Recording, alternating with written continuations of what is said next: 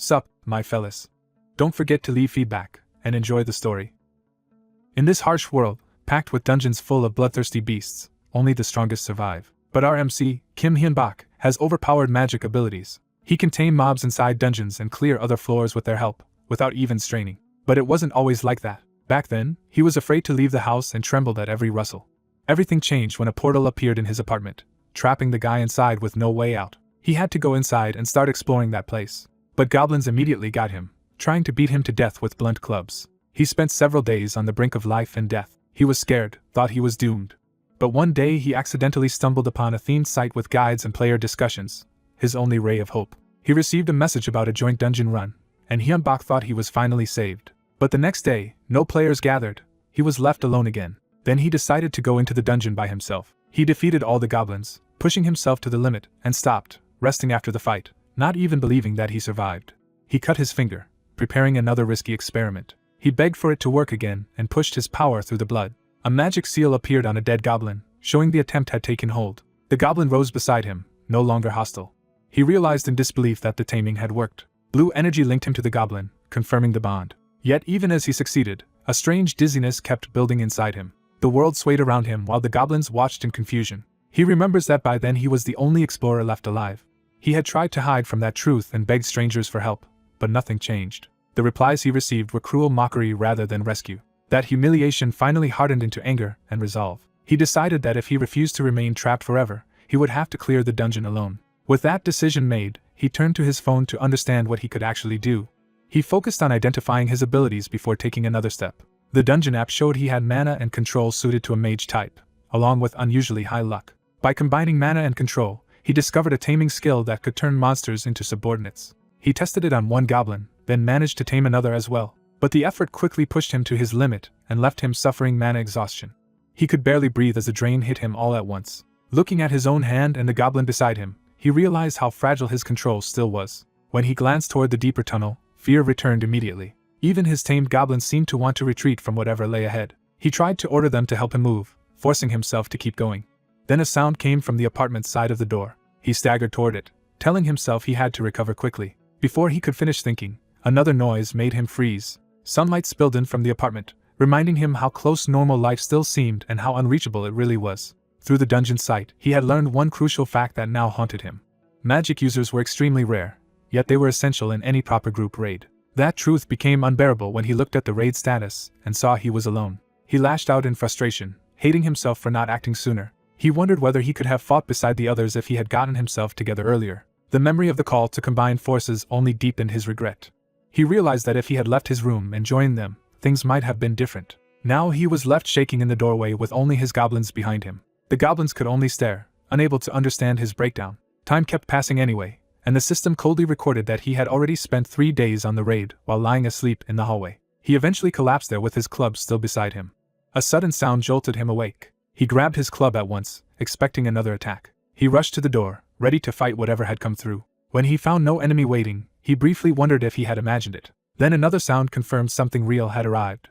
He opened the door carefully and found resistance from the other side. When he yanked it open, a package slid through while his goblins flinched back in alarm. The box landed on the dungeon floor, absurdly ordinary in the middle of the cave. Its label showed it was addressed to him from someone calling himself Magician President, and it contained a book on basic mana theory. Elsewhere, the sender calmly confirmed that his gift had reached the dungeon entrance. His subordinate asked if he had really sent out another expensive package, and the old man admitted that he had. He explained that he was making an investment in the future, because most trapped explorers would die within a year but some still had room to grow. The subordinate protested that spending money on such slim odds made no sense, but the old man brushed it off as a small expense for the day. When reminded that those small expenses had already added up to nearly $1 million, he remained unmoved. He acknowledged the cost and kept reviewing desperate pleas from trapped people. To him, people were worth investing in more than anything else. He believed that if even a tiny fraction of them grew stronger, helping them in their darkest moment would still be worthwhile. His subordinate understood the logic but still felt it was an extravagant gamble. The old man accepted that difference and only told him to learn to think further ahead. Left to himself, he quietly wondered what this latest investment would become. Back in the dungeon, Kim stared at the sender's name and tried to make sense of it. Inside the box he found a note explaining that the sender had read his plea, recognized how desperate his situation was, and bought the books with his own money. The message simply wished that the books would help him. Kim immediately suspects it might be a scam, especially after seeing warnings online about fake copies of the same expensive book. Even so, he starts checking the volume carefully, caught between suspicion and the possibility that someone may have truly reached out to save him. A mysterious magic book proves genuine when its label burns away in his hands, leaving him stunned. The messages that led him to it convince him someone truly sent him real magical knowledge and pushed him toward revenge. Moved by the sender's kindness, he silently vows not to forget the person who helped him. While his goblin minions sleep nearby, he settles into studying in earnest. The book teaches that moving mana requires calculation and mental imagery, not simple instinct.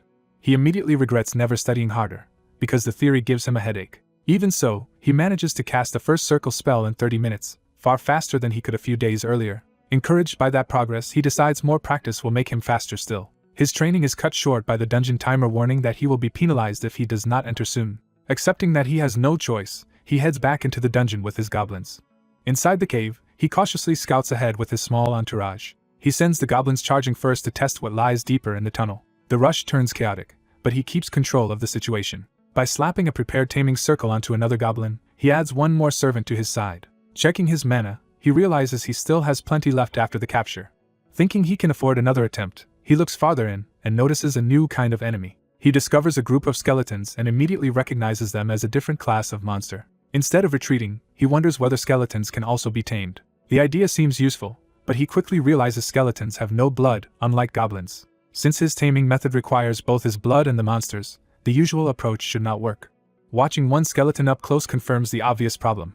There is no blood to use. Still unwilling to waste such potentially valuable monsters, he searches for another solution. Their status screens reveal why he wants them so badly. Each skeleton possesses specialized talents like swordsmanship, magic, crafting, and even accounting. He realizes skeletons are far more useful than goblins because they come with real skills. Deciding to worry about the method later, he has his goblins help corner the skeletons first. Once one is restrained, he is left with the harder question of how to tame it. The advice he has seen about magic being mostly intuition suddenly becomes the only lead he has. With no better option, he chooses to trust instinct and try a rough imitation of goblin taming. He places the taming circle on the skeleton and begins the process as if it were a goblin. Instead of blood exchange, he slowly feeds mana into the bound skeleton. The skeleton reacts as the mana starts taking hold. The change continues, suggesting the improvised method is actually working. When a blue light appears inside the skeleton, he realizes his gamble succeeded. He celebrates trusting intuition, until the effort suddenly drains him. His status confirms the reason. Maintaining a skeleton costs far more mana than maintaining a goblin. Unable to keep exploring with his mana so low, he decides to withdraw for now. Back home, he inspects the newly tamed skeleton and learns it is female with unusually high magical and dexterous potential. That detail makes him awkwardly realize the skeleton was once a woman. He decides that if she is staying with him, she deserves a name. He names the skeleton Christina, formally giving her an identity. The moment the name is accepted, a deeper change stirs within her. The dungeon system records the naming as a significant event in his ongoing raid. That night, Christina silently watches over him while he sleeps. Something in her awakens further as the blue light in her eyes sharpens. Elsewhere in the dungeon, a human party is shown struggling against overwhelming danger. A knight, rogue, mage, and priest face a sinister threat far beyond them. A monstrous shadow crushes the party, establishing the dungeon as far deadlier than he has yet seen. The priestess is left broken and terrified. Her death begins to strip away her humanity. Only a twitching skeletal hand remains to show what she is becoming. By morning, Christina has changed enough to move and act on her own. He wakes to noise and groggily wonders what is causing such a commotion. Seeing a skeleton in his room shocks him before he remembers he brought her home. He realizes the frightening figure is simply Christina after yesterday's taming. When she keeps rattling around, he nervously asks what is wrong with her. To his horror, the skeleton answers with a cheerful greeting. Christina addresses him as master and proudly reveals that she can speak. She quickly explains that she is only producing sound through mana and cannot sustain it for long. She credits him for this change, saying that being given a name restored part of her past life memories and even her ability to talk. Stunned, he asks her to explain everything more clearly. He can hardly believe that a skeleton under his control can use mana, speak, and feel emotions. Christina insists that the cause of all of it is the name he gave her. When he dismisses that as trivial, she reacts with fierce conviction. To her, a name is not a label but the core of a person's identity. He backs down at once, realizing he touched a painful nerve. Christina apologizes and explains that for beings whose names were taken, the issue is deeply important. She confirms that he understood correctly. Many dungeon creatures are being stripped of their names. She describes them as people who lost their egos and souls and were reduced to the lowest monsters in the dungeon. When he asks whether she knows who stole her name, she admits she does not. Too many of her memories are still missing for her to know the culprit. What she does remember clearly is the terror of existing in that hollow state. As he listens, he begins to feel her fear as if it is passing directly into him. That emotional link makes him realize something truly dreadful must exist deeper in the dungeon. He wonders whether he can ever survive against a horror capable of doing this to people. The thought pushes him into anger and panic. He lashes out at the dungeon itself for dragging him into a nightmare he never chose. What terrifies him most is the idea that even death may not free his soul. Christina responds by taking his hand and promising to do everything in her power to keep him alive. She gently tells him not to be so afraid. Even the goblins gather around as if joining in that reassurance. Their loyalty leaves him momentarily speechless. He finally accepts their support and entrusts himself to them. Once he calms down, he asks Christina to share whatever memories she has recovered. She tries to begin recounting her past, but the memory is still too fragmented to form a clear story. Her own confusion shows that the restored memories remain incomplete. She resorts to gestures and mana-assisted communication to keep explaining. Christina reassures him again that she is only speaking through mana and means no harm. He correctly guesses that the strain on her voice is simply mana exhaustion. Since she cannot keep talking for long, he decides they should wait until her mana recovers. That pause gives him time to look at her with fresh curiosity. He notices modern headphones among his things. Soon he finds the bizarre sight of a skeleton happily using a computer and listening to audio lessons. Checking her status, he sees that naming her greatly improved nearly all of her abilities and added new talents. Although she still lacks a language skill, her magic-related stats and support abilities have risen sharply. Seeing her magic aptitude, he decides she may be the perfect teacher for his own training. He starts imagining a future party where armored skeletons hold the front line while he and Christina cast from the rear. That vision becomes his first real plan for surviving the dungeon. He also realizes that if Christina is going to help this much, she deserves better equipment than a cheap setup. Another day passes, and the raid timer continues counting down while he rests and prepares. When he asks Christina for a favor, she immediately offers herself without hesitation. He confirms that she truly was a magician in her previous life. Having verified that, he finally states what he wants. He asks her to teach him magic, and she gladly agrees. Her knowledge proves extraordinary, giving him practical explanations the book never made easy. She helps him understand the text, teaches him how to gather mana and arrange magic circles, and even adapts modern tools like printers to help. She also explains why he still cannot form a magic circle on his own. His mind has not matured enough for it yet. Within a week, he learns a great deal, though not enough to reach his original goal before re-entering the dungeon. The dungeon penalty forces him to go back in earlier than he wanted. Even so, the bounty money from dungeon kills gives him a small but real means to survive in the outside world. He bitterly jokes that this world is generous enough to pay him while still condemning him to hell. Back in the dungeon, he finds the goblins still as unruly as ever. Christina asks him to tame as many goblins as possible during this expedition. He follows her lead and gathers a sizable group under his control. Once she says the number is sufficient, he asks what she intends to do with them. Christina says she has something she wants to verify first. She makes clear that the test concerns her own condition, not his. She reminds him of the earlier attempt to gather mana before leaving home. Although her magic array worked and she gathered plenty of mana, her own mana reserves never increased at all. When he asks whether that failure is tied to her nature, she confirms it is. Without warning, she seizes a goblin to demonstrate. The goblin is too shocked to resist. Dark energy erupts from Christina as she begins draining the goblin's life force. The goblin rapidly withers under the absorption. He recoils in alarm, but quickly understands what she is showing him. Christina explains that she is undead. Because she is already dead, she craves life more desperately than the living do. That is why ordinary mana gathering does nothing for her. For undead to become stronger, they must absorb the life force of other beings. The truth visibly disturbs her as much as it does him. He realizes this path belongs to monsters, not humans. And because Christina hates that reality more than anyone, her willingness to prove it only hurts more. He sees in that pain the proof that she has truly become a monster against her will. Remembering her vow to do anything for his survival, he stops her self-reproach. He gives her a direct order to grow stronger, even if that means killing. He tells her to place the blame for every atrocity on him, because it will be done under his command. His willingness to bear that burden leaves her shaken. Christina calls him a good person, which only confuses him. He denies any nobility in himself and admits he is simply making peace with whatever he must do to survive. Then, embarrassed by the sentiment, he brusquely orders her to absorb the rest of the goblins. Trying to lighten the mood, he jokes that at least she is not a zombie. Christina pauses, surprised that he does not know the difference. She explains that skeletons are fully dead, while zombies are only partly dead and therefore strengthened differently. Unlike skeletons, zombies must literally chew and eat their victims to gain power, which horrifies him. He blurts out that he is very grateful she is a skeleton after all. After absorbing the goblins, Christina reports that her stats have risen dramatically. But the gains taper off near the end, suggesting goblins are already too weak to help her much further. He concludes they will need stronger prey if she is to keep growing. Before they can discuss it further, one goblin senses enemies nearby and warns them. The goblins surge forward toward the new threat, eager for battle. Christina steps in front of him and asks to handle the danger herself. When the hooded skeleton asks whether Chris can manage alone, the young man is caught off guard by the sudden handoff. Chris tells him to stay back and watch, taking control despite the danger. She unleashes a spell called Magic Arrow, drawing on her remaining power to protect him. A rain of magical arrows surges toward the charging goblins and cuts off their advance. The goblins realize too late that they are walking into a trap.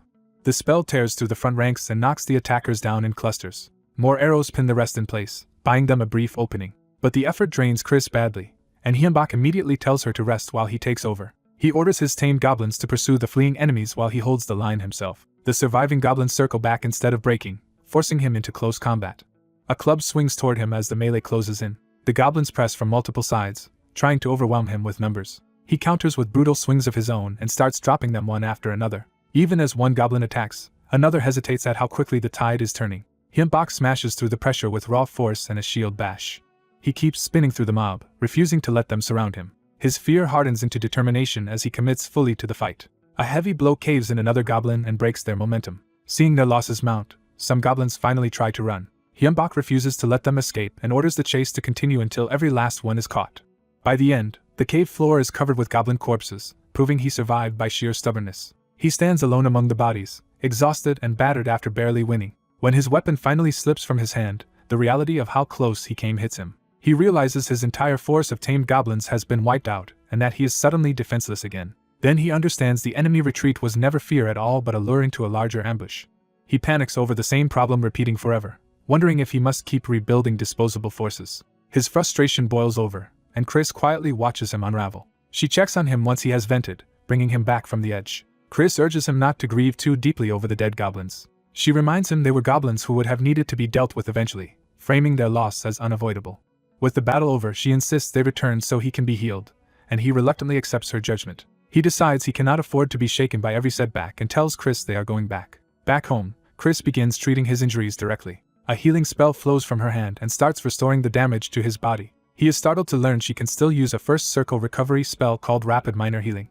Chris explains that becoming undead did not take that magic from her, and Hyunbak is stunned when all his wounds truly close. Once he is safe, Chris shifts to strategy and warns that stronger enemies will make proper protective gear essential. He agrees in principle, but his savings are too limited to solve the problem easily. They calculate that even basic armor would nearly drain him, and anything suitable for clearing the dungeon properly would cost far more. Chris tells him not to worry about money because she has found another way to raise it.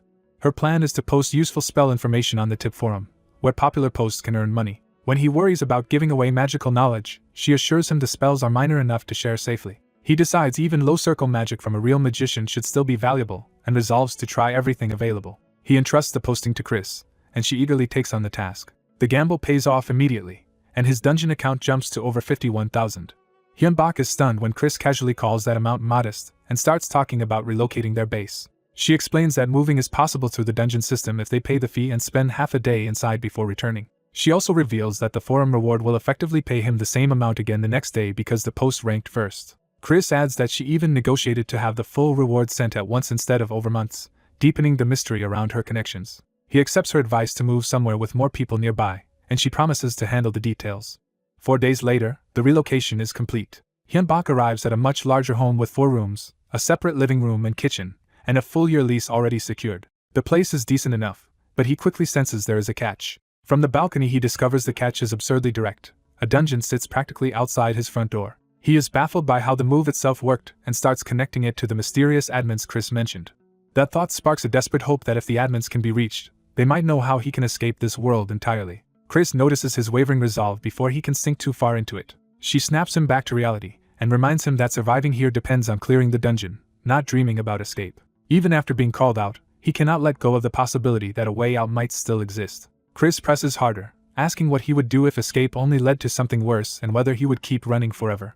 Her challenge forces him to confront that fleeing has never improved anything. He falls silent, then starts laughing at himself as the truth sinks in. He clenches his fist and turns that frustration into resolve. Staring at the barrier before him, he realizes the thing he wants most is not escape but the power to seize his own freedom. He tries to break through that boundary with his bare hand, convinced freedom is right in front of him.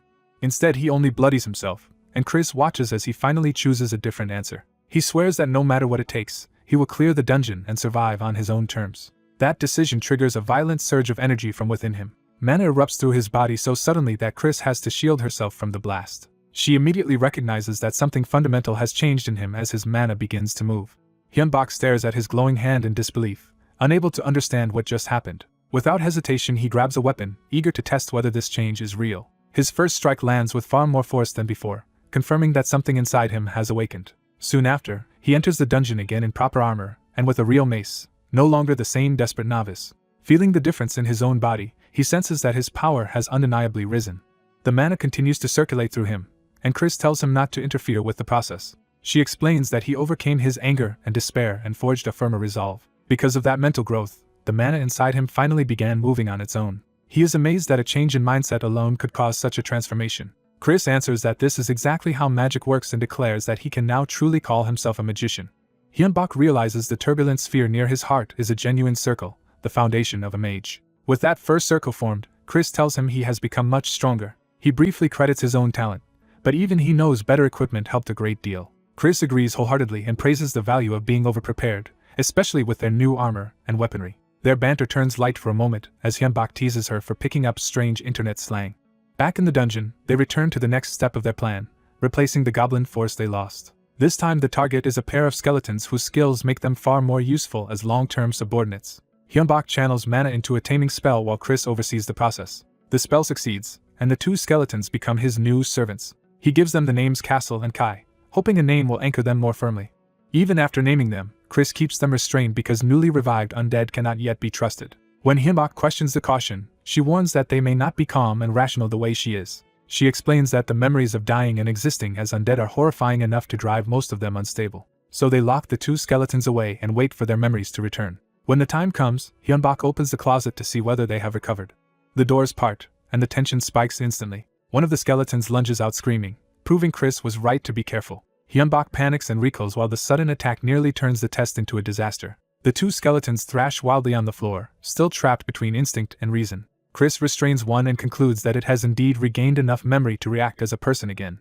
Hyunbak notices they seem to understand speech and wonders why they still cannot answer him. Chris explains that ordinary skeletons lack vocal cords and that her ability to speak is an unusual exception. She congratulates them on receiving a second chance at existence. The newly awakened skeletons fall silent, listening rather than attacking. Chris tells them that although they once lost even their names, they recovered fragments of their former lives because their master named them anew. Hyunbak is caught off guard when she starts presenting him as the center of their salvation. Chris bluntly reframes the situation by declaring that their master is their savior. To Hyunbak's disbelief, the claim visibly reaches them and changes their attitude. Chris goes further, saying this world too is under invasion and that Hyunbak now stands in the middle of that crisis. She argues that if he survives, they may avoid losing themselves again and perhaps accomplish what they failed to do in life. Then she demands that they swear their lives to him, and Hyunbak nervously goes along with the ceremony. Chris herself makes the first vow, pledging undying loyalty to him in the name he gave her. With Chris committed, the pressure shifts to the two new skeletons. Chris warns them that refusal will mean immediate destruction, leaving no room for hesitation. Faced with that choice, they finally yield. They begin their oath by invoking their souls and the new names Hyunbak bestowed on them. One adds a condition that they will help him as long as he helps fulfill his revenge, revealing that fragments of his old purpose remain. Even so, both swear loyalty to the master who named them, and the bond takes hold. Hyunbak feels the connection settle and realizes the pact is real. Chris welcomes them as comrades, and they formally place themselves under Castle and Kai's shared command structure. Their personalities emerge immediately, with one still obsessed with revenge while the other speaks with knightly restraint. Chris notes that their strengthened bond now lets them communicate without spending mana, which will make command far easier. Hyunbak asks each of them to explain their goals so he can understand the people now tied to him. Castle admits his memories are incomplete, but one thing remains clear to him. He was once a mercenary, and his surviving purpose is to find the man who killed him and repay blood with blood. Kai remembers belonging to a family that possessed a treasured heirloom. When his older brother entered a dungeon and vanished, that family treasure disappeared with him. Kai, once a knight, says his goal is to recover that lost heirloom and return it. Chris then states her own name plainly. She was a magician before and wants to surpass the magical power she had in her previous life. When the attention turns to him, Hyunbak is suddenly the only one without a grand mission. He introduces himself simply, and says his goal is just to survive. He admits that after already coming close to death once, survival is no small thing to him. The memory of being hunted and helpless still defines him more than any dream of glory. Even in bed, that terror lingers and leaves him shaken. So he asks them honestly to help him live, making survival his only true request. The three undead fall silent as they weigh that answer. Instead of scorning him, they accept his honesty and decide that wanting to live is reason enough to follow. Relieved, Hyunbak welcomes them all as partners and commits to working together. Soon after, Castle throws himself into battle with reckless enthusiasm. He carves through goblins in sweeping arcs, showing why a former mercenary is far deadlier than a tamed monster. His aggression is so intense that even his allies have to keep an eye on him. When Kai drops in to support him, Chris immediately orders him to stop Castle from charging too far ahead. Castle ignores caution and keeps attacking with manic delight. Kai answers with disciplined sword strikes, cutting down enemies while controlling the battlefield around Castle. Chris nearly gets clipped in the chaos and yells at Castle for how close that was. Hyunbak laughs that having a true vanguard is wonderful, and Chris reminds him that this protection should free him to study while they fight. With competent undead companions leading the way, their dungeon exploration speeds up dramatically. That efficiency carries them to the boss room far sooner than Hyunbak expected. Reviewing earlier challengers' information, he confirms the room should contain 1 goblin fighter and 20 goblins. Castle dismisses the warning as trivial and urges the group to hunt the boss immediately, while Kai counters that carelessness is death. They learn the goblin dungeon may contain a boss monster, making it far more dangerous than a routine hunt. Because the old dungeon post might be unreliable and his own death would end everything, Hyunbak decides to retreat and prepare first. Back home, Chris calls for attention as the group regathers around Hyunbak. He checks Chris's updated Explorer data to see how much stronger she has become. Her growth is substantial, and the skeletons marvel at a world where strength can be measured so precisely. The other two immediately crowd in and ask to have their own progress evaluated as well. Kessel's status shows he has improved and gained combat-oriented potential. Kai's status also reveals major growth, along with a notable leadership talent. After confirming both skeletons have advanced, Hyunbak is reminded to inspect his own status too. He hesitates, bracing himself before looking at his own numbers. His level turns out to be the highest in the group, with unusual talents that favor magic control and luck. Even so, he judges their strength insufficient and insists they need more preparation before risking the boss. The skeletons agree, and Chris reveals the key item she wants next, mana crystal dust. Hyunbak discovers the material is extremely expensive, far beyond what he expected. Chris still asks for a full kilogram, arguing the current discount makes it a bargain despite the huge total cost.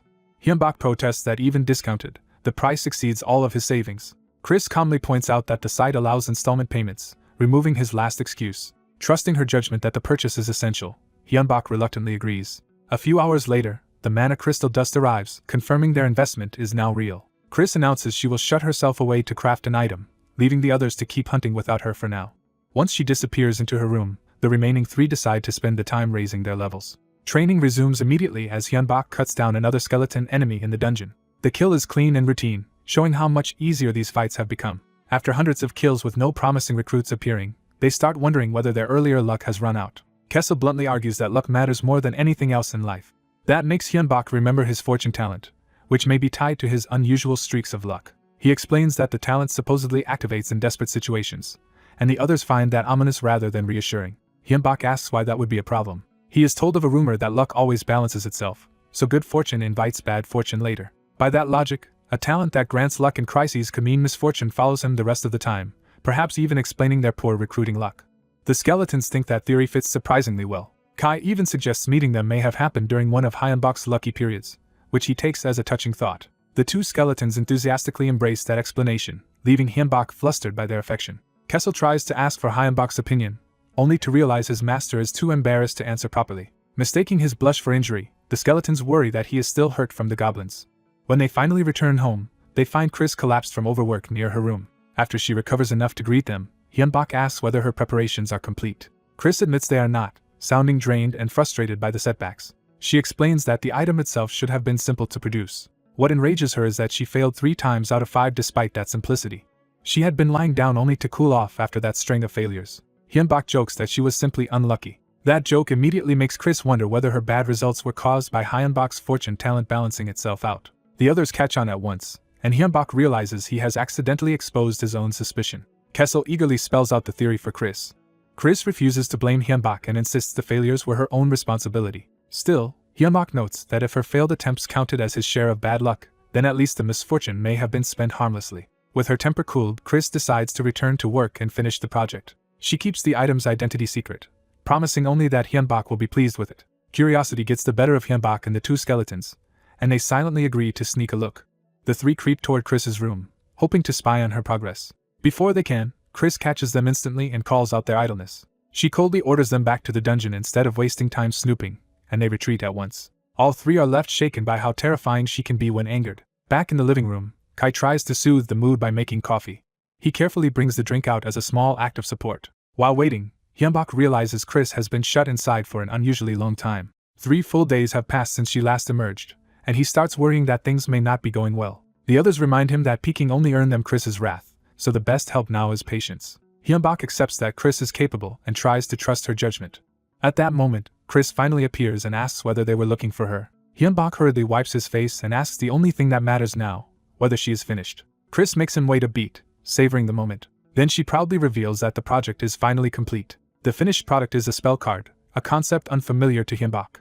Chris explains that it is a card engraved with a magic array. Once mana is poured into it, and the spell is visualized with an incantation, even someone without natural casting ability can use magic through it. The cards also shorten casting time and let the user wield spells up to 2 circles above their normal level. Hyunbak is impressed by how intricate the card's design is. Chris explains that in her old world spellbooks were standard because cards were too small and difficult to make by hand.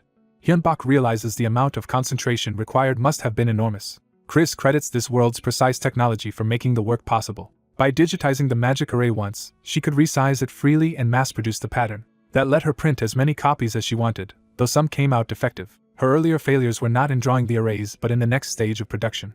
She had to process the printed arrays with mana crystal dust to turn them into real spell cards, a step that still required manual work. In the end she produces 20 cards, mostly first circle with a few second circle ones, and explains she kept the circles low because higher spells consume too much mana. Chris privately laments her own limits, frustrated that she could not make stronger cards yet. Kai and Kessel immediately ask whether she made anything for them too. She apologizes that the materials were only enough for the spell cards, but promises to craft proper equipment for them later. With the cards ready, Hyunbak decides it is time to push everyone to the level cap of the first floor, and then challenge the dungeon again. 16 days later, the party returns to the dungeon entrance fully prepared. All 4 have reached level 12, the highest they can attain on the first floor. Chris confirms the spell cards are packed and ready for battle. Hyunbak rallies the team and places special trust in Kai, whose role will be crucial.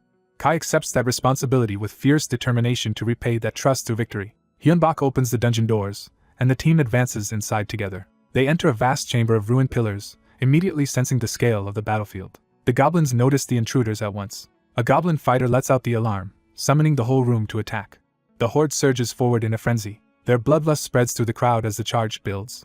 Hyunbak is stunned to see far more goblins than the old information had suggested. He realizes their earlier caution saved them from walking into a massacre unprepared. Kai immediately takes command and orders a full assault before the goblins can overwhelm them. The enemy mass rushes in, committing everything to the first clash. At Kai's signal, Hyunbak and Chris activate their prepared spell cards and unleash Fire Bolt. The 2 casters trigger multiple cards at once, turning their preparation into instant firepower. A barrage of flaming bolts streaks into the charging goblins. The front ranks are engulfed in explosive fire. The blast tears apart the formation, killing many goblins and scattering the rest. Kai recognizes that Hyunbak and Chris have created the opening and shouts that they are providing cover fire. He orders the melee fighters to protect the casters and wipe out the surviving enemies while the goblins are disorganized. As Chris follows with magic arrow support, Hyunbak sees that putting Kai in command was the right decision. Kessel joins the assault with magically enhanced strikes. Kai tears into the goblins at close range, driving the attack with ruthless momentum. Kessel matches that ferocity, cutting through enemies while shouting for total extermination. In the middle of the slaughter, Kessel senses a stronger presence entering the fight. He smashes aside another goblin and turns toward the real threat. Kai shifts position as the battlefield focus changes. The goblin boss finally steps forward, radiating power far beyond the ordinary fighters. Kai charges the boss without hesitation, determined to bring it down himself. Their first collision is violent, proving the boss can meet Kai head-on. Kai presses in with sword and shield, trying to overpower the boss before it can settle into the fight. The boss answers with a devastating red slash, and Kai realizes too late how badly he needs heavier armor. Hyunbak promises that if they survive, he will buy Kai proper plate armor, and Kai takes that promise as fuel to keep going. As Kai and the boss lock into a deadly exchange, Kessel calls for Hyunbak to finish it with magic. Hyunbak and Chris switch to lightning, activating spark through another spell card. Chris uses her undead body as a conduit to drive the electric attack directly into the melee, turning her nature into an advantage. The boss tries to escape the current, only to find Kessel already on him.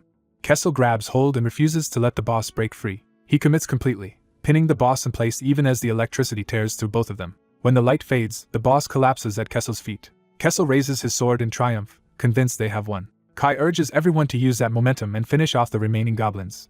Hyunbak keeps fighting and encourages the team not to relax yet. Chris reinforces that warning, telling them not to lower their guard until the very end. Even while exhausted, Hyunbak refuses to stand idle and keeps pushing the cleanup. At last, with the room seemingly cleared, he stops and realizes they have actually survived.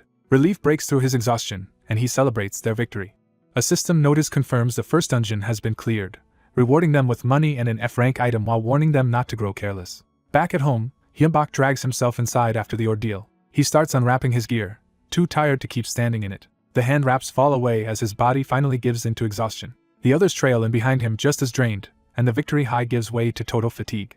Hyunbak collapses on the floor, admitting he is completely spent. The three skeletons immediately gather around and channel energy into him.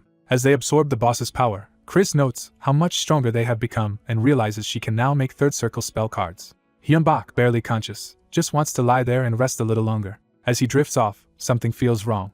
He suddenly notices the boss's corpse still moving, its eyes open and body not fully dead. Startled, he scrambles backward as the supposedly defeated boss twitches back to life. The others rush over in alarm, but Hyunbak insists he is fine while staring at the lingering threat. He bitterly realizes how reckless it was to nearly fall asleep in a dungeon before confirming the kill. Once the danger is truly over, he decides they should leave immediately. Checking the dungeon site, he notices a new option called Rapid Return Service that was not there before. The group suspects this convenient feature may be the reward for clearing the boss. Since it appears harmless, Hyunbak decides the quickest way to verify that is to press it. A door materializes directly in front of them inside the dungeon, taking everyone by surprise. Seeing the exit appear on demand, Hyunbak is amazed at how convenient the new return function is. Kim Hyunbak suddenly senses something impossible and freezes in alarm. His confusion deepens as he realizes the disturbance is not a normal attack or trap. Chris, the skeleton mage, is just as shaken, stunned by a phenomenon that should not exist. She tries to understand whether a dimensional link, materialization, or both have occurred, while Hyunbak can barely process what he is seeing. The other skeletons decide it is wiser not to interrupt Chris while her obsession with magic has taken over. When Hyunbak asks about going home, they tell him returning is impossible for now because they have to wait. They insist that leaving Chris alone until her curiosity is satisfied is the safest option for everyone. Having no better choice, Hyunbak reluctantly settles in to wait. The group stays put while Chris continues examining the mysterious door-like phenomenon. Hyunbak wakes up back in his room to someone asking whether he ordered something from the dungeon's site. He finds the three skeletons in his apartment, and denies having bought anything recently. One of the skeletons goes to check what arrived. A large package has been delivered to Hyunbak from Dungeon Express. As they gather around it, the skeletons warn him to be careful with an unknown sender. The sender turns out to be the magician president, and Hyunbak immediately realizes the package is probably safe. He opens the box at once. The skeletons crowd in with him, eager to see what the president sent. Inside is a set of chain mail and a letter from the magician president, who says he was pleased to see Hyunbak's advice posts become the top tip online. The letter also praises Hyunbak for steadily advancing through the dungeon. Because solo dungeon clearing is so dangerous, the president explains that he is sending equipment to help him survive. Chris recognizes the chain mail as expensive high-grade gear with automatic repair and cleaning enchantments. The letter ends with the president hoping they can meet in person someday. Touched by the gift, Hyunbak sincerely thanks him. Chris points out that the armor would have helped even more if it had arrived before the boss fight, and Hyunbak can only agree. Remembering the books and now the armor, Hyunbak starts wondering how he can repay the president's kindness. When Chris asks if he truly wants to return the favor, Hyunbak says yes because the president helped him when he was at his lowest. Since the president clearly does not need money, Hyunbak searches for some other meaningful gift. Chris suggests giving him a spell card instead. Hyunbak is surprised that such a valuable gift is even an option. Chris explains that spell cards were going to be sold eventually anyway, and giving one to a magician would be both useful and meaningful while also serving as training for Hyunbak.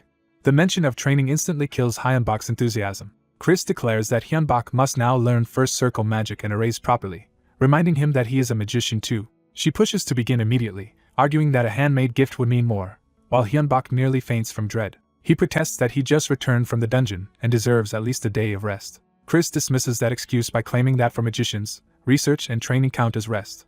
She drags him off for special instruction, while the other skeletons can only watch in sympathy. Elsewhere, Mark enters the magician president's office, only to find the president already amused before he even speaks. Mark awkwardly apologizes for barging in. The president's mood is so good that Mark asks whether something fortunate happened. The president reveals that the last surviving challenger from that dungeon is still alive and progressing, so he sent him chain mail. When Mark is shocked by the cost, the president tells him to look at the monitor. The top-rated tip post is Hyunbak's detailed warning about the limits of rapid minor healing, proving he is thoughtful as well as persistent. The president laughs at the strange turn of fate and becomes even more determined to support Hyunbak. He admits he now has very high expectations for that young man. Back in the dungeon, Hyunbak tests the gifted chain mail and feels its value immediately. Armed with better gear, he returns to the dungeon with Chris and the other skeletons. They decide to challenge the second floor next. The party advances cautiously into the deeper level. They light torches as they move into the dark passage. The second floor looks like another cave system, and their tamed goblins lead the way. At first glance, Hyunbak thinks it does not look much different from the first floor. Chris warns him not to get careless just because the layout is familiar, since the monsters should be stronger here. Before they can settle in, a heavier presence announces itself nearby. A large enemy force rushes them, and the skeletons blame Hyunbak for tempting fate with his words. Hyunbak is horrified to see that the new threat includes an orc. He immediately orders his allies to engage. Kai and Kessel charge forward to intercept the enemy wave. Hyunbak quickly realizes the situation is far worse than he expected. Even the goblins he had strengthened are being driven back by the enemy mob. A heavy club comes flying toward Kessel. Kessel blocks the blow with a shield, but the impact shows how overwhelming the orc's strength is. He is forced backward despite defending properly. Facing the orc head-on, Kessel admits the monster is every bit as powerful as it looks. Worse, more enemies keep pouring in behind it. Hyunbak sees another group arriving and realizes they are about to be surrounded. He orders Kai and Kessel to retreat on his signal while Chris prepares to act from the rear. Chris pulls out a spell card and calls for Hyunbak's help. She warns him that she is about to borrow some of his mana to activate it. The spell card begins drawing power from both of them at once. Hyunbak is shocked by how much mana is being drained from his body. At the critical moment, Chris gives the order for the front line to fall back. The enemies surge into the trap zone they just vacated. Using the borrowed mana, Chris unleashes a third circle fireball. The spell arcs overhead toward the clustered monsters. It crashes into the enemy formation and detonates with devastating force.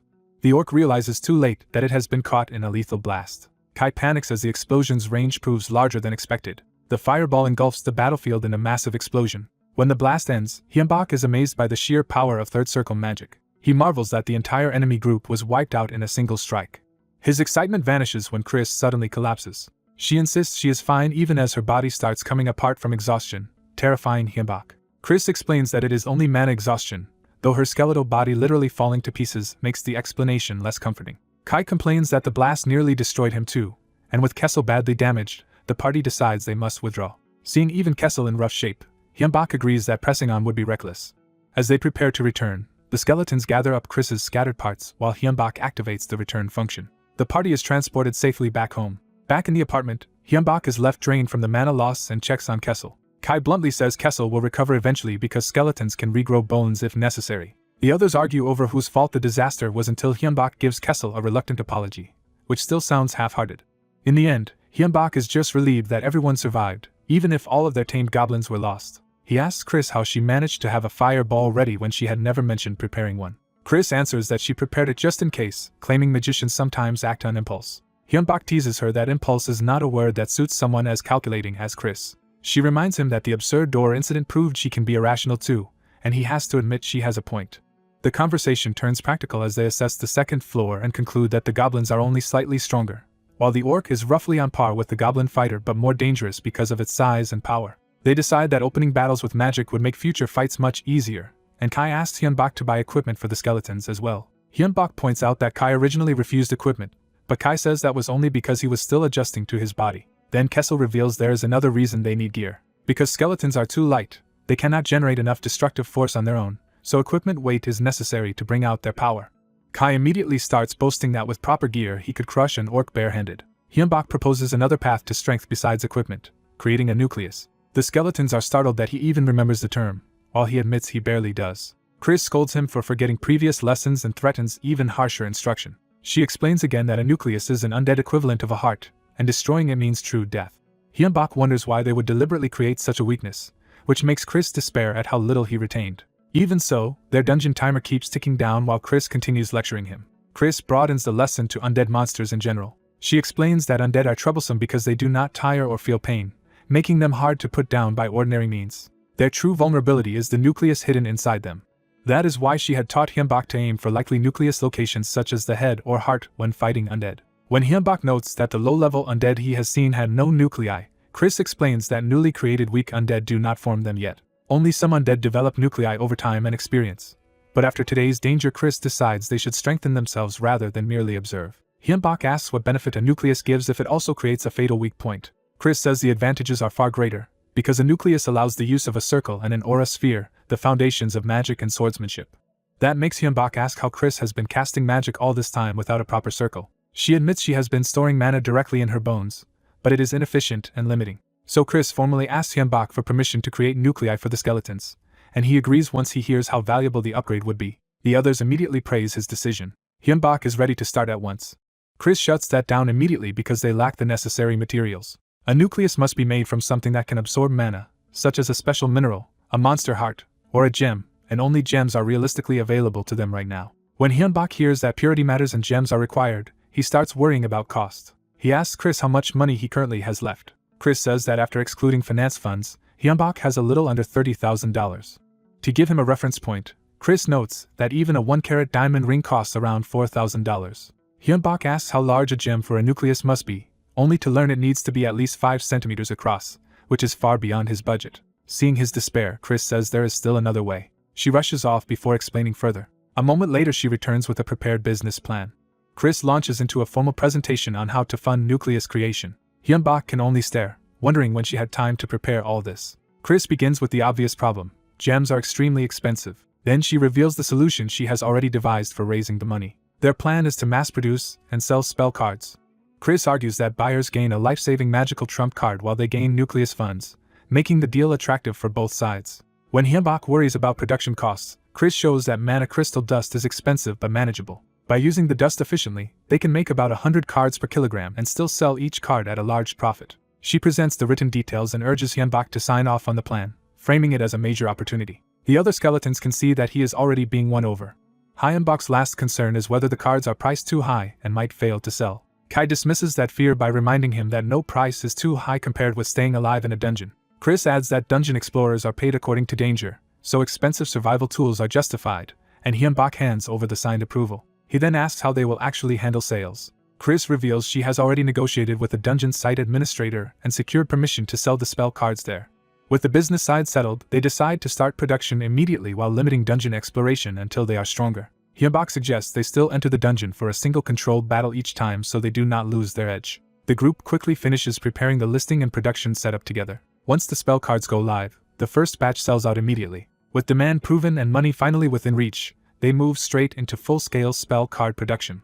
After exhausting himself over work and preparations, the young man collapses in despair, convinced he is being worked to death. He truly believes he might die from the pace he has been keeping. One of his skeleton servants gently tends to him and offers hot honey water, treating his suffering like the aftermath of hard labor. As he recovers, the skeleton cheerfully recalls how unexpectedly successful their latest venture was. The young man admits he was stunned that their spell cards sold out almost immediately. Even with production costs eating half the revenue, the amount of money they earn still feels enormous to him. Chris points out that they now finally have enough funds to start making nuclei, and the young man agrees in principle. Still desperate for a break, he bargains for 1 day of rest and only gets it on the condition that the house be cleaned first. Soon after, one skeleton proudly experiences the effect of a newly installed nucleus and feels mana overflowing through his body. The enhancement is so dramatic that he says it feels like being reborn. With the new nuclei in place, the skeletons conclude they should now be able to handle third circle magic much more easily. The young man is surprised that such an expensive upgrade can make such a huge difference without changing their outward appearance. Chris dryly reminds him that it had better matter, considering they spent $1.6 million on it. He explains that they cut costs by using artificial gems instead of natural ones, though each gem only holds about 70% of the mana. To compensate, Chris embedded 5 nuclei in himself for now and designed them to resonate with a future central nucleus, making the whole system stronger later. The young man realizes Chris had planned the upgrade path well in advance. Wanting to see the results, he lines the skeletons up and prepares to check their stats. Christina's status shows a major jump in magic power and improved overall potential. Kessel's status reveals a large increase as well, especially in physical durability and combat ability. Kai's numbers also rise sharply, confirming the nuclei strengthen all 3 of them. While reviewing the data, the young man notices something unfamiliar in the magic power section. He realizes a new value has appeared there that was not present before. The skeletons crowd around to inspect the change with him. Chris concludes the new figure is being counted separately from talent, which likely means it is beneficial, though the nuclei may still cause further changes over time. Satisfied for now, the young man notes that their increased magic power should make dungeon raiding easier. Kessel immediately wants to head into the dungeon and test the upgrade in battle. Chris shuts that down at once, insisting they first confirm the nuclei are stable and safe, and the young man quickly backs off from taking the risk. Instead, they begin testing their new abilities in a controlled way. Kessel demonstrates a blade wrapped in energy, and asks whether his master saw what he just did. He explains that this technique is sword aura, something normally reserved for at least A-rank mercenaries. The young man is amazed that one of his skeletons can already use such an advanced martial skill. Kai dismisses the feat as only the beginning and prepares to show something even more impressive. He channels power into his weapon for a stronger demonstration. Kai unleashes the sword aura outward as a ranged slash, carving through the rock wall. The young man is thrilled to see that Kai can fire sword aura like a projectile. Not to be outdone, Kessel claims he can do the same. He launches his own ranged sword aura attack with confidence. But the moment after releasing it, he senses something is wrong. His attack detonates badly instead of ending cleanly. The young man starts praising Kessel just before the situation goes sideways. Kessel collapses into a heap of bones from the backlash. Embarrassed and alarmed, he admits he used too much mana and overdid it. The others remind him they had gathered plenty of mana before entering, so burning through it that fast is a serious warning sign. Chris explains that ranged sword aura consumes huge amounts of mana, unlike ordinary melee use, and Kai quietly lets Kessel take the blame. The young man realizes this is a dangerous complication they had not anticipated during their first dungeon outing in a while. Chris immediately starts thinking of a long-term fix, such as inscribing mana absorption arrays onto their nuclei, but the young man postpones that expensive idea until after more spell card sales. Deciding to retreat before things worsen, he asks for help carrying Kessel back. Chris warns that retreat may already be impossible. A pack of gnolls emerges, led by a larger, more menacing one. The young man instantly recognizes the monsters and panics because Kessel is out of commission. More gnolls pour in, turning the encounter into a dangerous ambush. As the young man starts to lose control, Chris tells him to calm down and prepares a spell. Chris casts Lightning Bolt. The spell rips through the gnolls and stuns the charging pack. Without wasting the opening, Chris begins another spell. He follows up with Ice Breath. The ground freezes over, locking the battlefield into a slick, immobilizing trap. With the enemies slowed and exposed, Chris calls for Kai to strike. Kai meets the gnoll leader head-on before it can reach them. He cuts the leader down in a single decisive blow. The young man is stunned by how quickly the crisis is resolved once his servants coordinate properly. After the battle, Chris addresses him directly. He warns that a magician who panics cannot use his abilities properly, and may die because of that weakness. The young man accepts the criticism and admits he failed to keep his composure. Kessel, still just a skull in his hands, tries to cheer him up instead of letting him spiral into self-blame. The others remind him that he was an ordinary person only a few months ago and is already growing at an astonishing rate, with loyal allies to cover his weaknesses. Reassured, he steadies himself and accepts that he does not have to face everything alone. He thanks Kessel, Kai, and Chris for protecting him. Then he asks them to keep looking after him from now on as well. Back home that night, he parts from them warmly and tells them they all did well. He finally heads to bed, physically and emotionally drained. As he settles in, he admits he is exhausted but content. Sleep takes him almost immediately. He finds himself in a strange empty place, and realizes he is dreaming. There is nothing around him but blank space beneath his feet. After wandering pointlessly, he concludes the place is just a dream with no meaning. Annoyed by the absurdity of it, he decides there is no point searching for an exit. He gives up on moving and waits for the dream to end on its own. Then a glow suddenly appears from within his chest. He notices the strange light and looks down in confusion. The glow intensifies until he realizes his mana is surging out of control. Mana begins pouring from him in overwhelming waves. He immediately senses that the situation is dangerous. The runaway mana keeps swelling instead of stopping. Terrified, he desperately orders it to stop. He physically tries to force the surge down with his own hands. Even that fails to halt the flow. He grits through the pain as the pressure keeps building. Finally, he reframes the problem and commands the mana as something that belongs to him and must obey him. The force begins responding to his will instead of rampaging freely. Inside him, the mana condenses around his heart in a violent transformation. He braces himself as the process reshapes his internal magic structure. In the middle of the pain, he realizes something fundamental is changing. Far away, faint voices call for him to wake up and snap out of it. Those pleas finally break through, and he jolts awake in terror. All three skeletons are gathered over him, relieved that he is conscious again. Still disoriented, he asks why they are all in his room, and they tell him something serious almost happened. Chris explains that he sensed an abnormal mana disturbance coming from the room and rushed in. When they checked on him, an extreme amount of mana was pouring out of his body, enough that he could have died from mana exhaustion if it had continued. The young man immediately suspects the dream and the mana rampage were connected. He recounts that in the dream his mana had gone berserk and asks whether Chris was the one who calmed it down. Chris says no, the mana stabilized on its own, though its flow is now much steadier than before. That leaves the young man wondering whether he himself somehow brought it under control. As he thinks back on the dream, a realization begins to form. He studies his own hands as if testing whether something inside him has changed.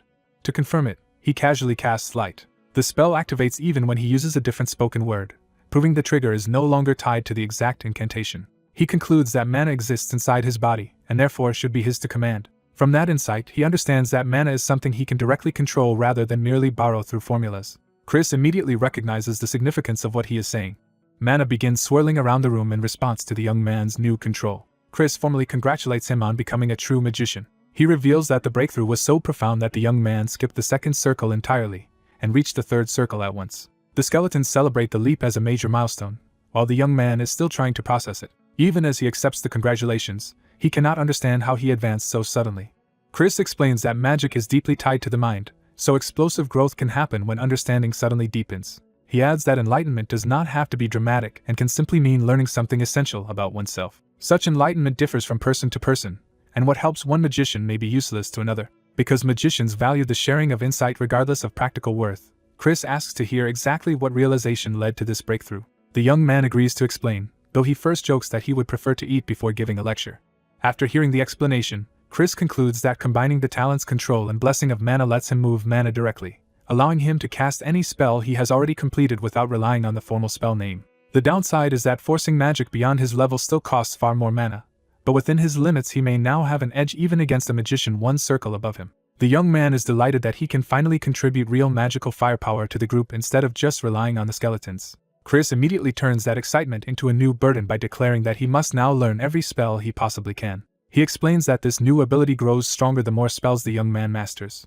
Before the young man can protest properly, Chris drags him straight into special training. The others watch him get hauled away again, resigned to the routine. Time passes, and the dungeon countdown continues while he undergoes intense special training with Chris. During training, he practices offensive magic like Fire Bolt until he can unleash it explosively. He also learns to fire magic arrow rapidly and on command. His spellcasting becomes so aggressive that even his companions wonder if the studying has driven him slightly mad. For him, though, the relentless training is strangely therapeutic and relieves his stress. After another successful session, the skeletons praise how much his skills have improved and urge him not to overdo it. Back home, he finally gets to relax and cool off after the training. But the skeletons are waiting with another development and tell him to check their stats. Expecting nothing difficult, he casually opens the status screen. What he sees shocks him. All three skeletons have now gained proper classes: Kessel as a skeleton warrior, Kai as a skeleton knight, and Chris as a skeleton mage. Their maximum levels and stats have increased as well, even though their talents remain unchanged. The skeletons are unsurprised, since they had already noticed their bodies changing. Kessel points out that the transformation is visible externally too. To prove it, they stand beside the young man and ask him to compare their sizes. He is stunned to realize they have grown much larger, with stronger and sturdier frames than before. The realization hits him harder when he notices the changes are not limited to just one of them. Chris says his own body has also changed internally, even if the difference is less obvious from the outside. The young man jokes weakly about Chris not getting taller, but still wants to know why all of this happened. When they say the cause is him, he can only stare in confusion. Chris explains that the young man's recent ascent to the third circle influenced all of his summoned skeletons. That means his own growth likely strengthens them as well, suggesting their evolution is tied directly to his advancement. They conclude that while the full extent of the evolution is still unclear, one thing is certain: master and servants have all grown stronger together, so exploring the dungeon should now become much easier.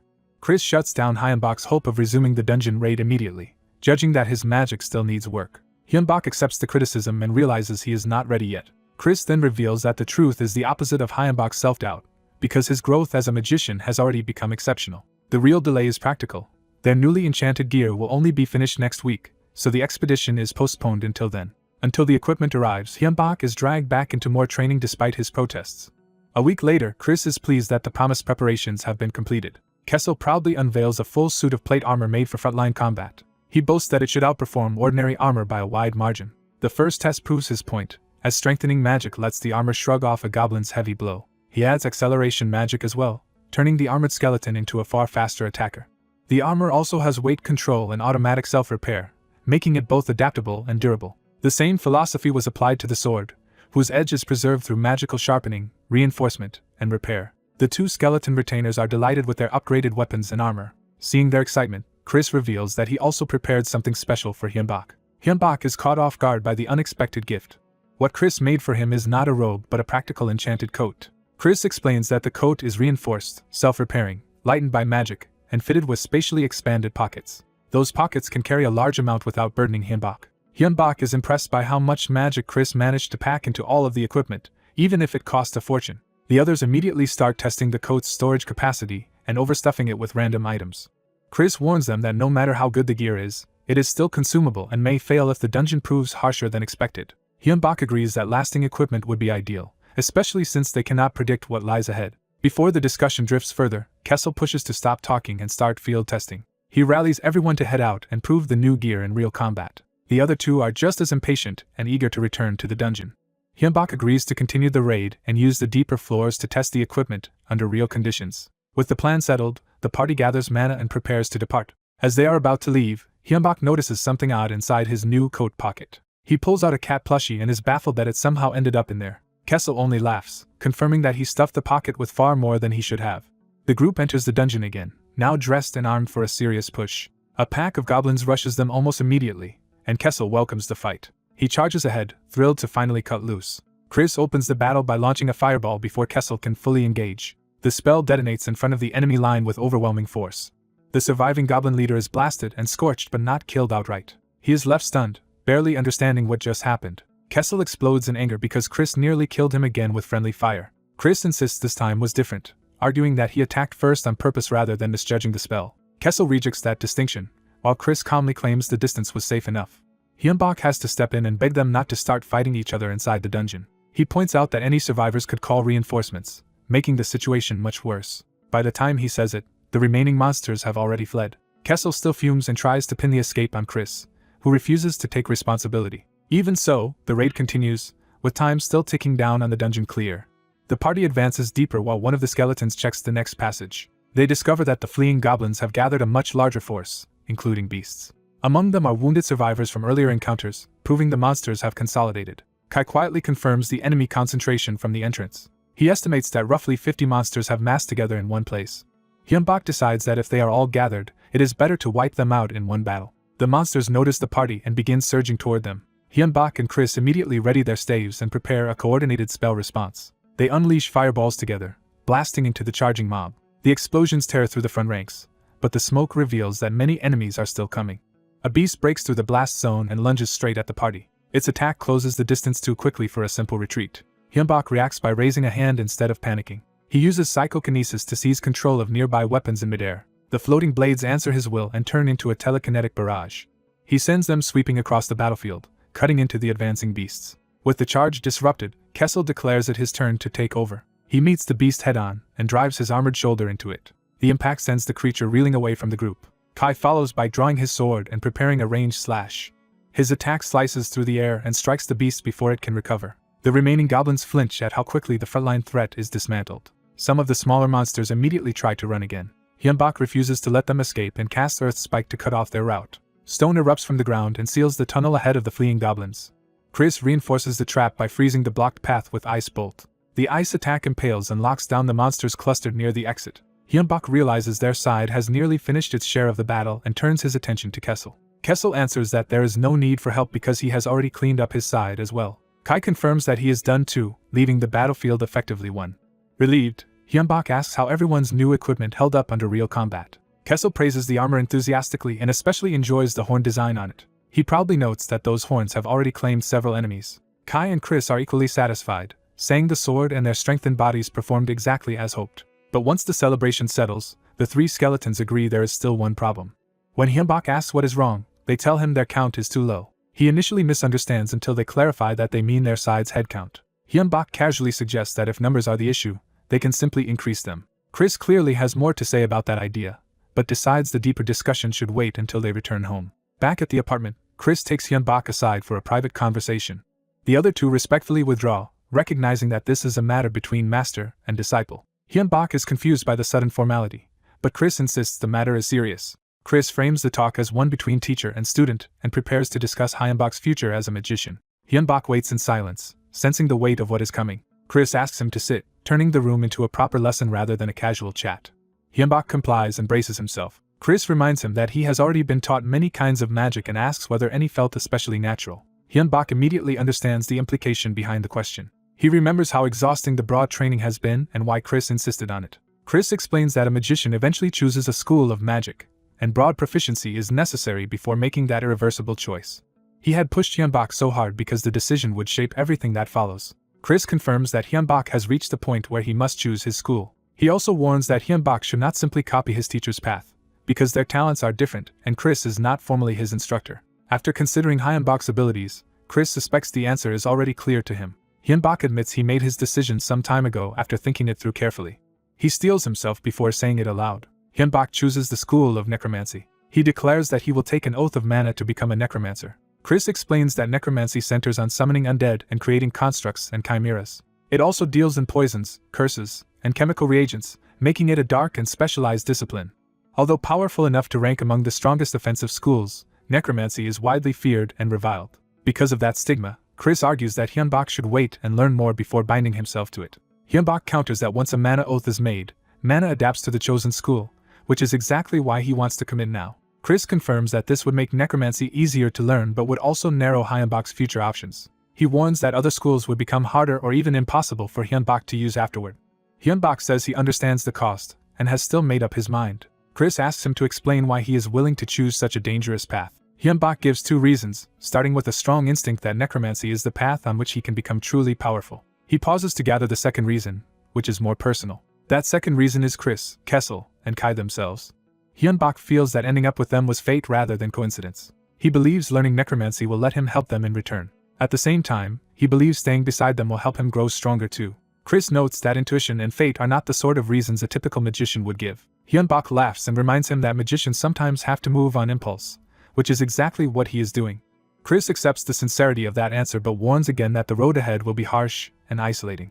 Hyunbak acknowledges the danger and refuses to back down. He asks Chris to help him if he ever regrets the choice, loses his way, or comes close to doing something unforgivable. Before he can even finish asking, movement outside the room interrupts the solemn mood. Hyunbak realizes someone has been listening in.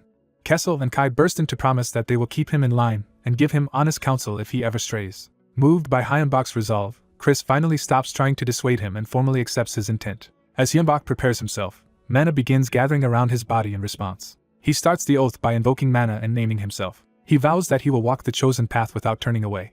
He completes the declaration by naming that path as that of a necromancer. Chris senses the oath taking hold and watches closely. A burst of violet power ignites in Hyunbak's chest as the oath reshapes his mana. The dark energy spreads around him while the others witness the transformation. When it ends, Chris formally recognizes Hyunbak as a true necromancer and offers his sincere blessing for his future. Hyunbak immediately asks the practical next question of how to obtain necromancy spellbooks. Chris tells him they can be bought at the dungeon marketplace, so access is not the problem. The real problem is price, because even the first circle tome costs an enormous sum. The second circle tome is even more expensive, making advancement financially brutal. By the third circle, the costs become staggering enough to make Hyunbak doubt they can afford the path at all. The skeletons estimate they can probably manage the first 2 tomes, though Hyunbak can already imagine his bank account dying. Chris responds with mock gravity, as if unveiling profound wisdom. His grand philosophy is simply that people leave the world with nothing, so money exists to be spent. Hyunbak can only sigh at how unserious that advice sounds. Later, back in the dungeon, Hyunbak decides to test his new necromancy personally while the others cover him. He reaches for the bones around him as if drawing on a new instinct. Using his first necromantic command, he casts Raised Skeleton and Raised Skeleton Archer. The scattered bones answer his mana and begin assembling into undead servants. A whole line of newly raised skeletons rises before the party, proving that Hyunbak's new school suits him immediately. Even Chris is impressed, while Hyunbak realizes he may be able to summon even more. As they descend, the group realizes their summoned skeletons may vary in strength, and they hope the deeper floors are not guarded by monsters as overwhelming as the first floors. When fresh enemies appear, they decide this is the perfect chance to test the undead army properly. At his command, the skeletons rush forward and meet the charging beasts head-on. Even after taking arrows, the dire wolves still crash into the front line with ferocity. One skeleton grapples a wolf up close, buying the others time to strike. The undead counterattack from behind and tear through the wolf pack with coordinated blows. The fight ends far more easily than expected, leaving the young necromancer surprised by how effective his summons already are. He starts to think his new power is not merely usable but exceptional. His companions point out that with proper weapons, the skeletons could become even deadlier. They check his condition and confirm that maintaining the summons has not yet drained his mana. That leads to a major realization. He can sustain many undead at low cost, though stacking offensive magic on top may still become expensive. Encouraged, he decides to push all the way to the end, while his undead remind him that overconfidence can still get them killed. Time passes in the dungeon raid, and after months of progress he is still exploring, with the failure deadline drawing closer. Elsewhere, someone curses himself for missing another chance to obtain the valuable spell cards. A guild leader learns that none of his members managed to secure any cards either.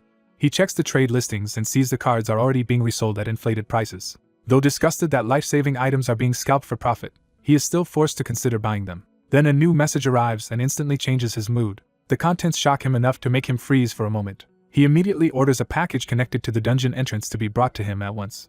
Inside the box are stacks of the very spell cards everyone has been scrambling to buy. A letter reveals that the person he once helped has become the seller, and is repaying him with a gift of 100 cards after clearing the second floor. Seeing his long-shot kindness pay off, he entrusts future card purchases to his subordinate and decides to focus on researching the cards themselves. His subordinate asks to reserve enough cards for dungeon use in case of emergency. The guild leader agrees, but his mind is already moving toward a bigger goal, making spell cards himself instead of relying on others.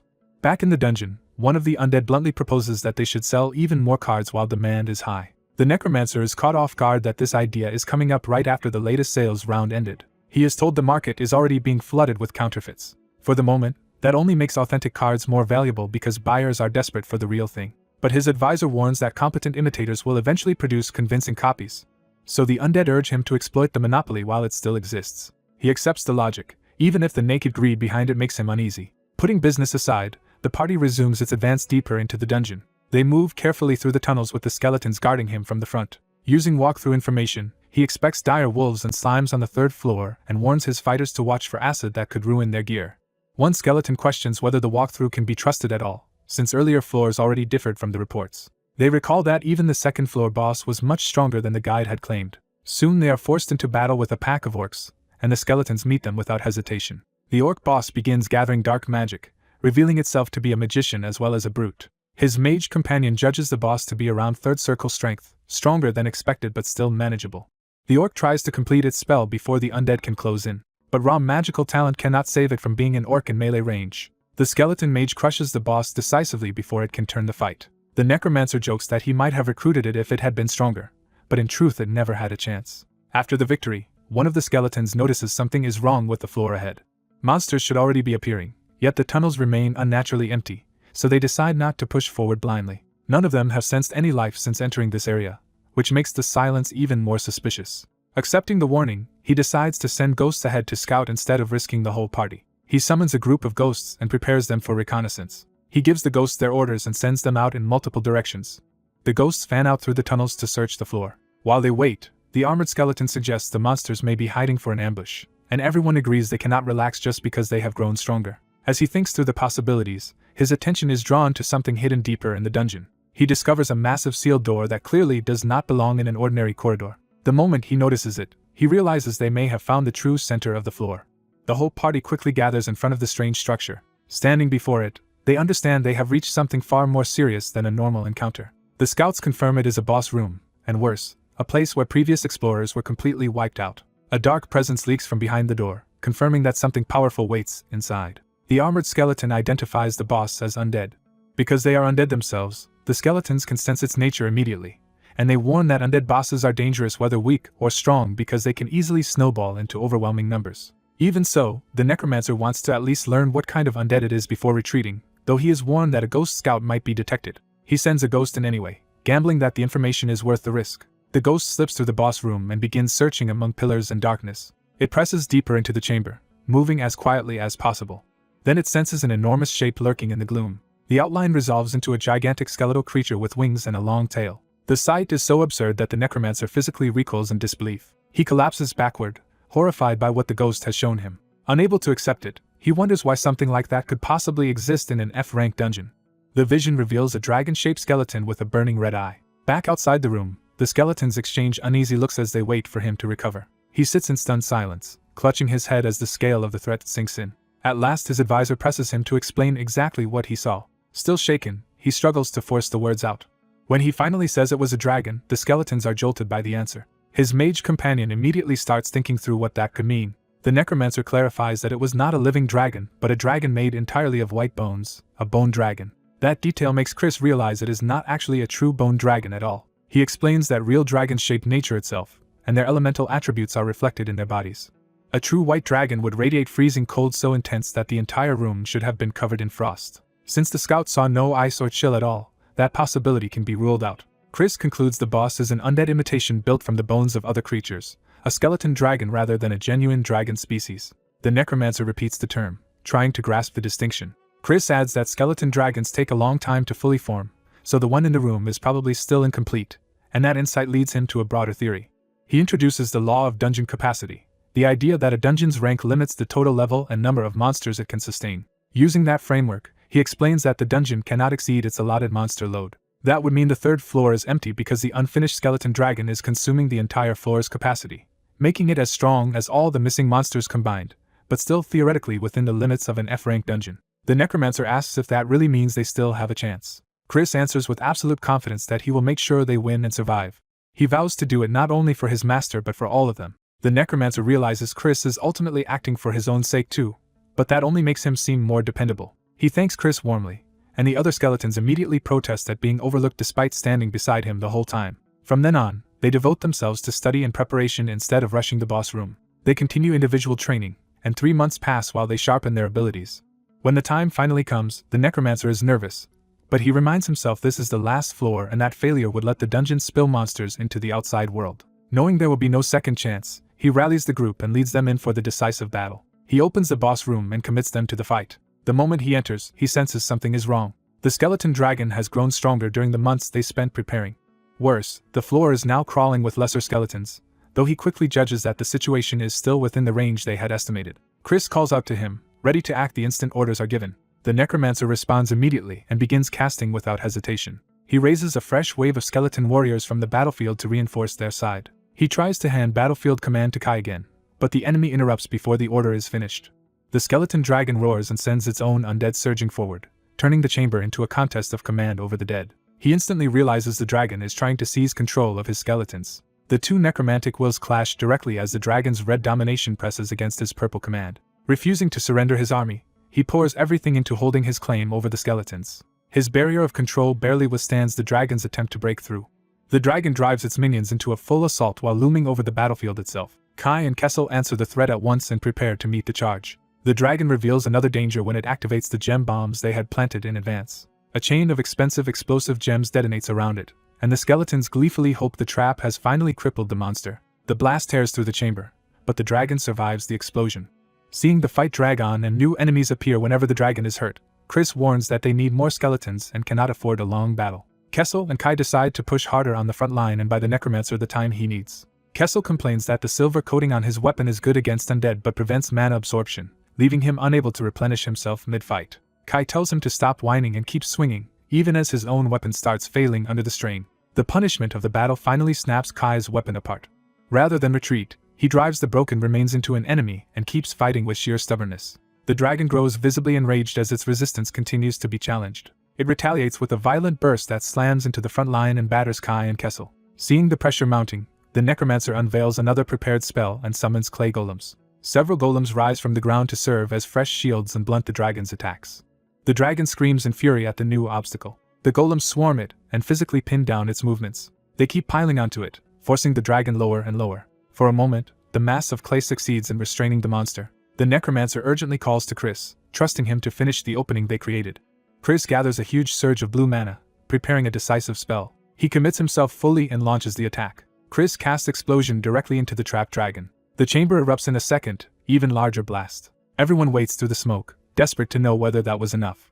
When the dust clears, the dragon is still standing, but they believe its head nucleus must have been destroyed. The necromancer starts to believe they have finally won. Then another violent impact cuts that hope short, and Kessel is struck down. The necromancer freezes in shock at the sudden reversal. His companions shout at him to snap out of it before the battle is lost. He forces himself back to awareness. Looking up, he sees the dragon still alive and moving despite the damage. Chris realizes the truth.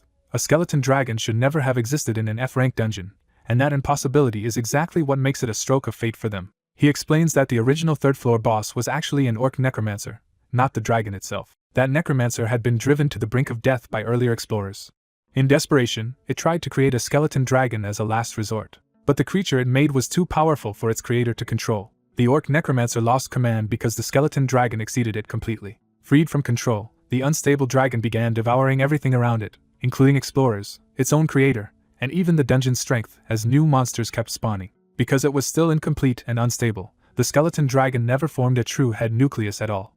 A skeletal dragon begins to form out of hatred, fixating on the human it wants dead. Its murderous intent sharpens as the creature fully awakens and vows to kill him. The newly born bone dragon charges forward, no longer a hidden threat but an immediate one. Its glowing eye locks onto its target with lethal certainty. Kim Hyunbak realizes the situation has turned disastrous and freezes for a moment. Forcing himself to act, he orders Chris to prepare the strongest spell while the others buy time. But even as he gives the command, he knows his own mana is nearly exhausted from the last attack. Kessel, trapped and badly damaged, offers up his mana instead despite his frustration at being unable to move. Hyunbak accepts immediately, and Kessel tells him to take everything he has. Even after draining Kessel dry, Hyunbak realizes the borrowed power still is not enough. That leaves him with only one remaining option. He turns to the forbidden method of converting his own lifespan into mana. As the spell takes hold, he experiences the pain of sacrificing part of his life to keep fighting. The mana surges beyond what he has ever held, yet the cost leaves him feeling hollow. Chris notices the strain and worries for his master. Hyunbak hides the damage and insists that surviving today matters more than anything else. He refocuses the group on escaping alive, even as more enemies close in. Chris proves he can still fight, and prepares to use the gems in his hand as weapons. A blast erupts among the mud creatures, buying the group a brief opening. The dragon emerges through the smoke, still unshaken and still hunting them.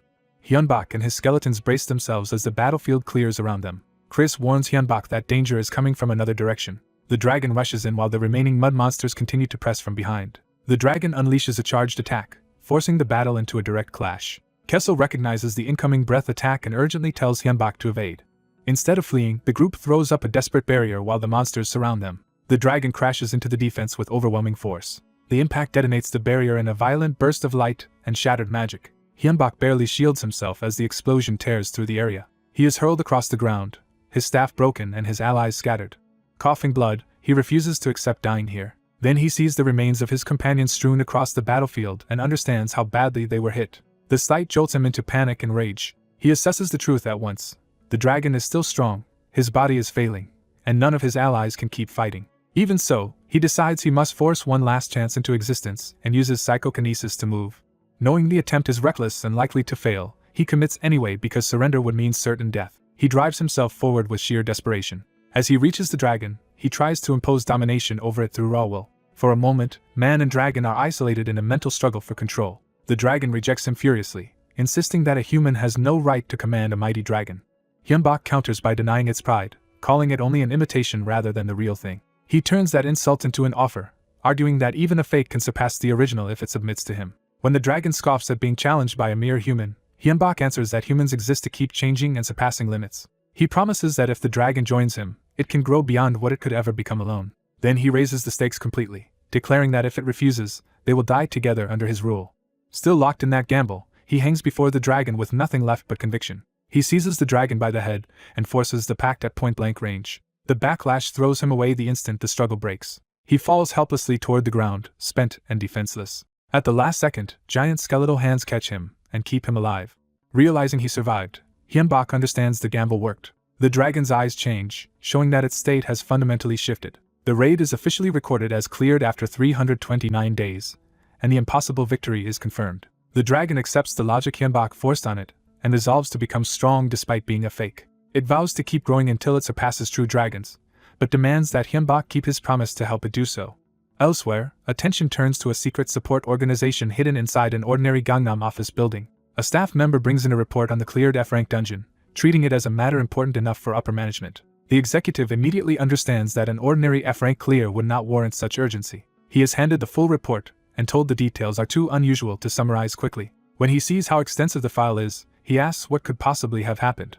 The answer shocks him before he even finishes reading. He slams the report down, calling the contents unbelievable. What stuns him most is not that someone solo cleared a dungeon, but that a skeleton dragon appeared there and was tamed. The report identifies the tamer as Kim Hyunbak, a third-circle necromancer with unusually strong undead and a rare A-rank talent. The executive explodes over how such a valuable talent was neglected until now and orders everyone responsible disciplined while demanding proper support from this point on. Even as he gives the order, he realizes Hyunbak may resent being ignored until after proving his worth. Back in recovery, Hyunbak cannot stop thinking that although he lived, he was still decisively beaten. He replays the moment and knows that if the dragon had used its breath attack directly on him, he would have died. That realization leaves him bitter and angry at his own weakness. Chris reminds him that the outcome matters most. None of them actually died that day.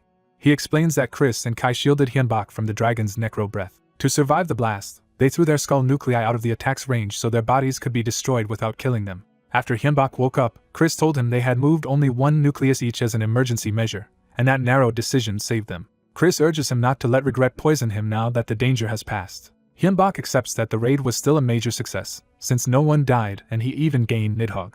Nidhogg immediately corrects him, insisting it was not tamed by force but chose to allow the bond. Chris backs Hyunbak anyway, reminding the dragon that receiving a name gave it an ego and a path to grow stronger through its master. He also warns Nidhogg that, whatever its pride, it remains under Hyunbak's control in the end. Nidhogg clicks its tongue at that reminder but does not deny it. Instead, it threatens Hyunbak directly. If he breaks his promise to make it stronger than a real dragon, it will kill him and use him as a stepping stone. Hyunbak accepts the threat calmly, deciding to keep the promise if only to stay alive. Once his condition stabilizes, he starts looking forward to the short period of freedom granted as a reward for clearing the dungeon. Chris confirms that his free time will begin once he can safely leave the house, which should take about 15 days. Kessel and Kai drop by to tease him for already thinking about going outside, and he greets them warmly. They explain they are rotating shifts to watch over him, with Kessel just filling in for the others. Chris leaves to resume making spell cards and equipment, while Hyunbak recovers. Kessel also prepares to leave for his own plans, while Kai fusses over whether Hyunbak is still uncomfortable anywhere. Kai accepts Hyunbak's reassurance and finally relaxes. Time passes, and the day Hyunbak can finally leave arrives. He steps out of the house in ordinary clothes, thrilled to be outside again. He heads down through the building, savoring even the simple act of leaving home. The bright daylight at the exit feels overwhelming after so long indoors. When he reaches the street, the ordinary city itself feels new to him. He is delighted just to sightsee, while his companions excitedly experience the outside world through his senses. For the skeletons in Nidhogg, this unfamiliar world is fascinating, and they ask him to take in as much as possible for them. Hyunbak gladly agrees and spends the day wandering the city. He enjoys simple pleasures from scenic views to crowded night markets, treating normal life like a treasure. By evening, satisfied and holding a warm drink, he decides it is time to head back. His hidden companions protest playfully, clearly not ready for the outing to end. Hyunbak admits he had not planned to return so early either. But watching other people with their families and loved ones reminds him that everyone has somewhere they belong. He decides to go back to his own place, especially since they will soon be busy searching for a new house. On the way home, he takes a taxi through the city at night. The driver assumes he is just a tourist visiting Seoul, and Hyunbak goes along with it. The driver advises him to return early because the times have become dangerous and unsettling.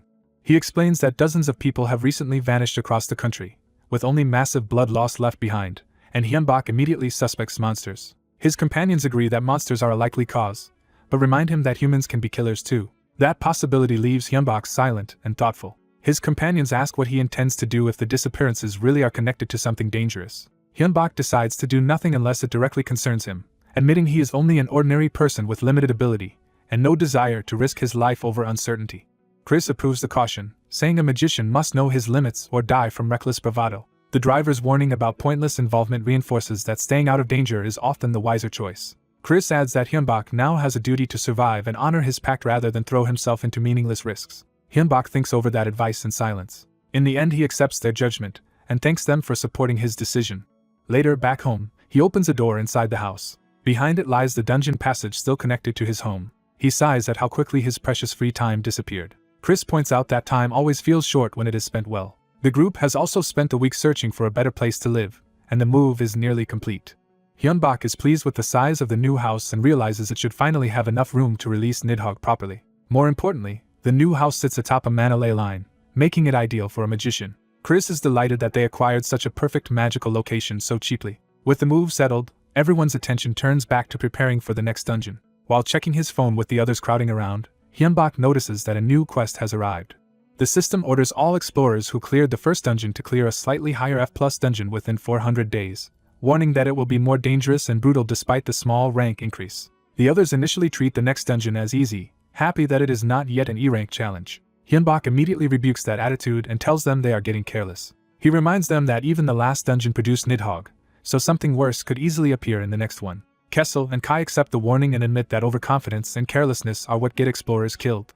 Chris also acknowledges that he had let his guard down without noticing. The others apologize sincerely for becoming too relaxed after their success. Hyunbak forgives them, tells them to take things more seriously, and declares that preparations for the second raid begin now. The story then shifts to another explorer in a far darker dungeon, already reduced to begging for help as everything collapses around him. Wounded and terrified, he stares at a horned monster and realizes he is facing death.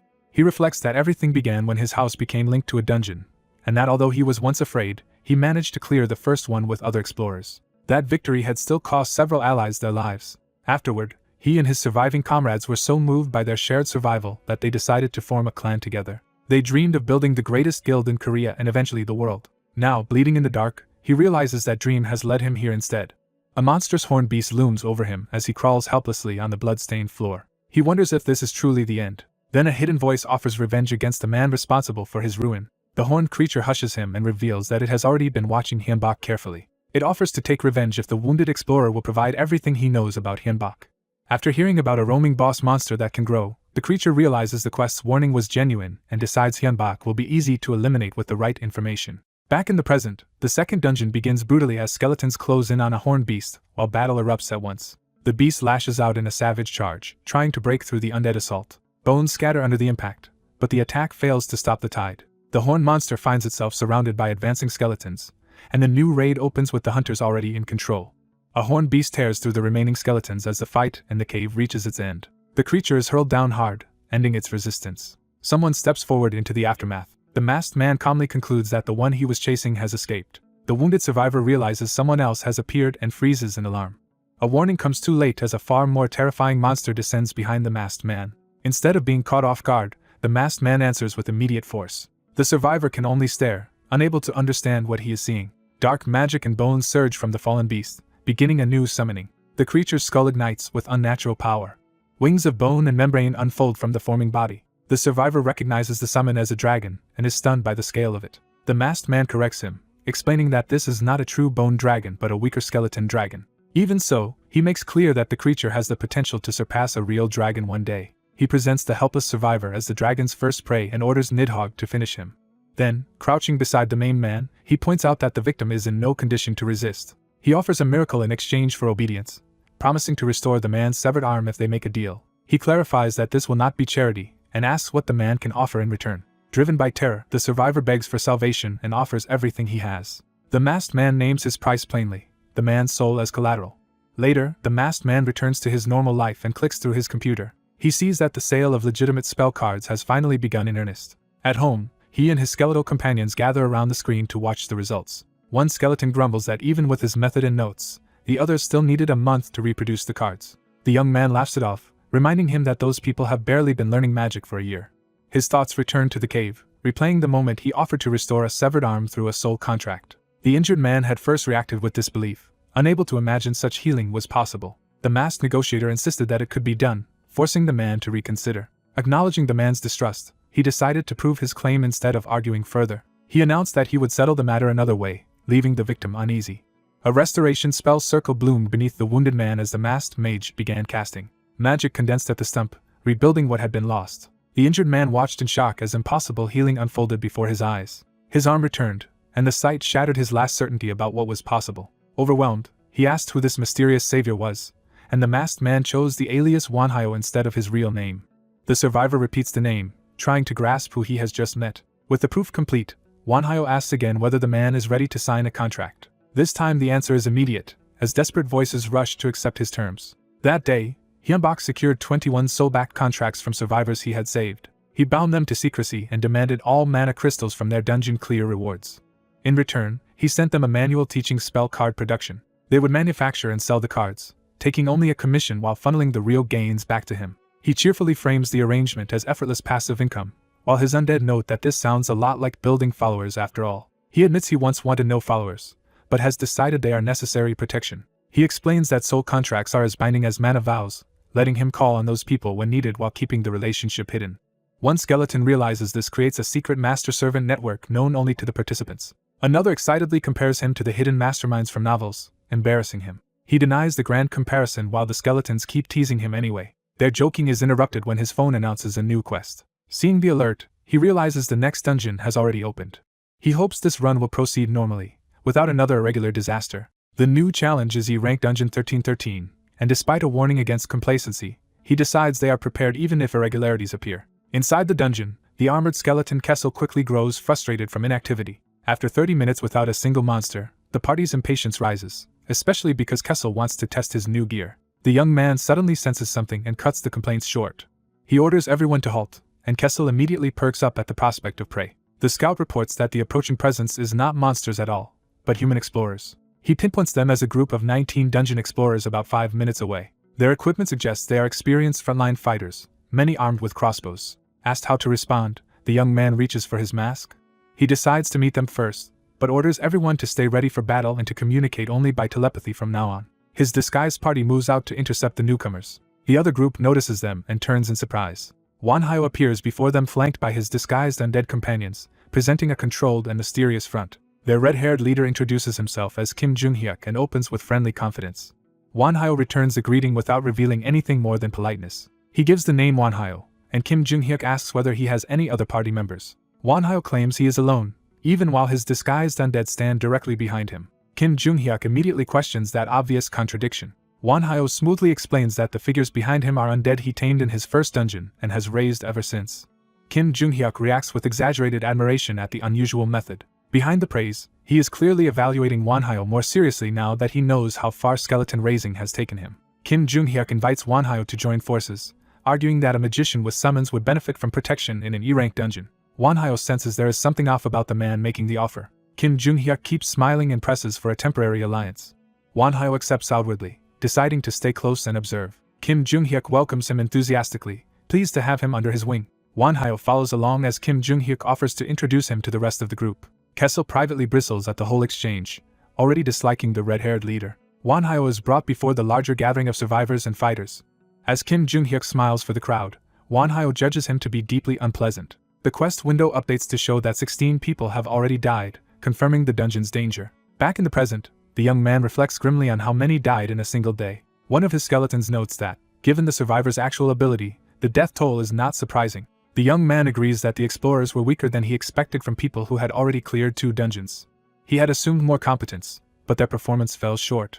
After seeing them struggle with even a modest fight, he concludes they are not worth relying on in battle. Chris points out that the people watching the quest window must be anxious, especially anyone connected to the dead.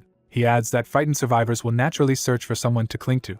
That makes Kim Jung-hyuk's contact information a perfect lifeline for desperate people. Chris reports that Kim Jung-hyuk is already very active on the public forum and asks how they should respond. The young man realizes Chris has somehow taken his phone again, but the theft is beside the point. He agrees Kim Jung-hyuk cannot be ignored, because if he gathers the remaining survivors his influence will grow quickly. Kai bluntly admits that Kim Jung-hyuk bothers him on instinct alone. Kessel immediately backs that feeling with loud enthusiasm. He declares outright that he hates the man. The young man asks what exactly makes them distrust Kim Jung-hyuk so much. Kai can only list everything about him, from his face to his attitude, which amounts to simple dislike. But the orange-hooded skeleton insists there is a more concrete reason centered on Kim Jung-hyuk's own party members. While Kim Jung-hyuk was speaking kindly, those followers stayed unnaturally silent, and their smiles never reached their eyes. To Kai, those expressions looked unmistakably like hatred. Chris cautions that intuition alone is not proof and cannot justify action by itself. Kai refuses to dismiss instinct so easily. The young man mediates, saying intuition matters because people can hate for trivial reasons, but it still does not count as definite evidence. Kai then asks Chris whether she truly believes Kim Jung-hyuk is trustworthy. Chris answers no and says it would be best to eliminate him before he grows stronger, if they can. However, she insists they should only move once they have undeniable proof. She then reveals that such proof already exists, and that Kim Jung-hyuk has given them a clear reason to kill him. The young man braces himself and asks what that reason is. Chris lays out her case for why Kim Jung-hyuk must be eliminated. After hearing her explanation, the young man finds himself forced to agree. He resolves that Kim Jung-hyuk has to die before it is too late. Soon after, Kim Jung-hyuk posts a public message calling all survivors of the dungeon to gather in 3 days and unite for survival. The young man and 2 skeletons read the post as soon as it appears on the dungeon site. Kim Jung-hyuk's message stresses the 16 deaths, claims the dungeon is far harder than expected, and urges everyone to meet so they can form a common plan. The young man notes that the meeting is set for 3 days later. Chris sees that delay as useful rather than threatening. She decides they will use the time to prepare everything needed to eliminate Kim Jung-hyuk properly. The young man recognizes this ruthless thoroughness as exactly what he expects from Chris. Feeling her relentless will through magic, he is reminded why making an enemy of a magician is so dangerous.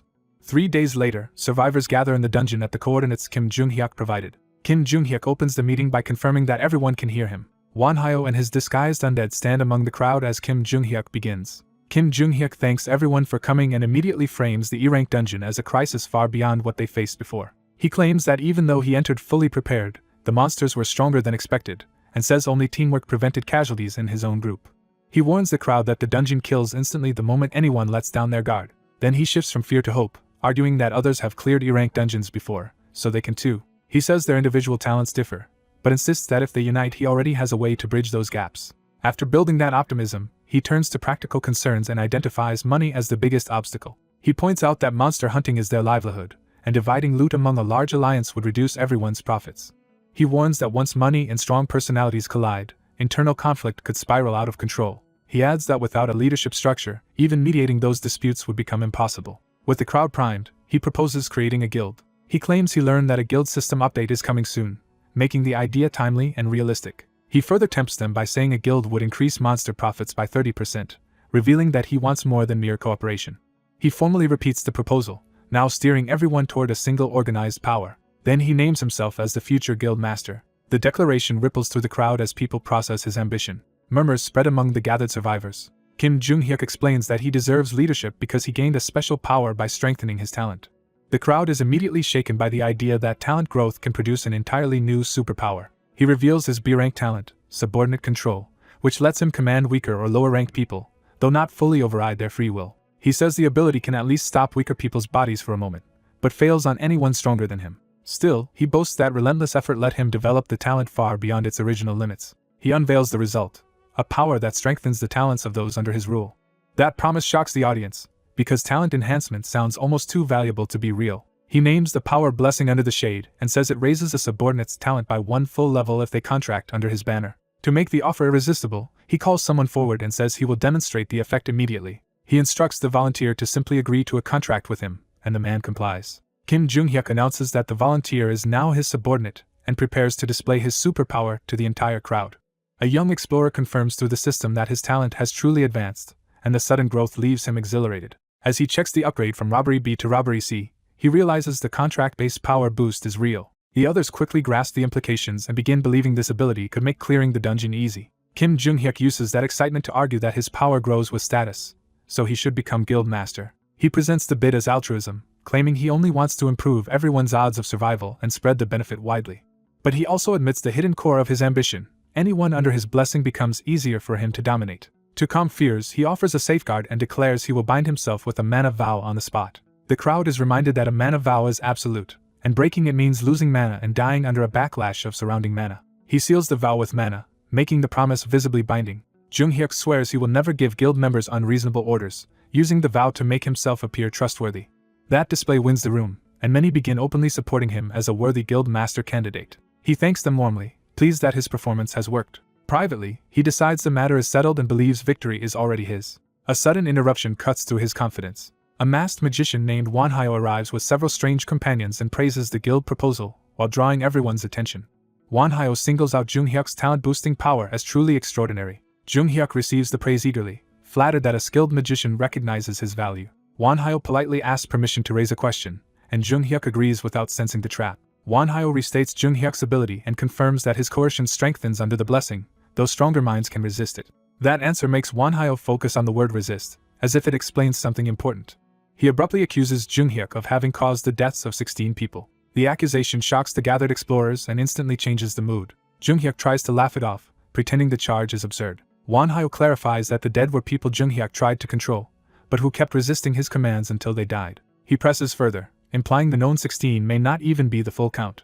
Jung-hyuk realizes he is facing someone dangerous enough to know his past. He loudly denies ever killing anyone and offers to make another mana vow to prove it. He swears under mana that he never personally killed other dungeon explorers, and the vow accepts his wording. Because the vow does not reject him, some onlookers begin doubting Wanhyo's accusation instead. Even Wanhyo's armored companion wants to rush in and kill Jung-hyuk, but Wanhyo restrains him and chooses to dismantle the lie carefully. Wanhyo calmly revises the accusation and says Jung-hyuk did not murder them directly. He states the truth more precisely. Jung-hyuk made 16 people kill one another. Then he twists the knife by mocking Jung-hyuk's euphemisms, saying he merely requested it. Wanhyo begins recounting the previous dungeon, where Jung-hyuk had been one of 28 explorers. He describes Jung-hyuk as an unremarkable man who became desperate to get ahead through whatever talent he had. That desperation led him to obtain Blessing Under the Shade, a power built on control. Wanhyo judges that the real problem was not the talent itself, but Jung-hyuk's rotten character. Using mana vows to lower suspicion, Jung-hyuk drew fellow explorers under his influence until the raid was nearly over. At the end, he forced the resistors to kill each other and made the compliant kill those who still refused him. So while he never struck the fatal blows himself, he undeniably orchestrated the murders. Jung-hyuk erupts in outrage and demands proof, trying to turn the crowd against his masked accuser. He attacks Wanhyo's credibility instead, claiming a man who hides his face has no right to accuse anyone. Wanhyo answers that he does have proof, though it may be hard for others to accept. Jung-hyuk regains some confidence, convinced the vanished dungeon left no bodies behind to expose him. He also reveals his backup plan by tightening control over the surviving members he already ensnared. One of the controlled survivors weakly tries to object, but the coercion still grips her. Even so, several survivors begin defending Jung-hyuk, insisting they lived because of him. Wanhyo pities them and promises he will free them soon. He activates a necromantic spell that lets him see and hear the dead. The spirits of the murdered explorers rise from the ground, dragged back by his magic. The dead gather around him, visibly enraged and desperate to be heard. Wanhyo finally identifies himself as a magician of the school of necromancy. The crowd reacts with alarm, unfamiliar with necromancy and frightened by what it implies. Wanhyo explains that necromancy covers many arts, including undead, curses, poisons, and other dark applications. He adds that his own specialty is the undead. Because of that specialty, he can perceive things ordinary people cannot, including the dead and their voices. He says the murdered explorers noticed him the moment he noticed them, and they have been pressing him to speak for them ever since. Junghyuk refuses to accept any of it and dismisses the ghosts as cheap sorcery meant to frame him. But one spirit's plea cuts through his shouting and unsettles him. The dead begin begging for release rather than revenge alone. One ghost cries out for his little sister to be freed from Junghyuk's control, exposing a personal bond among the victims and survivors. That plea reaches the purple-haired survivor and shakes her from blind obedience. Junghyuk panics and tries to reassert the narrative, claiming Wanhyo is only sabotaging him out of jealousy over the guild master position. Yet the survivor's support is already wavering, and their words no longer sound fully their own. The purple-haired woman breaks down and begs everyone to believe Junghyuk, but her desperation now feels coerced rather than sincere. Others around her begin noticing the wrongness in the controlled survivor's behavior. One of them finally voices the moral horror of what Junghyuk has done. The crowd turns on Junghyuk, demanding he come down, tell the truth, and stop trying to make them into puppets too. They order him to release the people he has enslaved. Their anger hardens into rejection, and they declare that someone who steals his teammates' freedom has no right to lead them. Junghyuk realizes his bid for power is collapsing and blames Wanhyo for ruining everything. Wanhyo becomes the focus of his hatred as the last obstacle between him and control. Junghyuk lunges to kill him before the crowd can fully turn. He commits openly to murder, dropping all pretense. Wanhyo remains calm as the attack closes in. His horned skeletal knight intercepts the strike and saves him. The armored undead counters with overwhelming speed, forcing Junghyuk back. Junghyuk rages at the reversal and curses Wanhyo. He bitterly points out the hypocrisy he sees, accusing Wanhyo of using puppets too. The skeletal knight presses him from above, keeping him pinned in a losing exchange. Desperate, Junghyuk orders his controlled followers to block the attack for him. The enthralled survivors respond immediately, proving the accusation true in the ugliest possible way. Junghyuk keeps shouting commands as if their lives are expendable. The knight crashes down on him again, refusing to let him reach Wanhyo. Junghyuk then orders his followers to attack the undead directly, treating them as disposable tools. The controlled survivors obey despite visible strain and fear. They rush into battle against the skeletons and armored undead under Junghyuk's command. The white-armored undead knight prepares to disable them, accepting that force may be necessary. Wanhyo immediately reins him in and insists the enthralled survivors are victims who must be subdued with minimal harm. The purple-haired woman clashes with the white knight, still driven forward against her will. The knight notes that her stability and strength have clearly risen under Junghyuk's talent-enhancing power. Junghyuk boasts that his empowered subordinates will crush a few skeletons. One of the controlled survivors is knocked through the air in the melee, showing the fight is far from one-sided. Wanhyo's hooded undead caster joins in with magic support. The purple-haired survivor is thrown aside, and Junghyuk sees his advantage slipping. He escalates again, activating a harsher version of Blessing under the Shade to draw out their true strength. The purple-haired woman is struck by the new spell and forced into a more violent state. The controlled survivors enter a berserk condition, their bodies and minds pushed beyond normal limits. Junghyuk proudly explains that Berserker mode trades away life force for an instant surge in stats. He sends the berserk survivors back into battle, hoping the undead can no longer hold back against them. Their weapons blaze with red power as the enhancement takes hold. The empowered survivors begin matching the armored undead in direct combat. Wanhyo's side answers with magic, launching ice arrows to stop the berserk charge. The spell slams into the purple-haired woman, but even that does not fully stop the frenzy. Wanhyo observes that the stat increase is real, though something about it remains flawed. Junghyuk abandons the wider fight and rushes straight at Wanhyo, convinced his living pawns are superior to undead servants. He swings for the kill and taunts Wanhyo as if victory is finally in reach. Wanhyo meets the charge without panic and judges that Junghyuk has finally found an opponent he cannot bully. A massive skeletal force erupts upward behind Junghyuk before he can finish the attack. He realizes too late that Wanhyo has prepared something far beyond the skeletons already on the field. Terror replaces his fury as he looks up. A bone dragon manifests over him, shattering his confidence in an instant. Wanhyo follows by summoning more skeleton warriors to overwhelm the battlefield. The new skeletons swarm the berserk survivors and start pinning them down. The purple-haired woman is struck from behind and loses momentum. Within moments, Wanhyo's undead force subdues the controlled survivors without killing them. Seeing his pawns neutralized, Junghyuk finally understands he has lost. Wanhyo approaches him and remarks that the scheme had come dangerously close to succeeding. He adds that without his intervention, Junghyuk would have gotten away with everything and grown much stronger. As Wanhyo raises his staff to finish it, Junghyuk instantly drops to begging and claims he will stop. He pleads for mercy and tries to manipulate Wanhyo by insisting he is too good a person to kill. Wanhyo answers with a question, asking whether Junghyuk ever spared the people who begged him for their lives. Jung-hyuk lies reflexively and swears that he did. Won-hyo rejects the lie with cold certainty. He brings the staff down and executes Jung-hyuk in a single brutal strike. Blood spatters across Won-hyo's mask as the deed is done. Later, alone in a bathroom, Won-hyo retches from the shock of what he has done. He stares at himself in disbelief, shaken rather than triumphant. The reality settles in that he has killed a person. He cannot escape the vivid memory of the impact, the blood, and the physical horror of the death. His undead companions try to comfort him, praising him for enduring the confrontation. They insist he killed an evil man and saved many lives by doing so. Won-hyo still questions whether there might have been another way, such as isolating Jung-hyuk instead of killing him. What haunts him most is the thought that, in Jung-hyuk's place, he might not have been able to defend himself at all. He wonders whether even his companions support the killing only because they are bound to him as master. They remind him that their course had been agreed upon from the moment they made their mana vow, and that Jung-hyuk had to be removed before he built a far larger power base. They argue that sparing him would only have led to more victims and greater danger for all of them. Unable to bear more justification, Won-hyo cuts them off. He asks to be left alone for the rest of the day, needing silence more than reassurance. He walks away from his undead attendants and shuts himself in his room. The skeletons remain outside, worried but obedient. Alone at last, Won-hyo curls up and lets the weight of the act hit him fully. He lies on the bed in the dark, trying to steady himself. He admits that letting Jung-hyuk live might have meant his own death, and that killing him was necessary to survive. Even so, he refuses to excuse it, accepting that murder remains murder and that he has committed a sin.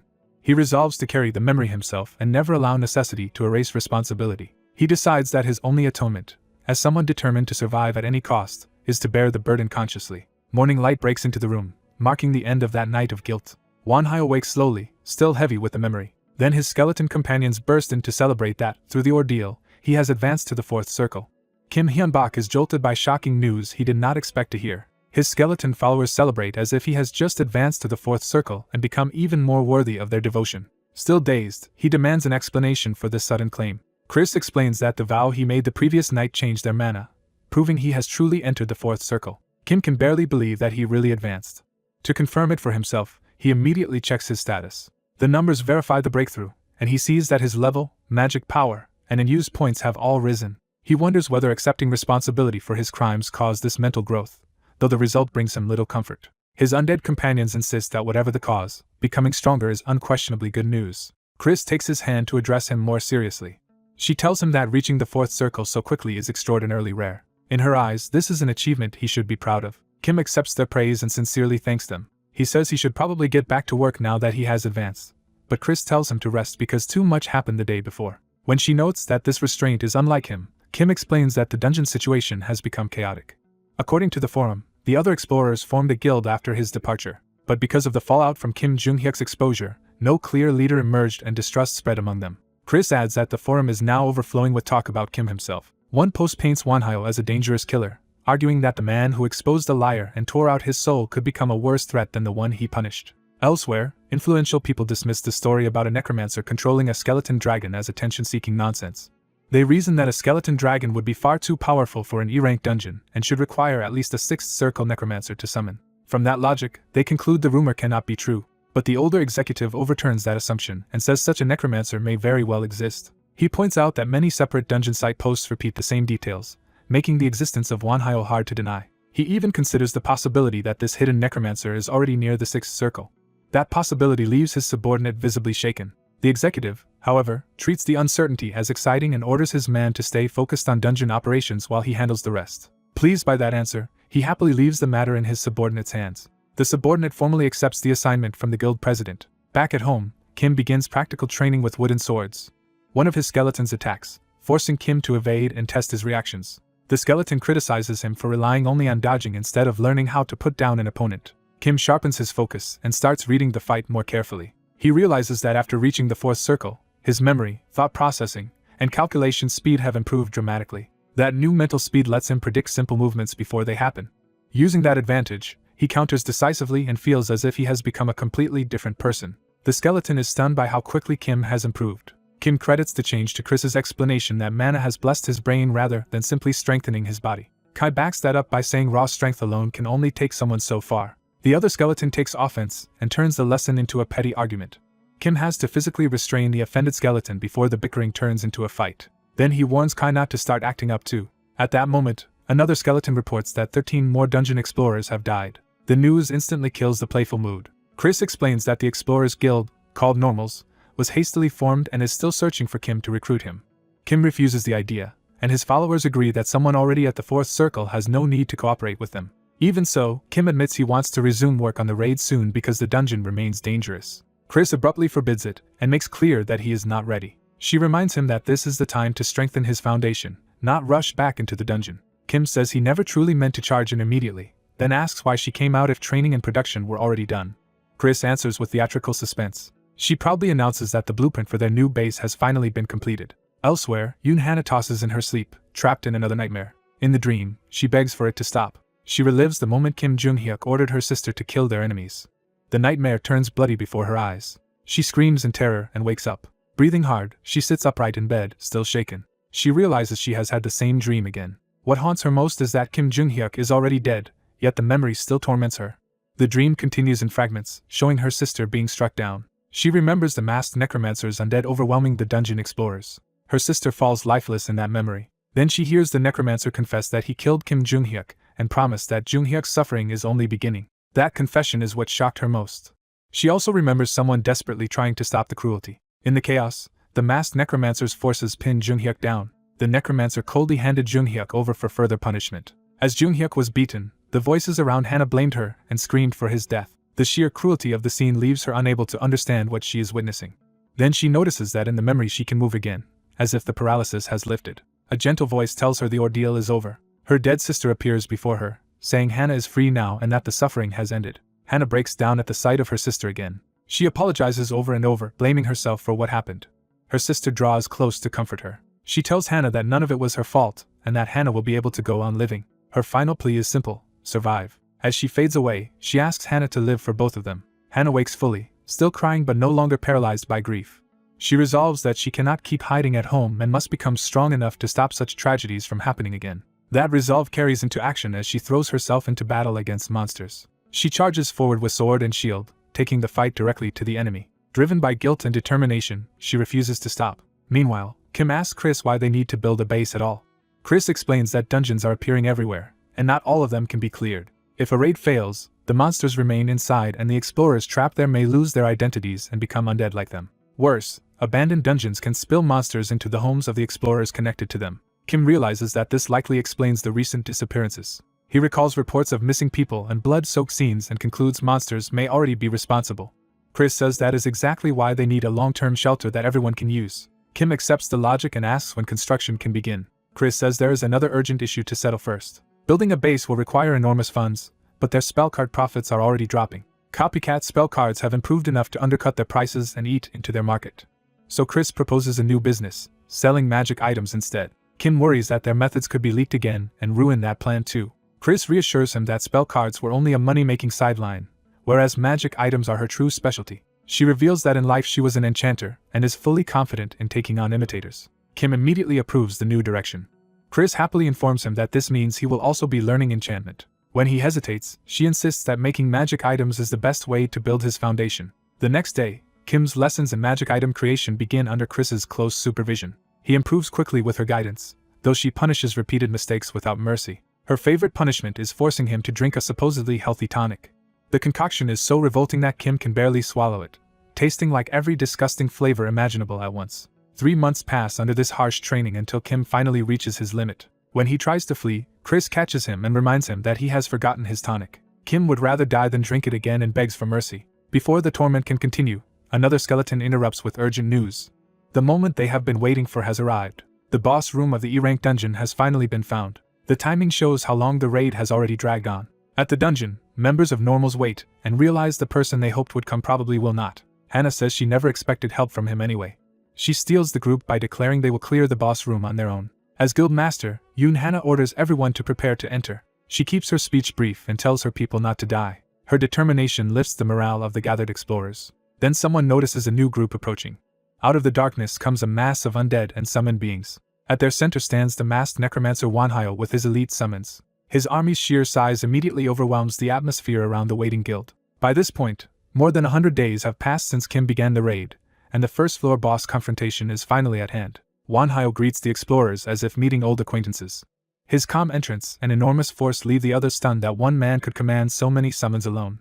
Normals welcomes him respectfully and thanks him for coming. Hannah introduces herself properly as the current guild master and explains that she was too shaken before to thank him then. She bows deeply and thanks him for avenging her older sister, promising to repay the debt someday. Wanhyo dismisses the gratitude and says he acted only because he had chosen Kim Jung-hyuk as his enemy. Hannah accepts that answer without protest. She then proposes that they work together again to subjugate the boss monster for mutual benefit. When she starts to warn that even someone as strong as him has limits, Wanhyo cuts her off and makes clear he is not the one who should fear the fight. That confidence leaves Hannah briefly speechless. Trying a different angle, she offers him compensation as if this were a formal collaboration. To prove her sincerity, she presents a case filled with cash and mana crystals. Her offer is $100,000, 5 low-grade mana crystals, and an additional bonus if the subjugation succeeds. Wanhyo's followers note that the crystals are worthwhile, though the cash means little to them now. Wanhyo asks what reward she has in mind if the boss is not merely subdued but fully cleared. Hannah answers that he can take whatever item appears after the boss is defeated, no matter what it is. She raises the stakes further by pledging that she and the 5 deputies of normals will make a mana vow to honor any one request from him. Wanhyo considers the offer in silence. He accepts the collaboration, but only within practical limits now and in the future. Relieved, Hannah thanks him and moves on to explain the subjugation plan they prepared. Her strategy is straightforward. Melee fighters will form the shield while ranged fighters become the spear. Because they do not know the boss's exact nature, they chose the simplest and most reliable formation. Wanhyo immediately discards that plan. Using his summons to scout, he reveals that the boss is a werewolf and that at least 100 additional monsters are waiting with it. Hannah realizes that this changes everything and starts to grasp the danger. Wanhyo calmly tells her not to worry because he already has a way to deal with a werewolf boss. After revising their plan and finishing every preparation, the group finally opened the boss room. Inside, the raiders found not a single enemy but an organized monster force backed by the masked necromancer and his undead allies. The sight made them realize the battle would be far tougher than expected. Their fears were confirmed when waves of werewolves, warbulls, giant rats, and other beasts surged forward together. The werewolf boss opened the fight with a savage roar that drove the horde into attack. As the rats rushed first, the purple-haired leader immediately ordered the shield squad to meet them. The front line locked their shields together and formed a solid wall. Following the plan, the rear groups hurled prepared flasks over the shield wall to disrupt the charge. When the rats slammed into the line, the leader escalated and called for the fire teams to strike. Fireballs rained down among the smaller monsters and broke up their advance. The explosions gave the defenders their first real breathing room and proved the strategy could work. One of the warbulls was caught in the blast, but the larger monsters endured it. Even with flames around them, the warbulls kept charging straight through the destruction. Recognizing the bigger threat, the leader urgently asked Wanhyo to handle the warbulls. Wanhyo accepted at once and began drawing on necromantic power. He answered the charge by launching bone spears into the advancing warbulls. At the same time, the shield line was ordered to push forward and keep the monsters contained. The defenders followed with a volley of arrows and spells, thinning the front ranks. Success came so quickly that some of the fighters started believing they could have managed without outside help. That confidence vanished when a huge shadow suddenly moved above them. Something massive crossed the battlefield faster than anyone could react. A towering attack crashed down in a single stroke and split the field apart. The leader was stunned that one blow alone had changed the entire battle. In the opening, the warbulls and other heavy monsters broke through and charged the shaken defenders. The leader forced herself back into command, ordering everyone to hold the line and keep firing together. Another barrage of arrows and fire met the oncoming warbulls, but one of the larger beasts seized a rat and used it as cover. That improvised shield let the monster push through the bombardment. The defenders were horrified to see the enemy using its own dead to block their attacks. A black warbull smashed into the formation, sending fighters flying and breaking the line. With the defense collapsing, the leader abandoned formation fighting and ordered all units into melee, telling them to pair up and survive however they could. Even as they fought, she knew they could not win a drawn-out battle of attrition and began weighing retreat. Wanhyo made the decision for them by ordering everyone to fall back while his undead moved in to cover the withdrawal. The leader protested that ordinary skeletons would be wiped out almost instantly against this many monsters. Wanhyo refused to accept defeat and prepared a far stronger answer. His skeletons swarmed the warbulls and rats, buying a moment despite the danger. The monsters tore through the first ranks of undead without slowing. Then even more skeletons appeared at once, surrounding the enemy from every side. The sudden scale of Wanhyo's summoning left the leader in shock. He followed that display by calling forth an enormous skeletal dragon that dwarfed the battlefield. Wanhyo unleashed the dragon's necro breath at the clustered monsters. A torrent of dark power poured from the dragon and swallowed the enemy front. The blast detonated with overwhelming force. The leader could only stare as the attack erased everything in its path. She realized the monsters had not merely been defeated but almost completely annihilated. Yet the dragon's attack had not ended the fight, because the werewolf boss survived inside the devastation. The surviving boss burst through the dark energy instead of dying in it. The dragon's breath had carved a path of destruction, but one enemy still stood at the far end. Seeing that survival firsthand, the leader repeated in disbelief that the others had been erased while the boss endured. Manhwa planted his staff and steadied himself after spending so much power. When the leader checked on him, he admitted he was still standing, though clearly exhausted. Even so, he declared the battle was not over and kept the skeletal dragon ready behind him. As the dust cleared, the surviving monsters regrouped around the werewolf boss. The werewolf boss emerged from the smoke enraged but still battle-ready. It answered the devastation with another furious roar. Then it launched itself toward Manhwa and the others in a direct attempt to break their center. The leader immediately rallied the surviving fighters and ordered everyone back into position for a counterattack. She pushed the shield bearers and crossbowmen forward again and told them to fire freely. The ranged fighters obeyed and loosed another concentrated volley. This time the smaller rats were cut down in numbers. But the warbulls still pressed on through the losses, refusing to retreat. One warbull crashed into the shield wall with enough force to shake the entire formation. The defenders felt firsthand that the larger monsters possessed monstrous strength beyond what they could safely contain. Even some of Manhwa's skeletons were smashed apart under the pressure. Still, the undead and fighters together managed to wound at least one warbull and keep it from overrunning them immediately. Manhwa told the leader to focus on the giant rats while he personally held back the warbulls, despite the risk of exhausting his mana. That warning made her realize just how much he was already sacrificing. Before she could answer, the werewolf boss lunged straight for Manhwa. Manhwa caught the attack just in time and understood how close he had come to being killed. The clash drew blood and showed the boss was still deadly at close range. Manhwa's undead companions moved in to shield him while the werewolf loomed over them. At the same moment, the white-robed caster prepared a lightning spell to support the defense. He called down lightning bolt with a focused burst of blue magic. The spell struck across the battlefield and slammed into the werewolf boss. The impact blasted the boss backward in a burst of electricity. For a moment, it looked as if the hit had seriously damaged the creature. But green regenerative energy immediately spread across its wounds. The healing continued so fast that the damage visibly closed before their eyes. Watching that recovery, Manhwa acknowledged the boss's terrifying vitality. He also made clear that regeneration did not make the creature unbeatable. Manhwa revealed that the earlier necro breath had consumed the skeletal dragon's mana instead of his own, and that he had pretended to be drained in order to lure the werewolf into attacking his side alone. With the trap set, he raised a hand to begin the finishing move. He sent Kai and Kessel forward to end the fight while the boss was isolated. The werewolf answered by charging at them head-on. Kai and the red-caped knight met the rush instead of retreating. The white-armored fighter struck first and carved into the werewolf as it passed. The red knight warned the beast not to lose focus and forced it to keep facing him. He followed with another slash that opened the werewolf further. Even wounded, the boss's flesh began healing almost immediately. It counterattacked savagely and drove the red knight back. The knight realized ordinary cuts were useless because the werewolf healed before he could finish the wound. The white-armored ally shouted the key insight. They had to aim for the throat. He told the red knight to keep the boss occupied long enough for a single decisive strike. The werewolf endured more blows as the two fighters forced it into position. Its footing slipped for an instant under the pressure. Even then, the creature tried to brace itself and recover while its healing continued. The red knight warned Kai to stay clear of the next exchange. The werewolf sensed the danger and sharpened its focus on him. The red knight unleashed a sweeping green attack that forced the boss to commit to a dodge. The werewolf slipped past the arc and tried to escape the trap. At that exact moment, the hooded caster announced that he had the opening. He invoked a golden binding spell and ordered the target to stop. Chains of light shot out and latched onto the werewolf's body. The restraints wrapped around its limbs and claws before it could break free. The boss was suddenly pinned in place by layered magical bindings. It strained violently against the chains, trying to tear them apart. The werewolf roared in fury as the restraints tightened around its neck and torso. The binding sealed its jaws and movement just enough to expose the kill point. The red knight mocked the trapped beast and rose for the final blow. He brought down a technique meant to sever the head in one stroke.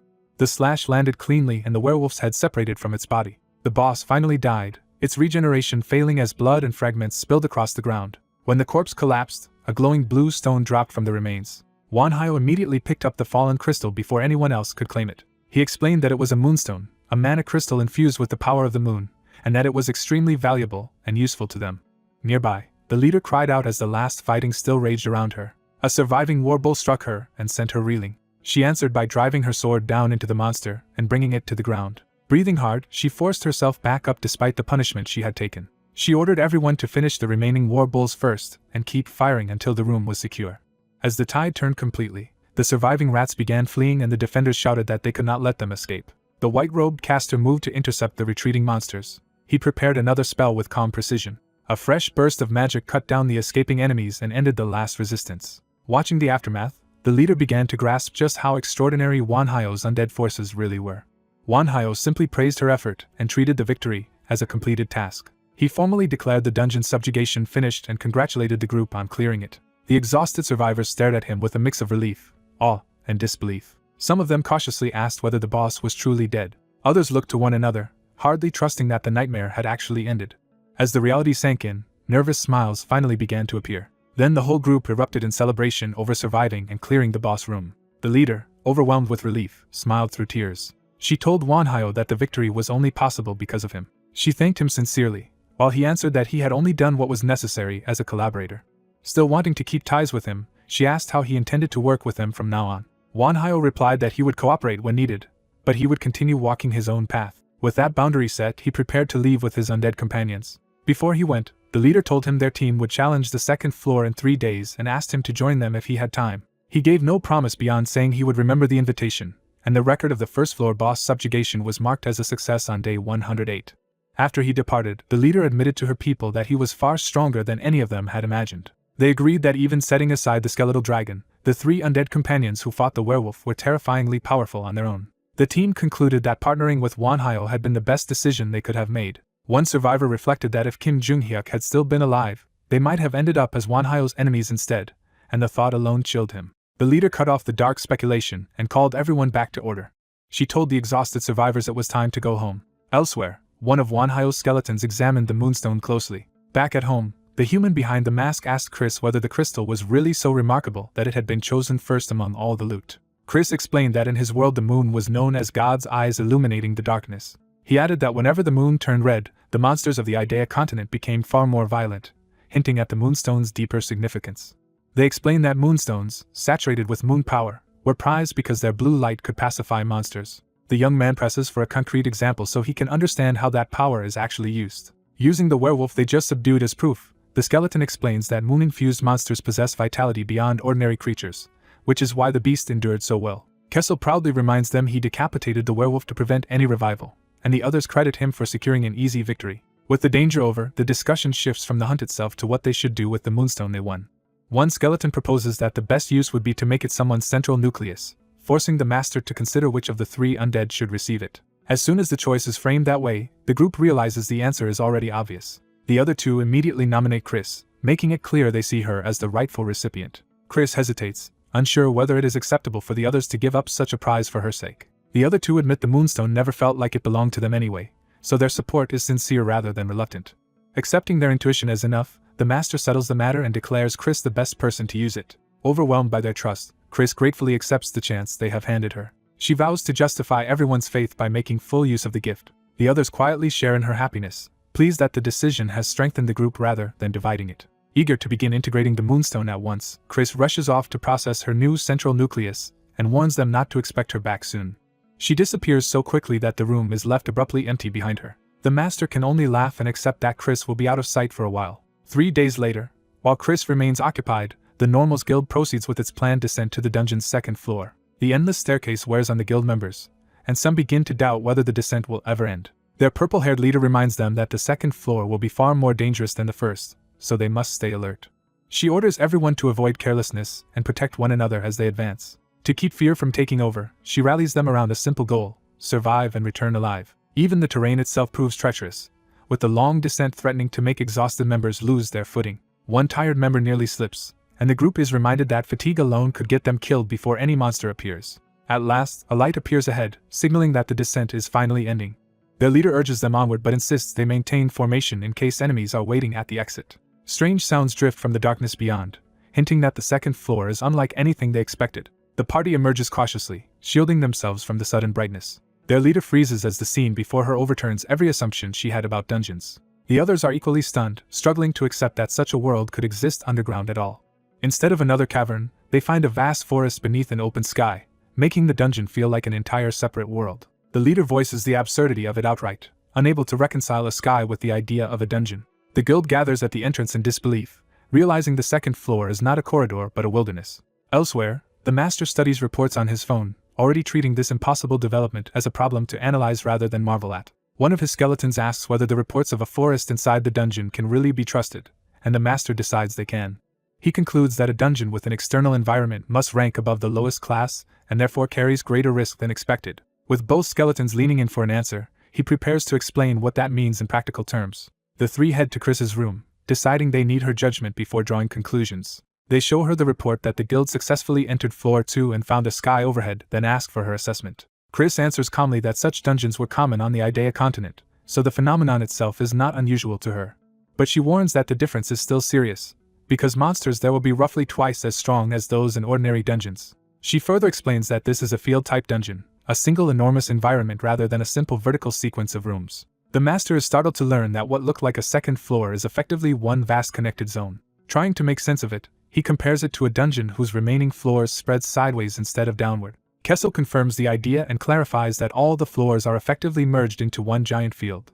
Chris adds a more troubling detail. There is no separate boss chamber, so multiple bosses may roam freely through the area. That warning makes the danger feel immediate, because the guild could stumble into powerful roaming bosses in unfamiliar terrain at any time. Chris still frames the objective simply. The method has not changed, and the dungeon must still be cleared by hunting down the boss monsters. The master repeats her phrase that it is nothing much, though even he knows that is only true from her perspective. Satisfied that he understands enough, Chris returns to focusing on processing her new central nucleus. The door closes again, leaving the master and the other two to act without her for now. One skeleton asks what the master intends to do with this new information. He decides the situation is actually favorable, because if the dungeon is still fundamentally business as usual, he can exploit it. Rather than panic, he resolves to keep training, convinced this is the most important moment to grow stronger. His skeletons take comfort in that resolve and become even more certain that following him will lead them to victory. With the decision made, the group disperses again to their usual routines. The skeletons return to their own hobbies, treating the looming danger with an almost comically ordinary calm. After several more days, the master and his undead companions devise a new proposal and bring it to the Normals Guild. That proposal begins to take shape around a campfire as both sides discuss how to survive the field-type dungeon. The guild leaders and the master's side sit down together to work out a practical plan instead of gambling on repeated blind expeditions. Their meeting is interrupted by a message arriving, suggesting outside advice or pressure is still influencing the guild's choices. The message is from Wanhyo, drawing immediate attention because his opinion clearly carries weight. The purple-haired leader reveals that Wanhyo is not joining them directly, and has only sent a warning about the new dungeon. But she also learns he has submitted a separate proposal under different terms, complicating the negotiations. That phrase catches the others off guard, because it implies another path besides simple cooperation. The master's side turns out to be offering labor and expertise, with Kessel already barking orders as if the deal is settled. He drives the workers hard, arguing that sloppy construction will kill everyone later, so they must build properly now. Some guild members grumble that the promised help sounds suspiciously like menial labor, though they admit a stronghold would still be valuable. Kessel keeps the pressure on, convinced the living lack urgency, and need harsh discipline to prepare for real danger. Because the Normals Guild accepts the proposal, construction begins smoothly under the undead supervision. Wanhyo arrives in person as well, saying he came to check progress and gather mana more efficiently inside the dungeon. The purple-haired leader greets him and mentions that Kai will be arriving soon, which immediately draws his interest. Wanhyo leaves the site in Kessel's hands so he can go meet Kai himself. The agreement is formalized. In exchange for training the Normals Guild in combat and magic, the master's side gets a stronghold built on the dungeon's second floor, and the plan advances without resistance. Because Kessel and Kai have the most experience, they take charge of most field orders, with Kessel handling the work inside the stronghold. Kai oversees the outside work and, drawing on his past life as a knight, begins training some guild members specifically as scouts. As the stronghold develops, Kai returns from patrols to report directly to Wanhyo, who treats the operation like a military campaign. Wanhyo asks what new information the latest scouting run has uncovered. Kai reports that besides the large monkeys already known, they have identified red monkeys and axe beetles in the surrounding area. He explains that axe beetles are flying, man-sized carnivorous insects armed with axe-like horns, making them especially dangerous. Wanhyo immediately recognizes that such creatures could become a serious threat if encountered unprepared. Kai admits this is only the information from the stronghold's immediate vicinity, meaning they still know far too little about the wider field. Wanhyo orders him to keep gathering intelligence but not to push so hard that the scouts are lost in the process. At the same time, he personally drills the guild members, forcing them to harden their fundamentals. The trainees struggle to keep up, but Wanhyo refuses to let them settle for sloppy technique. He teaches that mastering the basics is a lifelong discipline, not something to rush past. Kessel reinforces the same lesson in sword practice, insisting that well-built skills are what will keep them alive. While everyone else trains or works, the master spends his time teaching magic, and in doing so he gains fresh insight that helps him advance his own fourth circle casting. As the group gradually adapts to life in the dungeon, some members choose to live inside the stronghold to absorb its abundant mana more directly. But the dungeon sky soon reminds them that comfort is an illusion when a huge flying creature passes overhead at night. The sight terrifies the residents, though some cling to the belief that Wanhyo's strength will protect them from anything that attacks. Others are less reassured and argue that if they are ambushed, even a powerful protector may not be enough, which is exactly why they are training. That fear erupts into panic when one resident is jolted awake by a sudden attack or alarm in the night. The frightened residents admit they still feel far too weak to survive the dungeon if something truly dangerous reaches them. Rumors of a mysterious monster spread, and the number of people willing to stay in the stronghold begins to shrink. But the master remains and devotes himself even more deeply to gathering mana and training magic. 80 days after construction began, that long preparation is abruptly tested. Kai orders an immediate retreat and tells everyone to run as far as they can, signaling that the scouts have encountered something beyond their ability to handle. As boulders crash down around them, the fleeing party realizes the attack is both deliberate and overwhelming. One scout looks up in horror, understanding too late that the enemy is controlling the battlefield from above. The falling rocks seal off their route and trap Kai, the purple-haired leader, and another scout in a killing zone. They stare at the blocked path in disbelief as escape suddenly becomes impossible. Then they sense a new presence behind them, confirming they have been herded rather than merely attacked. A red monkey reveals itself with a roar, turning the retreat into an ambush. More red monkeys appear from every side, surrounding the trapped trio and cutting off any easy escape. Their snarling advance makes it clear this is a coordinated hunt, not a random encounter. The human scout curses that they were discovered despite all their caution, realizing stealth alone was never enough. Kai immediately orders the two humans to break out and report everything to Yahello, choosing duty over his own safety. When they hesitate, he reminds them that a scout's job is to survive long enough to carry information back. He throws himself into the enemy line to create the opening they need. One monkey counters by spitting or launching a bamboo-like projectile, showing the monsters can fight with more than brute force. Kai is blasted backward by the barrage, proving the monkeys are stronger and more versatile than expected. Even as he tumbles, more projectiles rake the ground around him, trying to finish him before he can recover. Kai notices the pattern in time and realizes the enemy is coordinating ranged and melee attacks. A larger red monkey seizes the chance to rush him directly while he is still off balance. The impact crushes into Kai hard enough to crack his skull, but he refuses to go down. The monster keeps pressing, trying to smash him into the ground before the others can escape. Kai rises from the rubble despite the damage, his resolve intact even with one side of his face shattered. The giant red monkey bears down on him again, confident that sheer force will end the fight. Instead, a sudden blast erupts nearby and interrupts the assault. The red monkey reacts in surprise, realizing another threat has entered the battle.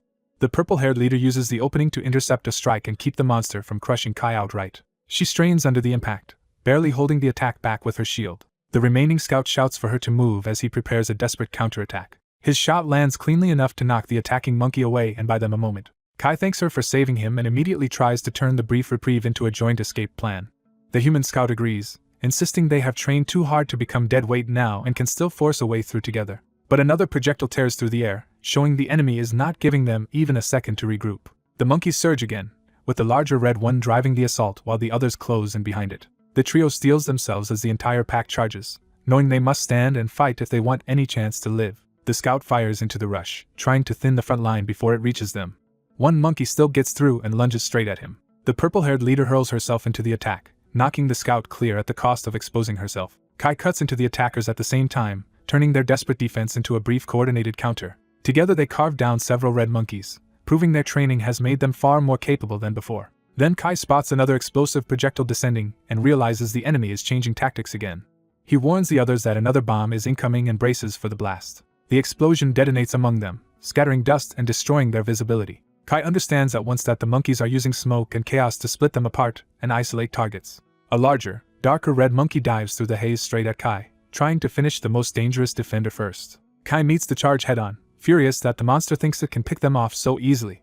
He unleashes a flurry of sword strikes that tears through the attackers around him and halts their momentum. His blade bites deep into the large monkey, drawing blood and finally staggering it. The wounded beast realizes too late that Kai is far deadlier than the others. Kai completes the kill with a decisive slash, dropping the red monkey leader before it can recover. He turns to check on the others, expecting the pressure to ease now that the strongest red monkey is dead.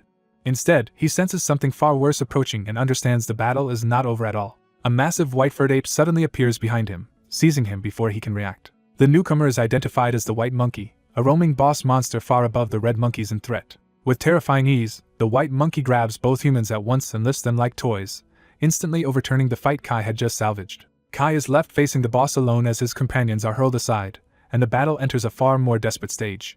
Yoon lies battered and barely conscious as the crisis closes in around her. At her side, the skeletal knight realizes the danger is immediate. He stands over the fallen group, sword drawn, ready to hold the line alone. A white monkey boss monster surges forward, intent on finishing them. The skeleton faces the beast without retreat despite the overwhelming gap in strength.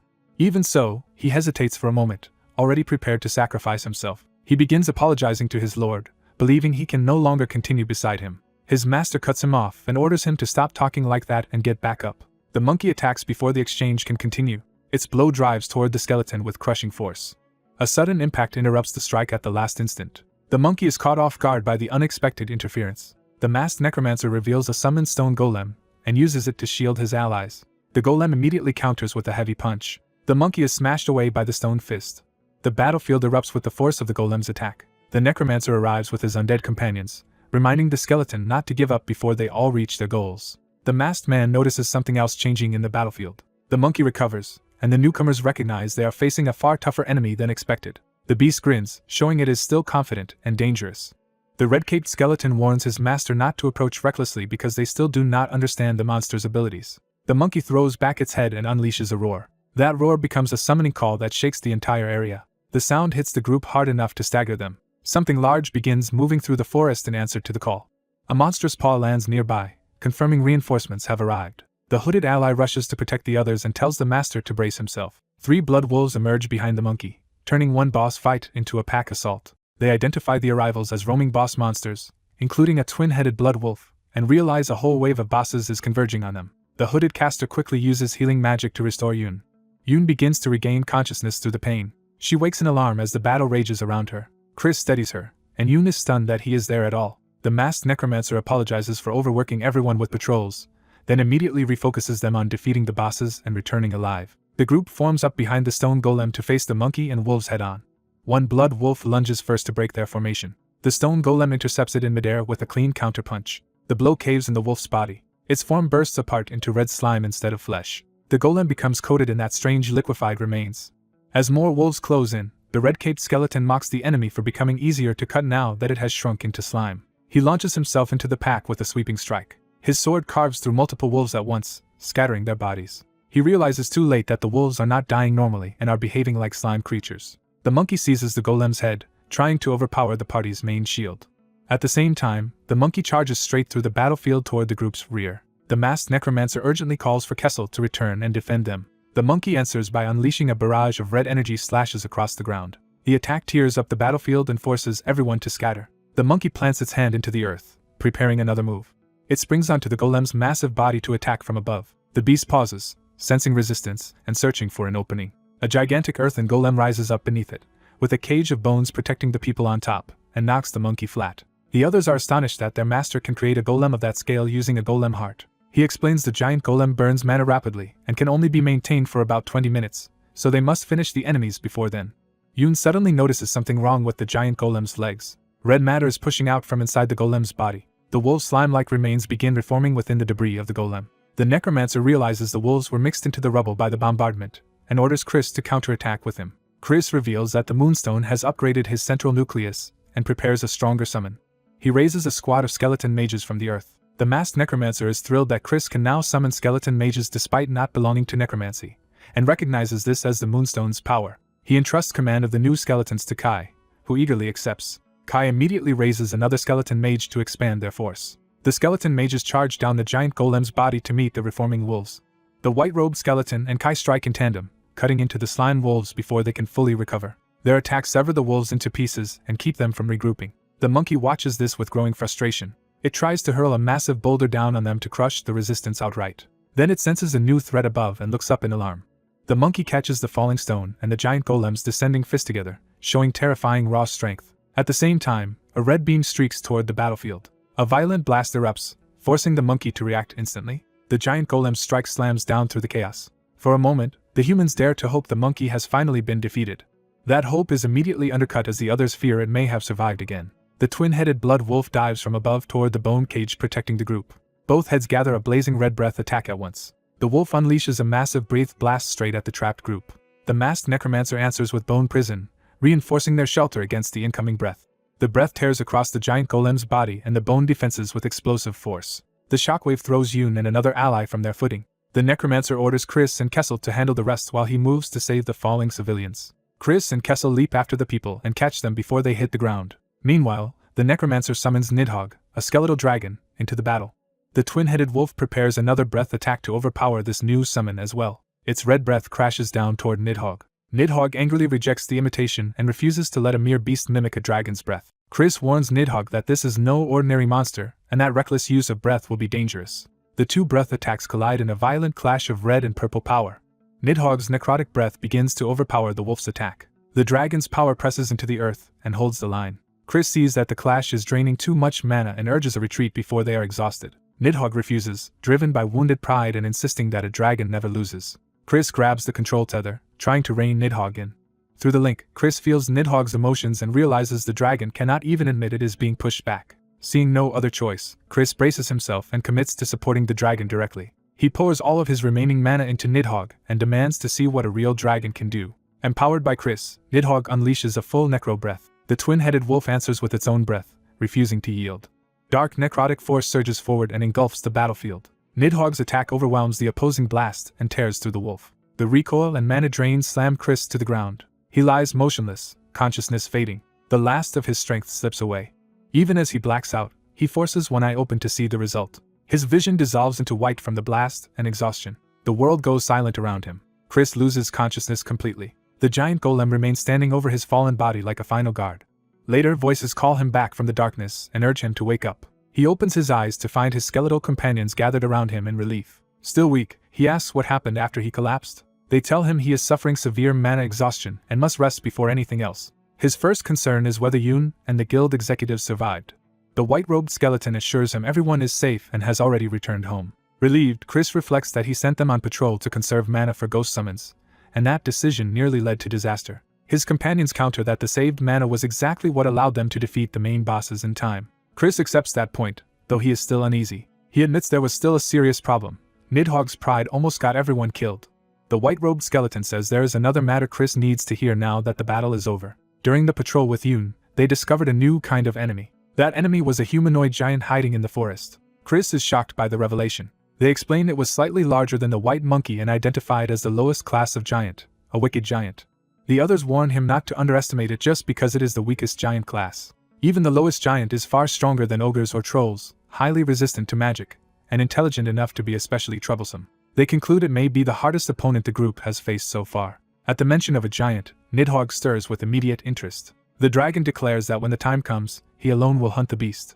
He coldly orders the others to stay back and not interfere like before. Chris catches the insult and questions what Nidhogg means by interference. Nidhogg dismisses him, saying he will handle the giant himself, and that Chris should stop wasting time. The skeletons note that dragons and giants are natural enemies, which explains why Nidhogg reacted so strongly. They warn Chris that he cannot keep letting Nidhogg act entirely on his own.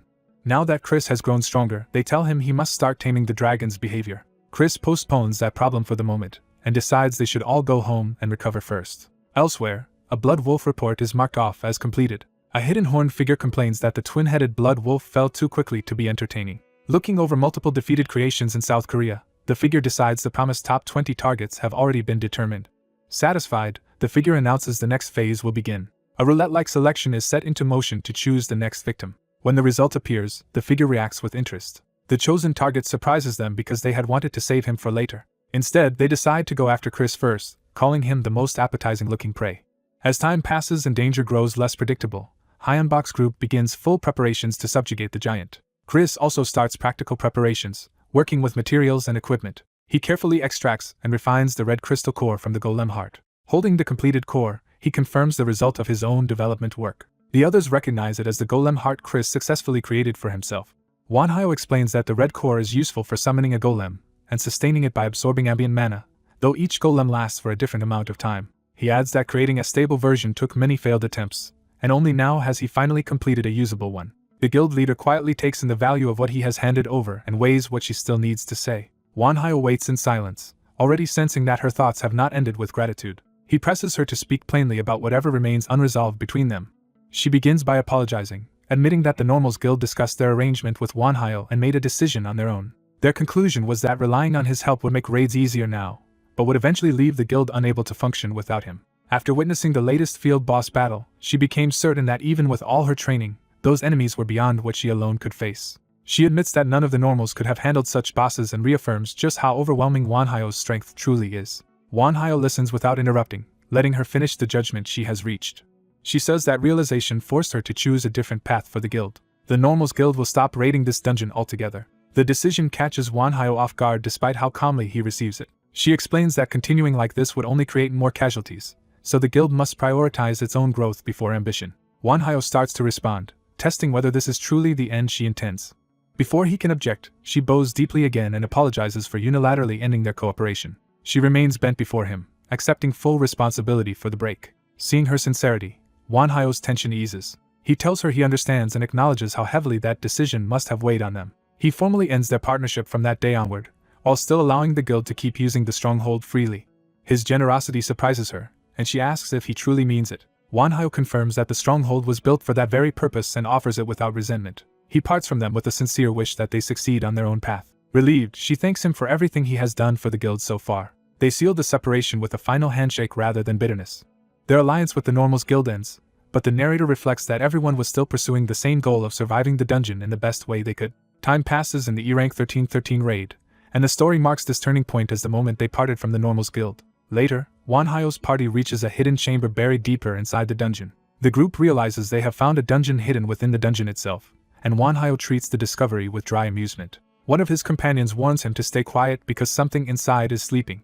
Beyond the rocks, they spot a horned giant resting among lesser monsters, confirming a dangerous nest ahead. Rather than retreat, Wanhyo decides to begin immediately and summons Nidhogg. His companions are startled that he intends to confront the threat with so little hesitation. Wanhyo dismisses the giant as a low-class enemy and refuses help with what he sees as minor opposition. That contempt shocks the armored knight, who cannot believe Wanhyo just called the enemy small fry. Even so, the party falls in behind him, ready to act on his lead. Wanhyo orders them to prepare for battle while he takes point. The summoning portal tears open as Nidhogg answers his call. A skeletal dragon bursts out, instantly drawing the monster's attention. Nidhogg lands in front of the sleeping pack and jolts the giant awake. Before the monsters can organize, the dragon dives straight into them. The lesser monsters lunge in response, trying to swarm the intruder. Nidhogg cuts through the first line with a blinding rush. Its charge smashes goblins and ogres aside before they can mount a defense. One ogre tries to counterattack, but the dragon's momentum keeps tearing through the formation. The giant catches Nidhogg's skull in both hands and halts its advance by brute force. Wanhyo immediately orders his companions to scatter before the clash engulfs them too. As the front line breaks apart, Wanhyo and the knight move in to exploit the opening. The knight thinks Wanhyo is being reckless, charging so close to a fight this dangerous. Wanhyo leaves the lesser monsters to the party and declares that he will personally handle the giant. The horned giant meets that challenge with a confident grin. Nidhogg, equally offended, demands to know who the giant thinks he is belittling. The giant hurls the dragon away with raw strength. Nidhogg slams into the cliffside, showing that this opponent is far stronger than the usual fodder. The giant follows up with a sweeping strike that batters the dragon before it can recover. Nidhogg crashes to the ground, rattled and briefly pinned by the giant's pressure. Wanhyo answers by unleashing a dark spell directly into the dragon's skull. He commands Nidhogg to kill, flooding it with violent power aimed at the giant. The spell surges through the battlefield as a concentrated wave of black-purple force. The giant charges straight into that torrent instead of retreating from it. He slams down with enough force to shatter the ground and disrupt the attack. Even Nidhogg's eye flickers under the impact, showing the giant has broken its rhythm. Wanhyo realizes Nidhogg is in real danger and calls to it urgently. His companions are forced to hold off the surrounding monsters themselves while warning him to focus on the immediate threat. The knight agrees that Wanhyo must deal with his own chosen opponent, while the rest of them cover the field. The giant keeps hammering Nidhogg's head, refusing to let the dragon recover. He drives in another crushing blow, splintering bone under his fists. Boasting that no low-ranked monster can push him back, the giant overwhelms Nidhogg at close range. He batters the dragon's body apart with a relentless series of strikes. Laughing, he mocks Nidhogg as nothing more than a weakling. For the first time, the dragon shows genuine shock at being dominated so completely. The giant stands over the broken dragon and keeps repeating the insult, savoring his superiority. Nidhogg protests that it is a dragon, the strongest race, and cannot accept this humiliation. Wanhyo forces it to face the truth and asks whether it finally understands reality. He tells Nidhogg it is not a real dragon at all, only a counterfeit imitation, and the dragon furiously rejects that judgment. Driven by wounded pride, Nidhogg lunges back into the fight in a rage. The giant answers with another devastating punch that explodes against its skull. He keeps pummeling the dragon's face, each hit reinforcing the gap between its self-image and its actual strength. Nidhogg is smashed down again, unable to stop the beating. Wanhyo keeps attacking its delusion instead of comforting it, insisting that ego alone can never turn a fake into the real thing. The dragon's body breaks apart around the giant as the lesson lands harder than the blows. Fragments of Nidhogg scatter across the ground, leaving it nearly destroyed. The giant casually plants a foot beside the collapsed remains, certain the fight is over. He repeats the insult one last time, convinced he has proven Nidhogg worthless. The shattered dragon lies motionless, reduced to a pile of broken bone. From that ruin, Nidhogg turns its anger toward Kim Hyun-bak, accusing him of breaking his promise to make it stronger than a true dragon. It condemns him for failing to fulfill that promise, and leaving it in this pathetic state. Wanhyo answers coldly that he did keep his promise, but Nidhogg itself did nothing except cling to arrogance and refuse its teammates. He says Nidhogg once had the potential to be his strongest card, but as long as it cannot sincerely regard the others as comrades, it will remain a fake and be left behind. Those words continue to echo through the battle as the rest of the party struggles against the surrounding monsters. The knight and priest hold the line together while Wanhyo's lesson reaches the dragon. The robed mage unleashes crackling blue magic to support the others and keep the monsters off them. That spell blasts through the enemies pressing the party, buying them breathing room. As it watches its companions fighting and growing together, Nidhogg finally understands what it lacked. Abandoning pride at last, it asks Wanhyo to teach it how to grow and become truly strong. The plea becomes desperate as the broken dragon begs for the path to real strength. Wanhyo smiles because this surrender of ego is exactly what he had been waiting for. Nidhogg begins pulling its broken body back together under a new resolve. The giant notices the change and loses his earlier confidence. The dragon rises again, larger and steadier, now facing the giant without delusion. Standing on its back, Wanhyo orders Nidhogg to eliminate their enemy. He explains that the spells he used are the very techniques Nidhogg must master, and that learning them all will raise its worth. Nidhogg accepts the teaching without resistance, and Wanhyo is briefly surprised by how readily it submits. That surprise turns into satisfaction as he sees the dragon has truly changed. With renewed trust between master and summon, Wanhyo sends Nidhogg charging at the giant again.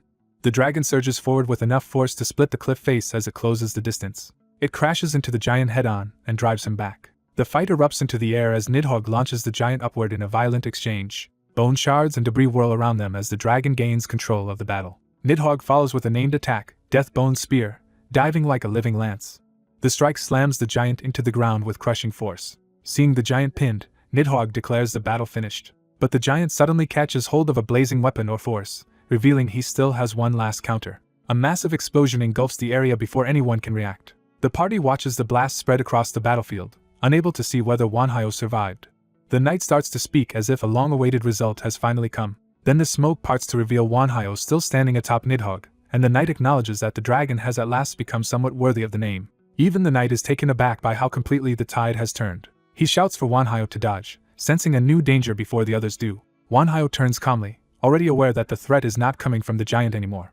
Nidhogg shifts beneath him as both master and summon brace for something far worse. A violent impact crashes down from above and detonates the ground around them. The party rushes toward the blast, fearing Wanhyo has been struck. Instead they find a glowing pink cocoon-like mass, and the three companions close in warily. From inside, the giant's body is being remade rather than destroyed, and the party realizes the explosion triggered a transformation instead of a death. Wanhyo warns everyone that the surrounding energy has changed unnaturally, and the others ask what exactly he senses. He says something is definitely nearby and that whatever has been watching them all this time has finally revealed itself. The party instantly tightens formation around him, ready for an unseen superior presence. A new voice acknowledges their victory and says the spectacle was worth watching, even if the beginning was disappointing. A horned demon woman appears wrapped in red aura, confirming that a far stronger observer has descended into the battlefield.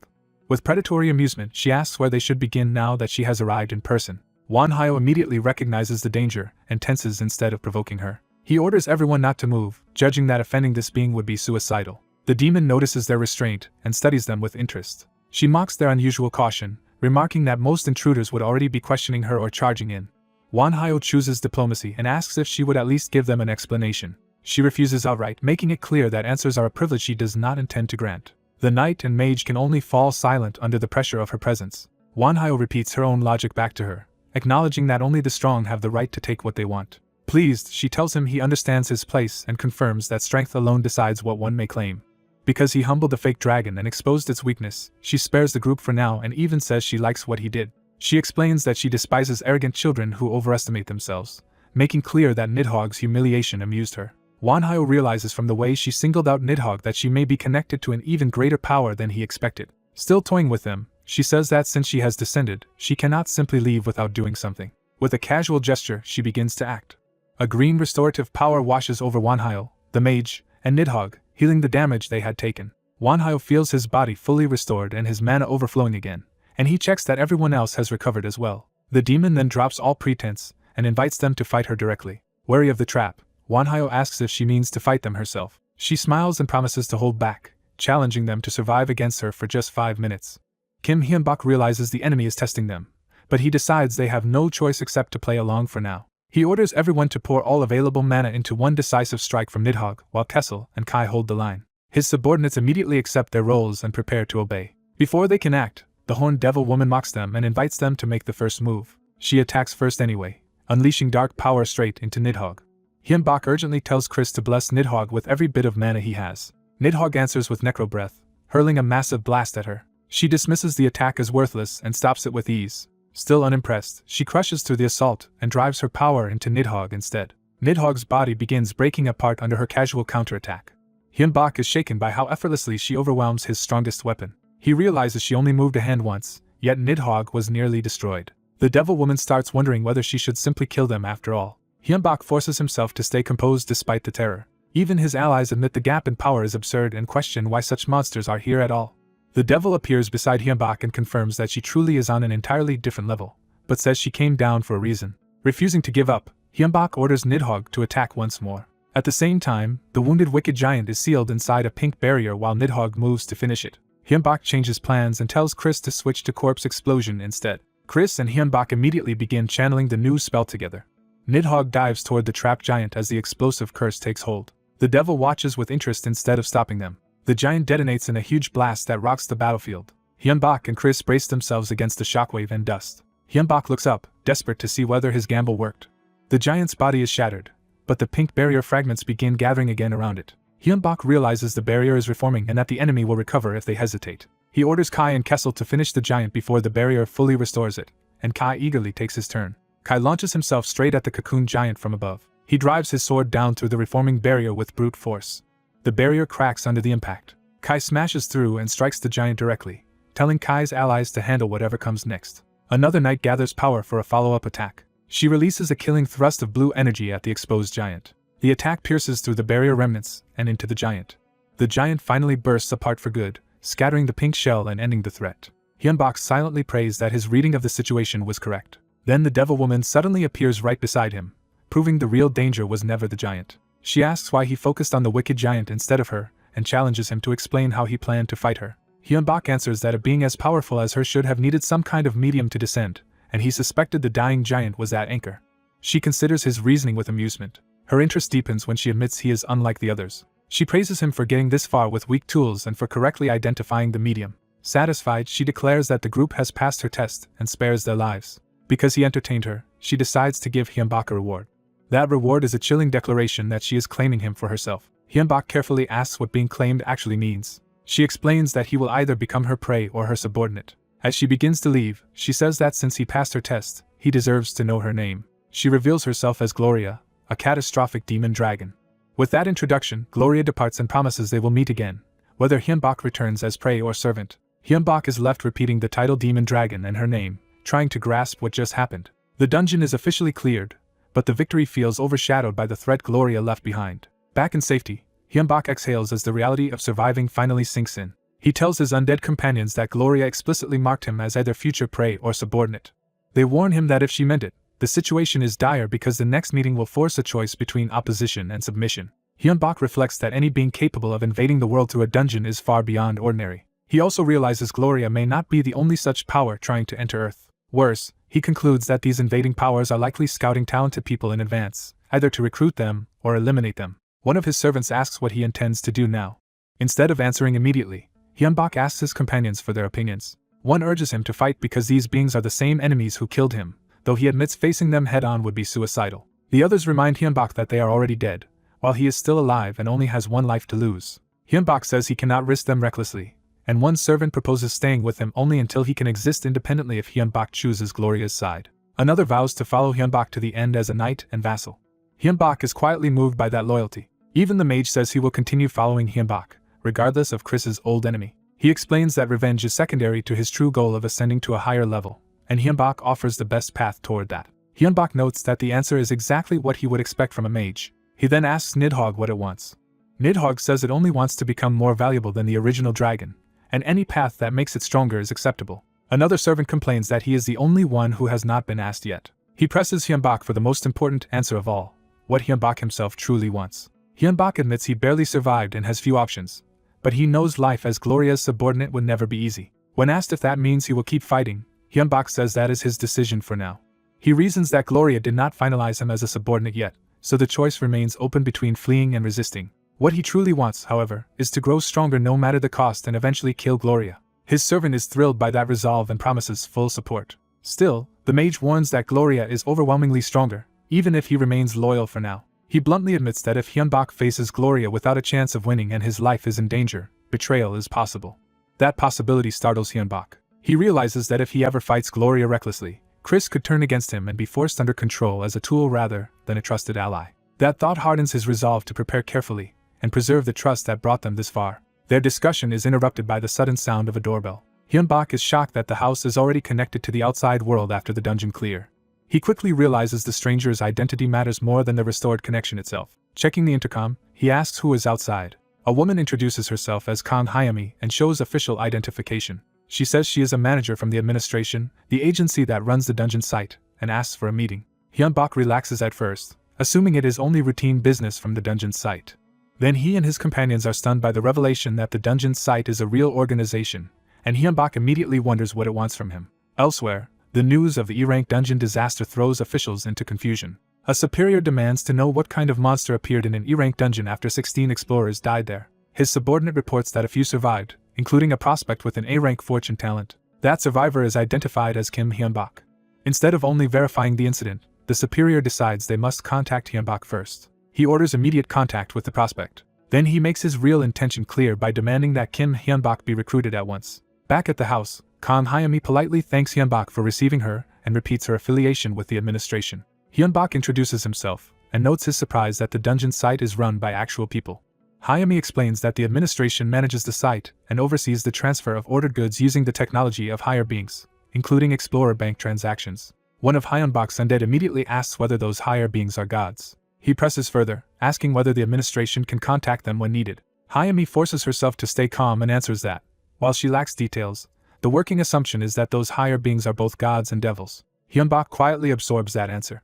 He then cuts to the real issue and asks why she came to see him. Hyami explains that the administration can view explorer data through the dungeon app and closely monitors anyone with A-rank talents or higher. Because an entire group of 16 prospects died in one E-rank dungeon, the administration considers the incident extremely serious. Hyunbak correctly concludes that she came for information about what happened. Hyami confirms that, but says her main purpose is to recruit him. Rather than reacting emotionally, Hyunbak immediately asks what her side can offer him. He makes clear that information has a price and that ordinary money will not be enough. Hyami is caught off guard by how directly he negotiates. She offers a special deal. If he shares information, the administration will separately sell him mana crystals from its private stock. She explains that the administration possesses rare mana crystals and other selected goods that never appear on the public site. Privately, Hyunbak and his mage realize those materials could let them begin projects they had been unable to attempt. The mage suspects the administration is hiding even more impossible to obtain resources and urges Hyunbak to demand better terms. So Hyunbak rejects the first offer and asks what else they can provide. Hyami challenges whether his information is truly worth that much. Hyunbak answers that the value of the information is his life itself. That claim leaves her with no easy reply. She excuses herself to consult someone higher up. While Hyunbak and his companions watch, she calls in a small change of circumstances. She receives instructions off to the side while Hyunbak waits. When she turns back, the mood has shifted. She tells Hyunbak that the CEO wants to speak with him personally. On the call, the administration director introduces himself and offers priority purchasing rights on magical herbs, metals, and mana crystals at retail price. Hyunbak counters immediately, saying he will sign only if they sell those goods to him at half price. The director protests that anything below 90% is unreasonable, and Hyunbak instantly raises his demand to 55%. The director tries to settle at 85%, but Hyunbak keeps pressing and drags the price down further. He continues the negotiation without hesitation, forcing the other side to chase him. When the director finally offers 75%, Hyunbak accepts the rate but extends the deal to a 3-year term, shocking him. The director objects that such a long discount would cost the administration too much. Hyunbak counters by offering not to leave the country during the contract period, turning his own future value into leverage. He points out that the administration clearly intends to recruit dungeon explorers before they emerge publicly, and if South Korea refuses his terms, other countries or guilds will not. That argument corners the director. The director yields to a 3-year contract, but demands that Hyunbak serve as a government-affiliated dungeon explorer during that time. Hyunbak refuses outright. He explains that working under the government would heavily restrict his movements and interfere with his own plans, and he has no intention of living by someone else's orders. The director backs down and revises the offer to a 2-year arrangement as an external employee in exchange for 70% pricing. Hyunbak clarifies that this means a mercenary role with the right to refuse missions, then adds his own condition that he will only accept 1 mandatory task for every 2 refusals. He also insists on receiving precise details for every request and reserves the right to reject anything unreasonable, even if it is technically obligatory. Pressed by the negotiation, the director agrees to those terms while privately admitting Hyunbak will be difficult to keep under control. Hyunbak accepts the contract and tells them to prepare the paperwork through Kang Hyami. After the call, his companions praise him for completely reversing the power balance and securing the materials they need. But the director adds one more requirement before everything is settled. Hyunbak must undergo a test. He explains that although the administration is government-backed and he has broad authority, rival factions inside it will challenge a contract arranged on his own. He already knows Hyunbak's abilities, but if his faction weakens, opponents will use other explorers to undermine him. He warns that the faction opposing him will make contracts of its own and try to restrict his power. Hearing that, Hyunbak realizes Gloria is no longer his only looming problem, because human politics may become another battlefield just as dangerous. Kim agrees to hear the offer and learns that to secure the contract, he must clear a sealed dungeon that was locked down after a failed raid. He is told those failed dungeons remain linked to the real world, so they are sealed to stop monsters from spilling out. Kim realizes that monsters are already escaping from such places, which is why the administration is desperate to recruit explorers like him. The administration warns that the test site is officially only F rank, but likely far more dangerous than a normal one, and asks whether he will accept. Before answering, Kim consults his undead companions about whether this contract is worth the risk. One advisor warns that getting involved could drag them into pointless political struggles between human factions. Another agrees that even mercenaries cannot always ignore the kingdom's interests. A third argues that they still need to grow stronger than they are now. He adds that the situation may be the greatest crisis they have faced so far. Kim weighs their advice in silence and reaches a decision.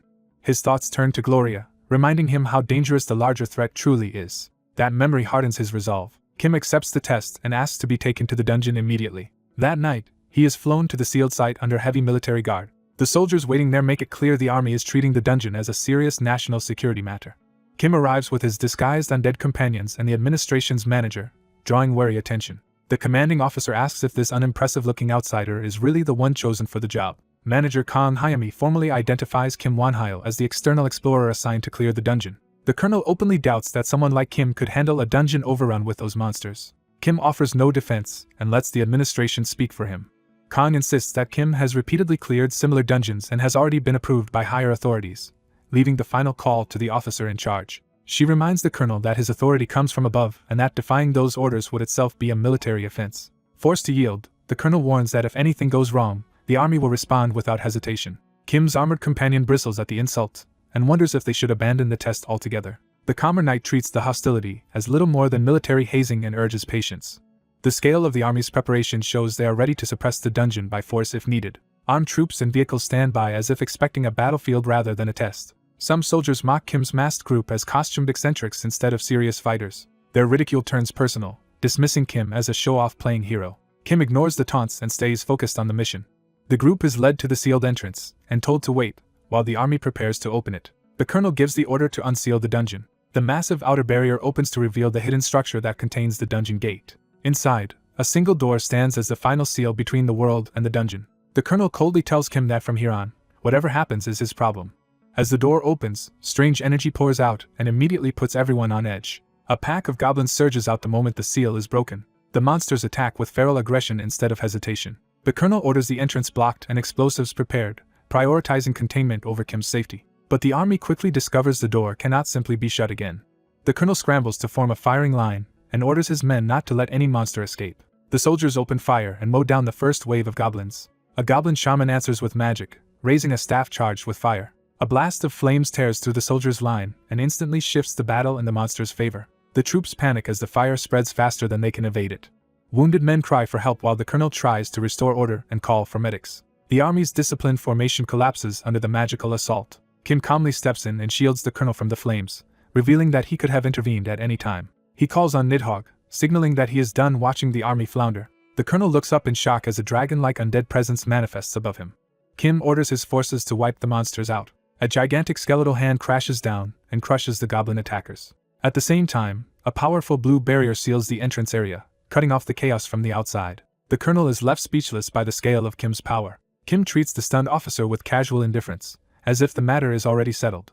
He tells the colonel he will return, making clear that the real work is only beginning. After roughly 30 hours, the test finally ends with Kim's side having subdued the dungeon. Kim reflects that compared with how badly he once struggled in F-rank dungeons, his growth has been extraordinary. With the test over, the story shifts back to the Dungeon Administration Management Center. Kim signs an external contract with the administration and hands over everything he knows about Gloria.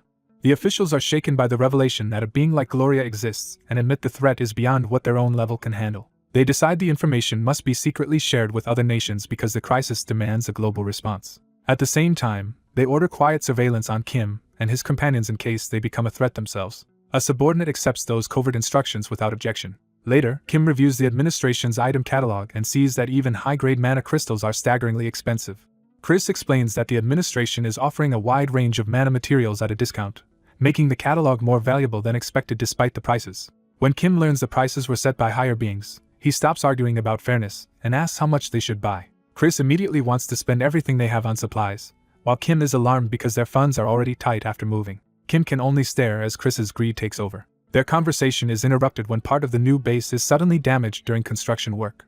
Kim is startled by the destruction, only to hear an unapologetic explanation from below. Chris pops out through a hole and casually admits he caused it while engraving the magic array Kim requested. Kim forces a strained smile and reminds himself that the administration's test was not the only thing they accomplished during that time. He explains that they have moved into a new headquarters designed to serve as both home and operational base. The new fort includes separate labs, training space for his companions, and room to grow as a proper organization. Chris continues carving magical structures into the building as part of that setup. They have learned that an explorer's home eventually becomes linked to a dungeon, so Chris is engraving arrays to study and control that phenomenon. Using sword aura as a tool, Chris demonstrates that magic arrays can be carved directly into the structure itself. Those arrays are meant to gather data on exactly how the house-dungeon connection forms. Nidhogg even imitates the technique, helping with the work. Chris praises Nidhogg for learning sword aura just by observation, and Nidhogg accepts the compliment with satisfaction. Their work is interrupted when Kang Hyami arrives at the new base. She admires the place and notes how much effort Kim must have spent relocating. Kim reminds her that he already warned the administration he would use his remaining free time for himself, not for more official demands. Kang reveals that she came before that free period ends because the administration can predict what dungeon his house will connect to next. She explains that while the administration does not control the connection itself, it can forecast the destination in advance. This time, Kim will be linked to a D-rank dungeon alongside 35 administration-backed explorers. The dungeon is called Den of Paranoia, and she asks Kim to work with the incoming guild to clear it. More specifically, she wants him to protect those 35 explorers and ensure they survive. Kim listens without reacting emotionally.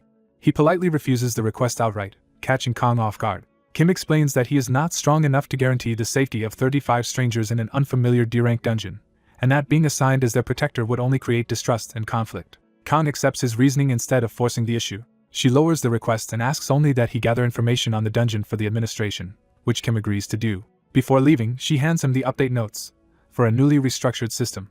She explains that the system now includes an additional subquest tied to dungeon clearing, with contribution points as rewards. When Kim remarks that this could have been sent digitally, she admits that was not her real reason for coming. Kang says she wanted to say goodbye in person, leaving Kim confused by the sudden intimacy. She bows and sincerely wishes for his safe return from the D-rank dungeon. Kim answers that he expects to see her again, but only if he survives.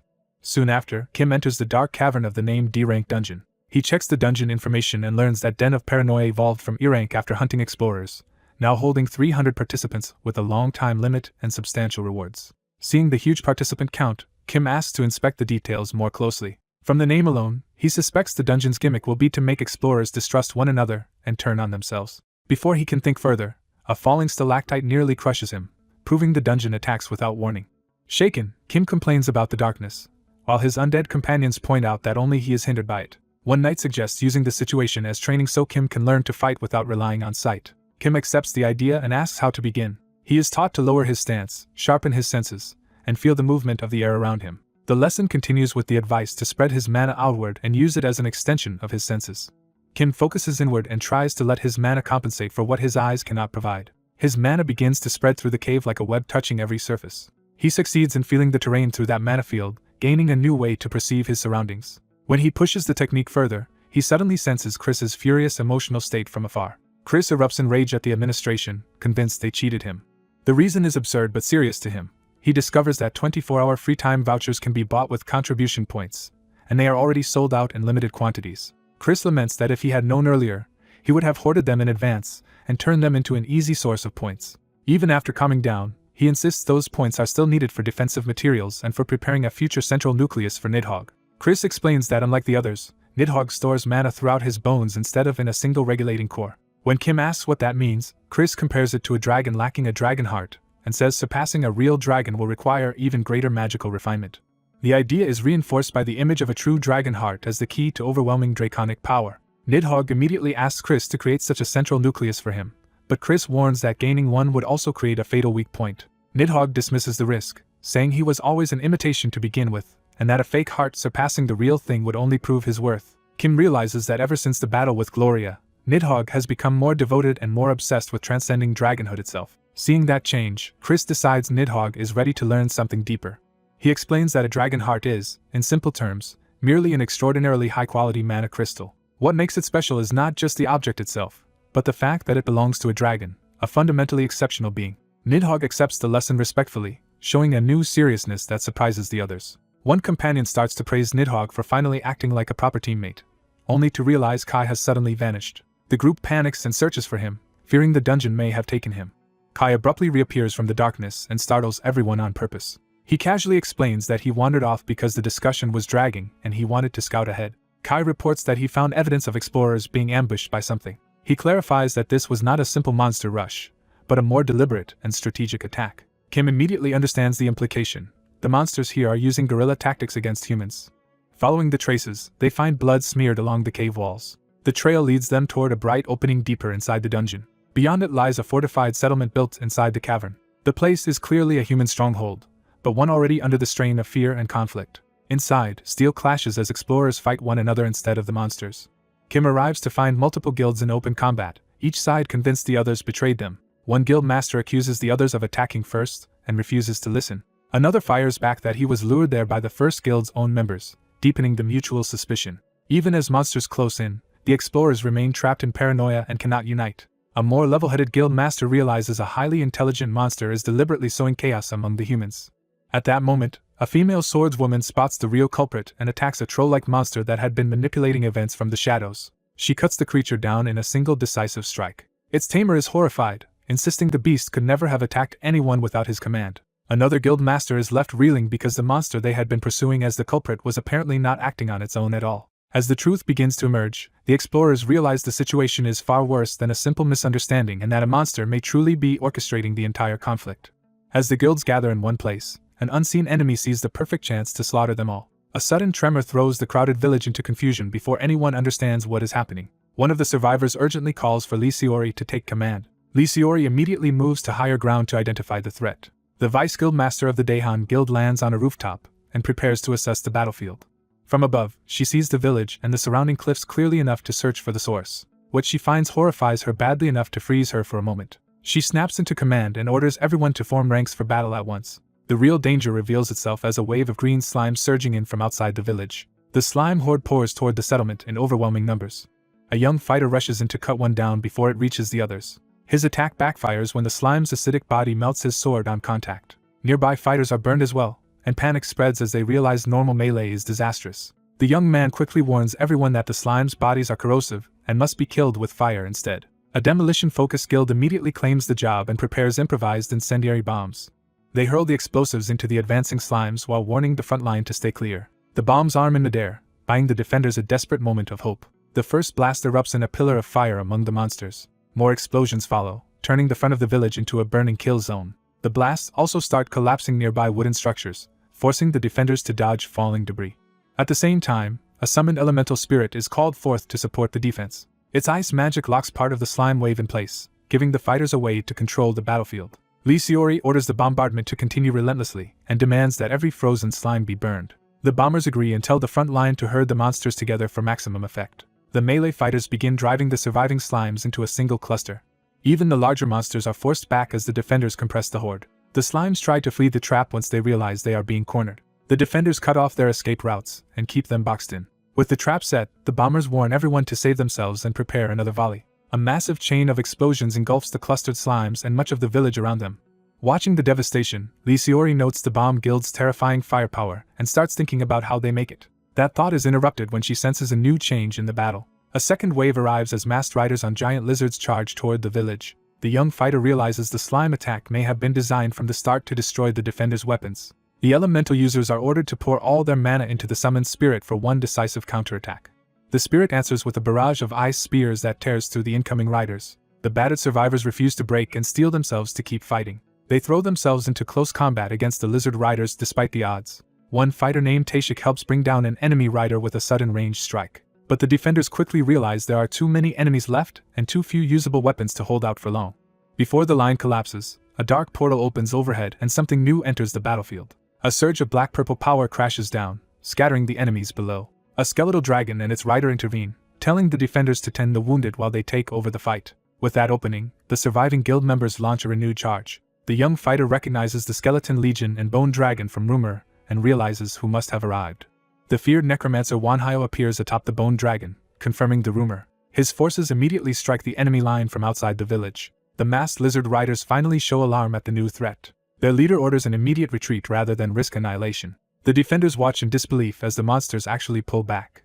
Relief sweeps through the village as people celebrate surviving and praise the necromancer who saved them. Instead of relaxing, the survivors begin fortifying the village, salvaging weapons, and treating the injured for the next attack. Someone tries to use the return service to escape the dungeon, but the system still refuses because monsters remain nearby. While others thank Wanhyo for rescuing them, Lee Seori notices the same system error and realizes the danger is not over. That fear is confirmed when more survivors report that guild members have been murdered even in places with no visible monsters. The repeated killings convince the group that their security problem is getting worse, not better. Wanhyo deduces that mimic monsters are hiding among the humans, which explains why the return service keeps failing. When asked how to identify them, he admits there is no current method unless they can obtain a mimic corpse to analyze. Even so, the survivors cling to the fact that understanding the cause means escape might still be possible. A bomber proposes a test: send small groups to isolated safe spots, and use the return service to see whether a mimic is among them. That plan raises a grim problem, because any successful test would leave a mimic behind with only a few people to face it. The group settles on rotating who stays behind and using the village as a recoverable base as long as returns remain possible. They move on to deciding which guilds will leave first, and which will remain exposed. Some of the younger survivors try to treat the decision lightly by suggesting rock paper scissors. Their casual attitude only highlights how little they grasp the stakes. A heavily armored skeleton named Kessel cuts in and rebukes them for treating survival like a game. The young fighter realizes Kessel is about to say something serious and listens. Pressed for his opinion, Wanhyo hesitates and lets Kessel speak instead. Kessel bluntly warns the rookies that if they keep raiding this dungeon as they have been, every one of them will die. The survivors bristle at the insult and demand to know whether he is simply calling them weak. Kessel acknowledges their raw strength but says they lack the focus, awareness, intensity, and ferocity needed for a dungeon this cunning. He reminds them that the dungeon master has been outplaying them repeatedly, and that only Wanhyo's intervention kept them from total extermination. Lee Seori angrily asks whether his answer is for them to hide and wait to die. Kessel shocks everyone by saying that, for now, that is exactly what they should do. He orders the human survivors to return home and wait, while Wanhyo's undead clear the dungeon themselves. Wanhyo is startled that Kessel makes such a sweeping decision without asking him first. But Kessel insists this is not empty bravado and asks his master to trust his judgment. He argues that the dungeon can be cleared without sacrificing the survivors, and that if anyone must be risked, it should be their master alone. Kessel even refuses any reward, presenting the plan as a straightforward solution. The young fighter asks Wanhyo whether such a thing is really possible. Wanhyo pauses, weighing the truth of it. He admits the issue is not whether it can be done, but that he must do it because the alternative is death for everyone. A system notice confirms that Kim Hyun-bak has chosen to attempt an independent clear of the den of paranoia. The village falls into an uneasy quiet as the new plan begins. Back inside, Kessel apologizes to Wanhyo for acting on his own authority. He explains that if they had continued the joint raid and accepted more help, resentment against Wanhyo would only have grown. From Kessel's view, losing some profit is still better than letting his master become indebted or mistrusted. Another undead companion counters that Wanhyo overthinks everything now and needed this lesson. He warns that even good intentions can create misunderstanding when they are pursued too calculatingly. The undead insist that this conflict will ultimately be useful experience for their master. Still, they formally apologize for acting without permission and for backing Kessel's decision. Wanhyo accepts that they acted for his sake and lets the offense pass. He forgives them this once but makes clear that acting independently again without telling him will not be tolerated. Kessel agrees in words, yet openly admits he would disobey again if he believed it necessary. His loyalty is absolute because he sees his own growth as tied directly to Wanhyo becoming stronger. Wanhyo can only accept that answer with quiet resolve. With the matter settled, he orders his undead forces to prepare for the next stage of the raid. Elsewhere in the dungeon, The enemy leader decides that if they can catch one particular man, the rest of the humans will become easy prey. The masked commander chooses to wait for Wanhyo to make the first move. That patience breaks when the enemy senses something unexpected approaching. Fire suddenly erupts through the cavern walls, announcing that Wanhyo has already struck first. Kessel gleefully reveals that he copied the bomber's method because he wanted to try it himself. The enemy base detonates in a massive blast before its defenders can react. From the village side, the survivors watch in shock as the hidden stronghold is obliterated. Wanhyo explains that destroying the boss's mana source is the only way to disrupt a D-rank dungeon boss, and that the dungeon's self-repair will drain enormous mana in the process. The human survivors can only laugh nervously at how far beyond them this strategy is. Their relief vanishes when a new threat rises in front of them. A gigantic stone golem forms from the village buildings, and Wanhyo immediately identifies it as a mimic disguised as a house. The survivors are stunned to learn that even the buildings themselves can be monsters. The golem slams into the ground and sends the nearby fighters scrambling for their lives. Far from panicking, Kessel is almost excited by the appearance of a larger opponent. At the same time, more lizard riders swarm the hidden battlefield where Wanhyo's undead are fighting. Kai, the holy-looking skeleton, answers the call to trigger the prepared traps. The enemy riders realize too late that they have ridden directly into the trap zone. The explosives detonate in a wall of fire that tears through the charging monsters. Back at the village, one survivor notices the traps have gone off successfully. Another snaps him back to the immediate fight, and he refocuses on the golem in front of them. In the blasted enemy camp, surviving riders lie broken and furious after the ambush. Their commander, battered but alive, refuses to accept defeat. Wanhyo answers by mounting his bone dragon and preparing to finish the enemy leader personally. He unleashes a necro breath blast straight at the commander. The commander survives the attack and mocks it as too weak to kill him. Then he calls his scattered remains back together, revealing a far stranger body than expected. The fallen riders and beasts begin dissolving into red slime instead of staying dead. Kessel realizes they are not simply melting but being drawn somewhere by a hidden force. The red slime streams into the bone dragon's maw as Wanhyo channels it inward. The gathered mass condenses into a single monstrous red core. Wanhyo recognizes that this confirms his suspicion about the kind of mimic they are facing. He identifies the boss as a slime-type doppelganger, an incomplete mimic lord ruling the den of paranoia. The doppelganger lunges at Wanhyo with the intent to swallow and consume him directly. Wanhyo warns Nidhogg not to underestimate it, because a doppelganger is far too dangerous to belong in a mere D-rank dungeon. The doppelganger surges again, and Wanhyo orders it burn down before it can fully stabilize. Another necro breath crashes into the slime mass in an attempt to erase it. Instead of dying, the creature adapts, reshaping part of itself under the pressure. A giant red fist forms from the slime and smashes into the bone dragon hard enough to stagger it. Wanhyo compares the blow to a far more terrifying opponent he has faced before and dismisses it as insignificant by comparison. Nidhogg answers with a sweeping counterstrike that slices through the slime body. But the absorbed doppelganger matter starts fusing with the dragon's bones, creating a new danger from within. As the dragon begins to lose stability and fall, Wanhyo calls for Kai and Kessel to act. They reveal they were already prepared for this contingency and move at once. Kessel and Kai dive down the cliff face and launch a coordinated attack on the slime below. Their assault turns the doppelganger into a boiling red mass and briefly disrupts its form. Arrows pierce the slime from above, adding ranged pressure to the trap. When the creature gives no immediate counterattack, the undead realize something is wrong. Kessel decides too late that the only smart move was to run, because the attack was a bait. A hidden volley of magic-charged arrows detonates inside the slime body. The delayed blast erupts around the undead, catching them off guard and ruining their timing. At that critical moment, the hooded mage skeleton casts a paralyzing curse to pin the village golem in place. The survivor sees the opening and rush to bring the immobilized golem down before it can move again. Even with the golem trapped, the young fighter can only ask what they are supposed to do next as the battle remains far from over. An explosion sends red vestiges rushing toward the group, and they realize the threat is moving straight at them. The scattered red masses rain down around the fighters, leaving everyone scrambling to understand what these things are. As the blobs begin reshaping themselves, the danger becomes clear. They are evolving in real time. The masked necromancer orders everyone to combine their strength at once, while the others demand to know the enemy's nature. He reveals that these are the doppelganger's clones and warns that they must be destroyed before they merge into one body. With no time to hesitate, the party launches a coordinated attack on the forming clones. Their first strikes tear through the red masses, proving the clones can be damaged before they stabilize. But one clone swells into a towering monster and declares that it will devour the humans to rebuild itself. The white-haired fighter is engulfed by the creature's body and screams as it tries to absorb him. The necromancer counters with Bone's spear, blasting the clone apart and freeing the trapped man. He immediately orders the injured to be evacuated, choosing to hold the line himself. Even damaged, the clone vows to kill him in a brutal way. The surrounding clones answer that command and surge in together, intent on overwhelming him by numbers. In response, the necromancer summons his skeleton knights to turn the tide. His undead soldiers crash into the clones and begin cutting them down under his command. The summoned warriors lock in and press the assault without hesitation. The armored allies join the charge as well, fighting for their lord and reinforcing the skeleton line. A clone lashes out in fury, trying to drive them back. Kai answers with a heavy slash that cleaves into the creature's body. Lady follows with a finishing strike, carving the clone apart on Kai's opening.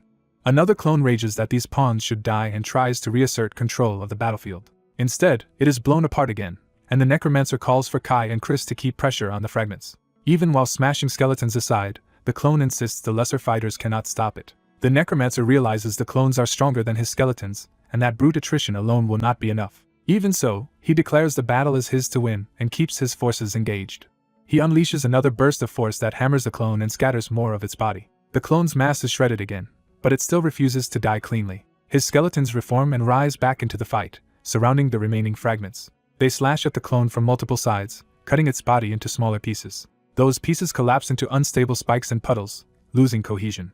Reduced to a trembling lump, the clone can only rage in disbelief at how badly it has been cornered. The necromancer approaches and asks if it understands why he is still standing while it is failing. He explains that the doppelganger counted on exhausting a human's mana, but he prepared for that limit. To avoid running dry, he created a mana storage device and secretly kept a reserve for this exact battle. The clone dismisses the device as a trivial trick and lunges again, refusing to admit defeat.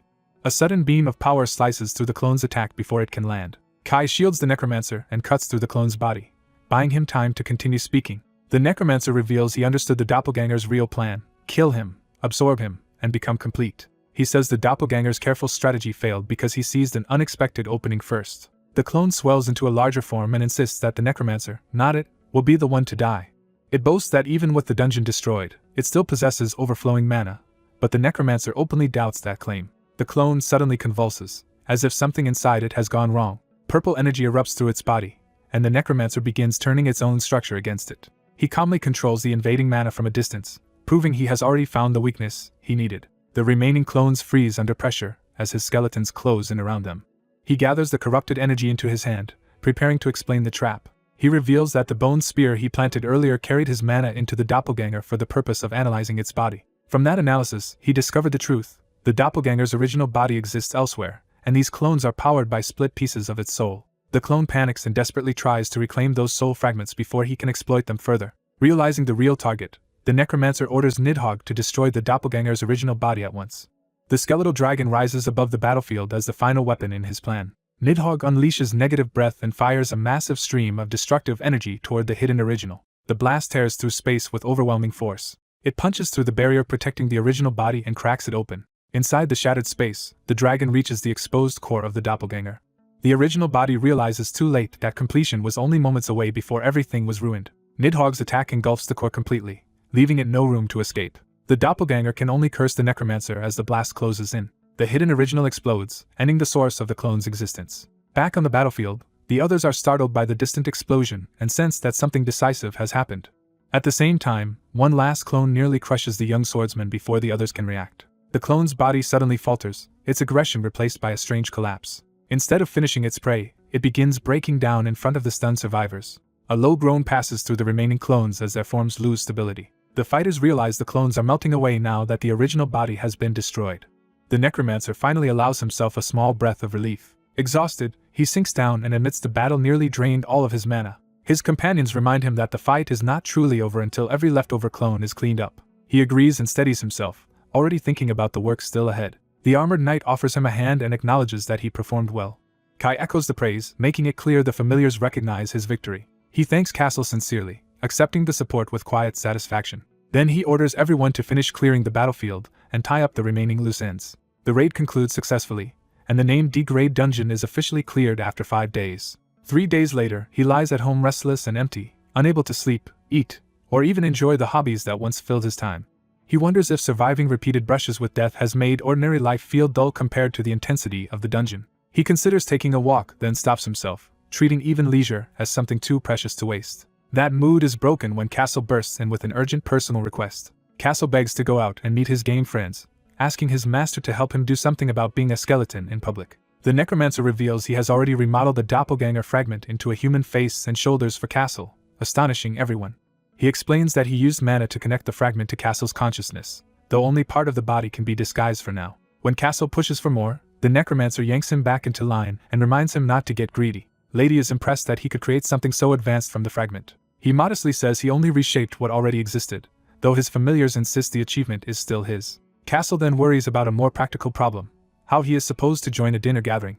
The necromancer reassures him that the fragment can process a small amount of food, meaning Castle may at least experience taste. That single promise sends Castle, Chris, and the others into wild excitement at the thought of finally tasting food and alcohol. Chris immediately sees commercial potential and urges mass production of the idea. The necromancer laughs and calls him out for already trying to turn the invention into money. Time passes, and Castle finally leaves the house for his outing while the others send him off like an overprotected family member.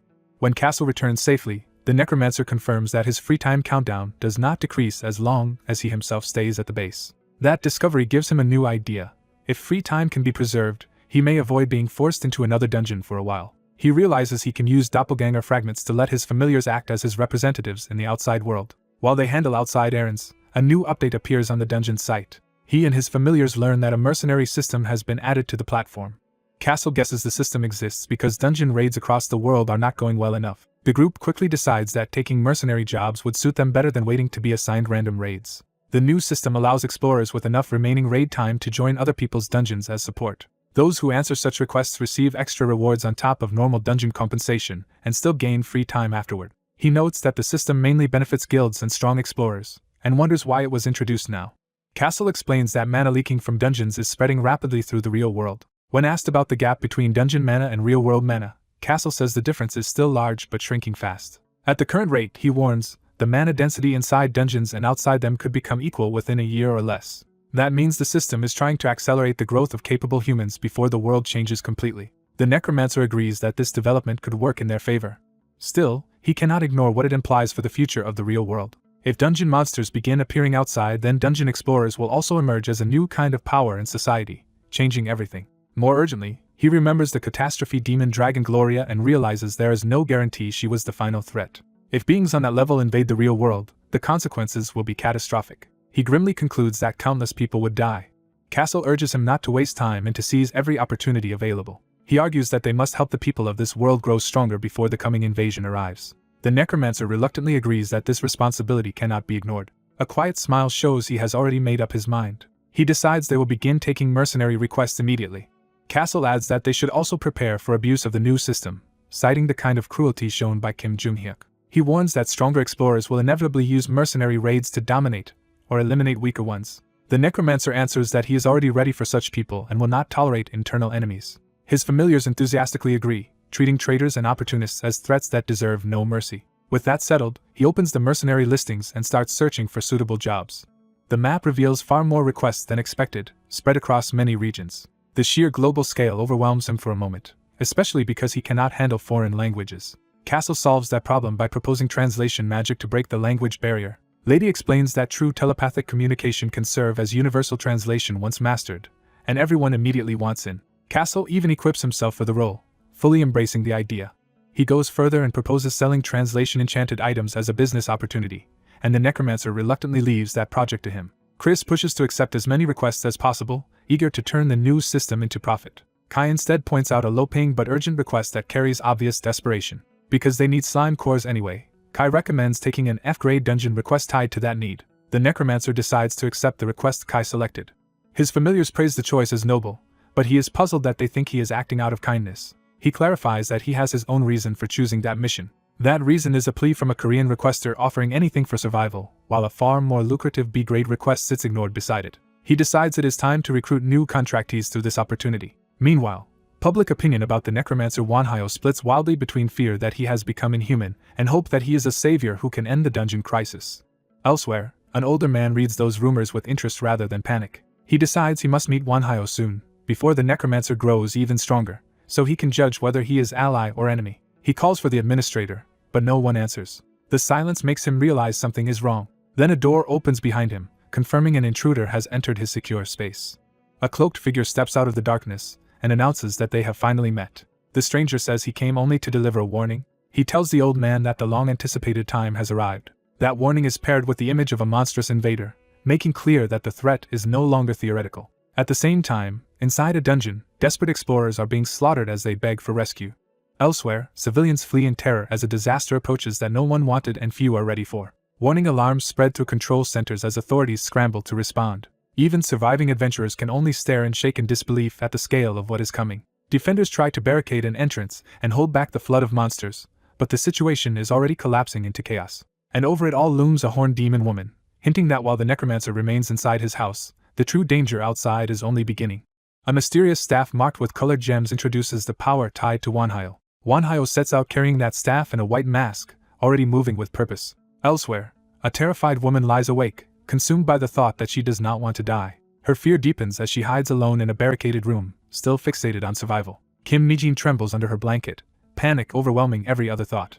She recalls that her group had been progressing normally until they encountered the third-floor boss. The goblin commander massacred at least half of their companions. The survivors, including her, could only cower in their homes afterward.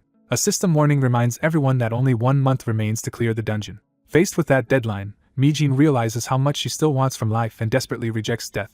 A message suddenly arrives on her phone, interrupting her despair. Still hiding, she stares at the notification as if it might decide her fate. She grabs the phone at once, desperate for any change in her situation. The notice says the dungeon has been cleared through the mercenary system. Mijin cannot believe it and suspects the message must be false. Driven by shock, she rushes to unlock her door. She opens it cautiously, needing proof with her own eyes. When she peeks outside, she is stunned into silence. The sight before her confirms that something impossible has happened. Wanhyo stands there with a giant skeleton dragon behind him, proving the dungeon truly has been conquered. The trapped survivors recognize him as the famed skeleton dragon master and erupt in relief, realizing they have been saved. Mijin is left speechless by the sudden reversal of her fate. She bows deeply and pours out her gratitude to Wanhyo. Wanhyo immediately strips the moment of sentiment, making clear he acted for payment, not charity. He reminds everyone that the request itself promised they would do whatever was necessary to stay alive. Accepting that truth, Mijin asks what he wants from her in return. Wanhyo produces a written agreement instead of making a verbal demand. He orders her to sign the contract. Without hesitation, she agrees. Mijin signs her name, binding herself before anyone can stop her. Wanhyo notes that she signed without even checking the terms, testing how far her desperation goes. She reveals that she did read it and accepted it knowingly. The contract gives Wanhyo ownership of her soul, forbids her from revealing that fact by any means, and grants him a share of her future profits, all heavily favoring him. Wanhyo points out that she still chose to accept such a one-sided deal. Mijin answers that the terms do not matter because she has no real right to refuse if she wants to live.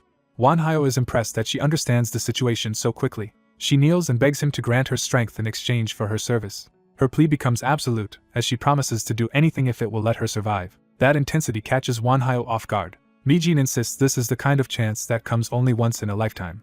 She sees it as an opportunity to completely change her life. Wanhyo decides he likes her resolve and offers her a path to power because she also has magical talent. He also makes clear that once something becomes his, he values and protects it. With that, he formally accepts her. Later, Wanhyo reflects on the decision from his own room. He admits that among the survivors, Mijin was the only one with notable talent. Her status confirms solid magical ability, memory, and calculation, making her a fortunate find. He further realizes she is especially suited to necromancy and curse magic, and that she can eventually help organize the others into useful forces. His skeleton subordinates return after training the rescued newcomers. They report that the close combat trainees are following instructions well and that the dungeon itself makes an excellent training ground. Wanhyo is pleased because a cleared dungeon remains stable as long as someone stays inside, giving him a permanent practice hall. One skeleton notices the file he is reviewing and asks about it. The file is Mijin's, and Wanhyo privately frames her as an investment. Mijin, now dressed properly and composed, greets Wanhyo with open respect. On the final day of training, Wanhyo gives her a necromancy tome and a method for producing spell cards. She vows that she will survive and hopes to meet him again after proving herself. Wanhyo reflects that the people who request his help become absolutely loyal to him. He regards them as supporters who can act as his hands and feet. One skeleton urges him to stop lingering in weak areas and start preparing for a real dungeon. Wanhyo agrees and begins considering their next target. Another skeleton has already prepared a list of mercenary requests and recommends the final one. Wanhyo takes the list to review the options. One request stands out, an E+ rank dungeon seeking at least 3rd circle magic users and 5 recruits, with generous pay. The rewards are so excessive that Wanhyo immediately suspects hidden motives. His skeleton advisor agrees and believes the request was designed to attract skilled mages specifically. Wanhyo concludes the client probably wants to scout talent for their own organization. Even so, he chooses that request and decides they will prepare thoroughly before entering. He learns the client is the Golden Black Hole, a major American guild ranked among the top 10. Soon after, Wanhyo and his undead companions begin cutting through monsters as they advance. He fights alongside his skeletal knights as a coordinated unit. Their teamwork quickly overwhelms the enemy. Wanhyo orders Tia to absorb the remains of a defeated foe. The fragment responds to his command and gathers the monster's substance. That absorbed mass is transferred into a waiting vessel. The fragment settles into a humanoid form under Wanhyo's control.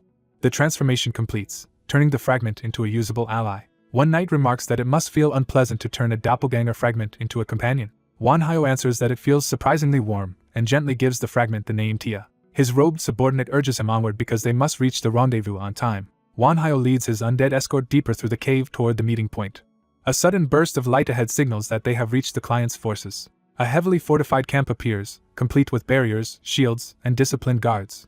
Wanhyo identifies himself as the mercenary who accepted the request and asks for the blinding light to be lowered. The opposing side apologizes, calling the glare a standard precaution, and orders their troops to stand down. The full scale of the guild's armed escort becomes visible. An older man approaches and formally welcomes Wanhyo. He introduces himself as Richard Leonhardt, guild master of Golden Black Hole and Wanhyo's employer. He adds that people call him the Magician President, a title that immediately shocks Wanhyo. That title carries special meaning for him. Wanhyo remembers that the Magician President was the person who once helped him when he was desperate. Back then, Richard had sent him useful materials after reading his plea on a free forum. Young Wanhyo had been stunned to learn who his anonymous benefactor really was. Richard's support became one of the key reasons Wanhyo survived long enough to reach this point. Now fate has reversed their positions into employer and employee. Richard introduces his deputy, Mark Hemington, and warmly says he looks forward to working with the Skeleton Dragon Master. Wanhyo notes that Richard speaks Korean fluently, and is relieved his mask keeps his identity hidden. When Richard switches languages, Wanhyo realizes the dungeon is automatically translating speech for everyone. Richard says he does not know how it works, but it removes the greatest obstacle to cooperation. Wanhyo agrees and keeps his composure. Richard invites him inside and promises to brief him while he rests. Wanhyo joins a meeting with the guild leaders and the other hired explorers. He sits at the table with food and drink set before him, treated as an important asset. He removes his mask enough to eat, revealing that it is more than a simple disguise. Richard notices the mask is a magic item and jokes that he is glad the refreshments will not go to waste, while Wanhyo dryly remarks that food should never be wasted. Once everyone is assembled, Richard begins the formal briefing and reasserts himself as their employer. He makes the hierarchy explicit by declaring that all mercenaries are his subordinates for the duration of the job. Wanhyo accepts the arrangement without resistance, surprising some of the others. The other recruits reluctantly follow his lead and agree as well. One of them smooths over the tension, saying their discomfort is understandable. Richard explains that Golden Black Hole clears dungeons through long-term stays, and the mercenaries will be expected to do the same. That immediately provokes protest from one recruit, who demands to know what long-term really means. Richard answers that it could take about a month, though perhaps only 3 weeks if things go well, and that everyone who can still fight must remain inside until then. Wanhyo's knight quietly approves, recognizing that this is the proper way to clear a dungeon. Wanhyo agrees that their own methods had been correct and should continue. One recruit starts mocking the arrangement, and Wanhyo internally dismisses the complaint as pointless. His knight explains that commuting in and out of a dungeon is unrealistic and recalls a time when even a D-rank dungeon trapped them due to enemy interference. That story shocks the other mercenaries, who struggle to believe it. Richard seizes on the mention of a D-rank dungeon and asks for details. Wanhyo's knight downplays the danger, saying it was an abnormal case that ended quickly because they were prepared and Wanhyo matched up well against the boss. Richard accepts the answer for now but makes clear he wants a fuller explanation later. As the briefing continues, the story shifts to their recent combat efficiency inside dungeons. Richard openly admires how valuable a skilled necromancer is in battle, and Mark agrees. They recognize that even a 2-circle increase in necromancy creates an enormous jump in practical power. Mark admits he would love to recruit Wanhyo permanently because it would greatly reduce casualties. Richard concludes that Wanhyo has no intention of joining any single guild, however regrettable that is. He orders his people not to pressure Wanhyo into joining, so their relationship does not sour. Mark obeys, then asks about the rumor surrounding Wanhyo's skeleton dragon. Richard says he is curious too, but would prefer never to witness that summon firsthand if it can be avoided. The scene shifts to the desert field inside the target dungeon, where the sand itself behaves unnaturally. Wanhyo's group surveys the area and notes that aside from the constantly shifting sand, the place seems too calm for an E+ dungeon. Wanhyo senses something is wrong and grows uneasy. His undead companions share the same dread, recognizing the pattern from a previous disaster and vowing to protect him if it repeats. Wanhyo agrees that this kind of irrational, unreadable situation is exactly what he hates most. His knight asks how he wants to proceed, and Wanhyo leans toward sharing what they know. The knight insists they must warn the others, because if an enemy on the level of the Devil Dragon appears again, everyone will die without cooperation. The rest of his undead agree that survival may depend on combining forces and using the solution they already know. Wanhyo steps forward, deciding to address Richard's side directly. He approaches the guild master and his armed escort, taking control of the conversation. Richard immediately presses him, certain that Wanhyo understands the situation better than anyone else there. Wanhyo agrees to explain. He tells them that field-type dungeons like this usually belong to higher ranks and often contain multiple wandering boss monsters. Richard instantly grasps how dire that is, since the harsh environment alone is dangerous even before adding roaming bosses. Mark adds that such a dungeon makes movement difficult, leaves tracks in the sand, and demands that every fight be ended quickly. Wanhyo warns that there is still one more piece of bad news. Before speaking further, he raises a barrier to seal the sound and prevent anyone else from overhearing. Richard recognizes the purpose of the barrier, and Wanhyo begins recounting the being he once met in a similar dungeon. He says she called herself a catastrophe demon dragon, a true devil dragon of calamity. He explains that she was far beyond E rank and required boss monsters as sacrifices merely to manifest, using at least 3 of them. Richard is horrified that 3 bosses could be consumed just to let such a creature appear. Wanhyo concludes that he survived only because the demon dragon was testing him rather than trying to kill him. When asked whether the dragon's ordeal had been a test, the young man confirms it, and explains that the monster forced them into despair before offering a fight. He clarifies that the challenge was not simple suicide, because the dragon gave them 5 minutes to endure, 3 chances to strike, and promised not to attack during that span. The older leader immediately infers they did not truly survive by endurance alone and instead found some hidden condition involving the boss monsters. The young man admits that was exactly the answer, because lasting 5 minutes or even 1 direct hit from her had been impossible, so they attacked the boss monsters instead. Once they discovered the correct rule, the dragon declared they had passed, and then marked the young man as her claimed prey. From that account, the guild master concludes the devil dragon of calamity is one of the invaders behind Earth's disaster, and that she selects humans either to consume or turn into subordinates. Preparing for the worst, he offers the young man separate authority and as many people as he wants, but the young man chooses to operate alone. The guild master accepts that and hands him a rare guild-made communication artifact, warning him to return it because only 8 exist. The young man notes with interest that the guild has already developed magical communication technology. They part with an agreement to stay in contact, and the guild master pointedly says he expects to see the young man alive again. As soon as the meeting ends, the young man decides to move out, and his armored subordinate eagerly urges immediate action. To travel faster, they summon a strange blue object into the sand. The object erupts into a full-sized vehicle. The young man assigns driving duty to Kessel, who proudly takes charge of the newly summoned car. The scene shifts from the dungeon to a later discussion in their base. Kessel excitedly argues that what they really need in the dungeon is a mount. He complains that too much time is wasted simply moving through the dungeon, forcing the master to ask what sudden idea he is chasing. Another undead servant agrees and proposes using a summoned creature as transportation. The master rejects relying on Nidhogg because keeping that summon active for travel would consume too much mana. Kessel demonstrates his alternative by showing that a car can function as a dungeon mount, even if his first example is recklessly violent.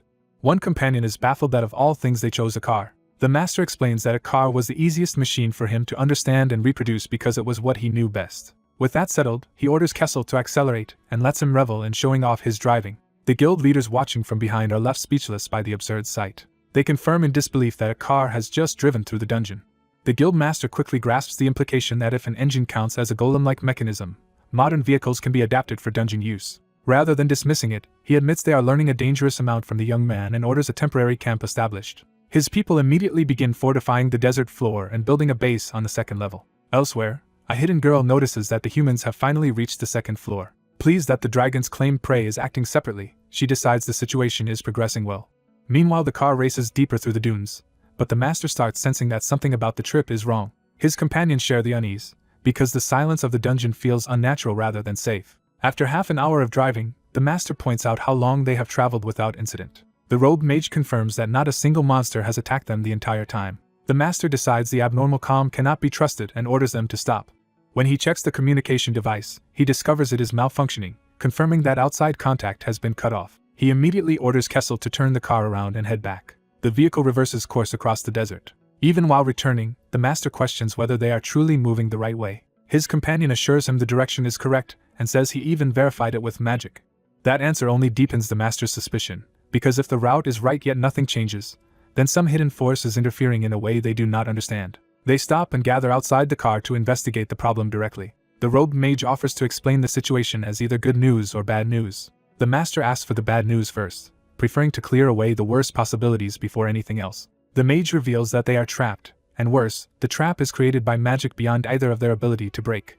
The master presses for proof, and the mage explains he tested the space by extending his mana outward like a thread. That probe vanished at a certain boundary instead of continuing normally. He clarifies that the mana did not simply fade from distance but was forcibly redirected elsewhere. From that, He concludes the entire area has been enclosed in a fixed teleportation trap that loops anything trying to leave. The master realizes that means whoever said it must be at least an 8th circle mage, a terrifying level of power.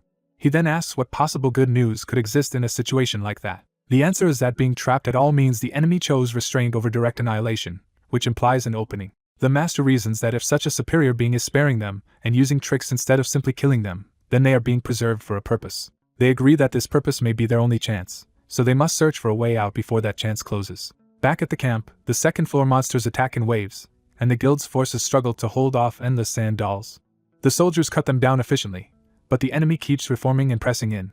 Even after the first clash is repelled, more sand bodies continue rising from the ground around the camp. The guild master notes how suddenly the assault began, recognizing that the enemy has chosen its timing carefully. Instead of panicking, he orders triage for the injured and demands that camp construction resume at once. When questioned, he insists the base must be built immediately because survival now depends on preparation, not comfort. The hidden girl appears before the guild leaders and praises the guild master for thinking exactly as she hoped he would. Her sudden presence confirms that the true enemy has been watching them all along. She warns the bald deputy to obey the guild master, because her test is still ongoing and disobedience could get him killed instantly. The deputy starts to lash out at her. The guild master silences him before he can provoke the monster further. The girl cheerfully confirms he understood the danger in time and reminds them how close the deputy came to dying for speaking carelessly. Shaken, the deputy finally grasps that her childish appearance hides overwhelming power. The girl grants them 1 hour of rest and announces that the attack will resume after that break. As examiner, she poses a new question: should the next wave have doubled quality or doubled quantity? The guild master deliberately answers outside her expected options and asks for doubled emotions instead. His unexpected third choice genuinely surprises her. Amused, she accepts the answer as clever enough to pass and even promises to include his chosen variable. She declares that the next enemies will come with twice the emotions and gives them 1 hour to prepare. After setting the terms, she vanishes back into the sand. The guild leaders are left staring at the place she disappeared, fully aware that they are dealing with a monster that treats their lives like a game. The guild master snaps everyone back to action and orders the entire force to use the hour for maximum preparation. Privately, he realizes the worst part is not just the enemy's strength but that she is using other people's lives to measure and judge him. He gathers the exhausted soldiers and tells them to rest while listening carefully to what he has learned. He explains that the girl is likely one of the beings who invaded Earth and created the dungeons, based on what the necromancer Wanhyo previously told him. When he adds that Wanhyo identified his own encounter as a dragon, the soldiers understand that this enemy may be at least that dangerous.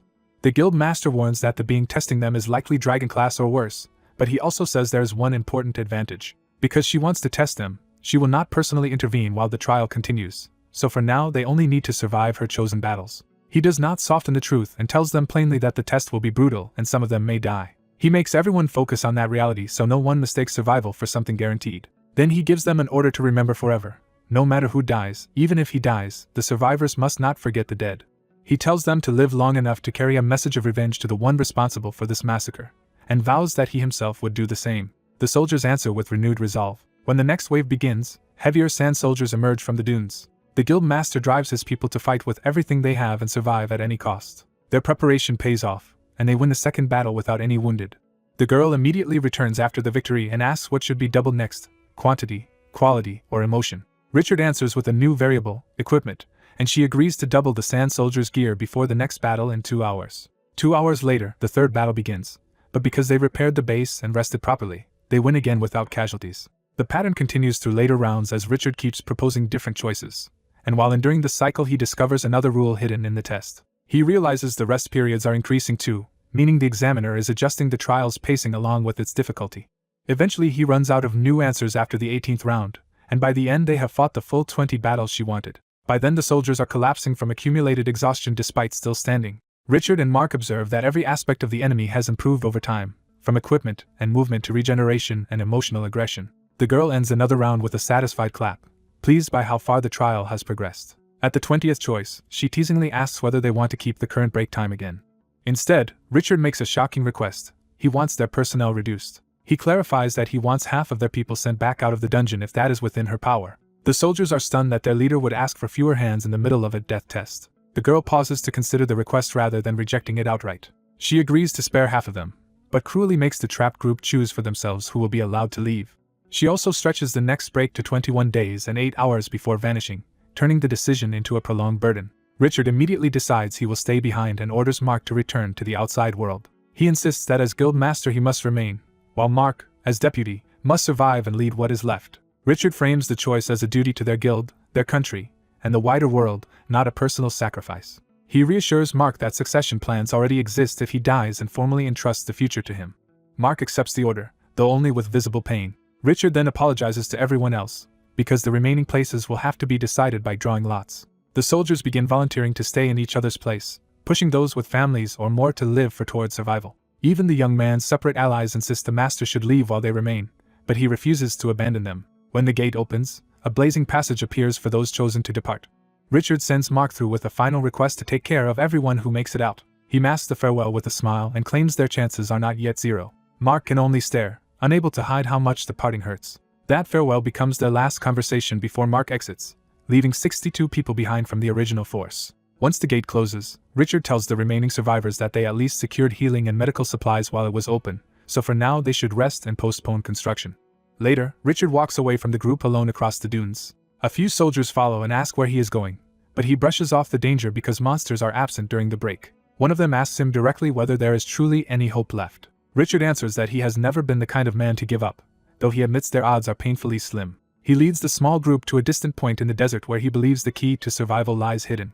After a long search, he finally reaches the spot he wanted. He begins digging into the sand by hand. The soldiers uncover what he was after, and Richard confirms they have found it after an exhausting search. The excavation ends with the hidden cache exposed. Richard orders the men to set up the mana crystal bombs they brought, revealing he has been planning a large-scale trap. They detonate the bombs, turning the area into a sea of fire. When questioned about wasting weapons meant for battle, Richard says this explosion itself is part of their survival strategy. He estimates only 4 or 5 battles remain, and admits they cannot endure them in their current state. He explains that his choice was driven by the small but real hope of saving at least half their people. Having done everything he can think of, he tells the others it is time to return and face what comes next. During the long final break, the remaining soldiers sit in the cold night, worn down but still listening to their leader. As the next battle approaches, Richard gathers their attention one last time. Before the fighting starts, he asks to speak plainly to them. He apologizes for what he has asked of them and thanks them for staying. Then he repeats the creed he wants them to carry into death if necessary. Never give up, because hope still exists, and they must struggle to the very end. The final wave rises, now composed of heavily armed and armored sand soldiers. Their red-eyed commander makes clear that this is the most dangerous force yet. Richard orders every remaining fighter to attack at once and survive as long as possible. The survivors charge despite knowing the odds are against them. The bombs ignite the battlefield in a massive chain of explosions. The enhanced sand soldiers are caught in the blast and scream in pain, proving that even they can be hurt. From above, the survivors watch the inferno tear through the enemy ranks. Richard wonders whether doubling the enemy's emotions may have been the crucial mistake that made this trap effective. Even so, he sees that the explosion failed to destroy even a third of the final army, and the scale of what remains crushes any easy optimism. As the smoke clears, a large force of surviving sand soldiers advances through the ruins, showing that the real final struggle is only beginning. As smoke rises over the desert battlefield, the defenders brace for another desperate clash. The enemy's sand soldiers launch a fresh volley of spears to break the human line. The barrage slams into the dunes, forcing the defenders to realize they are being overwhelmed from range. With attacks raining down from above, the humans are pinned and losing control of the field. Their commander orders an immediate retreat and announces a second phase, abandoning the current position. Privately, he concludes that only Wanhyo can save them now. Before that hope arrives, explosions tear through the battlefield and deepen the chaos. The sand soldiers keep advancing through the smoke, relentless and unshaken. Another blast throws up dust, buying only a momentary pause. The guild master urges his people not to stop moving, warning that hesitation means death. His fighters throw themselves into close combat to carve out a path through the enemy. He accepts that they cannot match the enemy's numbers, but believes his guild's skill can still create an opening. Masked and grim, he steels himself to lead the escape personally. He decides they will inflict as much damage as possible, abandon the base, and force a breakout. The cost becomes immediate as one of his men is run through in the melee. The guild master recognizes the fallen fighter as Thomas and is shaken by the loss. Thomas uses his last strength to tell the guild master to keep going and thanks him for everything. As Thomas collapses in blood, the guild master can only stare in horror. Driven by grief, he tries to draw the monsters onto himself and offers his own life instead. Around him, more of his people are cut down while Thomas's final thoughts ask the guild master to care for his cat after he is gone. Even as the guild master watches, another comrade is seized and killed before his eyes. A surviving sand soldier emits a warning signal, showing the enemy still has coordinated control. More explosions erupt nearby, threatening to wipe out what remains of the humans. The guild master endures the blast and keeps trying to hold the line. He grimaces under the pressure, barely keeping himself together. Still, he shouts for everyone to endure a little longer because survival is all that matters now. From above, the battlefield reveals the truth. His small force is completely surrounded. One of his men admits that even after preparing for the worst, the scale of the disaster is beyond anything they expected. The exhausted fighters confront their commander, asking whether he truly means to keep sacrificing them. Their silent, strained faces make clear that morale has reached its limit.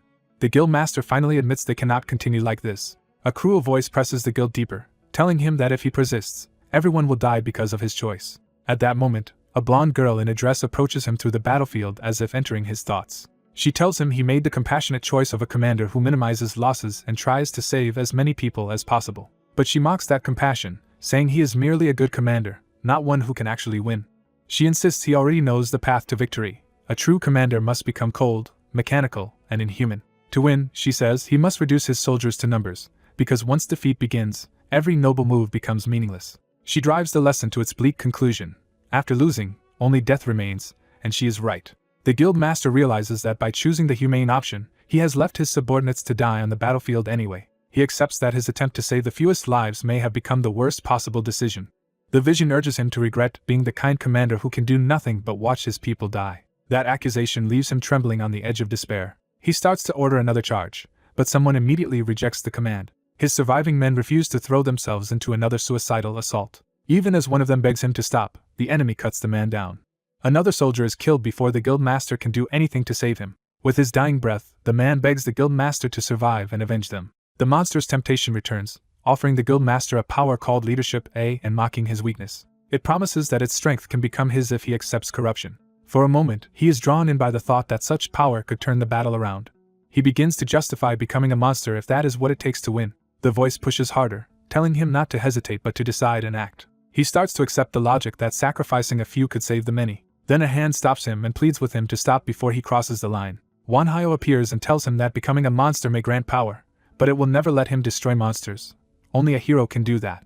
At the same time, a surge of purple power tears through the sand soldiers. The enemy ranks are shredded in rapid succession by that new force. Wanhyo arrives at last, apologizing for being late as he steps onto the battlefield with his staff. The battered guild master leans on him in relief and offers a heartfelt thanks. Still shaken, the guild master asks how much of his weakness Wanhyo overheard.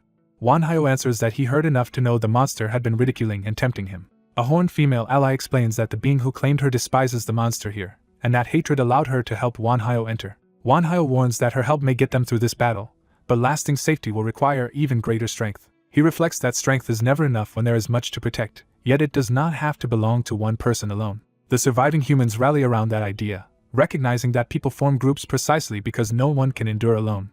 The guild master understands that preventing another tragedy will require real power, but not necessarily monstrous power. One of his men snaps him out of his spiral with a blunt slap. The man says he understands the situation, but the guild master needed that hit to wake up. Then the others follow, each taking a turn striking him to pull him back to himself. The guild master stands there stunned, cheeks swollen, too overwhelmed to answer. His blonde subordinate tells him to remain human, because they follow a human guild master, not a monster. The group vows that they will become stronger together, because the guildmaster's true strength is his people. Those words finally break through his despair. He apologizes to them and thanks them as Wanhyo's power continues to hold back the enemy. Wanhyo quietly watches the exchange, letting the guildmaster reclaim himself.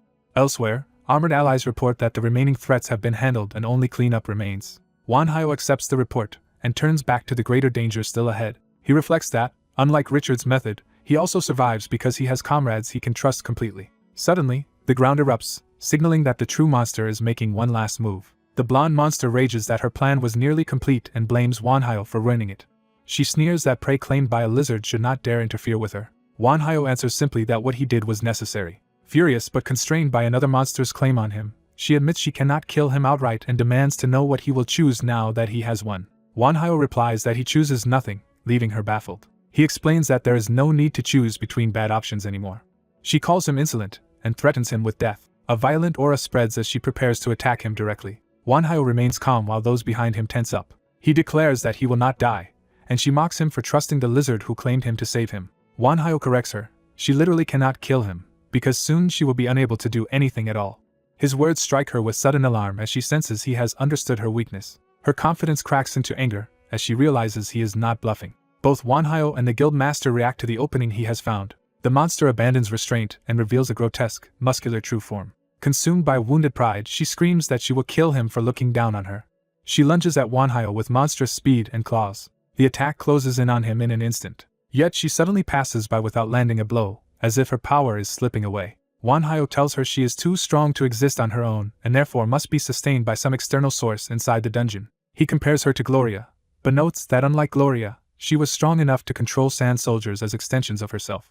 From that, he deduced that the same power maintaining her existence was also what controlled those soldiers. He concludes that although the girl-shaped monster was weaker than Gloria, she was still a major being with a hidden support system. Because her power worked differently from Gloria's, he says, he was able to find the answer through 3 strokes of luck. The first stroke was that escaping the barrier made him stronger and allowed him to ascend another level. The second was that he is a necromancer, and the third was that her power resembles necromancy.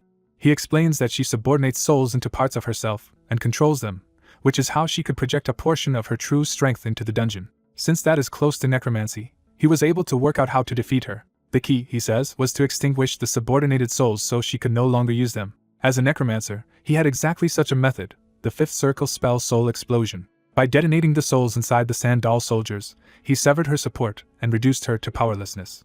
He adds that even her true form must have been damaged by the backlash, though she still tries to kill him. Wanhyo tells her he does not know when she might succeed someday, but he hopes that day never comes. The monster's remaining essence flees across the sand, vowing that next time she will kill him without fail. The battlefield falls quiet as her presence finally disappears. Only a limp remnant is left behind where her power collapsed.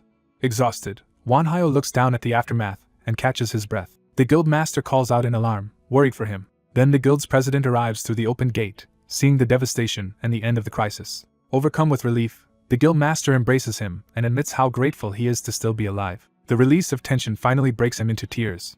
The president receives that grief in silence, understanding what the battle cost. With the gates stabilized and the wounded being treated, everyone accepts that the raid is finally over. The final tally declares the American E-rank dungeon cleared after 219 days, with 99 survivors and 25 dead. Later, the story shifts to the base camp's medical facility after the battle. Recovering in bed, Wanhyo eats steadily, already regaining his strength.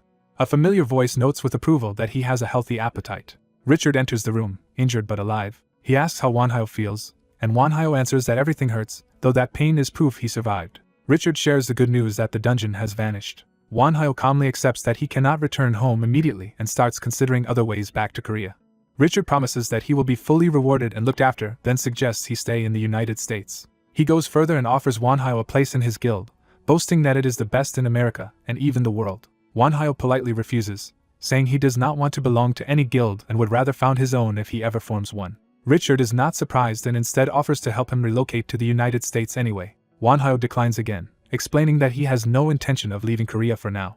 It is not simple patriotism, he says, but attachment to everything he has built and prepared there. Richard accepts that answer for the moment, and admits there was something he should have said earlier. He sincerely thanks Wanhyo, acknowledging that they survived because of him and promising to repay the debt. Wanhyo accepts the gratitude with a joke, reminding Richard to include extra compensation since he exceeded the original request. Richard agrees to reward him generously and leaves him to rest. After he goes, Wanhyo reflects that Richard is a decent man, and his undead companion notes how close he came to becoming a monster. The undead companion adds that Richard will surely grow stronger from this ordeal. Wanhyo then returns to the enemy they fought and says the monster resembled a legion. His companion agrees and asks whether Kessel understands what that means. Wanhyo explains that a legion is one of the highest ranks among ghost-type undead monsters. It is essentially an aggregate ghost, a cluster of many ghost undead centered around a single core spirit. In battle, such a being becomes an army, and this monster resembled one because it controlled many souls as part of itself. But one detail troubles him. Unlike an undead legion, this monster seemed able to grant those souls entirely new bodies. That difference leaves Wanhyo deeply uneasy, and he admits he never wants to face such a thing again. Sensing his concern, Nidhogg asks what exactly is bothering him about that monster. The young necromancer wonders if he can grow stronger by controlling souls the way a monster once did. His skeletal dragon approves, urging him to keep experimenting because an imperfect dragon must seize every possible path to power. He decides to use their time in America to roam around collecting souls, expecting far more spirits there than back home. Confident that Richard will handle the paperwork, he commits to staying and acting on the idea. Richard eagerly welcomes the plan and promises to show him the country while they travel together. But Richard is still recovering, and the hospital staff force him to rest before doing anything else. While Richard recuperates, the necromancer and his undead companions move into Richard's magic workshop and gain a proper base of operations. With a safe place secured, he turns to organizing the insights he gained from the recent battle. He recalls that inside the monster's barrier he grasped the first step toward the 5th circle, the concept of coordinates, linking the beginning point to a wider spatial framework. That realization makes him reconsider his own talent for control from the ground up. He concludes that the true starting point of his control is himself. From there he asks whether he has ever truly controlled himself, and realizes that mastering himself should let him break past his limits. Certain this is the right path, he begins forcing his mind and body into absolute self-control. The training nearly kills him several times, but he pushes through the barrier that had been his own body and will. He reaches the 5th circle, yet even that breakthrough still leaves him trapped inside the monster's barrier. At that desperate moment, Gloria appears and mocks another woman for causing trouble again. Despite her contempt, Gloria gives him the key to escape, empower a creature under his control and fire its attack toward an external coordinate. Following that advice, he overextends himself by casting teleport and launching Nidhogg's necro breath from outside the barrier. The attack shatters the barrier, though both Master and Dragon are left completely spent from forcing beyond their limits. Gloria, amused that he succeeded, rewards him by healing them so they can rejoin the fight. Later, his skeletal companion warns him that the road ahead will be lonely and brutal, and that only greater strength will keep him from being crushed. He accepts that truth plainly, knowing that if he cannot keep growing stronger, he will simply die. Elsewhere, a blonde woman named Gloria screams in fury. A horned woman toys with her, savoring how pitiful and desperate she looks. Gloria protests that the woman broke the rules and refuses to let the offense pass. The horned woman dismisses the complaint, saying she merely rewarded the human she had claimed because his survival interested her. Gloria's anger only deepens as the insult becomes personal. The horned woman openly belittles her as a mere insect that has become far too bold. Still, she spares Gloria's life out of whim rather than mercy. She orders Gloria to remember her place and keep crawling like the bug she is. Humiliated and helpless, Gloria swears vengeance on the horned woman, her allies, and especially the human she chose. Back in America, Richard asks the necromancer what he thinks after touring Washington, D.C. The young man politely calls it a fine tourist city, and Richard is pleased at first. Richard quickly notices that the necromancer's attention is fixed on something far beyond sightseeing. The necromancer reveals that what he truly sees is an abyss hanging over Washington. As a necromancer, he can perceive what ordinary people cannot, and says Richard will understand too if they rise high enough. He takes Richard up in a helicopter to show him directly. Using Deadeye, he sharpens Richard's sight so he can perceive the hidden spiritual world. The sudden revelation leaves Richard stunned. All around the city, vast ghostly forms become visible, turning the skyline into a sea of restless dead. The necromancer explains that a visit to the National Cemetery taught him what happens to people after death. He saw that properly mourned souls depart peacefully, proving that funeral rites truly help the dead move on. By contrast, the spirits filling the city are those of people who were never properly buried. Richard is left speechless by the scale of the hidden disaster. The necromancer then asks the obvious question: if so many spirits flood the city, why has the country remained safe? Richard realizes the answer is mana. He understands that the spirits are not just lingering but feeding on ambient mana and steadily growing stronger. By consuming other spirits, they will eventually become vengeful undead capable of exerting physical force. Shaken by the implication, Richard asks what should be done. The necromancer answers that he already has a method. That warning is soon carried straight into the Oval Office. The president dismisses the report as absurd, mocking the idea that the city's ghosts could attack within a year. His aides treat the threat like a joke and answer it with equally ridiculous suggestions about holy water, crosses, and silver bullets. The president continues the mockery by saying he might as well summon exorcists. Before the laughter can continue, a violent disturbance erupts overhead. The room is blasted open before anyone can even investigate. The president and his staff recoil as the attack reaches them directly. Ghosts pour into the Oval Office, turning the dismissed warning into immediate reality. Security rushes to evacuate the president as panic takes over. The spirits lunge after them, forcing a desperate retreat. Their screams make clear that the threat is no illusion. The president's party realizes they are trapped and outmatched. Then a red spectral warrior appears and opens fire on the invading ghosts. Its attack tears through the spirits and halts their advance. The president braces for death, only to find the attack was not aimed at him. He realizes something has intervened on his behalf. The Minister of National Defense arrives with the necromancer's forces and calmly states that this is exactly why he submitted the report. The president, now terrified, demands an explanation for the chaos. The minister admits the report alone was not enough, so they staged a demonstration. He clarifies that what the president just witnessed is a preview of what the nation will face within a year if nothing changes. As the president tries to regain control, he notices two unfamiliar figures standing behind the minister. Richard is introduced as the guild master of the Golden Black Hole. The minister then presents the young necromancer as the one who carried out the demonstration and as the most exceptional necromancer among dungeon explorers. The president is rattled by the revelation that a necromancer stands at the center of this crisis briefing. The young man cuts through the shock and warns that there is no time to waste because the influence of dungeons is expanding rapidly. He adds that every other major power holder has already been convinced, leaving only the president and vice president unconvinced. He urges them to act quickly if they want any chance to prepare for the calamity coming within a year. To begin, he says they have already selected a smaller town where spirits are present and can be studied under controlled conditions. With magicians and military already positioned, he confirms that he will personally guard the area. Once everything is in place, he declares that he will begin. He summons Nidhogg in full force, bringing the skeletal dragon into the town as the ritual's core. Master and dragon formally begin the operation together. A massive magic circle unfolds beneath him, signaling a ritual on a scale far beyond ordinary necromancy. Columns of power rise through the town and turn the entire area into a ritual field. The hidden spirits react at once, shrieking as they are dragged into the process. They desperately try to seize a living body, but the ritual catches them before they can escape. The ritual's barrier crushes their resistance and forces them into containment. He explains that necromancers are always limited by mana, so he devised this large-scale ritual to overcome that weakness. The ritual extracts negative mana from undead and injects it into a target, though such mana would normally be lethal to the living. To solve that problem, he has Nidhogg absorb the negative mana in his place. The dragon begins taking in the harvested power. Watching the process, the necromancer stops Nidhogg from thinking only about absorbing as much as possible. He teaches the dragon that proper control matters more than raw quantity. Nidhogg accepts the instruction and adjusts accordingly. With that correction, the ritual stabilizes and completes cleanly. Afterward, the necromancer checks Nidhogg's condition. What he sees on his phone immediately surprises him. Nidhogg's status now identifies him as a skeleton dragon variant, with a large reserve of unspent stat points. The necromancer realizes the ritual may be pushing Nidhogg toward an entirely new race. Nidhogg gratefully thanks him for the growth. The necromancer reminds the dragon that his servant's growth strengthens him as well, then warns him to stop trying to form a heart out of energy alone. He explains that a real object should be used as a stable nucleus, and says Richard is already searching for a gem for that purpose. Nidhogg happily agrees to wait for it. Their conversation is interrupted by approaching visitors. A van arrives at the ritual site, bringing unexpected guests.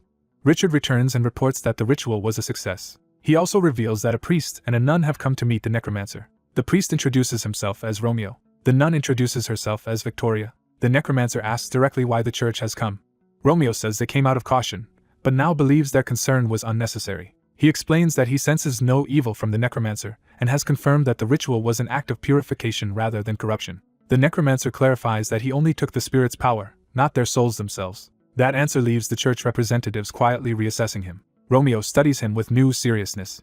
He acknowledges that the necromancer's methods are sacrilegious by church standards, yet admits the outcome is beneficial, then asks if he intends to move on to a major American city next. Romeo warns that when that happens, other members of the faith will be watching, and unlike him, some will be far less flexible. The necromancer immediately understands why the church came in person. He realizes they approached first because they have people strong enough to oppose him, and wanted to avoid a future clash where both sides might try to kill each other. He answers honestly that he will restrain himself, but if his life is threatened, he cannot promise restraint forever.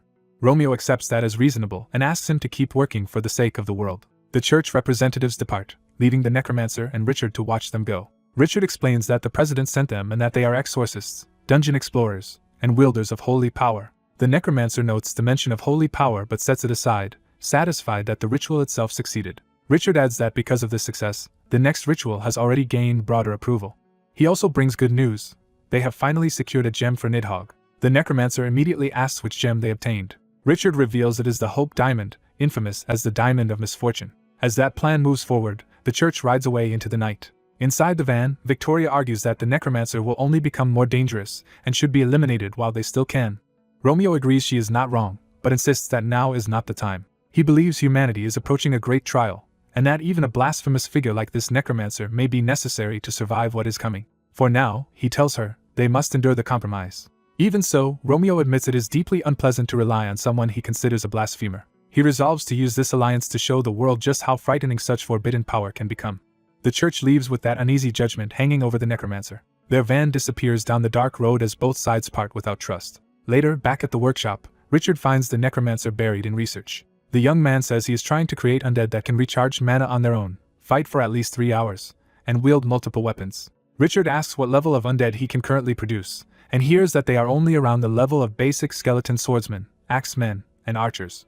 When Richard suggests that sounds sufficient, the necromancer rejects the idea because the production cost is too high for such mediocre results, so he keeps researching ways to improve quality. Richard thinks over the problem and searches for a practical angle. He suggests the necromancer also study computer science and robotics. Richard explains that robotics and undead creation share similar principles, such as constructing bodies and programming actions. The necromancer accepts the advice, seeing that modern engineering may help refine his necromancy.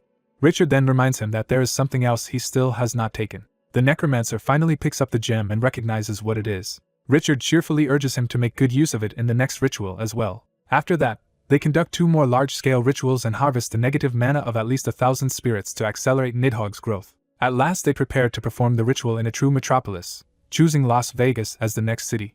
The conspirators explain that they chose a city full of constant public activity so their ritual could be disguised as a national celebration. On the day of the staged parade, the event is openly presented as a grand undead versus human spectacle. Ordinary people gather with excitement, believing they are about to enjoy a fun public festival. The promise of huge prizes quickly turns curiosity into eager participation. The show begins with military supplies and personnel descending from the sky as if part of the entertainment. A soldier orders the crowd to arm themselves immediately and move without hesitation. He announces that the military will hand out newly developed weapons designed to capture undead enemies. The crowd starts receiving the strange weapons and reacts with startled excitement. When one man is struck by a beam, he realizes the weapon has no effect on the living. The military uses that demonstration to explain that the devices only weaken the dead and strip undead beings of their power.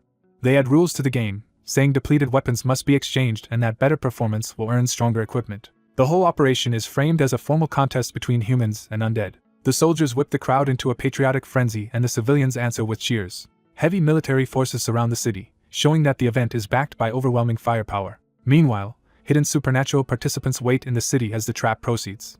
From above, a masked man notes that the organizers have turned the operation into a massive spectacle. The gray-haired official admits that controlling the public directly would be difficult, so they are making the people assist in a large-scale spell instead. As the official hands control over to the so-called evil necromancer, another old wizard prepares his own move elsewhere. The crowd remains fooled, treating the unfolding magic as just another thrilling part of the show. When a red dragon appears with a wizard riding it, the audience mistakes the real monster for an expensive attraction.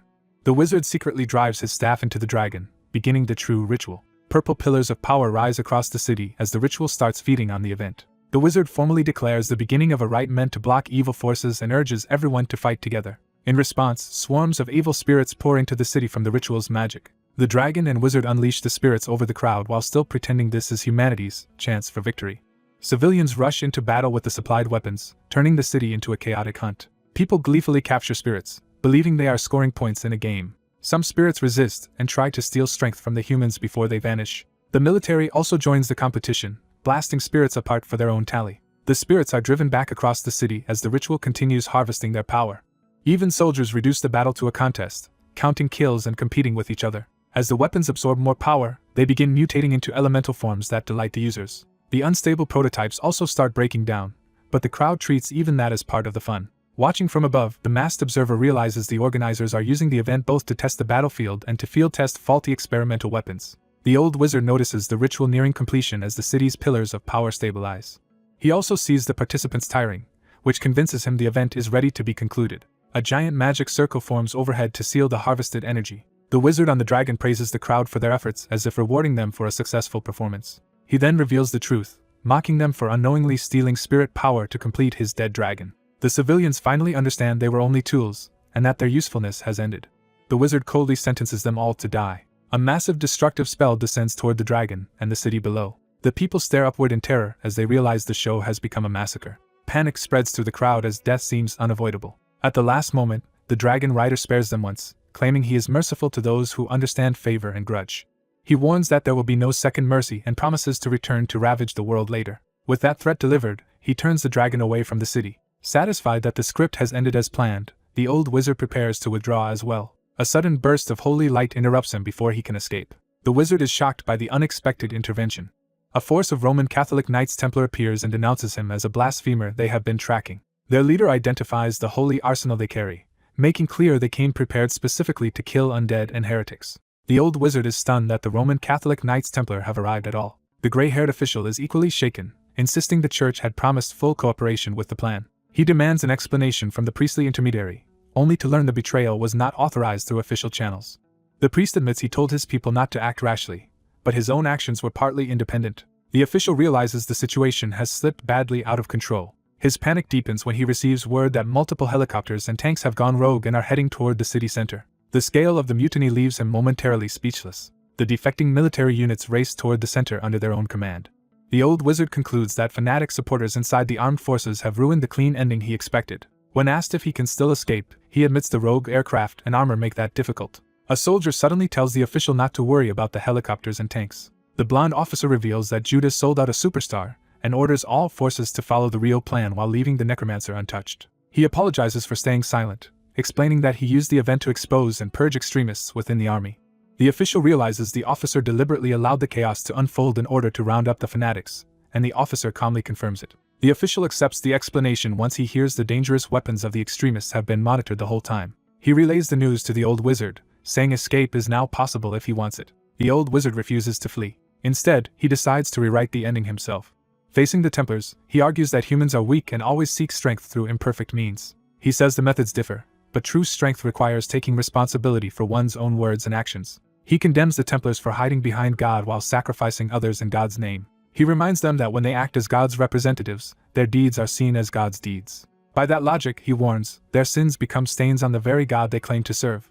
His words shake the holy force even as they maintain their formation. The Templars hesitate under the weight of his accusation. Some of their blessed weapons slip from their hands as their resolve falters. Using that opening, the old wizard withdraws into the sky on his dragon. The public display declares the first offensive battle finished, preserving the illusion of a controlled event.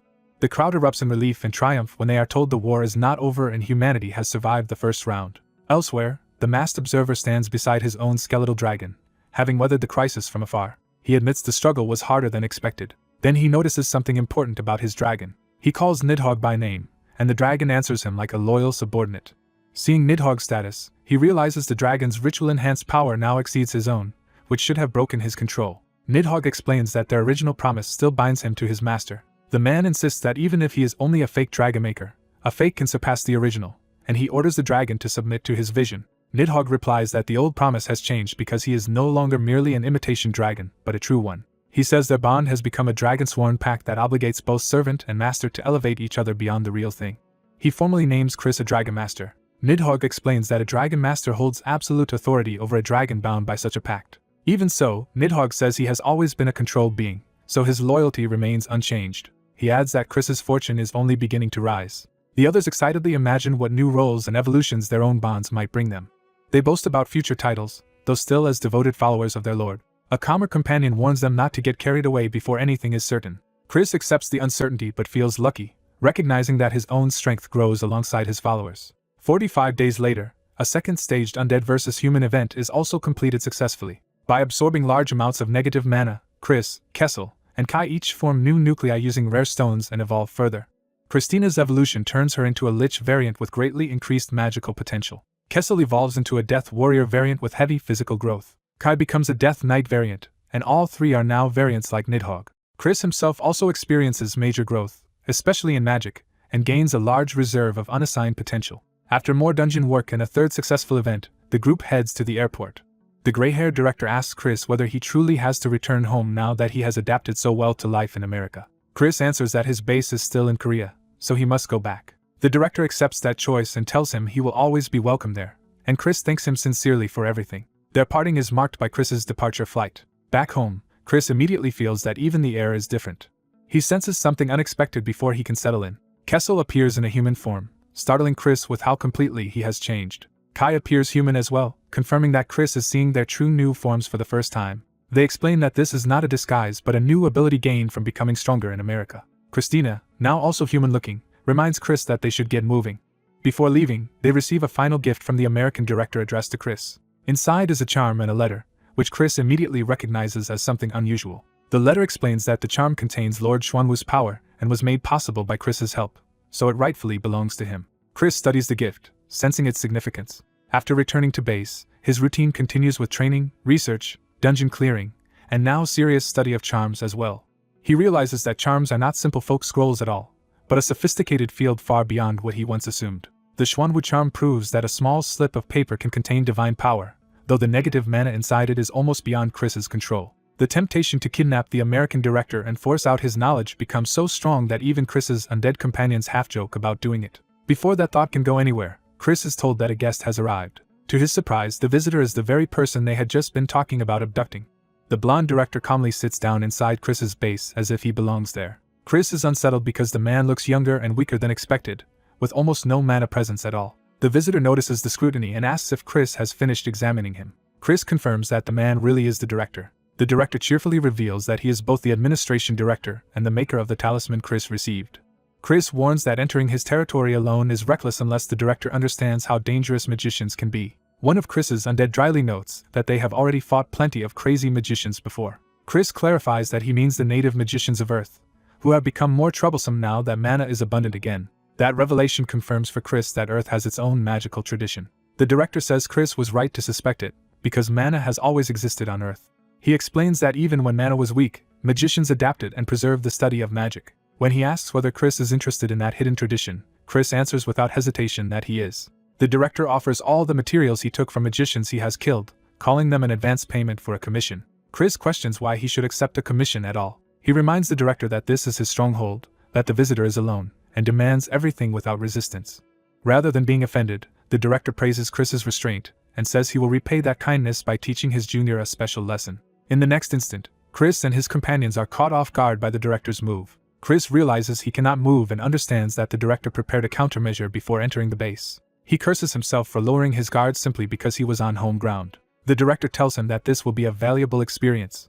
He casually asks to smoke, and Chris reflexively objects even while trapped, insisting his home is family-friendly. The director restates the deal. The advance payment will be magical materials, and in return Chris must obey him for 10 days. Recognizing he has no leverage, Chris reluctantly agrees. The director promises that if Chris succeeds, he will reward him with a far better territory than his current base. He also leaves Chris a communication talisman, making clear that their uneasy partnership has already begun.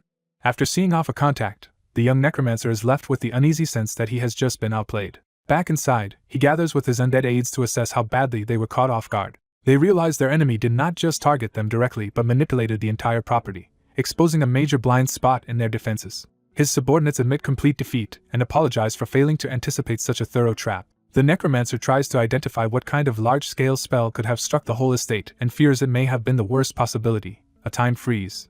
Even his undead expert cannot confirm the answer, leaving the threat unresolved and ominous. By the next day, a message arrives from the director. The director sends an unexpectedly enormous advance payment and completion fee through his assistant. The delivery itself makes clear just how massive the reward is. The necromancer is stunned to learn the payment includes materials equal to several heavy trucks worth of cargo. The director also sends 3 books he specifically believed the necromancer would value most. They turn out to be exactly the beginner texts he wanted for modern magic, talisman arts, and necromancy. A few days later, the rest of the requested supplies arrive as well. At the same time, he commits to a move that severs his ties with the Vatican, accepting that there is no going back. He thanks Richard while surveying the mountain of resources now under his control. The shipment includes huge quantities of silver and iron, and the excess tells him Richard is openly endorsing his plans. He immediately orders clay golems to move the metal inside for processing. He checks on another project and is told that work is proceeding smoothly. He has begun turning selected evil spirits into living suits of armor by giving them metal bodies. Just as he once evaluated human talent, he has also screened evil spirits and brought only the most useful ones from America. He warns the armored spirits to treat the new materials carefully, establishing them as disciplined workers under his command. He reflects that controlling such spirits required satisfying their desires, though in truth the US government paid that price for him. Whatever the cost, the result is what matters to him. The evil spirits now obey him. He also secures a hidden weapons cache supplied by the US, ranging from firearms to missiles, to arm his undead in emergencies. With modern weapons in undead hands, he intends to extend his combat power beyond the dungeon itself. He goes further by acquiring American weapons blueprints and developing new battlefield tools with Chris. He visits Chris to inspect the progress personally. Chris reports only incremental gains in mana efficiency, firepower, and production costs, but the necromancer is satisfied and promises to help later. Meanwhile, his printing shop begins mass-producing spell cards and scrolls. In exchange for a large supply of mana crystals from the US, he hands over the authentic methods for making those magical items. He justifies the deal by reasoning that America would have discovered the process eventually, and the products immediately become wildly popular. As magic goods spread, ordinary people begin to sense that the world itself is shifting toward disaster. The necromancer understands that the true invasion is close and that he has prepared as much as he can. Even so, he can only pray that the coming catastrophe will not reach its worst possible form. Then the transition begins. Dungeon explorers can no longer enter the dungeon, and their homes stop connecting to it. With quests suspended and no penalties for staying out, humanity receives what feels like a final grace period to prepare. That grace period ends on January 1st. Elsewhere, an ordinary office worker starts the new year worried only about being late for work. He grumbles about the hour and his job, still trapped in normal concerns. But something about the morning feels wrong. He notices the sun has not risen and begins to suspect that the darkness is unnatural. A sudden shock interrupts his thoughts. Traffic halts in confusion as people try to understand what just happened. The answer comes immediately when a monster attacks a man beside the taxi, turning confusion into terror. Panic spreads through the street as screams erupt from every direction. A giant ogre crashes into the city, and the first moments of the invasion become open slaughter. The commuter can do nothing but scream as civilization collapses around him. This is the beginning of the disaster later remembered as the Great Cataclysm of humankind. With it begins the 4 days of utter darkness. The unnatural night settles over the city as the invasion spreads. Monsters flood the streets, hunting civilians while desperate cries for help go unanswered. Even in the middle of the massacre, people are already filming and uploading what they see. At that critical moment, the necromancer receives a call from the administration director. The director tells him the time has come, and the necromancer immediately asks where he is needed. He is ordered to head to Seoul and destroy everything hostile in the area. The instruction is clarified into a brutal mandate: kill every visible monster and ignore property damage. He confirms that his role is simple extermination and asks for the deadline. When told to be there by noon, he remarks that the client is absurd but accepts the job without complaint. He sets out at once, ready to unleash himself exactly as requested. On another road, a fleeing woman cries out to her husband as monsters close in. The husband tries to stay brave, telling her to hold on while he promises to protect her. They race away on a motorcycle, but a pack of monstrous hounds gains on them. The wife spots danger from the side just as one beast lunges to swallow them whole. The monster's jaws close in, certain of an easy kill. The couple brace for death, unable to understand how their ordinary lives vanished overnight. The husband is overwhelmed by the absurdity of monsters suddenly overrunning the world in a single morning. As despair takes over, he begs for someone to save them. A burst of golden force answers that plea. Thrown into confusion, the husband briefly thinks he may already be dead. Then he realizes something real has intervened. A huge white beast wrapped in purple power slams into the attacking hound and drives it away from the couple. The wife calls to her husband in shock as both struggle to understand the sudden rescue. A heavy armored figure steps into the road. The couple stare as a black and gold knight appears between them and the monsters. The knight calmly notes that the military line lies beyond the fog and tells them to keep moving. The white beast remains poised to continue the fight under the knight's control. The summoned grizzly-like creature faces the enemy pack without wavering. The knight acknowledges the beast's effort, revealing that these monsters are his own forces. Realizing they have been given a chance, the couple decide to run for safety immediately. They flee together, still shaken but now protected. The glow of the military barricade comes into view ahead of them. They reach the army line alive and break down in relief, laughing and crying at once because they survived. At a secret bunker on the outskirts of Seoul, the nation's leadership gathers to respond to the catastrophe. The president demands an immediate report on the situation. The defense minister explains that forces sent to the outskirts are still only trying to break in, showing how badly the front is failing. When asked about casualties, he estimates that at least 60% of civilians in each city may already be dead. That horrifying number is interrupted by a sudden clap that seizes everyone's attention. The officials turn toward the disturbance. Park Man-hye, the youngest son of the Changdae Group's CEO, mocks them for doing nothing but hiding and listening to reports. His father tries to stop him before he goes too far. Instead, Park instantly kills his own father in front of everyone. The bunker falls into stunned silence as the body drops. Park openly celebrates the murder, venting years of resentment, and showing that the disaster has freed his cruelty. The others recoil as they realize he has just killed his own father without hesitation. Shock turns to fear, but no one can stop him. He seizes another man by the throat, orders him silent, and promises to kill him later as well. The defense minister recognizes that Park's strength is superhuman and concludes he must have sided with the enemy. Park accepts the label of traitor without shame and insists he merely chose the winning side. Drunk on his new power, he boasts that his advance payment from the invaders has made him uniquely special. He declares that even hunters are useless now and that Earth cannot defeat the beings behind the invasion. The minister presses him to explain what he means. Park says that when he received his power, he saw clearly just how overwhelming the invaders truly are. In his eyes, Earth was never anything more than their game board, and humanity is only being offered mercy. He extends that mercy as an ultimatum: submit to the invaders, serve them, and hand over the world. To prove he means it, he says refusal will be answered with immediate death and kills another dissenter on the spot. Terror breaks the room, and several people instantly beg to join the invaders rather than die. The president confronts Park and demands to know whether he understands the enormity of his betrayal. Park dismisses him with contempt, mocking the president as an obsolete old man. He moves to kill the president too. A soldier intercepts the strike before it lands. The newcomer physically stops Park's empowered blow, stunning everyone in the bunker. Park realizes the man is using simple physical enhancement, yet his grip is strong enough to numb his hand. The soldier is identified as Sergeant Major Hyung, and he tells the president to leave the matter to him. The president demands to know who this unexpected protector is. The sergeant major tightens his hold, making clear that Park has finally met resistance. Park cries out as his confidence cracks for the first time. The sergeant major introduces himself modestly as an ordinary Korean Army sergeant major with some dungeon experience. Then he prepares to act. He declares that he will punish the traitors of mankind. With overwhelming force, he smashes Park away before the traitor can react. Park is driven hard into the floor, losing all control of the room. Another soldier reminds the sergeant major that Park's head should be preserved if possible, and he sheepishly admits he forgot in the heat of the moment. He then turns to the rest of the collaborators and tells them they will bear responsibility for siding with the enemy. The surviving officials and traitors alike are left frozen between fear and hope. As the first day of the 4 days of utter darkness unfolds, humanity learns not only that the enemy has arrived, but that some humans have already joined them. The blood on the bunker floor becomes proof that treachery is now part of the war. Outside, the military fights desperately, firing without restraint because hesitation means death for entire units. A giant monster charges the line, forcing the soldiers to prepare their heaviest weapon. Even the troops hesitate as the scale of the threat becomes clear. The giant seizes a civilian's car like a toy while the trapped driver begs to be saved. The soldiers realize with horror that a human life is being used as a shield. Their commander orders every tank to focus fire anyway and accepts full responsibility for the decision. The tanks lock on as the giant advances straight toward them. Just before the order to fire is completed, another voice cuts in and stops the shot. The black-armored knight arrives alone, radiating power as he steps between the army and the monster.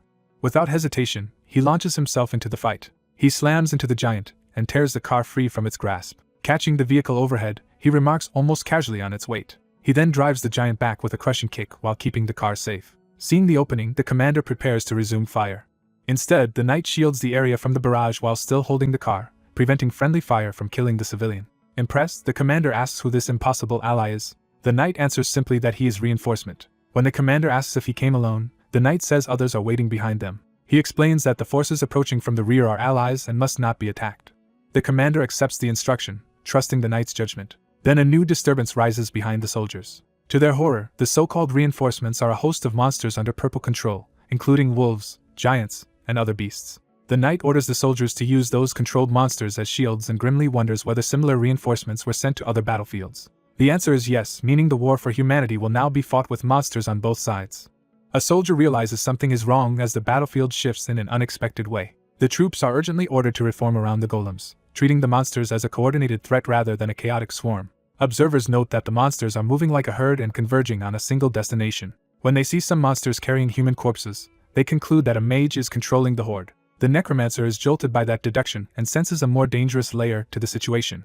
He spots a bizarre summoning array and immediately recognizes it as a major threat. He realizes the circle is active, its target unspecified, and that whatever is coming cannot be stopped by simply destroying the array now. His hooded servant steadies him and asks what he intends to do next. He decides to retreat, fearing his own presence could influence the ritual and draw forth an even higher being. Elsewhere in the city, a desperate prayer rises from someone with no one left to rely on.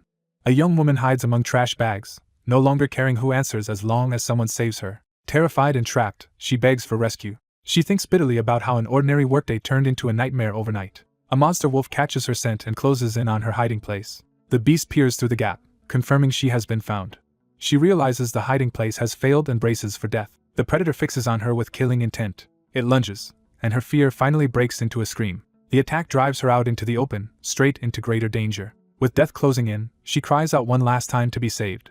Surrounded by monsters on all sides, she can no longer see any path to survival. Shock gives way to a numb stillness as she reaches the end of her hope. She lowers herself and pleads sincerely for help from anything that will answer. A mysterious voice responds, inviting her to state her wish if she truly wants salvation. A red glow gathers beneath her as the monsters hesitate around an unseen presence. The voice tempts her, asking whether she will really surrender her life so easily. When she asks who is speaking, the answer comes that it is one of the defeated evils cast down by the gods. The being claims demons are not passive like gods but enemies of heaven capable of acting directly in the world. It offers to grant her desire in place of the god who did nothing for her. She accepts without hesitation, deciding that even a devil is worth trusting if it means living. Her agreement seals the pact, and the unseen speaker praises her choice. Dark power erupts around her as the contract takes effect. The wolves are instantly torn apart by newly summoned demonic guardians. Shaking with fear, she is told she should agree faster next time if she wants to survive. A blonde demon appears and introduces himself as both a demon and the protector who will guard her from now on. She struggles to process the idea that her savior is now her guardian. Without warning, he lifts her into his arms and takes control of the situation completely. He tells her they should leave for somewhere safe while she recovers. Still overwhelmed, she can only accept his lead. The demon carries her away as if her safety now belongs to him. Pleased by her response, he judges her more impressive than he expected. Back near the summoning site, the demon notices the necromancer and is intrigued to find such a capable practitioner in the modern age. The necromancer arrives beside his skeletal dragon, ready for a confrontation. He casually explains that hunting monsters has provided him with plenty of useful materials. Then he senses another powerful presence and turns wary. He sees the blonde stranger carrying the unconscious woman and immediately understands this is no ordinary being. Even before his servant warns him, he has already concluded the newcomer is not human. The stranger politely introduces himself to the necromancer as a fellow rare talent and asks to talk. The necromancer agrees on the condition that the stranger is not hostile. The stranger reveals his name as Andromalius. That name shocks the necromancer, who recognizes it as one of Solomon's 72 demon gods, the Count of Justice. Andromalius confirms he is an archdemon and notes that the necromancer is taking the revelation with unusual composure. He praises the necromancer for being broad-minded enough to accept demons as naturally as monsters, undead, and dragons. The necromancer quietly steadies himself rather than provoking a fight he may not survive. He calms his dragon companion, Nidhogg, and keeps the meeting from turning violent. Privately, he admits that even a lower-ranked archdemon is beyond what he can defeat right now. Andromalius observes that Nidhogg is newly born and is impressed that the necromancer raised it so quickly. When asked how he knows that, Andromalius explains that demons can perceive the timing of a life's birth and death. He abruptly shifts to fussing over the unconscious woman's dirty clothes, revealing a possessive concern for her condition. The necromancer realizes she is some kind of treasured existence to demons, and Andromalius confirms she is extraordinarily rare. The necromancer senses there is more to her importance than Andromalius is saying. Andromalius proposes they continue this conversation over tea, as if this were a social visit instead of a crisis. Once seated, the necromancer asks how an archdemon can remain in the human world and whether the woman is his contractor. Andromalius says she is not his formal contractor because she only asked for help at the moment of death, yet that alone was enough to call him. The necromancer realizes she summoned and bound an archdemon simply by pleading for salvation, then demands to know why this is being revealed to him. Andromalius answers that the reason is obvious to him. He wants to build a good relationship with the necromancer despite the difference in their stations. He insists the necromancer should not belittle himself, because his talent is valuable and attractive. Andromalius explains that he acted on advice from Visego. The necromancer presses him on what that means. Andromalius recounts Visego's prophecy that the first skilled person he met above ground would bring him great benefit, and that person turned out to be the necromancer. The necromancer outwardly accepts the compliment, while inwardly taking comfort that Visego's knowledge implies he survives the near future. He then asks the more important question of what the demons intend to do next. Andromalius says the demons plan to work for humanity for now, and the necromancer accepts that answer surprisingly easily. He explains that after meeting even greater enemy executives, he no longer sees demons as the ultimate threat and can believe they would side with humans. That answer catches Andromalius's full attention. He eagerly asks for details about those enemy beings, convinced Visego's advice has proven correct. The necromancer tells him about Gloria and the strange being he encountered in the desert. Andromalius identifies the desert foe as an agglomeration of souls and values the information, especially the fact that one enemy is a dragon. In gratitude, he decides to reward the necromancer. He gives him a monocle empowered by Visego that can locate what he seeks up to 3 times. He also promises to personally aid him once in a future life-threatening situation. The necromancer protests that the reward is excessive. Andromalius dismisses the concern and frames it as a fair exchange and a gesture of friendship. The necromancer accepts and promises to remember the favor. Their talk continues, with each side trading knowledge about the modern world, demon affairs, and black magic. Andromalius explains that demons were cut off from the surface for centuries and only recently regained influence after dungeons appeared. The necromancer concludes that this is why the woman is so precious, since she lets demons manifest without paying the usual price. He adds that black mages were once extremely rare in modern times and asks how many there are now. Andromalius says their numbers have already exploded past 10,000 and will keep growing because desperate times make power irresistible.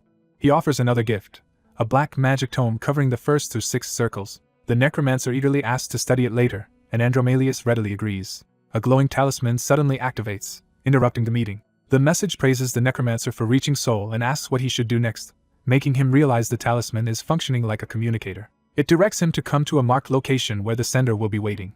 The message also warns the General of Hell that the beings above have begun moving and urges him to take care of himself. Andromalius recognizes the sender's neutrality and the necromancer is startled that this person knows him as well. Andromalius explains that the sender has long been a special existence able to communicate with both heaven and hell. With business settled, Andromalius prepares to leave. Before going, he turns back with one last question. He bluntly asks the necromancer whether he is married. Relieved to hear the answer is no, Andromalius departs in high spirits, clearly pleased for reasons he does not explain. The necromancer is left feeling as though he has just been toyed with in the most absurd way possible. The scene shifts as the night deepens and the next move begins. The necromancer arrives at the designated meeting place and is formally welcomed by a gaunt man waiting there. Seeing the man's worn face, he immediately notices that something is seriously wrong with him. He asks after the man's condition, and the man brushes it off while the necromancer insists he is genuinely concerned. The man is surprised by that concern, having expected hostility instead. He explains that he has burned away his own life force trying to look into the future and offers the necromancer something in return. He gives him more talismans like the one from before, saying the group will need them. Then he orders the necromancer to rest for 2 days and go to Yahello afterward. When asked why the delay matters, he says the reason will become clear tomorrow and insists that going later is the better choice. His body suddenly rebels, and he coughs up blood from the strain of his foresight. Even so, he insists he will recover in time. The necromancer asks why he is sacrificing himself to this extent.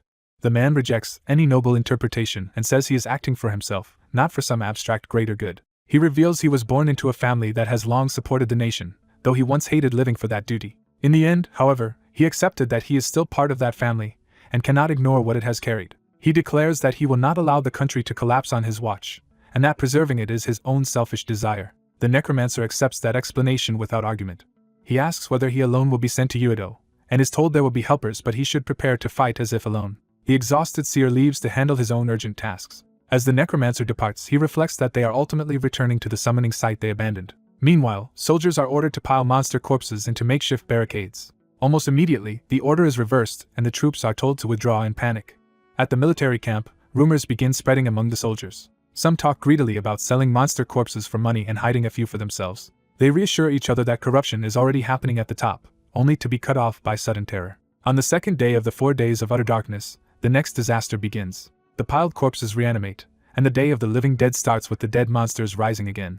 As soldiers flee, they curse the officer who told them to use monster bodies as a barrier, realizing too late that he led them into disaster. One soldier can only stare as death rushes toward him. A golem suddenly surges into motion, intervening at the critical moment. A glowing core appears in the golem's back, revealing an external power source or control point. The core detonates in a massive blast that wipes out the immediate threat.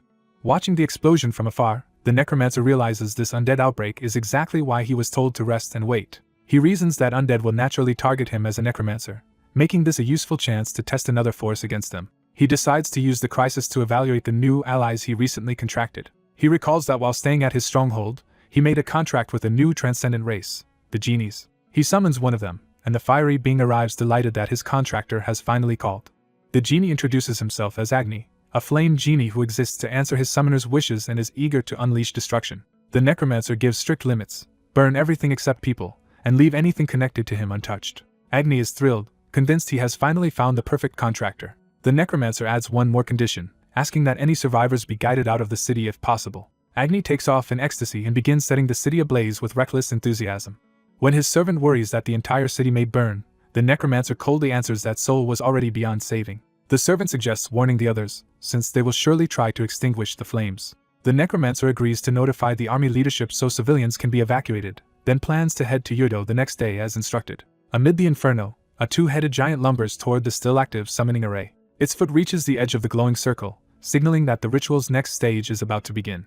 A monstrous maw closes over 2 figures as the battle reaches a brutal, immediate crisis. The attack lands with overwhelming force, ending the clash in a burst of blood and impact. By the next day in Yahello, the undead have turned the tide and are now overpowering the monsters. Watching from above, the contractor wonders whether the decisive day has finally arrived and confirms that the necromancers reach Yahello safely. He is told Kim Mi-jin has brought the necromancers in and they are awaiting his command, so he chooses to keep observing for now.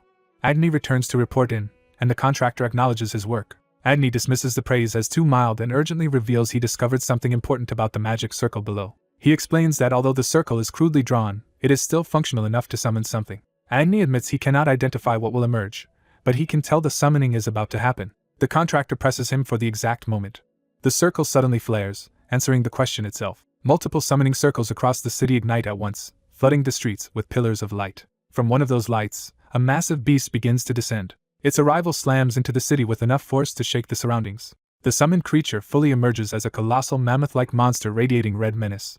Agni bursts into delighted laughter, having correctly guessed what kind of monster would appear. The contractor, alarmed, demands to know what they are facing. Agni identifies it as the king of earth and beasts, one of the great chaos monsters sent to land. He names the creature Behemoth. The contractor recognizes the name from scripture and realizes it is treated as a being on the level of a god or devil. Agni tries to calm him by saying this behemoth is only a fragment and far weaker than the original. Behemoth immediately disproves that reassurance with open contempt. As more pillars continue to erupt around the city, Agni realizes the beast is enraged. Nidhogg is forced to dodge through the blazing columns as the battlefield becomes even more dangerous. The contractor watches the city fill with destructive light, while Nidhogg struggles to maneuver. Realizing the pressure is too great, he orders everyone to activate their talismans. The group surrounds itself with protective purple power as they prepare to endure the strain. Nidhogg weaves between the descending blasts, buying time in the air. The contractor tells Chris to hold Behemoth off while he prepares something else. Chris remembers the monocle Andromalius entrusted to him and decides to use it. The contractor leaves the task to Chris, who accepts without hesitation. Nidhogg gathers a dense sphere of negative energy in its jaws. It unleashes negative breath straight at Behemoth. The blast crashes into the mammoth head-on with crackling force. Behemoth remains standing through the hit. To their shock, the attack leaves it completely unharmed. Behemoth charges after Nidhogg with crushing speed despite its size. Nidhogg repeatedly blinks through space to avoid being caught. It continues teleporting in rapid succession just to stay alive. The contractor realizes the talisman is easing the burden, but Blink is still draining enormous mana. Seeing that the dragon cannot keep this up, he calls on Kai and Kessel. The two armored undead blink directly into Behemoth's path to intercept it. They launch their strongest sword techniques together in a coordinated strike. Their blades carve across Behemoth, but the damage is shallow against its monstrous body. They immediately understand the problem. This so-called fragment is absurdly durable. Before they can reposition, Behemoth's massive limbs and tusks bear down on them. Agni joins the melee at last, smashing a flaming punch into Behemoth's face. The impact only starts a close-range struggle, with Agni forced to push against the beast's overwhelming mass. Instead of fear, Agni feels exhilaration and revels in the challenge. He openly invites Behemoth to a proper duel between the two of them. Agni lunges in with a grin, fully committing to the fight. He drives burning force directly into Behemoth's body. Flames engulf the clash as Agni batters the giant beast at point-blank range. Even his allies are baffled that Agni's attacks are having any effect at all. Agni explains that Behemoth is blessed by the earth, so nothing born of earth can truly harm it. He urges the non-human fighters to go beyond their limits, because they are the only ones who can challenge that protection. The contractor answers with a barrage of bone spears. The spears hammer into Behemoth's side in a concentrated volley. He follows with bone explosion to detonate the attack from within. Even that combination fails to shake Behemoth, confirming how absolute its defense is. Behemoth counters by seizing Agni in its grasp. Agni's confidence falters for the first time as he realizes he has been caught. Behemoth hurls him away with brutal force. Agni is blasted across the city skyline like a projectile. Behemoth immediately turns its attention back to Nidhogg, threatening the contractor's position again. The beast swings upward, forcing the dragon into another desperate evasive maneuver. The contractor feels Nidhogg falter under the pressure and calls out to it in alarm. From below, he shouts at Agni to regain focus and return to the fight. Agni answers that he needs more fire, and not just a little more but vastly more. The contractor decides to grant that request. He coldly offers up his undead as fuel, ordering them to die for him with grace. The sacrificed undead descend onto Agni and begin feeding his flames. Agni surges back to life with renewed power, thrilled by the offering. His allies are stunned that this is what surpassing human limits looks like for a non-human fighter. Inspired, Kai asks for another talisman because he wants to attempt something new. More undead are sent into the air around him as raw material. Kai demands even more, gathering enough bodies and energy for a reckless experiment. He declares that he will attempt something only non-humans can do, fuse with the undead.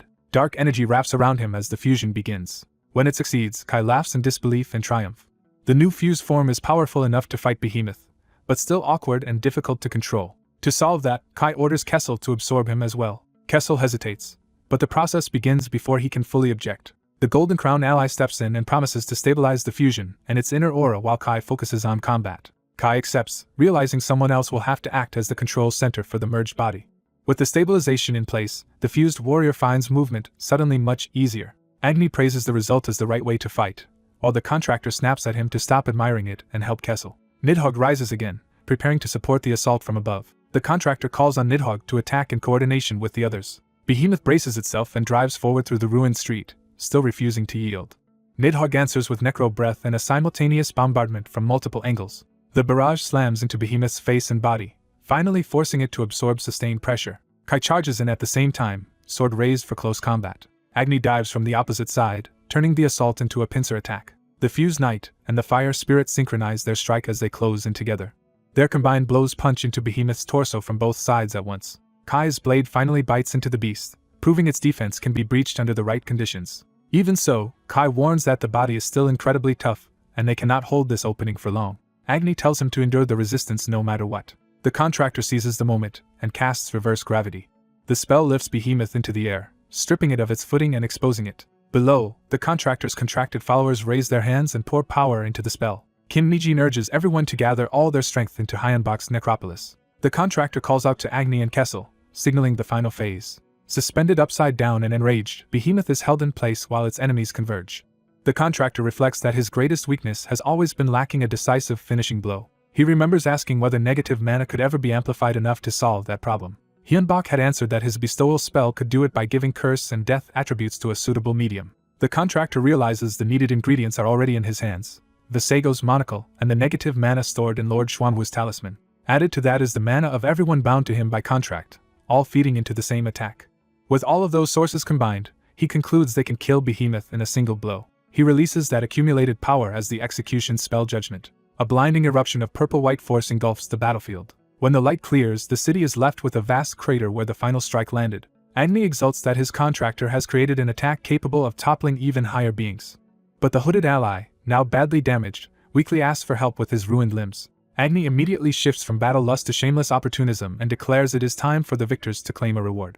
Golden light and aftermath settle over the surviving summons as the battle finally ends. A system message announces the contractor's summoning skill has risen from B to B+, allowing him to summon Class A monsters. He also realizes his vitality has increased, confirming the victory strengthened him directly. Agni cheerfully announces he will be gone for a while, not because he is satisfied but because he still wants more fun elsewhere. Watching the fiery streak vanish into the sky, the contractor can only dismiss him as a fight-addicted lunatic. He decides the crisis is over and suggests they finally rest, until the hooded ally reminds him he has been left in miserable condition. The story then widens, explaining that while people fought behemoths, humanity as a whole kept resisting the apocalypse. Yet humanity learned that monsters were not their only enemy. As survivors huddled in the cold and dark, the world itself became another force trying to kill them. That merciless enemy was simply nature. People endured among corpses and ruins, trapped between disaster, monsters, and the elements. At the height of that desperation, new powers finally descended into the world, gods and demons. Abandoned by hope, people cried out to every higher power they could name and begged for salvation. After 4 days of darkness, many lost faith in the gods and became willing to bargain with devils if it meant survival. The demons appeared at that exact moment and offered a simple exchange: survival in return for their souls. A red-haired demon accepted the bargain and promised to grant humanity the strength to live. He clarified that he did not need their souls outright, only a binding contract. Desperate survivors accepted, becoming the first human contractors. In return, the demons granted black magic, marking their contractors with a black stain on the backs of their hands. Only after that did the sun return, and with it the gods finally descend before humanity. The gods healed the wounded and restored the ruined cities, winning immediate reverence. They warned that an invasion from another world was coming and urged humanity to survive and defend Earth. They also bestowed holy power, leaving a white mark on those chosen to wield it, and promising to watch over mankind. With dungeon seekers and divine grace, humanity managed to avoid total collapse. The day the gods descended became known as the Day of Miracles, marking the start of a new era. Back in the present, someone asks the contractor to reconsider a major decision. He calmly repeats that he has no intention of becoming a guardian. The Guardians are explained as an international organization created to protect Earth from the coming otherworldly threat. The offer remains open if he ever changes his mind. He refuses because he does not want to be tied down by any organization, and he also questions why the operations director vanished at such a critical time. It is revealed that the director left after teaching him how to use the amulet and unlocking its activation method. Another force has also emerged after the god's departure: the Grey Market, a neutral group from another world that follows only Eichmann. They announce that a full-scale war has begun and offer access to almost any item in exchange for money and valuables, signaling the next phase of the story. A mass of red substance appears, signaling the return of something not fully human. The red mass stretches upward and begins taking shape as it reforms into a body. Tia returns to Wanhyo and reports back to her master, having now become an intelligent being separate from her former duplicate state. Tia dismisses ordinary humans as fools and explains that ignorant authorities still see Wanhyo as a threat that should be eliminated. When Wanhyo confirms the government and military are involved, Tia assures him their planted cloned objects can be removed whenever needed, easing the immediate danger. With that settled, Wanhyo decides it is time for everyone to return to the home they now share. The story shifts back to Wanhyo's new residence, which has become the center of his growing faction. The group arrives through a portal, and Tia immediately relaxes, delighted to be back in the safety of their home. Wanhyo asks Chris to inspect the surroundings while telling Kei to rest, showing he is still cautious even after returning. As Wanhyo lies down to recover, Kei asks about dinner, and he answers that any food will do because comfort matters most right now. The household settles into domestic routine as Wanhyo delegates meal preparation and lets the others enjoy themselves. While resting, Wanhyo starts dwelling on the warning a mysterious man gave him before leaving. He recalls the man's prediction that another invasion is coming and that he must prepare for it. Wanhyo realizes the warning may be true because it came from someone who could see the future, but his thoughts are interrupted by news from Tia. Tia announces that visitors have arrived, forcing Wanhyo out of reflection and into a new meeting. A blonde demon greets Wanhyo warmly, making it clear they already know each other well. Wanhyo recognizes him as Andromalius, confirming the guest is an archdemon from his past dealings. Andromalius tells Wanhyo to drop the formal distance between them because their relationship has changed, and he wants familiarity restored. He introduces another noble demon named Seer, expanding the circle of powerful demons now connected to Wanhyo. Seer, eager to make a good impression, offers Wanhyo a housewarming gift after hearing Andromalius praise him. The gift turns out to be a Baphomet horn, which Seer specifically chose because he believes it will be useful to Wanhyo. Andromalius adds a mithril cape meant for healing, making the visit both diplomatic and practical. Wanhyo is genuinely surprised by the generosity, and wonders if he is really being handed all of this for free. Before he can settle into gratitude, he notices there is still someone else with the visitors. A black-haired woman reluctantly steps out from behind Andromalius when he tells her to stop hiding. Wanhyo realizes she is the famed demon treasure, a woman of great value among demons. The woman demands to know why she was brought there, showing she was not fully informed. Andromalius reveals he came for another purpose entirely and asks Wanhyo to look after Baek's son Su for a while. He goes further and unexpectedly asks Wanhyo to become her teacher. Wanhyo is caught off guard by the idea of being asked to teach someone like her. Baek's son Su is equally unsettled, clearly not expecting to be handed over this way. When Wanhyo asks why, Andromalius presses the matter instead of backing down. He explains that they must soon travel through the Asian Union and the fractured Chinese states because many forces are searching for them. The Asian Union is introduced as the alliance formed after China split into several countries, making the political landscape unstable. Andromalius says the war has driven many people to seek deals with demons, increasing danger and attention around them.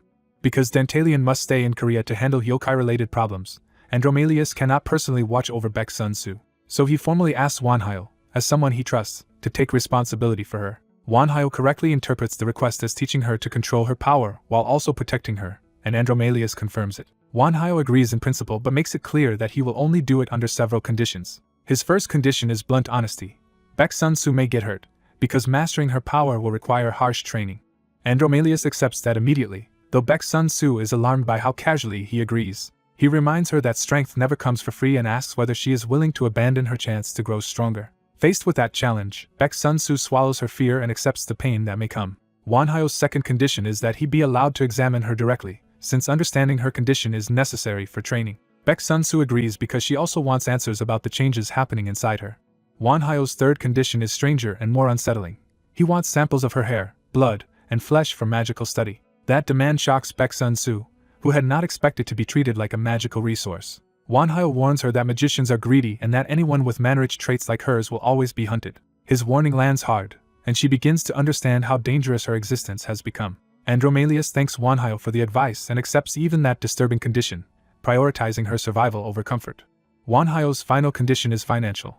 They must cover every expense incurred during her training, aside from his commissions. Andromalius agrees without hesitation and even offers an upfront payment, showing how serious he is about the arrangement. Wanhyo is ready to refuse out of principle, but the speed and scale of the payment shake his resolve. In the end, the sheer amount offered is too much to turn down, and the deal is sealed. 3 days pass after the contract, and the new arrangement begins to take effect.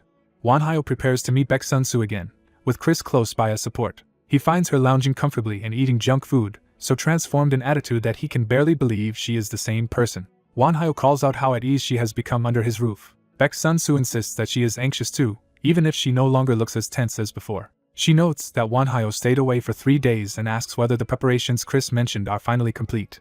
When Wanhyo says they need to talk about her first, she is startled by the seriousness of his tone. He explains that parts of her body can dramatically amplify magical power, making her existence comparable to an elixir of immortality. He goes further and says that even consuming her own blood and flesh could strengthen someone. Wanhyo compares the effect to absorbing the life force of a behemoth, and says complete assimilation of her DNA could make someone overwhelmingly powerful. He warns that every mana user will covet her for that reason, confirming that she will be hunted as long as she lives. Wanhyo promises that he and his people will protect her, trying to steady her after revealing the truth. He asks whether she is afraid and whether she wants to run from this fate. She admits she is terrified, but refuses to choose escape. Wanhyo tells her fear is useless unless it becomes strength, and she responds by entrusting herself to him as her teacher. The title catches Wanhyo off guard, making the new bond between them suddenly feel real. Training begins in a sealed room as Baek's son Su releases a massive surge of purple mana that shocks everyone present. Even the observers are stunned, because her mana output is more than 10 times greater than Wanhyo's. Wanhyo is forced to admit that her natural talent far exceeds even his own rapid growth. She demonstrates absurd aptitude by lifting coins with black magic in seconds, a feat that once took Wanhyo far longer to achieve. Seeing her raw potential, Wanhyo recognizes that her gift is as dangerous as it is extraordinary. Unable to hide his frustration at the unfair gap in talent, he abruptly calls for a break. Chris checks on him, but Wanhyo is in no mood to pretend he is fine. He vents bitterly that the world is unfair, because he struggled desperately for power while she was born with overwhelming ability. Chris coldly suggests that if her existence torments him so much, he could simply get rid of her. Wanhyo rejects that thought immediately, insisting she has done nothing wrong and that giving in to jealousy would make him contemptible. Chris answers that this realization alone is enough to prove Wanhyo truly is her teacher. Wanhyo pauses, forced to confront what that role actually demands of him. Chris confesses that he once felt the same resentment toward Wanhyo when his master surpassed him with frightening speed. He admits he even carried the same murderous impulse that Wanhyo is struggling with now. Chris explains that he overcame that urge only after realizing he himself could still continue growing stronger. He praises Wanhyo for enduring the pain of envy without being consumed by it. Chris urges him to use those ugly feelings as fuel for growth instead of shame. Back in training, Baek Sun-soo continues trying to shape and control the violent mana overflowing from her body. When Wanhyo asks if she is ready to give up, she stubbornly refuses and vows to find the right magic for herself. Wanhyo corrects her focus, saying she is not there to chase magic for its own sake but to gain the power to protect herself. She reluctantly accepts the rebuke and listens. Wanhyo tells her they will stop forcing magic for now and shift to another kind of training instead. Her mood instantly brightens when he promises they will return to magic later, and she demands that promise clearly. Privately, Wanhyo resolves not to be ruled by emotion and vows to find his own path to greater strength as well. Elsewhere, the black magic users of Abyss begin moving behind the scenes. At Abyss headquarters, Dantalion is asked for an update on the situation. He reports that everything is proceeding smoothly and that he is ready to move to the second stage of his plan. That next step is to leak information that great demons visited Wanhyo together with Baek Sun-soo. Dantalion eagerly anticipates the chaos this revelation will cause and wants to see how Wanhyo handles the crisis. The coming conflict is framed as a collision between multiple major powers, including the Guardian and Hunter associations, Abyss, and others. The Necropolis are also drawn in, having claimed Gangnam as their territory and regarding Wanhyo as their supreme overlord. Attention then shifts to the headquarters of the Chosen Ones, another faction preparing to act. A report reaches them that the archdemons Andromalius and Seer have been captured within the Asian Federation. They also learn through an informant in Abyss that the witch connected to them has gone into hiding. At the same time, Dantalion is said to be controlling demon followers across Korea and Japan, widening the threat. The leadership asks whether there is any information yet on the Necropolis. The answer is no, meaning one of the most dangerous variables remains unaccounted for. Even so, the leaders remain calm and demand useful intelligence as soon as possible. They conclude that this may be the long-awaited chance to wipe out the archdemons and their followers for good. One zealot agrees fervently, declaring that all servants of the unclean must die. When the necromancer is mentioned, they admit they still cannot locate him. Their superior orders an intensified search and warns them not to underestimate Wanhyo and the forces gathering around him. The subordinate accepts the command and withdraws to carry it out. Back at Wanhyo's home, training resumes under a clear sky that contrasts with the danger closing in. Wanhyo now tests Baek Sun-soo in combat, attacking with summoned blades while forcing her to respond under pressure. She counters with a crude but powerful mana blast and throws his earlier advice back at him, showing she is learning while still defiant. Wanhyo calmly offers another lesson, shifting from raw power to practical combat sense. He tells her not to forget actual spell structure, because instinct alone will not save her in battle. He slips past her attack with ease, proving that brute force without control is still easy to read. Baek Sun-soo is startled when she realizes he has maneuvered her into a bad position. She hurriedly throws up a barrier to stop the next strike and barely manages to defend herself. Wanhyo declares the exchange over, having made his point. He follows with a shock attack that slams into her and overwhelms her body. The blast drops her hard to the floor, ending the round decisively. After 9 days of training, Wanhyo reflects on how quickly she has improved. He admits to himself that her progress in such a short time is extraordinary. Baek Sun-soo demands another chance and boasts that she will win the next round, but Wanhyo instead announces a harsher phase of training. She is confused when he calls it special training rather than another spar. Chris appears with a bound goblin, revealing that the next lesson will involve real killing. The goblin snarls for her death, making the threat immediate and personal.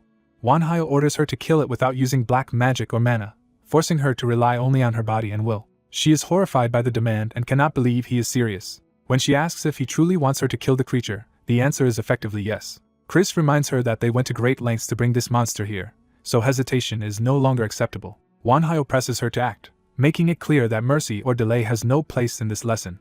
Breathing hard, Baek Sun-soo stands frozen between fear and obedience. The goblin lunges at her with murderous intent, forcing the decision on her. In the instant before impact, she seizes the weapon and turns the situation around. Her hand closes around the blade, committing her to violence. She drives the knife into the goblin in a burst of panic and rage, screaming for it to die. Once she starts, she keeps stabbing over and over, unable to stop after crossing the line. The goblin chokes and collapses under the relentless assault. Baek Sun-soo stands over the corpse drenched in blood, stunned by what she has just done. She can only stare and breathe, trying to process the fact that she has killed with her own hands. Wonhyo coldly moves on to the next lesson, while Chris is disturbed that he is pushing her this far. Wonhyo confirms it, and announces that the next fight will begin in 10 seconds. He starts the countdown to a new round before she has even recovered emotionally. Still bloodied and shaken, Baek Sun-soo charges anyway, driven by anger and confusion. She rushes at Wonhyo screaming for him to die, turning her trauma directly against her teacher. As she unleashes a furious blast, she calls him trash and demands to know why he forced her to become a killer. Her teacher forces Sunsu to face the horror of killing and tells her this brutal training is necessary if she wants to survive. He insists that people like them were never allowed innocence, and must live as killers in a world that already despises necromancers and demon contractors. He reminds her that divine magic users see the woman who summoned the archdemons, Sunsu Peak, as a threat that must be erased. The pressure of that truth finally breaks through to her. Sunsu erupts in despair, crying that she never wanted any of this and only wanted help so she could keep living. She bitterly says that when no god came to save her, turning to demons was the only choice left, and now she cannot accept being punished for it. Her teacher answers coldly that fairness does not exist, and that only two paths remain. He reduces her future to a single law: fight to live, or surrender and die. Overwhelmed, Sunsu collapses in the training room while he stands over her without softening. Her breakdown leaves her sobbing and unable to continue. After exhausting herself, she falls asleep, and her teacher quietly acknowledges how much strain she has been under. He ends the day's training, while his undead aide silently agrees. A small subordinate named Castle suddenly appears to report in. Castle warns that suspicious people have been lurking nearby and that they no longer seem like ordinary civilians. She explains that mana users and divine magic users have started gathering, and predicts an ambush within a few days. She even overheard a commander ordering troops to mobilize, confirming that fanatics have infiltrated the military. Pleased with the intelligence, he orders Castle to keep watching them, and she eagerly accepts the task. He then asks Chris for an update on equipment being prepared for Sunsu. Satisfied that the final adjustments are nearly done, he decides it is time to test what her training has produced. Outside, the city remains unaware that forces are already closing in around their base. When Sunsu wakes, her first response is to demand food, as if trying to bury her fear under appetite. She keeps piling on requests for more and more food, and her teacher realizes she is stress eating. In the middle of that binge, she reaches a decision. Sunsu declares that she will live, and if the world insists on kill or be killed, then she will choose to kill. Her teacher is relieved she accepted the lesson so quickly and tells her to rest because the real fight is coming soon. Night falls over the city as the promised confrontation approaches. Later, he checks with Chris and learns that the decomposition process on Sunsu's power was successful. Chris explains that demon contractors normally fuse mana and black magic into one inseparable force, but Sunsu is different. Her body can separate those energies at will, as if emptying a cup and dividing its contents. Her teacher agrees with the conclusion, though he sees her less as a vessel and more as a blank canvas whose fate was still undecided. He admits he has been watching closely to see whether she would be ruined like other demon contractors once they were stained by that power. He reflects that if someone with her extraordinary potential had been found by the devout instead, she might have become a saint. He recalls that this is already his third encounter with Sunsu, after first finding her lost and later seeing her broken in his custody. When he learned there had been two others like her, he sought answers from an ancient spirit. He confirms to Chris that the spirit was Agni and that he questioned him about Sunsu. Agni refused to speak directly about the girl, which only deepened the mystery around her. Still, the spirit's reaction to samples of her blood and hair convinced him that Sunsu is a force of immense value and danger. Chris concludes that if the archdemons entrusted someone so important to them, they must be pursuing a hidden agenda through her. He presses his master to decide what to do with that knowledge. Before an answer comes, both of them sense a sudden disturbance. He realizes the attack has already begun, and calls out to Sunsu. Sunsu is struck by the shock of it before she even understands what is happening. He orders her toward the basement, while she panics in confusion. Their base is rocked by explosions, revealing that the enemy chose overwhelming bombardment instead of a simple ambush. He is caught off guard by the scale of the assault but immediately drags Sunsu to safety. In the control room, they see that divine magic users and soldiers have completely surrounded the base. Their surveillance confirms that numerous divine casters are stationed outside, turning the building into a trap. He identifies them as fanatics and understands that this is no ordinary raid. He makes sure Sunsu understands how serious the situation has become. Then he tells her plainly that from this point on, she must be ready to fight. Sunsu appears again in the black dress that marks her new role. She stands transformed, no longer just a frightened civilian, but someone being prepared for war. He hands her a custom-made staff built specifically to suit her unusual power. She accepts the weapon with quiet gratitude, still tense but committed. He lays out the immediate goal: break the siege first, because he already has a plan. With a grim confidence, he refuses to let the attackers dictate the outcome. Outside, the enemy commander warns his troops that they are facing a necromancer and an archdemon witch, and orders them not to relax.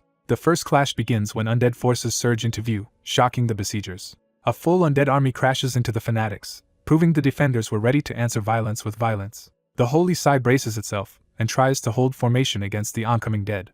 Monstrous undead push forward, turning the battlefield into chaos. The military answers with more explosives, blasting apart large numbers of undead. Even as the dead are destroyed, more keep appearing, and the attackers realize they cannot kill them fast enough. Chris mockingly calls on the enemy's god to save them, taunting the limits of divine protection. The fanatics respond with a collective prayer for heavenly intervention. Their divine power flares outward in a wave of golden light. That holy surge tears through the undead ranks and wipes out the front line. When the smoke clears, the attackers stand illuminated while the dead lie shattered before them. The military commander orders a retreating unit to fall back because they are escalating to a bunker-busting strike. A missile is launched toward the already ruined base to finish what the bombardment started. The weapon descends from the night sky with lethal precision. It detonates in a massive blast that engulfs the area. Believing the strike has broken resistance, the commander orders his forces to advance carefully and watch for anyone trying to flee. Inside the chaos, Sun Tzu and her teacher run through the wreckage, trying to slip away before the net closes. He realizes he misjudged one thing: Sun Tzu's body is still too weak to keep up for long. He switches to stealth and warns her that he cannot throw away his own life just to shield her. Terrified, Sun Tzu asks if he is going to abandon her. He says he will protect her as much as he can, but reminds her that his life also has limits. Her fear spills out again as she begs not to be left behind and admits she is still desperate not to die. He forces her to stop drowning in panic and face the truth of the moment. He tells her bluntly that he cannot be the one to save her. Only Sun Tzu herself can decide whether she lives. He repeats the lesson one last time: fight for your life, or die. He reminds her that there is no undoing what happened and that the world already knows her as the summoner of the archdemon. Sun Tzu quietly admits she understands that much. He explains that their allies' disguises can delay pursuit, but the fanatics ultimately want her above all others. If they ever discover the full truth of her body's unique nature, they will never stop hunting her, and he lays out her grim choices. To them she can only be a specimen, a killer, a corpse, or someone who ends herself before they can claim her. Sun Tzu confesses that she hates both this reality and the life it has forced on her. She even says she hates him for making her see it clearly, but hates the world most of all. He tells her to keep moving and repeats that in the end, saving herself is her own responsibility. They continue their escape through the ruined streets, trying to stay ahead of the hunt. Their stealth fails when enemy scouts spot them and call for reinforcements. He blasts the pursuers back with magic, buying a few seconds and ordering them to run. When he sees Sun Tzu freeze again, he demands that she stop waiting to be saved and strike back. His command finally jolts her out of paralysis. The fanatics close in, screaming that the witch and devil worshipper must die. Even aerial fire joins the assault, showing that the entire operation is focused on exterminating them. Heavy weapons continue to pour fire into the battlefield without hesitation. Watching the relentless attack, Sun Tzu realizes with horror that they truly mean to kill her no matter what she says. Her teacher shields them with layered necromancy, blocking the barrage while preparing a counterattack. But when they break through into another street, a fresh wall of holy soldiers is already waiting. The enemy leader declares that this place will become the grave of the witch and the fallen gravekeeper. Her teacher cuts off the speech, refusing to let them control the scene any longer. The fanatics formally announce that the witch and gravekeeper are trapped in the crematorium and await execution. He immediately understands the symbolism. They intend to burn them as part of the sentence. Sun Tzu finally confronts them directly and demands to know why they are so obsessed with killing her. She insists she has harmed no one and only wanted to live, and that demons answered her because no one else would. Her words briefly unsettle the commander, forcing him to hesitate. She presses on, acknowledging the many deaths of the disaster while reminding him that she too is one of its surviving victims. Instead of compassion, he offers only the mercy of execution. He tells her to repent, surrender her life to God, and accept a painless death so heaven might forgive her. That answer finally snaps something inside Sun Tzu. The commander coldly says she should have died the night everything began, and that dying now is her chance at redemption. Her teacher tells her not to expect reason from zealots, because fanaticism itself rejects logic. The enemy answers with a mass invocation, calling down divine judgment in God's name. Sun Tzu refuses that fate outright and screams that she does not want to die. Her power erupts into a giant black and purple hand that crushes one of the holy warriors in front of everyone. For a moment she stares at what she has done, stunned by the ease of it. The fanatics only become more frenzied, condemning her as a witch and demanding she stand trial before God. In response, Sun Tzu unleashes a sweeping wave of dark power that tears through their ranks. Even while attacking, she pleads for them to leave her alone, showing that rage and desperation are now fused together. As bodies fall, she cannot understand why they are trying so hard to kill her when they are all human in the end. That thought curdles into contempt as she begins to question whether these people deserve to be called human at all. Then she breaks into manic laughter, crossing a line inside herself. Her teacher is alarmed as he realizes her mind is shifting in a dangerous direction. Sun Tzu thanks the fanatics for helping her decide, concluding that they are not abandoned people but beasts pretending to be righteous. The enemy is left stunned by the cold certainty in her new conviction. She declares that the purpose of the living is simply to live, and accuses them of denying that basic truth. She condemns them for calling her life sinful just because she made a contract with a demon, and for forcing that belief onto others. With all guilt gone, she decides they are evil in their own right, and no better than monsters. Acting on that judgment, she releases a far deadlier storm of dark magic that rips through the holy ranks. The attack mutilates and kills multiple enemies at once, turning the street into a slaughter. Even divine defenses fail as her power cuts through armor and flesh alike. The commander denounces her for finally revealing herself as a true witch.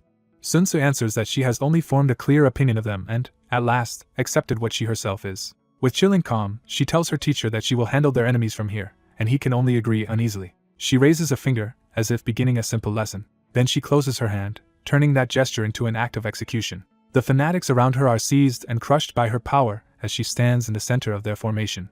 Her teacher recognizes the move with alarm. He realizes she is using the devastating technique he taught her for overwhelming weaker opponents. The intensity in her eyes shows she has fully embraced it. She points toward the remaining enemies and decides to end the battle completely. But before she can finish them, the commander drops to the ground in sudden prayer. Sun Tzu pauses, confused by the abrupt change. The commander offers his life to God without reservation, invoking total surrender. Golden power floods through him as that vow transforms into divine force. Her teacher instantly recognizes the danger and curses the fanatics for resorting to this. He identifies the miracle as sacrificial magic, a power gained when zealots hand their will and lives over to God through sacrifice. The enemy mastermind reveals that he pushed events toward this moment, expecting Sun Tzu Peak to awaken her full power through the zealots' willingness to die. As the cult unleashes a massive divine assault, Hyenbach and Sun Tzu face the blast behind a failing barrier. Hyenbach snaps Sun Tzu out of her panic and forces her to focus on his instructions. He realizes the attack is self-sacrificial magic, meaning the fanatics are pouring their lives and intent directly into the strike. He understands their true objective is not victory in battle but Sun Tzu's death. With no time left, he tells her the only way to survive is to take the attack into herself. Sun Tzu is stunned by the idea and asks what exactly he expects her to take in. Hyenbach urges her to absorb the incoming power, convinced she can do it. He reminds her that because she commands both mana and black magic, she can wield power beyond normal limits. As the barrier nears collapse, he tells her to endure the impact while he supports her. The divine blast finally breaks through and crashes into them. Sun Tzu is overwhelmed by the force and cries out as the energy tears into her. Even while suffering, Hyenbach keeps her attention on him and refuses to let her lose control. He binds himself directly to her so they will share the burden together. He makes the cost clear by telling her that if she dies, he dies as well. That shared fate steadies her, and she forces herself to hold on. Hyenbach explains that black magic naturally counters divine magic, so she must devour the holy power and turn it into her own strength. The story shifts to the blonde schemer, who frames the conflict as a contest between light and darkness. He dismisses the naive belief that light must always defeat darkness simply because it dispels it. Instead, he insists that whichever side is stronger will be the one that survives. He drives the lesson home by declaring that power, not morality, decides who prevails. Back in the battle, divine and black power collide violently as Sun Tzu begins converting the attack. The strain ravages Hyenbach's body as he continues sharing the load with her. Despite the pain, he realizes the process is unfolding exactly as intended. Still, he knows his body is being pushed beyond its limits.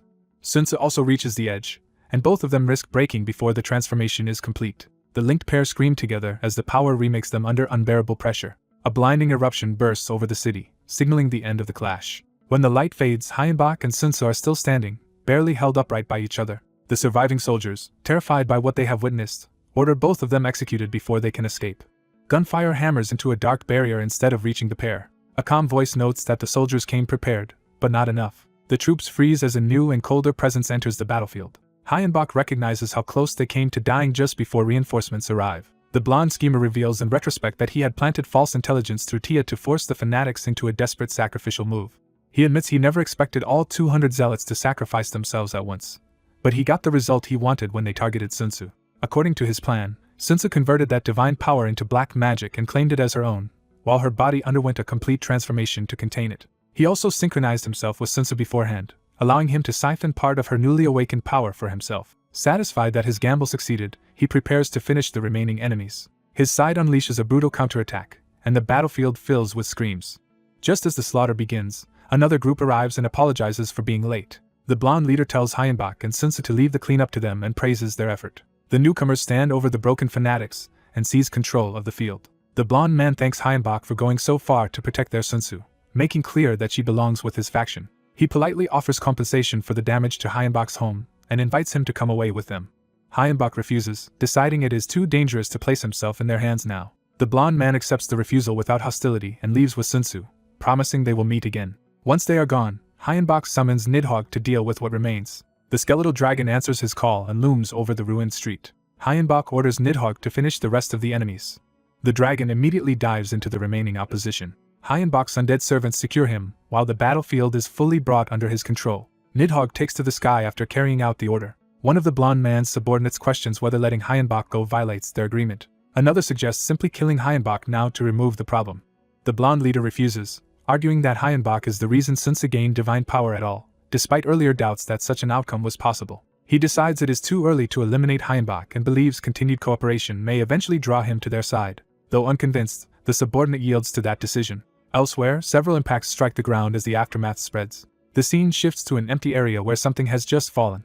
A pool of strange red substance begins to gather and move on its own. From that liquid, a pink-haired girl reforms, revealing that she survived by reconstructing herself. She opens her eyes with renewed awareness, clearly changed by what happened. The narration confirms that the attempt to kill Sunsa ended in total failure, while the fanatics and many cooperating soldiers died in the operation. Recorded evidence from that night is preserved and prepared for release. While Hayenbach lies comatose, the footage is distributed widely to authorities and institutions. Each recipient receives both the video and a list identifying the survivors who escaped. Wanhyo's message is then delivered to the remaining fanatics, declaring that his ultimate goal is survival. He says that survival now means protecting Earth itself, so he will cooperate with anyone willing to resist the coming invaders. Public opinion quickly turns against the fanatics once their actions become known. Major powers, including the government, military, Hunters Association, and Guardians, unite against the so-called Chosen Ones. A coordinated purge begins to suppress the fanatics and break their organization. As they are hunted down, some fanatics choose death over capture and vow revenge with their final breaths. 30 days later, Hayenbach wakes from his coma and is immediately told to review what happened while he was unconscious. After reading the reports, he is impressed by how drastically the situation changed in his absence.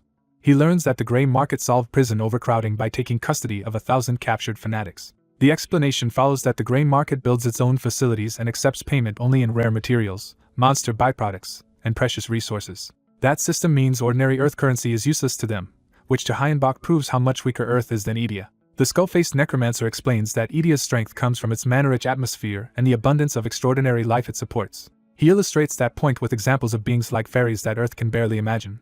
He adds that Edia is also home to dragons, making the other world even more formidable. Hayenbach finally understands why dragons inspire such awe, since Earth has none. He asks whether dragons could ever return to Earth, but is told they left long ago and found another home. The necromancer recounts the old belief that after dragons departed Earth, gods and devils began meddling openly, creating the age of mythology. Hayenbach concludes that Edia sounds dangerous for humans, but the necromancer insists it remains livable. The necromancer then says the time has come for Hayenbach to move on to the next matter. Reflecting on his coma, Hayenbach realizes that linking with Sunsa caused two major changes in his body. The necromancer confirms the first change is extraordinary. Hayenbach can now wield both divine magic and black magic. He warns that this new state may also create two serious problems. Hayenbach says he already has a plan to deal with them, but first intends to collect compensation from the abyss.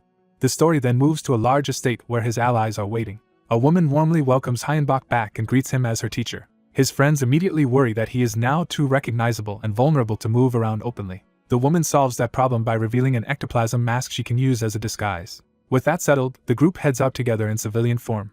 Hayenbach privately notes how confident she sounds about staying by his side. When he asks if she is certain, she answers that she owes him her life and has no intention of backing out. He accepts her decision, while another ally jokes that their mage has already started an ambitious shopping spree. She cheerfully admits she is spending freely because the money is not hers anyway and tells Castle to ask if he needs anything. The group arrives at the Grey Market, which looks ordinary from the outside.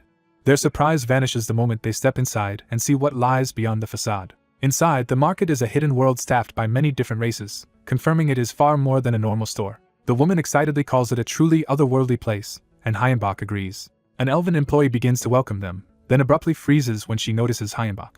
Hayenbach realizes she has sensed that he is a necromancer and remembers that elves despise the undead.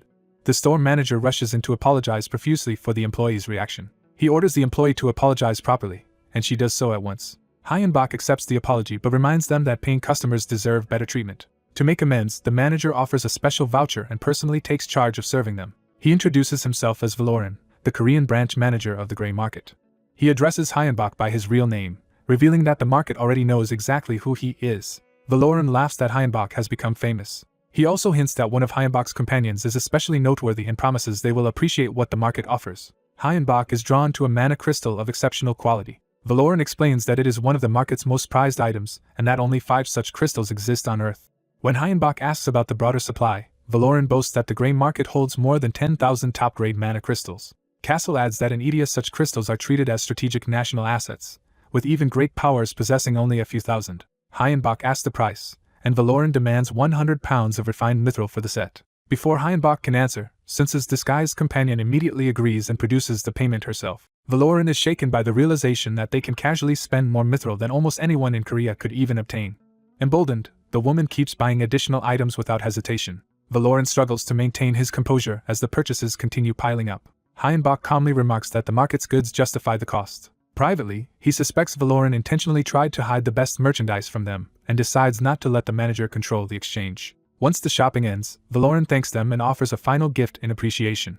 He hands over sealed letters and advises Hyenbach to read them later in private. Outside, the group laughs about how badly each purchase seemed to wound Valoran's pride. Curious, Hyenbach opens one of the letters anyway. The woman beside him instantly goes pale at what she sees. Hyenbach notices her reaction and asks what is wrong.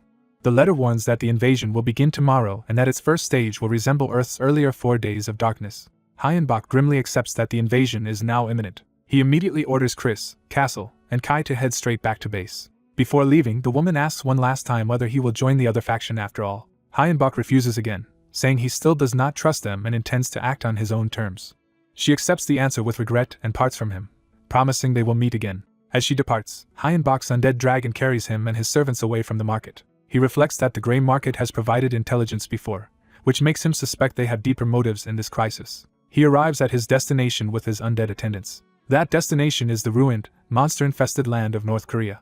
Studying the ground, Hyenbach explains that mana runs through ley lines and that their intersections create points of energy. He recalls learning from former President Young Guk-woon that by reading terrain and energy flow, one can locate dragon veins and dragon blood. After finding such a dragon vein, he built his hidden base directly above it. Now deep underground, he checks whether everything remained stable during his absence. The necromancer reports that nothing unusual happened except for his own condition. Hyenbach asks what he means by that condition. The answer comes as Nidhogg emerges and warns that Hyenbach is about to be surprised. Nidhogg reveals that scales have begun growing across his undead body, just as the dragon vein was expected to affect him. The dragon proudly confirms that the experiment worked exactly as hoped. Hyenbach recognizes the significance at once. An undead body is developing dragon scales, and Nidhogg's power has already increased. Wanhyo is startled when the dead dragon asks to see its own strength. The dragon confirms that its evolution has raised its stats dramatically and left it with a huge reserve of unused growth points. Wanhyo is impressed and immediately asks what else has changed. The dragon says it can now sleep, leaving Wanhyo baffled that an undead creature could even do that. It explains that sleep brings disturbing visions it cannot remember after waking, hinting at buried memories or instincts. Wanhyo notes the strangeness but turns back to the larger crisis, reminding everyone that the war will resume once the dungeons connect again. The dragon postpones examining Wanhyo further, and warns him not to peel away the scales spreading across his body until the transformation finishes. Chris obeys that warning, and Wanhyo shifts their attention to activating the magic circle. He begins the ritual to draw power from the dragon's new state. A surge of mana erupts from the circle as Wanhyo and his cloaked ally channel the spell. The released energy condenses into a massive sphere of liquid mana. Wanhyo calls Chris over, ready to claim the reward of the ritual. The mana sphere stabilizes in front of them like a suspended reservoir. Its surface churns violently, but the spell holds it together. Exhausted by the casting, Wanhyo still recognizes the sphere as a priceless resource. He reaches toward it despite his fatigue. Wanhyo realizes that drinking the mana liquid will not just refill his current reserves but permanently raise his maximum mana. Already thinking ahead, he jokes that next time they should prepare a larger container for such a reward. Nearby, the dead dragon lies still, continuing its mysterious metamorphosis. Its body remains quiet, but the change is clearly not over. The dragon itself wonders what kind of transformation is overtaking it. The scene shifts to a calm morning, briefly contrasting with the chaos to come. A gray market device boots up, signaling a new development in the global campaign. A new C+ rank quest appears, revealing that humanity must subdue former humans now called the Fallen before hell opens on Earth, and that only 25 selected fighters have been assigned with 150 days remaining. Wanhyo understands at once that a new enemy faction has officially entered the war. He frames the Fallen as corrupted ex-humans who have betrayed their own kind, making this conflict morally and strategically different from ordinary monster hunts. One of his armored undead followers reacts to that label, sensing the implication behind calling transformed humans traitors. Wanhyo warns his group that this battle will depend on strategy more than brute force and orders everyone to prepare. The quest status updates to show Hyunbok Kim has joined the expedition and is now preparing for battle. Wanhyo reflects that dungeon entrances can now appear as ordinary doors, but the old rules no longer apply. Even a household door can lead into a dungeon now, though people can still escape through a second exit if they react quickly. Unlike before, there is no punishment for delaying exploration, so entering a dungeon is no longer forced on a timer. The real danger is worse. Once a door opens, monsters are free to leave the dungeon and invade the outside world. Humanity, still recovering from the 4 days of darkness, is thrown straight into another war before it can recover. Wanhyo arrives at a Plains-type C-rank dungeon and immediately judges the terrain as unfavorable. With little cover and enemies likely to be intelligent, he knows a frontal approach would be dangerous. His black-armored knight brings more bad news. The dungeon door is not disappearing, meaning the entrance will remain as a fixed landmark. Wanhyo realizes that while monsters cannot break out by destroying the door, the permanent entrance gives the enemy a perfect place to predict human movements. If there are no alternate doors nearby, any retreat could become a deadly ambush on the return route. He decides to withdraw for now and revise their plans based on this new information. Gray market data confirms the scale of the crisis worldwide, with tens of thousands of low-rank dungeons and only 36 C-rank dungeons across the globe. Nations mobilize combined military and superhuman forces to clear the D and C-rank dungeons in a coordinated first phase. Korea establishes an expedition air base as one of the staging grounds for the campaign. The first Korean team moves to enter a dungeon through a hangar door. As the doors open, the team expects to advance into the unknown. Instead, an explosion erupts immediately from inside, proving the enemy was waiting at the entrance. The monsters celebrate the successful trap, mock the humans, and order a full massacre. Korea's expedition force consists of 1,500 Guardian-affiliated superhumans alongside 1,500 military and police personnel. Another 1,000 Hunters and Abyss members join them, along with Heaven's Guard, creating a massive coalition. Even so, the Necropolis are late to the operation, a delay noted by the expedition commander Hyunchil Kong. The Hunters Association reports that the Necropolis, accompanied by Wanhyo, are still on the move. Because they are only a small part of the total force, the commander decides to proceed without waiting for them. He then addresses the assembled troops. The commander tells them they are the nation's elite and must face unknown enemies on foreign ground. He urges them to survive at all costs, arguing that a nation's strength will be judged by how many of its soldiers return alive. He authorizes full use of ammunition and supplies and even promises leniency for desertion if it means living to fight again. The speech rallies the troops, who answer with patriotic cheers. That confidence is shattered almost immediately as bodies begin to litter the battlefield outside the hangar. The commander is horrified that the monsters were intelligent enough to stage a coordinated surprise attack. The attackers are not simple beasts but organized insected monsters and other creatures acting with purpose. Human forces scramble to deploy barrier magic in an attempt to contain the assault. The insects cut through the defense and mock the effort as useless. Their attacks tear through soldiers at close range before the line can stabilize. Heavy weapons and magic finally begin striking back, blasting some of the monsters apart. Even while fighting back, the soldiers realize they are badly outmatched and caught off guard. A larger insected creature descends under a purple aura, escalating the panic. Its arrival brings a new wave of oppressive energy over the battlefield. The allied troops freeze for a moment under the pressure of the enemy's power. At that moment, Wanhyo's dead dragon arrives overhead carrying him and his undead companions. The commander recognizes both the dead dragon and Wanhyo, the overlord of the Necropolis, and realizes reinforcements have finally come. Wanhyo's undead army appears in formation, confronting the monsters from the opposite side. The Necropolis bring a disciplined host of skeletons, undead giants, and other horrors to the field. Mijin Kim arrives as well, apologizing for being late. The Necropolis formally present themselves to the battered defenders. Their members gather behind Mijin, ready to intervene. Wanhyo's undead lieutenants refuse to be sidelined and demand to join the fight as he orders all units forward. From above, Wanhyo surveys the battlefield and takes command of the counterattack. He casts Ground Hill, reshaping the terrain with large-scale earth magic. The spell lifts and shelters wounded soldiers, giving medics a chance to reach them. Priests and healers rush to move the injured before the restoration magic fades. The quest timer drops to 135 days, and the expedition's personnel count falls sharply to 4,537 after only 15 days. The cost of the ambush becomes clear. 463 people died in just 10 minutes. Twice that number were wounded, leaving the camp shaken and overwhelmed. At a war council, the acting general publicly thanks Wanhyo and Mijin Kim for saving the survivors. Mijin downplays the praise and apologizes for their delayed arrival. The general immediately presses them to explain that delay. Mijin hesitates, unsure how much to reveal. Wanhyo answers for her, admitting that he ordered the Necropolis to wait for further instructions instead of joining the first assault. The general realizes Wanhyo deliberately held back to observe events unfold. Wanhyo says he did not know the exact enemy composition, but he expected an ambush at the door. The general is furious that such a critical warning was withheld when it might have prevented the slaughter. Wanhyo remains cold and calls the omission a necessary evil. The general condemns that logic as treason, accusing Wanhyo of withholding life-saving intelligence during a government operation. Wanhyo rejects the accusation and insists he simply did what was required to force everyone to understand the seriousness of the war.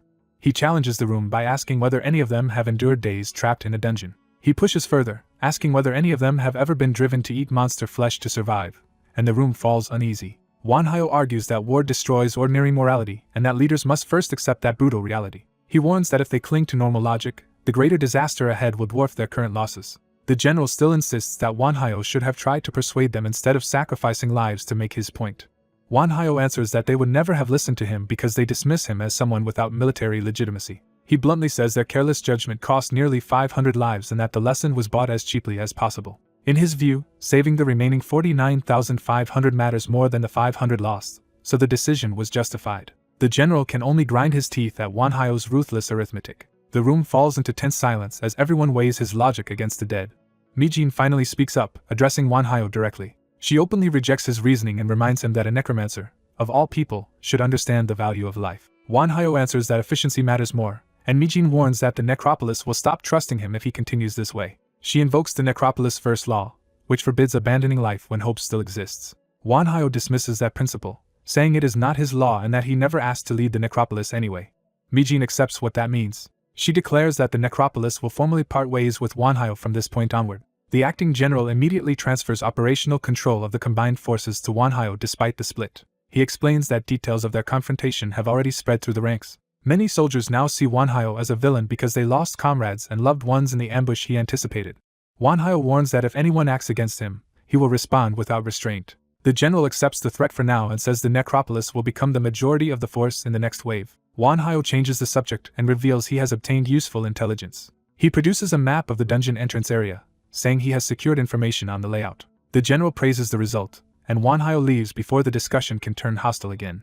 Outside, the wounded recover around the camp while the survivors absorb the cost of the first disaster. Wanhyo's knight reports that events are unfolding exactly as planned. Wanhyo notes that the news of his lateness and clash with Mijin has spread, which conveniently gives him permission to operate independently. He tells his followers that the main army will attack tomorrow while they spend today scouting on their own. With that decision made, Wanhyo leads his small party deeper into the dungeon.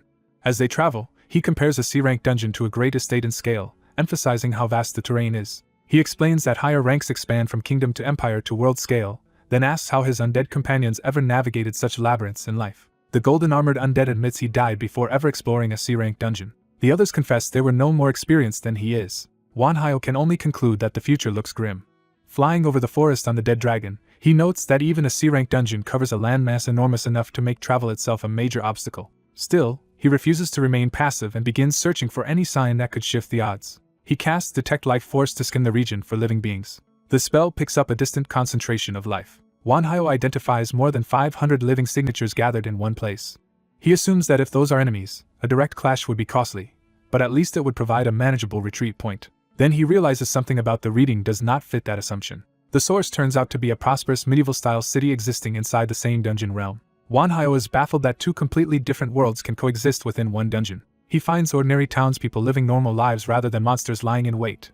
In a poor nearby settlement, he sees villagers laboring in the fields under harsh conditions. Wanhyo concludes these are not monsters disguised as humans but actual people with their own society. His cloaked companion notices something else is wrong. Only children and the elderly seem to be doing the farm work. Wanhyo wonders why anyone would remain in such poverty when a richer settlement exists nearby, and decides to keep watching. The answer comes quickly when insect monsters attack and the villagers immediately focus on evacuating women and children while others hold the line. The monsters complain that the villagers are poor prey and reveal that they need the humans alive for some larger purpose. One insect claims a specific child as its own target, treating the villagers like livestock rather than enemies. The monsters try to lure the villagers away with promises of food, medicine, and comfort, while accusing the elders of lying to them. An elder warns everyone not to listen, insisting the insects intend to turn humans into monsters and begging them to hold out until their savior arrives. Before that rescue comes, the insects launch another brutal strike at the fleeing villagers. A monstrous captor mocks the trapped humans for bringing this fate on themselves. It decides to make do with an older victim, lamenting that younger prey would have been better. As it prepares to devour the man, the victim seems moments from death. Before it can feed, two armored servants strike and interrupt the attack. The rescuers immediately apologize to their superior for acting ahead of him. Their master dismisses the mistake and reveals he was ready to intervene anyway. He summons Nidhogg and orders it to exterminate the monsters threatening the villagers. A massive blast descends from above, announcing overwhelming power. The insect monsters lash out in desperation, convinced their victims will die quickly. The nearby villagers hear the commotion and realize something extraordinary is happening. A huge skeletal beast lands, proving a powerful new force has entered the scene. Green restorative energy spreads over the survivors as the newcomer stands above them. The villagers discover their injuries have vanished and their bodies have been restored. Seeing miraculous healing and salvation, they fall to their knees and proclaim him the savior foretold by prophecy. Though he has no idea why they believe that, he decides to exploit their faith to gather information. He adopts a divine tone, invites the worthy to follow him, and the desperate villagers accept at once. As he leaves with them, the rescued elder gleefully abandons the people who had tormented him. Those left behind panic and beg the supposed savior to rescue them too, promising repentance if spared from becoming monsters. Elsewhere, the remaining villagers huddle in misery, living in fear and scarcity. Later, the elder who leads the rescued group is brought before the masked mage.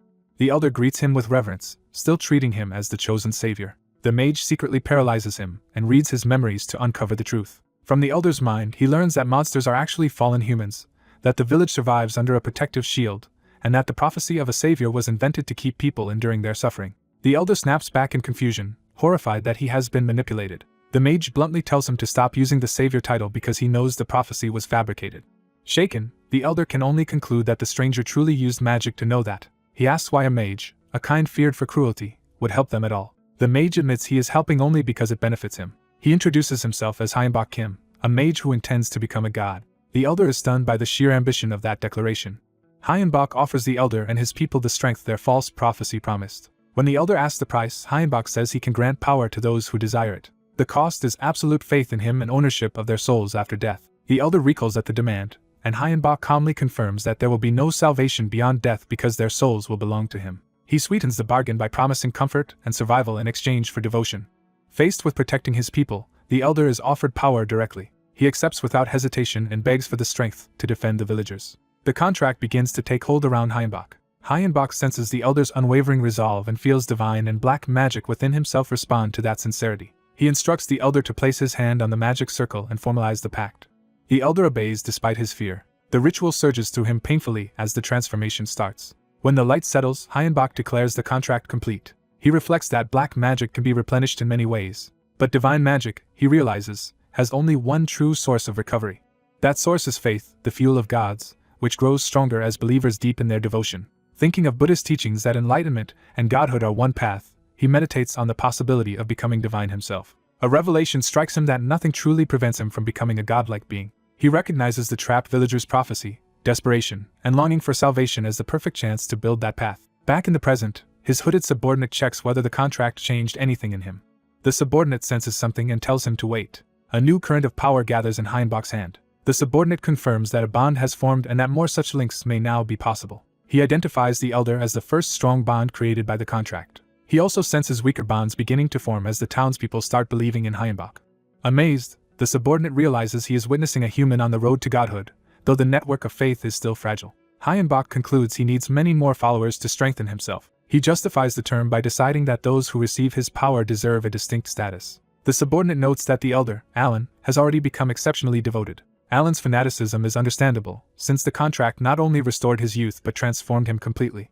He has advanced to a two-circle mage and can now wield mana, divine magic, and black magic. Hyenbok explains that this impossible leap happened because the village's curse was broken through the contract. He then recalls what he learned of the dungeon's history when Alan was first captured. Originally there was only one village, where food, wine, and medicine were abundant, but consuming that bounty slowly turned people into monsters. Those who indulged eventually became the very creatures haunting the place.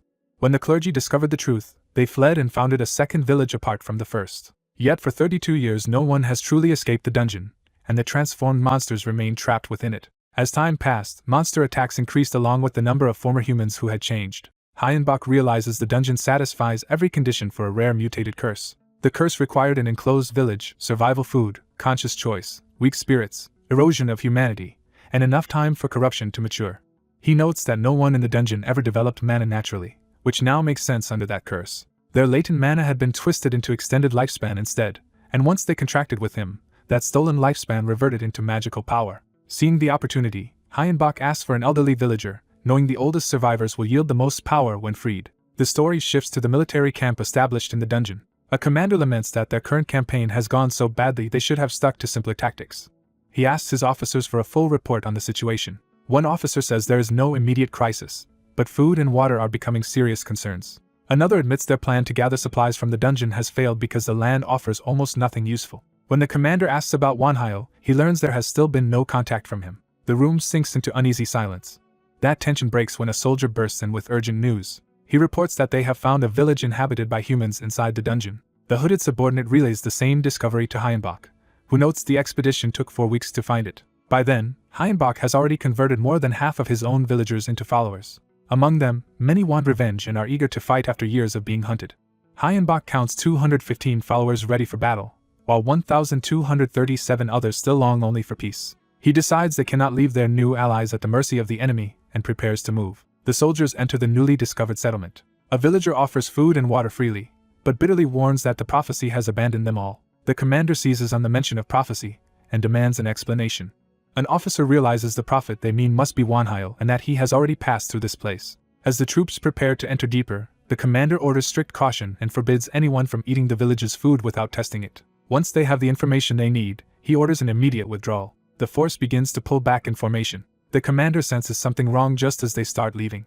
The villagers behind them suddenly react with shock. Their resentment erupts as they rage that outsiders can come and go, while they remain trapped forever. That envy turns murderous, and they call for the soldiers to be slaughtered. The transformed villagers blame both the humans before them and the savior who abandoned them. Monsters surge into the streets and close in on the retreating troops.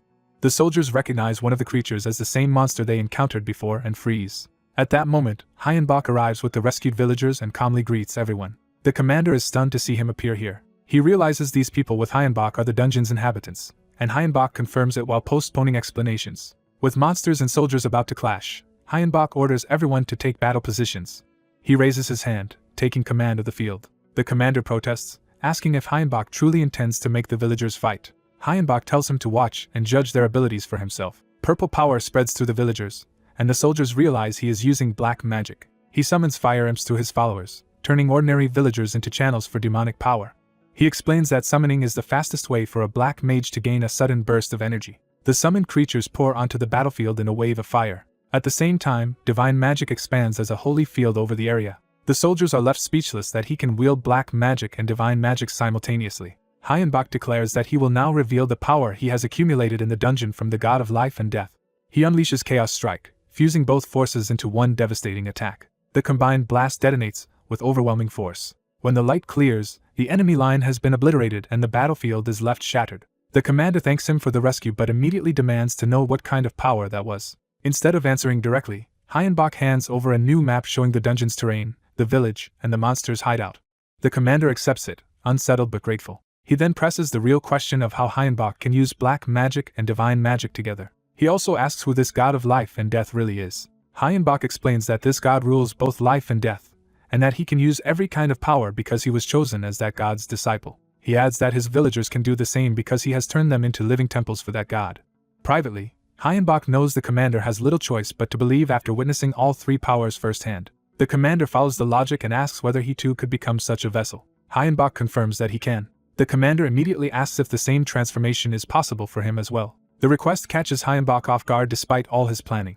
He hides his surprise behind the mask and realizes how valuable this unexpected opening could be. Seeing the commander and his armed followers before him, he recognizes a chance he never anticipated. He says there are conditions to receiving such power. The first condition is belief in Hyenbach's god and obedience to that god's path. The second is surrendering one's soul to that god after death. That grim price unsettles the soldiers, and murmurs of doubt spread through the ranks. When one man bluntly asks whether this god is really just the devil, Hyenbach sidesteps the accusation and insists that survival is what matters most. The commander decides the terms are still acceptable if they lead to power, and asks to be made a living temple. Hyenbach agrees, but says trust must be proven first through a contract. He downplays the pact as a simple formality even though it binds far more than trust. The commander signs in blood. Hyenbach formally invokes the oath, naming Hyunchul Kong and demanding faith in life and his soul in death in exchange for strength. Hyunchul accepts eagerly, offering his soul if it means gaining divine power. The contract's power floods into him at once. Hyenbach seals the pact and claims Hyunchul's eternal faith. Though shaken by the transformation, Hyunchul steadies himself and marvels at the power now inside him. Hyenbach notes to himself that he only granted temporary power, but that is enough. The contract's unavoidable side effect takes hold as Hyunchul's mind turns toward devotion. Hyenbach reflects that all his contractees instinctively begin to see him as a higher being, letting him pass himself off as a god. With that revelation in hand, he prepares to push the deception even further. A masked necromancer makes his exit in overwhelming fashion, departing atop an undead dragon while taking 1,000 people with him. A terrified soldier begs him not to leave, desperate to stop whatever has just happened. The necromancer dismisses them and promises they will meet again before flying off. Those left behind can only stare upward as their enemy escapes with his prize. The dragon carries the stolen captives away at high speed, putting immediate pursuit out of reach. Back with his own side, the necromancer nearly collapses from overexertion, and his companions steady him while praising the mission's success. They warn him that he pushed himself too far, and he accepts the rebuke before ordering everyone back to base. Elsewhere, a hidden monster observer realizes the sudden appearance of 1,000 soldiers was caused by this group. Unable to report the discovery in person, the creature decides to send the message another way. It launches a fleshy messenger toward a crack in the ground. The message slips into the opening and disappears underground. The surface is left quiet again, but the warning has already been sent below. In the forest, the necromancer gathers power with his elite followers and begins opening a portal. He reveals that this base bends time and space, giving them a week of rest inside for every day that passes outside. He grants the rescue people a day to recover, then announces that training will begin immediately after. Once the orders are given, he finally allows himself to sit and breathe. Alone, he counts the remaining days of the expedition and worries that they still have not found the enemy's base. He gets up with renewed purpose and heads to investigate another lead. He seeks out Chris for an update on a separate project. Chris shows him a colossal humanoid robot still under construction, calling it a work in progress. The necromancer immediately sees its military value and is thrilled that Chris may finally realize his lifelong dream. He reflects on Richard's original vision, recognizing that completing the machine would create a revolutionary weapon. Before they go further, the Lich asks whether he has checked his own status lately. His updated stats reveal that divine magic and black magic have been added, along with strange bonus values tied to them. He realizes his powers have expanded and starts wondering what the bracketed numbers represent. The Lich explains that those numbers reflect the count of his followers. That confirms his suspicion that his strength rises with the size of his following, but also falls when followers are lost. The Lich compares him to a true god whose power is directly sustained by his believers, then suddenly senses something alarming. Deep underground, a furious blonde commander berates his subordinates for losing track of 1,000 bodies. He rages that they cannot even explain how the enemy appeared so suddenly, treating their incompetence as intolerable. His contempt only grows as he concludes that nothing has changed and he is still surrounded by fools. Resigned to enduring them for another 100 days, he retreats deeper into the cave and wishes he could handle everything himself. He impatiently urges time itself to move faster as he stalks away. A sound from behind makes him stop and turn. He realizes someone has finally reached this far and prepares to greet the intruders. Back at the base, Tia returns from scouting and is warmly praised for her work. She reports that the enemy stronghold is an underground fortress, with the boss monster waiting at the deepest level. When asked about the internal layout, she admits she could not map it because too many monsters were roaming inside. The necromancer tells her that is enough and asks her to show them what the boss looked like. She begins reconstructing the face from memory. The Lich studies the result and judges the enemy as the type to be quick-witted, manipulative, and fundamentally untrustworthy. He asks the Death Knight Castle if he agrees with that reading. The name Castle unexpectedly jolts another armored follower. The necromancer notices the reaction and asks for silence while he listens more carefully. Tia repeats the enemy's exact words, including his furious complaint about how the 1,000 bodies appeared. That line confirms the connection, and everyone turns toward the shaken armored knight. The necromancer checks on Castle, sensing that the memory has struck a nerve. Castle loses control and declares that he will kill that man whether his master approves or not. He insists the enemy is his prey and that no one will stand between him and his revenge. The necromancer tries to calm him, but Castle's fury is still burning. Seeing how unstable he is, the necromancer forbids Castle from fighting until he regains his composure. Castle answers with a shocking threat, saying he would even kill his own master to win back his freedom if forced. The necromancer responds coldly, warning that even madness does not excuse crossing certain lines. The Lich steps in and orders both armored knights to stop before they do something irreparable. Castle regains enough control to apologize, admitting he completely lost himself for a moment. The necromancer tells him to calm down and begin again from the start. Another knight demands the real reason Castle reacted so violently. Castle explains that most of his old life is gone, with only faint traces of family and home remaining. But one memory survived perfectly: the moment he was murdered by a traitor who stole his life and kept living afterward. That same traitor also slaughtered Castle's family and comrades simply because they were loyal to him. Castle admits he had nearly abandoned all hope of revenge. Now that the killer has reappeared, that hope has returned all at once. The necromancer points out that this is why Castle was about to rush the enemy base blindly, and Castle shamefully agrees he acted like a fool. Rather than dismissing him, the necromancer promises to help and asks for everything Castle knows about the man who killed him. Castle accepts the offer and begins laying out the enemy's strength. He is first asked how many troops the enemy has gathered. Castle reports more than 15,000 soldiers, several times larger than the human expedition force. He adds that the real danger is the necromancer riding the undead dragon, backed by a death knight and a lich. Most troubling of all, that necromancer is already a six-circle mage and the greatest threat on the field. Before he can continue, a subordinate bursts in with urgent news and warns everyone to prepare. The humans from the expedition team have vanished, and the guards watching them have been wiped out. The enemy commander realizes too late that the situation is already collapsing around him. A violent tremor begins shaking the underground fortress. Outside, the masked necromancer casts a massive earthquake spell and commands the fortress and dungeon to fall together. He coldly orders the buried enemy to crawl their way back out if they can survive it. As the ground breaks apart, he remarks that magic can force nature itself to obey. He names the spell as 8-Circle Great Magic Earthquake. The earth fractures in widening rings as the underground structure starts to collapse. Dust and debris erupt across the battlefield, while the buried base caves in. A soldier praises the spell's effect, and the necromancer tells the assembled force that now it is their turn. The collapse drives monsters to the surface in chaos, screaming as they are forced into the open. The human commander reminds everyone that their only job is to kill the monsters and survive doing it. The enemy horde surges out of the broken ground and charges the waiting army. Humans and summoned allies meet the rush head-on, turning the opening clash into a full battle. Explosions tear through the field as the two sides collide in earnest. A new presence lands heavily enough to make nearby fighters freeze. The dungeon's boss monster emerges at last, a towering hydra-like creature with multiple heads and blades in hand. The soldiers recognize with dread that the true boss has joined the battle. The hydra vows to slaughter every human present. It opens with a barrage of corrosive breath from all its heads. The torrent pours down like a deadly waterfall toward the human line. The necromancer steps forward and summons Venometer to counter the attack. A huge purple mass rises to intercept the poison before it reaches the army. The summoned creature spreads wide and engulfs the incoming venom. The soldiers watch in disbelief as the poison is swallowed instead of resisted. The entire toxic wave is absorbed harmlessly around the necromancer. Within the poison, his summoned creatures move freely, turning the enemy's own attack into cover. Another threat appears as a blazing fire spirit arrives on the field. The necromancer calls Agni to join the battle. Agni answers by devouring flame and manifesting in full power.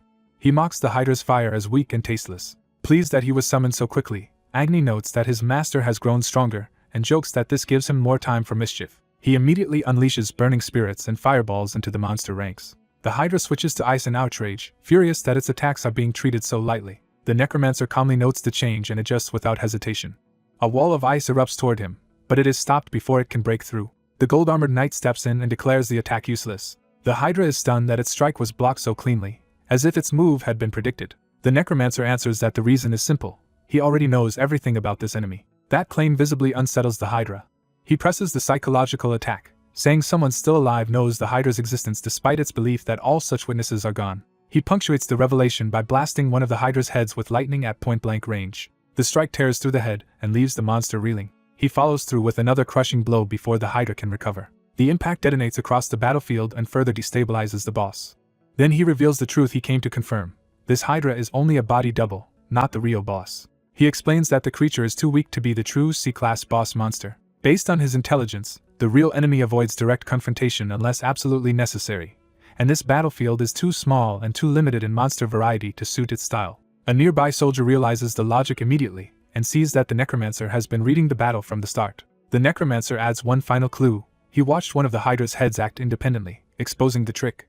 The body double laughs and admits his deduction is impressive, but insists it no longer matters. According to the decoy, the real body is already heading for the dungeon entrance to escape. The necromancer smiles instead of panicking, as if this outcome is exactly what he wanted. The hydra senses too late that its objective is slipping beyond reach. The necromancer reveals the trap. The gatekeeper standing between the real enemy and the exit is the one person it fears most. Before the hydra can finish reacting, a surge of blue power erupts from below and hurls it upward. The necromancer asks if that answer is sufficient and leaves the rest to the one waiting for this moment. At the exit, Castle receives his master's signal and answers with gratitude. The real enemy finally recognizes who is standing before him, the man who regained his memories after dying by his hand. Castle confirms it and declares that he will not die a second time. The necromancer's summoned dolls pour through the portal to support him and seal the battlefield. The blonde commander laughs off the reinforcements, convinced they cannot stop his army. Castle rejects that arrogance and says the enemy has misunderstood everything. The summoned constructs and monsters crash into the enemy troops, locking them in place while Castle advances alone. Castle states his true purpose plainly. He came here to kill the man who betrayed him. The enemy tries to laugh it off, but his soldiers are already being blown apart by the necromancer's ruthless tactics. Watching his own side get used up so casually, he realizes with horror that his opponent is willing to spend resources without restraint to guarantee victory. The necromancer confirms that efficiency means nothing if it costs the win. The enemy begins to grasp what that really means for him. Castle then speaks the name he has finally remembered, forcing the traitor to recognize him completely.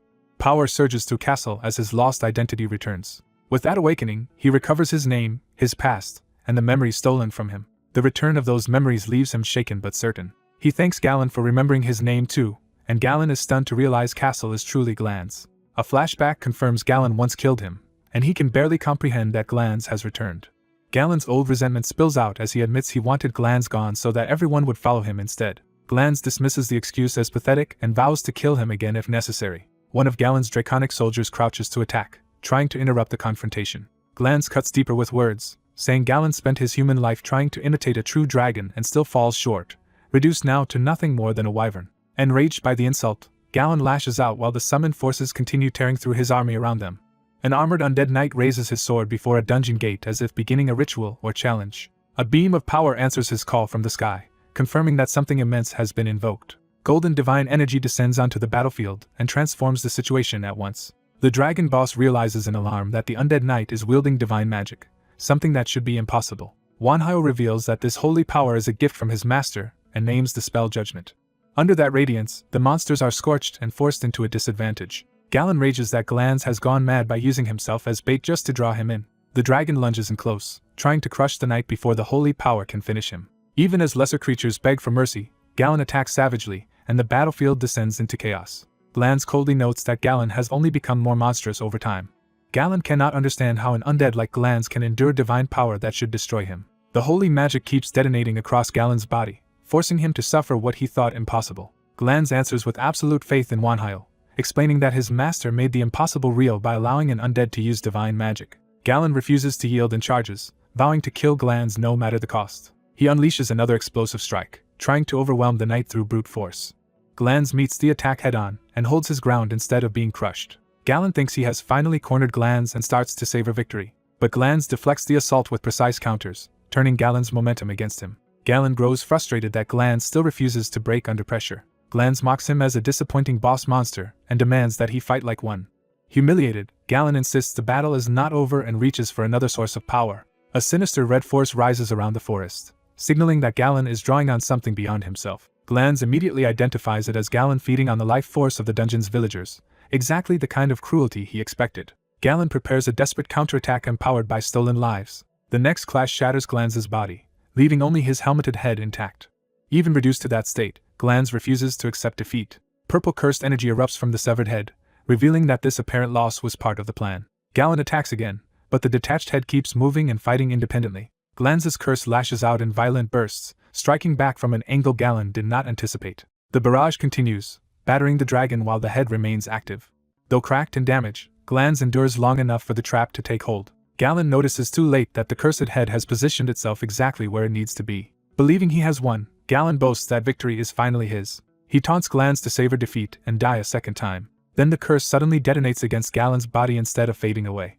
The dragon panics as multiple cursed explosions spread through him and his body begins to fail. Glanz declares checkmate, revealing that Galen has already lost. A flashback explains that Manhwa had trusted Glanz to handle Galen alone, while he secretly prepared one decisive intervention. Manhwa had cast the curse of birth and death on Galen, a curse that explodes when new life force touches the life force already inside him. Because Galen was sustaining himself by absorbing villagers' life force, Manhwa knew the curse would eventually kill him.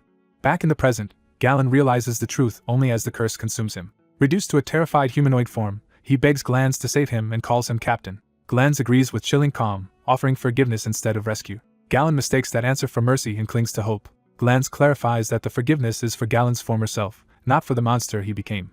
He finishes Galen with a final curse blast. As Galen dies, Glanz remarks that even a severed head can still fight if used properly. The battle ends and Glanz dismisses Galen with contempt. Yet his thoughts immediately turn away from victory and back to his master. He apologizes to Manhwa, believing he has failed him despite winning.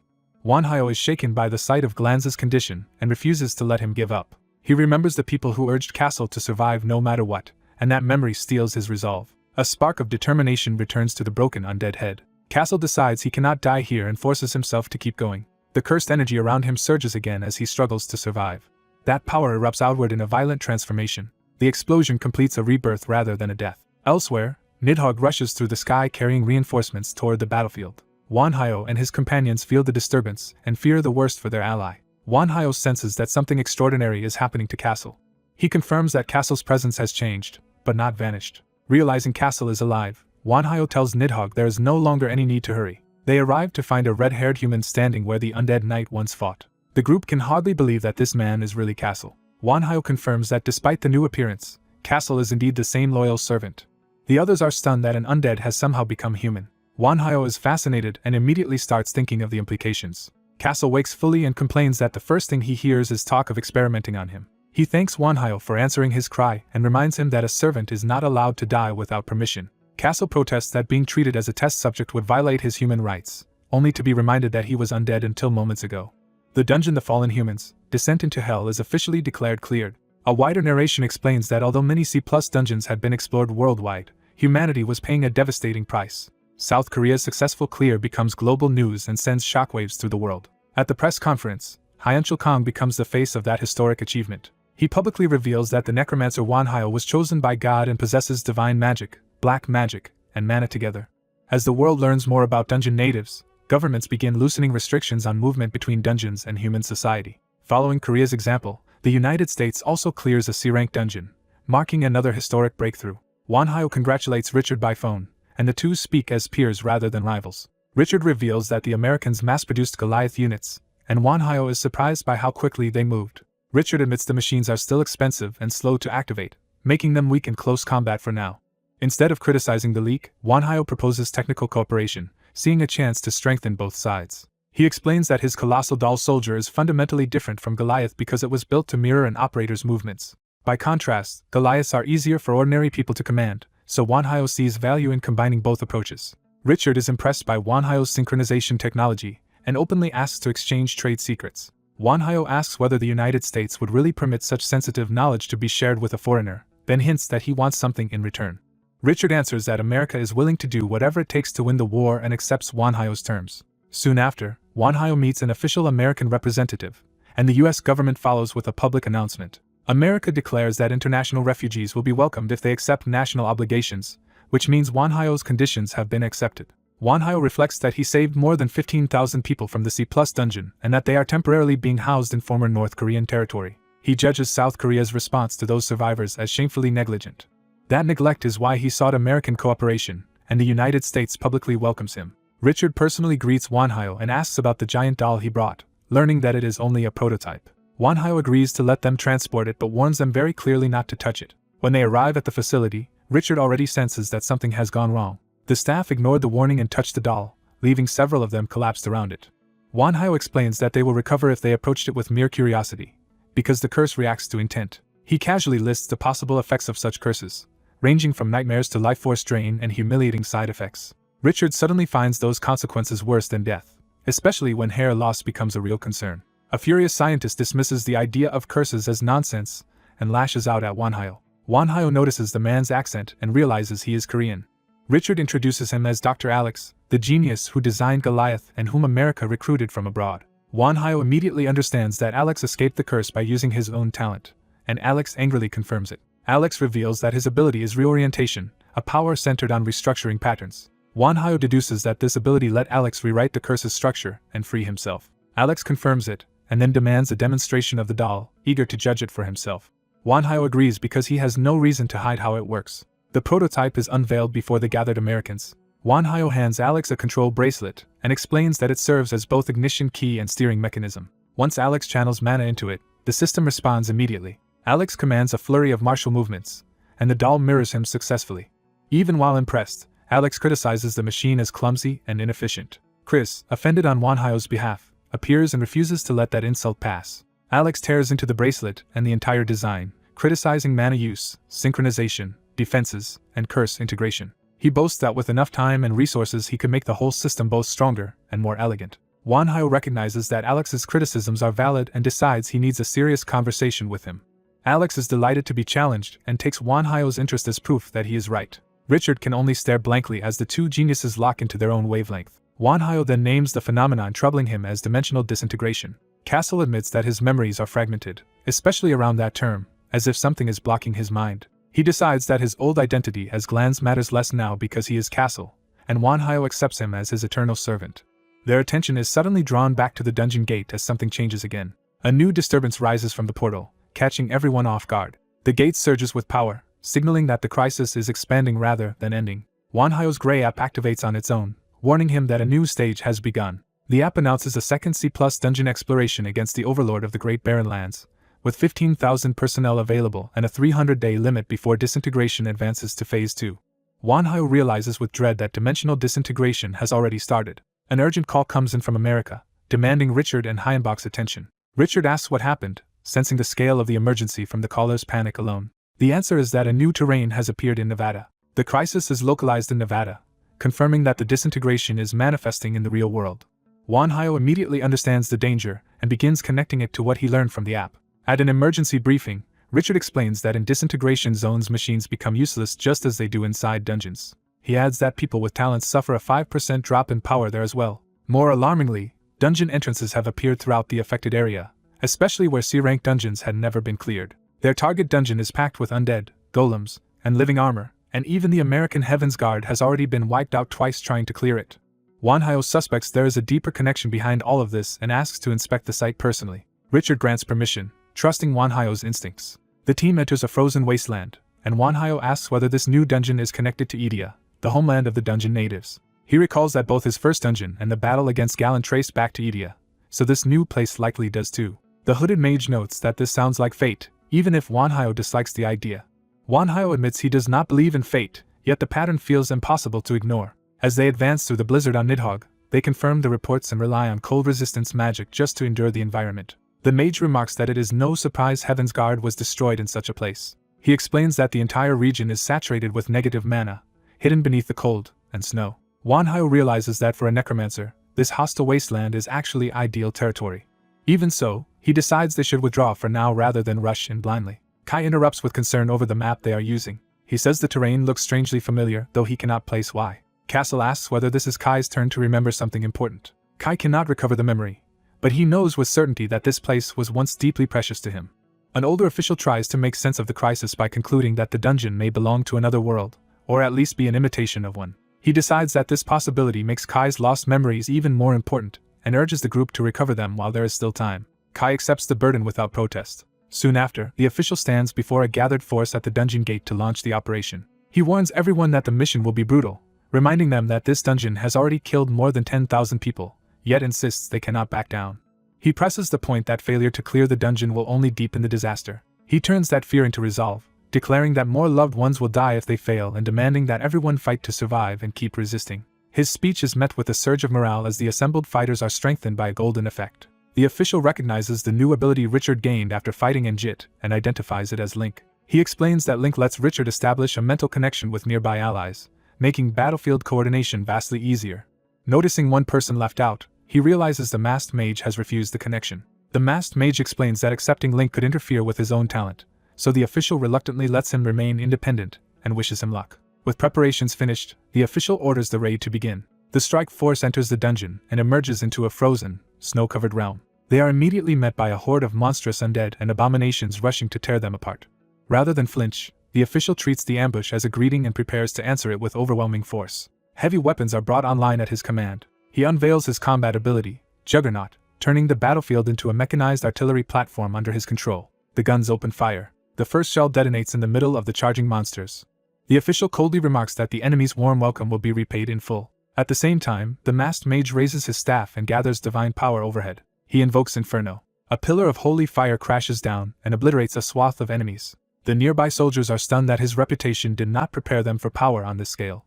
One observer realizes they are witnessing the destructive force of a seven-circle mage and sees him as a living weapon. A lich ally adds wind magic, calling for a storm to grind the enemy apart. The flames are whipped into a blazing tornado that devours the battlefield. Even while impressed by the lich's spellcraft, the official barks at the others not to stand around admiring it and to keep killing. The bombardment and magic together tear through the enemy ranks in a chain of explosions.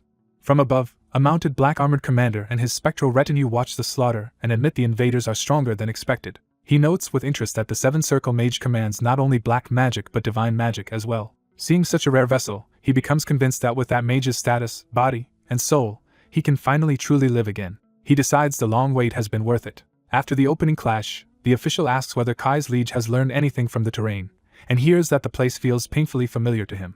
The masked mage concludes that the frozen land was likely Kai's hometown, and the answer confirms it. That realization hits hard enough to make the masked mage visibly falter. He reveals the real source of his alarm.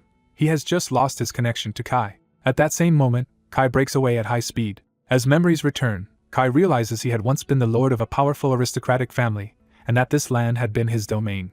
The familiar homeland fills him with nostalgia, but also confusion over how it became a mere rank C dungeon. Remembering that many dungeon bosses had betrayed their own worlds, he begins to fear that someone from his own family may have done the same. He refuses to accept that suspicion without proof, even as it torments him. Following his instincts, Kai finds a hidden section of cliff marked by his family's crest. He reasons that if this truly is his homeland, the family's secret safe should be here and should open only to his bloodline, yet he is shaken that he has found it at all.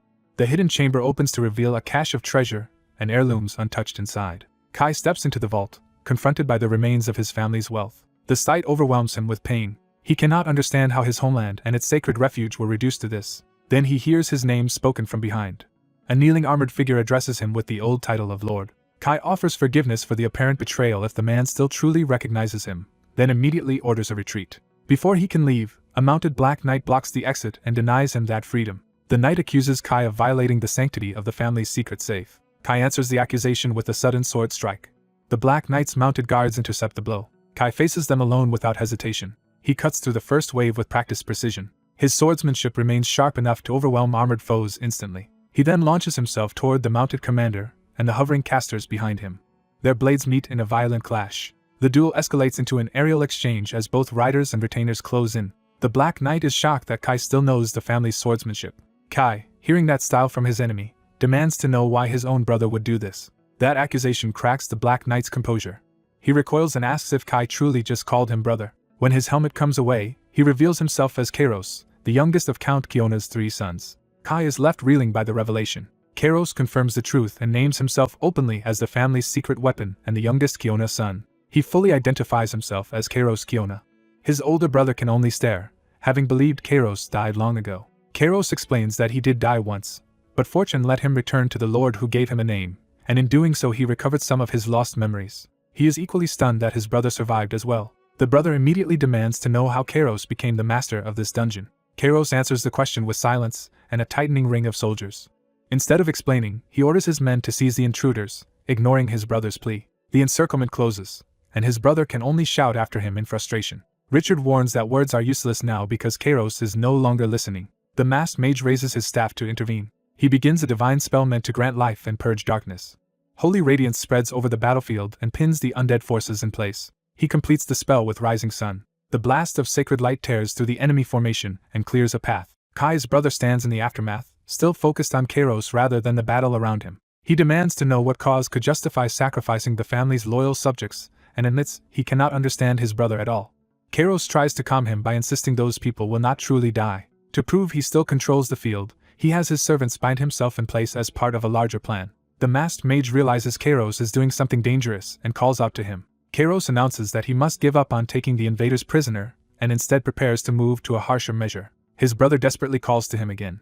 Kairos says his brother must come with him and promises that once he hears the full truth, he will understand. Before he can be stopped, a mass teleport spell carries Kairos and his forces away. The others curse the escape and realize Kai has been taken from them. The Lich immediately reports that Kai's position is moving and waits for orders. The tracking points toward the Overlord's estate. As they regroup, the Lich asks how their master thinks Kai will respond to what awaits him there. The masked mage chooses hope, saying he wants to believe Kai will come through for them. Richard is less trusting, reminding him that he once died because he believed in the wrong person. The Lich agrees with the concern and advises preparing for the worst in case Kai turns against them. The masked mage accepts that precaution but privately begs Kai to stay safe and not betray them. Elsewhere, Kairos recalls that he never wanted to lose Kai as a comrade. That memory leads into the ruined city at the heart of the dungeon. Inside the estate, Kai recognizes the sword at his brother's side as their family heirloom. Kairos confirms it and unexpectedly offers the heirloom back to its rightful owner. Kai refuses to take comfort in the gesture, saying he no longer feels worthy to bear the family sword. Kairos insists the sword is still his by right whether he chooses to wield it or not, leaving Kai to ask why he is being treated this way. Kairos cuts to the heart of the matter by asking whether Kai's self-loathing is tied to the fact that he became the dungeon master. He admits that this is exactly what he intends to explain, along with the reason he betrayed their family. The strain of that confession shows even in his clenched hand. Then something in the chamber draws both brothers' attention. Kairos leads Kai deeper inside the estate. He brings him before a sealed chamber marked by a powerful magic circle. With a snap, he releases the seal. A huge crimson crystal rises into view, and Kai is stunned by what is preserved inside it. The figure within is their second eldest brother, suspended in magical stasis. Kai can only shout in disbelief that another brother is trapped inside this dungeon as well. Kairos tells him the truth at last. Their family and their vassals are still alive. Kai is too shocked to process the claim. Kairos explains that he placed them all into a deep sleep for the sake of his wife. He introduces the sleeping woman in the crystal as his wife Beatrice, and reveals that she is carrying his third child. To preserve them, he says he needed the life force of the Kiona bloodline. More specifically, he needed that power to save his wife and unborn child. He begins recounting how, after failing to clear the dungeon, he had nearly given up until a female vampire rescued him. That vampire fought beside him in a brutal arena where he was forced to battle like an animal, and over time he fell in love with her. Unable to escape with her, he chose instead to seize control of the dungeon itself. But just before the previous dungeon master died, everything changed. The dying master cursed them so that as long as Kairos lived, he would never be able to bring a child into the world. In trying to break that curse, Kairos discovered a way for a human and vampire to conceive a child, confirming Kai's worst suspicion. He admits that to make that solution work he needed the life force of a powerful bloodline, especially that of their parents, so he captured everyone descended from Count Kiona. He insists this was not only for himself but also to save the Kiona family from extinction, because by the time he escaped the dungeon their father was already dead. He explains that after Idia fell to invaders, the surviving families were spared but slandered as traitors to serve the conqueror's agenda. Even though the accusation was false, the nobles turned on the Kiona family first, and when Kairos learned their destruction was coming, he secretly sought out their brother Leonis. To his surprise, Leonis was simply glad Kairos was alive and did not condemn him. Kai recognizes that response as exactly the kind of man Leonis always was. Kairos says Leonis urged him to leave and, when the time was right, rebuild the family while Leonis himself remained behind with the rest of their dead kin. Determined to preserve the family legacy at any cost, Kairos put the bloodline to sleep and sustained them with the life force of others. Now he reveals the final step of his plan. If he sacrifices Kai's comrades, the sleeping family, Beatrice, and their child can all awaken. He begs his brother to help him do it. For Kai, the request immediately becomes a demand to hand over the necromancer. He realizes that agreeing would mean betraying the lord he serves now. And with that betrayal, everyone precious to him in the present might be saved. Elsewhere, the masked mage finally reaches Kairos's hidden location and exhales in relief at finding it. He pauses alone, weighing what he is about to do. Kai suddenly appears before him through the fog, accompanied by Kairos and a group of vampire attendants. Kai greets him with formal loyalty, but also with the unsettling calm of someone who has already made a difficult choice. The masked mage says he was worried and asks why Kai approached undercover instead of openly. Seeing Kairos and the attendants, he immediately understands that Kai did not come alone. Kai admits that although he swore loyalty, the truth is that he is deeply conflicted. The masked mage accepts that answer quietly, but the moment turns dangerous as Kai moves. As Kai reaches for his mask, he begins to answer with a grave warning meant only for Kai. Kai is warned that every choice before him will end in regret, so he should at least choose the path that benefits him most. He turns that advice over and is told that self-interest will be the only comfort left when remorse finally comes. Taking the lesson to heart, Kai reaches for his sword and commits himself to greed. He openly declares that, guided by that selfish logic, he will act for his own gain. Hayenbach accepts the betrayal without hesitation and makes clear that he shows enemies no mercy. He immediately launches his attack, flooding the area with dark magic. The camp erupts in alarm as Kai and his people realize they are under sudden assault. Hayenbach follows with a devastating blast that tears through the position. When the smoke clears, he stands at the head of a summoned undead host and monstrous allies, revealing the ambush in full. Kai's side is engulfed in fire and chaos before they can regroup. Facing the assault, Hayenbach asks whether Kai arranged this trap, and Kai insists his older brother was the real architect. Hayenbach mocks the brother's ambition, but his taunt is cut short by a sudden disturbance. He senses something wrong and realizes a new threat has slipped into the battlefield. Hayenbach discovers that his own shadow has been overrun by vampires, compromising his position. Even his dragon Nidhogg is being swarmed, showing the attack was layered to isolate him. Kai uses that opening to strike Hayenbach down while apologizing to him like a servant betraying his lord. As Hayenbach falls, Kai closes in from behind and secures the advantage. Around them, the battlefield devolves into a melee between undead, beasts, and Kai's forces. Castle fights desperately through the vampires and realizes his master has been taken. He spots Kai carrying Hayenbach away and rushes after them. Kai hears Castle calling after him and offers a quiet apology. Castle is left staring after him, stunned by the betrayal. Before he can catch up, a blade crashes down in his path and stops him. Castle turns on Nidhogg in fury, blaming the dragon for failing to protect Hayenbach. A hooded ally cuts in, arguing that blaming Nidhogg is pointless, and that they should focus on the enemy and on rescuing their master. The advisor insists that planning ahead is the only way to save Hyenbach now. Castle reluctantly redirects his rage toward retaliation, swearing to annihilate the attackers. The scene shifts to the enemy stronghold where Kai has brought Hyenbach. Kai arrives before his brother, who welcomes him back as if the betrayal were expected. His brother frames Kai's choice as painful but necessary and pretends sympathy for forcing him into it. When ordered to abandon Hyenbach to the guards, Kai hesitates. He stops the soldiers from handling Hyenbach roughly. Kai explains that although he ultimately sided with his brother, Hyenbach is still his master, so the guards may only secure the magic item and must avoid needless harm. His brother agrees on the surface but still insists Hyenbach must be restrained because he remains dangerous. Kai reluctantly hands the unconscious Hyenbach over to the guards. Later, his brother tests Kai's mood by asking whether he can still appreciate a celebratory drink. Kai answers yes, and his brother proposes they honor the day's success with wine. They move into a wine cellar prepared for the private meeting. Kai watches as his brother drinks himself into a vulnerable stupor. Once the man collapses drunk, Kai quietly excuses himself and leaves. He slips out of the room without revealing his thoughts. Left alone, the brother reflects that Kai had a perfect chance to kill him and did not, convincing himself Kai's loyalty is absolute. Outside, a coalition force gathers in the snow to assault the castle. Their leaders steel themselves for the coming battle. An older commander judges that everyone is ready and at peak condition. Castle, still burning with anger, notes that the enemy side looks just as bloodthirsty. He tries to reassure Nidhogg that Hyenbach is probably still alive and that guilt will not help. The dragon silently accepts that reassurance. Inside the throne room, Hyenbach is brought before Kai's brother as a prisoner. The ruler introduces himself as Uranus Kiona and confirms that Hyenbach is the master who claimed his brother. Hyenbach demands to know why he has been summoned. Uranus says the meeting was Kai's idea and claims Kai wanted them to part on good terms. Hyenbach dismisses that sentiment as hypocrisy from a traitor. Kai reminds Hyenbach of the oath he swore when he was given a name. He formally declares that the conditions of that oath have now been fulfilled.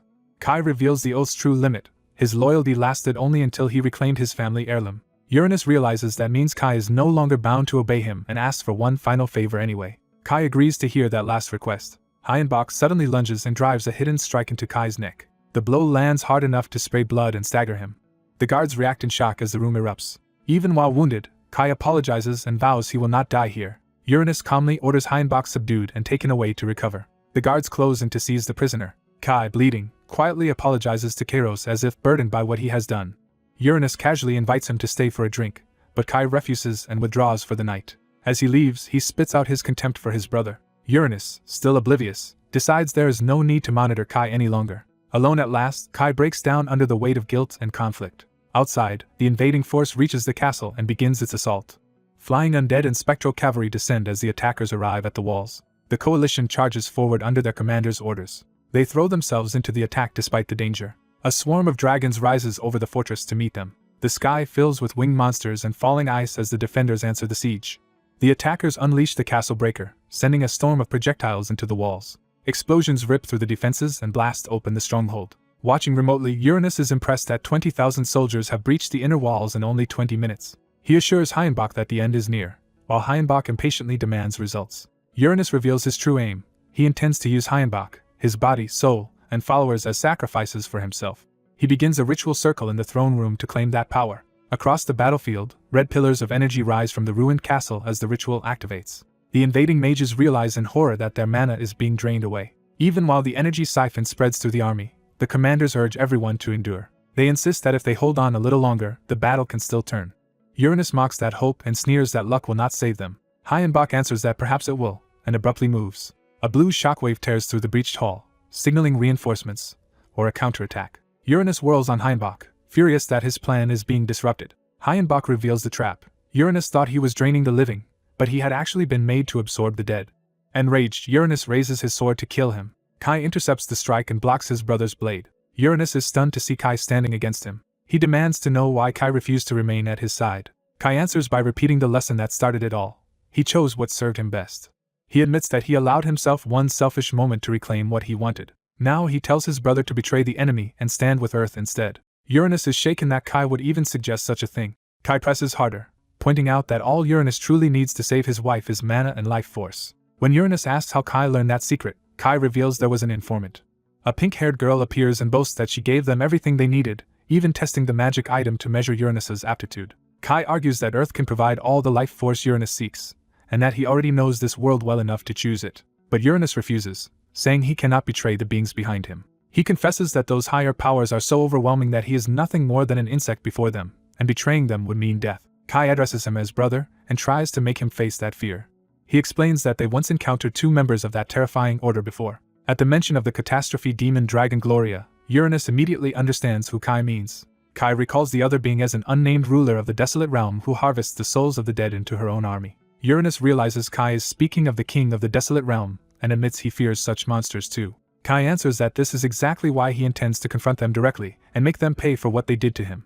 Uranus can only call that resolve foolish. He insists Kai is still too weak to challenge such beings. Then he decides to shatter Kai's delusion by force. A blast tears open the hall as outside forces break through at last. The coalition enters the throne room, arriving just in time to interrupt the confrontation.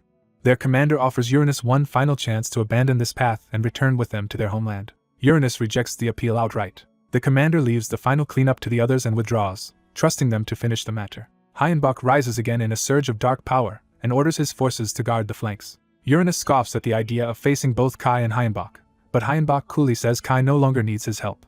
Hayenbach begins empowering Kai and tells him it is time to perform. Uranus dismisses the boost as insufficient, and knocks Kai aside. Kai answers that Uranus may be in for a surprise and re-engages. As Kai and Uranus clash, Hayenbach stays back and focuses on strengthening Kai further. He commits himself entirely to making Kai strong enough to win. The brothers exchange a furious storm of sword strikes across the hall. Kai drives down with a heavy blow that forces Uranus to defend. Uranus is pushed back and begins to lose control of the exchange. Kai lands another hit and makes him grunt in pain. Sensing momentum, Kai presses harder with a savage roar. Uranus, frustrated, calls the performance disappointing. He lashes out with a contemptuous strike, mocking Kai for asking him to switch sides while still failing to dominate the fight. Kai is driven back by the blow but refuses to yield. Uranus follows with another crushing attack that sends Kai sprawling. With his blade at Kai's throat, Uranus offers one last ultimatum to stand with the victor. Kai refuses, declaring that he has come too far to stop now and will win no matter the cost. For a moment Uranus falls silent, weighing that answer. He coldly says no one will remember Kai's heroism once he is dead and prepares to finish him. Before he can, Hayenbach's magic lashes out and disrupts the killing blow. Kai rises again and reminds Uranus that being undead makes him far harder to put down. He taunts his brother for underestimating him. Uranus answers with brute force, hammering Kai with another vicious strike. Kai is knocked away, but the exchange creates just enough opening for a counter. Uranus remembers that Kai was once raised from death and adjusts his thinking. He decides to stop holding back. Kai meets that escalation with a grim, knowing smile. Uranus reveals a monstrous transformation, exposing the inhuman power he has been hiding. He promises to show Kai a fraction of the monster's strength, and apologizes for failing to kill him sooner as a brother should. At that instant, Kai drives his sword clean through Uranus from behind, shocking him mid-speech. The betrayal finishes in a spray of blood as Uranus's body finally gives way. A black-armored knight realizes too late that the red abomination before him is far more dangerous than expected. The creature surges up in a towering mass of flesh and blood, forcing him to face its overwhelming presence head-on. Its body whips across the floor like a living tide, gathering force for another attack. As it roars and floods the hall with blood-red matter, the knight is left standing against a monster that is consuming the battlefield itself. The creature slams into him with brutal force, and nearly crushes him in the exchange. Reeling from the hit, he realizes he is dealing with something beyond ordinary combat. He answers with sweeping sword strikes, trying to keep the monster at range before it can engulf him. The blows land, but the creature barely seems hindered, confirming how absurdly durable it is. Watching its resilience, he understands this is only a fraction of the enemy's true power, which makes the situation even worse. The monster erupts again in pain and fury, spreading more of its body across the chamber. It swells into an even larger mass and looms over him like a living sea of flesh. The knight is driven back and nearly swallowed by the expanding body. Desperate, he refuses to accept dying here and forces himself to keep fighting. He throws up an ice barrier at the last second, buying himself a narrow moment of survival. Breathing hard behind the frozen wall, he tries to steady himself before the next assault. He admits to Kai that they cannot win by fighting normally, but his tone suggests he has already found another path. He confirms that the only reason he can still speak so calmly is because he has a plan. When the monster asks whether Kai trusts him, Kai answers without hesitation that he does. The red mass churns ominously as the plan is set in motion. The knight tells Kai to let the creature consume him, then seize control from within, because that is their only chance to kill it. Kai recognizes the plan as a gamble, but he understands there is no safer alternative left. He commits to it, and even casts aside his weapon, accepting that this fight must be won another way. The monster lashes out again, tearing through the space with violent force. Its strike smashes through the knight's defenses and leaves him exposed. The creature howls triumphantly, believing it has broken its prey.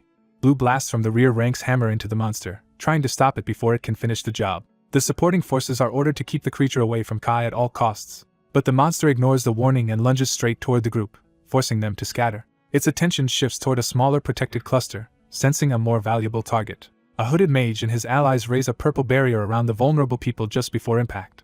The monster crashes into the shield with full force, but the barrier holds for the moment. Inside the barrier, the red-haired guard warns his master that he cannot maintain this defense much longer. As the shield strains under repeated blows, the hooded mage orders Chris to take over the next phase. The mage admits the resistance is harder than expected, but commands his side to endure a little longer. Another heavy strike batters the barrier and pushes it closer to collapse. The defenders realize they are reaching their limit and may not survive another sustained assault. The monster keeps raging outside, trying to break through by sheer violence. Its body reshapes into clawed extensions, preparing to tear the shield apart. The hooded mage calmly announces that the operation is nearing completion, because Kai's will has been strengthened enough to finish the job. He explains that Kai is a master death knight, far beyond the souls the creature has absorbed before.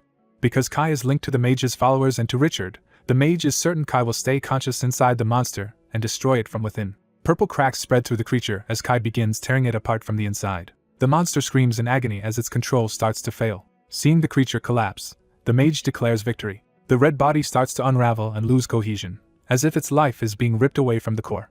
It bursts apart in a final spray, signaling the end of the abomination. The masked necromancer praises Kai for carrying out the impossible. Kai stands stunned, still processing that he survived and won. Then he notices his brother nearby and rushes to him in alarm. His brother is already crumbling away, and even as Kai begs for help, death is visibly overtaking him. Kai is told it is too late, and he is horrified by the thought that his own actions may have caused this. His dying brother reassures him and calls him by his full name, Kairos, trying to calm him one last time. He explains that immortality and invincibility were never blessings but a curse with a terrible price. Every victory strengthened that curse and preserved him, because his soul's fate depended on never being defeated. Now that he has finally lost, extinction has come for him. Kai refuses to accept losing him, insisting he cannot be happy without his brother beside him. As his body continues to disintegrate, the brother asks for one final favor. He tells Kai to devour him and absorb both his flesh and soul. He wants Kai to inherit his strength and carry it forward as his own. He adds that in this way, part of him may remain in the world long enough to witness his daughter's future through Kai. With his last strength, he pleads for Kai to grant that wish. Through tears and clenched resolve, Kai agrees. Red energy rises around Kai as he begins absorbing his brother's remains. While fading away, the brother entrusts his happiness to Kai and asks that it live on in him. The others can only watch in silence as the last traces of him vanish into Kai. Before anyone can recover, the entire realm begins shaking violently, as if the dungeon itself is collapsing. Outside, a blazing object streaks across the sky, heralding a catastrophic change. More fiery bodies cross the heavens, suggesting the disturbance is spreading beyond the chamber. The masked necromancer realizes the dungeon's interior itself has transformed. He falls silent as the scale of the change becomes clear. When the dust settles, a pregnant woman appears before the group, drawing everyone's attention at once. She stares ahead in shock, as if awakening into a reality she was never meant to see. Kai recognizes her as his brother's wife and rushes to her side in concern. He apologizes awkwardly, but she stops him by revealing that she witnessed everything. She confirms she knows exactly what happened to her husband. Kai helps her stand, still unsure how to face her grief. He asks if she is all right, while the necromancer moves closer to examine her condition. Without warning, she lashes out and seemingly kills the necromancer with a sudden strike. Kai is splattered by the attack and left stunned by how fast she turned violent. She mocks the fallen man and reveals that she had been waiting for a chance to remove him. She calls him a hindrance, making it clear her loyalties were never what they seemed. When Kai assumes this is about her unborn child, she coldly rejects even that bond. She declares she has no need for such a child at all. She admits Uranus had been useful to her, and that killing him was a mistake, then vows Kai will die for it. Her body convulses as something inside her begins to move violently. Terrified, she realizes the child she tried to suppress is forcing its way out. She insists this was never supposed to happen and that the child should have remained unborn forever. At that moment, the necromancer reappears alive, exposing that her earlier kill was only an illusion. He reveals he was never truly caught and that he had prepared for deception from the start. He thanks Tia, a pink-haired ally, for helping him expose the truth and says he had long suspected someone so powerful should have overcome the curse of unbirthing if she truly wanted to. He concludes that Uranus had only been a tool in her scheme to drain his strength and raise her own standing. She attacks him in fury, but he remains composed under the assault. Drawing on his necromancy, he senses the child's soul and realizes it is desperate to be born. He strikes her with soul-based magic to force the birth she tried to prevent. She collapses, unable to stop what is happening inside her any longer. The necromancer reaches into the darkness around her and carefully lifts out the newborn. He greets the infant warmly, welcoming the child into the world. At the same time, the dungeon structure outside begins collapsing on a massive scale. The survivors realize the whole place is coming apart and order an immediate evacuation. A skeletal dragon carries them out as the dungeon city crumbles behind them. Kai senses another threat even as they escape the collapse. A dragon emerges amid the ruin, shocking the group with a new enemy. The dragon announces murderous intent toward all of them. Kai asks what comes next, and the necromancer tells him to leave this final battle to him. Kai warns that facing a dragon alone will be difficult, but the necromancer is already moving. He answers that he is not alone and summons a host of elite spectral warriors to his side. The red-haired ally recognizes them as the elite ghosts Kai has gathered. The necromancer identifies them as the independent undead army, phantom undead of many talents. He names that force Legion as it descends around Kai like a personal army. Empowered and resolute, Kai vows to show the demonists no mercy even in death.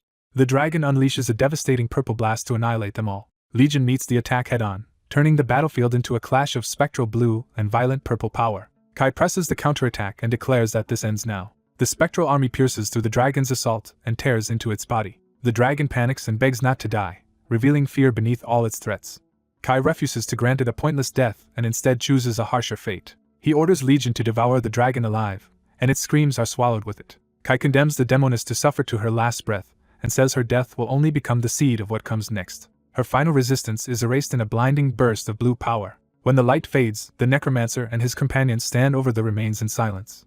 With the dragon overhead and the battlefield cleared, the expedition is officially declared complete. 15 days later, the story shifts to a hospital where the survivors are recovering. An older man checks on the necromancer's condition after his injuries. Though heavily bandaged, he says he is recovering. The older man reminds him how badly he was hurt, and asks what he plans to do next.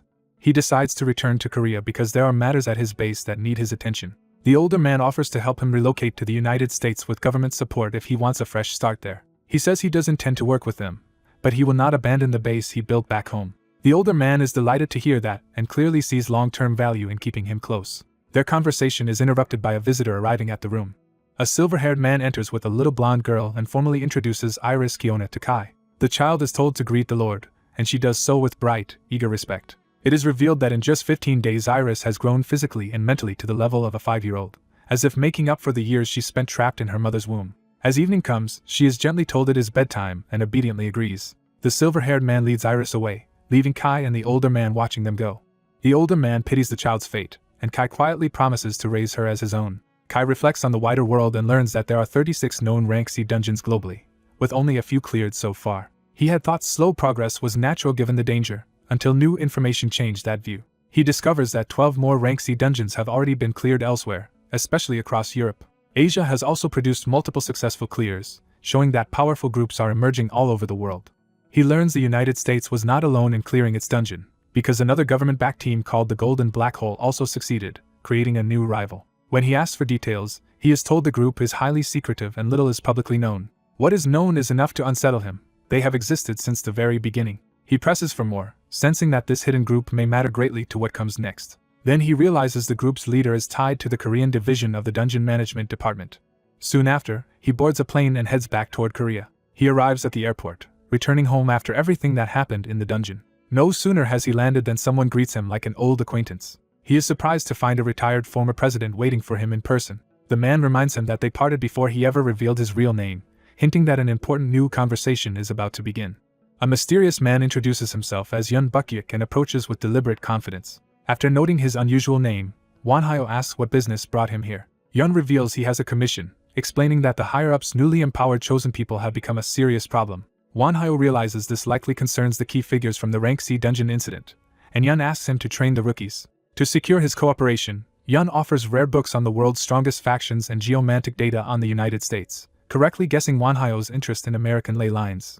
Wonhyo studies the offer in silence, recognizing how valuable it is. Yun insists the American data will be useful, but Wonhyo presses him, sensing that this is not the full price. Yun confirms that the real offer goes beyond books and information. He promises a one-time glimpse into the worst possible version of Wonhyo's future. That promise shocks Wonhyo, who immediately fixates on what such a vision could mean.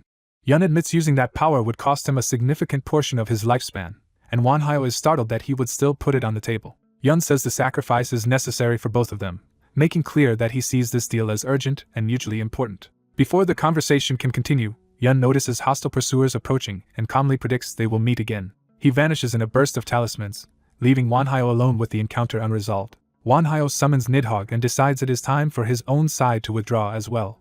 The arriving men try to stop him, but they are already too late. Wonhyo departs overhead, leaving the onlookers staring after him. The story shifts to a later scene at a new location. Wanhyo gathers his companions, including Iris, for the training he has decided to begin. He tells Iris to start, while the others react with a mix of support and concern. Wanhyo reassures Kai that Iris is stronger than he thinks, and Iris eagerly agrees with him. Kai reluctantly admits that learning to control her powers is in Iris's best interest, even if he still worries. With Kai's consent finally secured, Iris happily accepts the chance to train. The group stands before a massive vessel of swirling water as Iris prepares to use her ability. Iris places her hand against the water and concentrates. Her power surges outward, violently reshaping the water into a portal-like phenomenon. The others watch closely as the transformation stabilizes. Wanhyo is visibly surprised by the scale of what Iris produces. Iris gleefully welcomes everyone into the dungeon she has just manifested. One of Wanhyo's allies marvels at her talent and asks how he knew she could do something this extraordinary. Wanhyo explains that Kai first witnessed Iris's strange disappearing act when she was only 20 days old. From that early incident, they learned that Iris can manifest dungeons, create random entrances, alter their size, and reshape their terrain. Wanhyo realizes that with Iris's gift, an entire dungeon can be converted into a secure base for their faction. Iris excitedly offers to expand the dungeon further, and Wanhyo agrees while warning her to monitor her mana carefully. The dungeon's frozen city begins to grow under her control.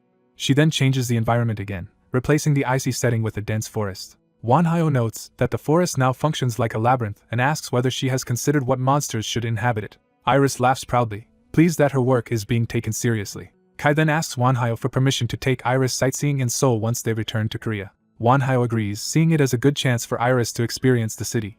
Iris lights up with gratitude at being promised that outing. Later, while waiting in a quiet street, Wanhyo wonders whether Kai and Iris are enjoying themselves. Over coffee with his companions, he reflects on how drastically the world has changed. A familiar voice interrupts and addresses him by his former military contact's rank. The man reveals he already knew Wanhyo was there and corrects him that he is no longer a colonel but now a general. The general says he has heard about Wanhyo's achievements in the United States. Wanhyo downplays his role, crediting his comrades and American government support for the success. The general responds with envy, hinting that such foreign backing has political consequences. He explains that Wanhyo's growing reputation, loyal following, and recent promotion have placed him under intense scrutiny. After acknowledging how much pressure that creates, the general formally asks whether Wanhyo would consider serving his country. Wanhyo refuses immediately, and the general admits he expected that answer. One of Wanhyo's allies presses the general, pointing out that he was clearly sent to recruit them. The general insists he does not support his superior's manipulative approach and refuses to hide behind patriotism. Wanhyo notes that honesty makes the situation less unpleasant and softens slightly toward him. As a practical gesture, Wanhyo gives the general a pouch enchanted with spatial expansion magic and suggests it will be useful if studied properly. The general accepts the gift gratefully and promises to repay the favor someday. As he leaves, a sharply dressed woman arrives, replacing him in the conversation. She directly asks whether Wanhyo is the disciple of the god of life and death, the necromancer Wanhyo. Wanhyo confirms the identity, but waits for her true purpose. The woman introduces herself as Helena Scarlet, 9th-ranked mage of the Magic Association and a member of the Scarlet Witches under the Crimson Lord.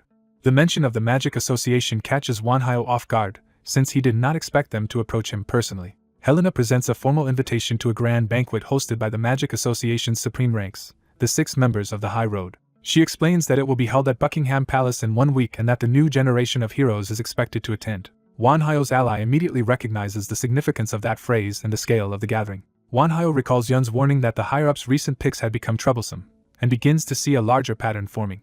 He politely accepts the invitation and says he would be glad to attend. Helena departs once her message has been delivered. After she leaves, one ally concludes that the banquet is the perfect chance to crush the troublesome rookies, though he is even more interested in meeting the other mages. Wanhyo cuts off the bloodthirsty enthusiasm and tells his group it is time to head back. The narrative explains that England is hosting the banquet to honor the teams who successfully cleared Rank C dungeons around the world.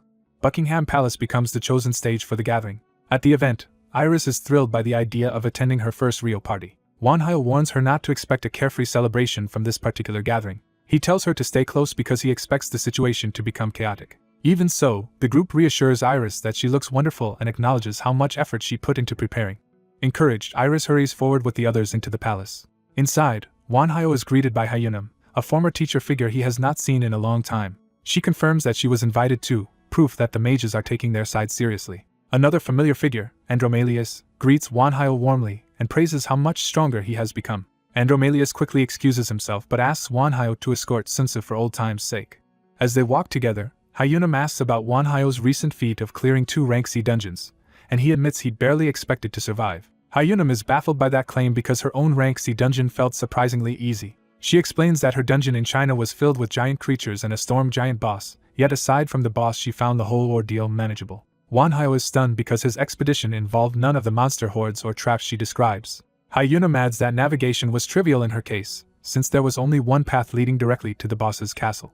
Wanhyo realizes their rank C dungeon experiences were completely different, and begins to suspect something is deeply off. He turns to Richard for confirmation, asking whether traps, ambushes, and monsters are not supposed to be standard in every dungeon. Richard can only say that Wanhyo's experience was personal, while Wanhyo wonders if the dungeon his team cleared was some kind of anomaly. Richard dismisses that possibility and suggests Hyunam was probably just lucky, and Wanhyo outwardly lets the matter drop. Their discussion is interrupted when the host's arrival is announced.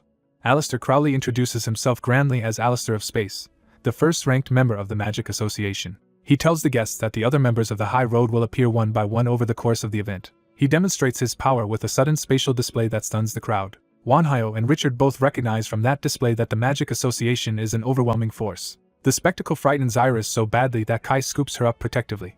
Richard remarks that even a child as unusual as Iris was shaken by the demonstration, and Kai agrees completely. Alistair approaches and lightly excuses the overwhelming display as too much for a young child to process. The group is caught off guard by how directly he addresses them.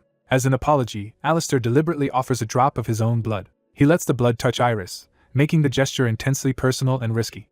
Iris immediately becomes dizzy and euphoric from the contact. Alistair casually explains that Iris has become intoxicated by his blood, while Kai responds with stiff courtesy rather than gratitude. Wanhyo instantly realizes Alistair identified Iris as a damper on sight, and Alistair jokes away the significance of what he just proved. He withdraws with a smile, leading the group to process the implication that he saw through Iris immediately. Alistair vanishes just as abruptly as he appeared.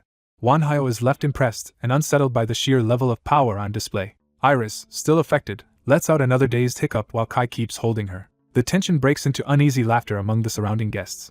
Wanhyo decides they have seen enough for one day and starts leading his group out. The banquet is revealed to be a 6-day affair, with a different member of the High Road appearing each day.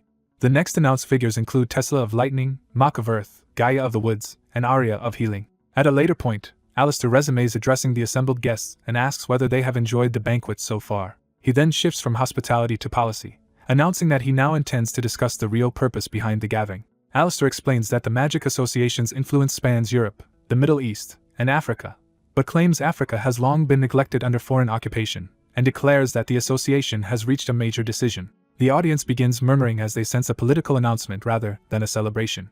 Alistair admits the problem is difficult because the human realm is protected by many dungeons that act as frontline defenses against invading forces. He says the association has therefore decided those dungeons must be cleared first to ensure the success of its campaign in Africa, and asks for active cooperation. He pressures the gathered heroes by warning them not to let rivals surge ahead, then reveals that the association has prepared a gift for humanity's strongest fighters. That gift is unveiled as the association's newest creation, a set of magical armor. The crowd erupts in excitement at the promise of such a prize. Alistair immediately adds that there is a condition attached. Anyone who wants the armor must first prove their worth. He announces a public showcase of abilities 15 days later, stressing that participation is technically optional but will be broadcast to the world. He frames the event as a way to reassure humanity by displaying the strength of its protectors. As a final gift, he prepares one more demonstration for the guests.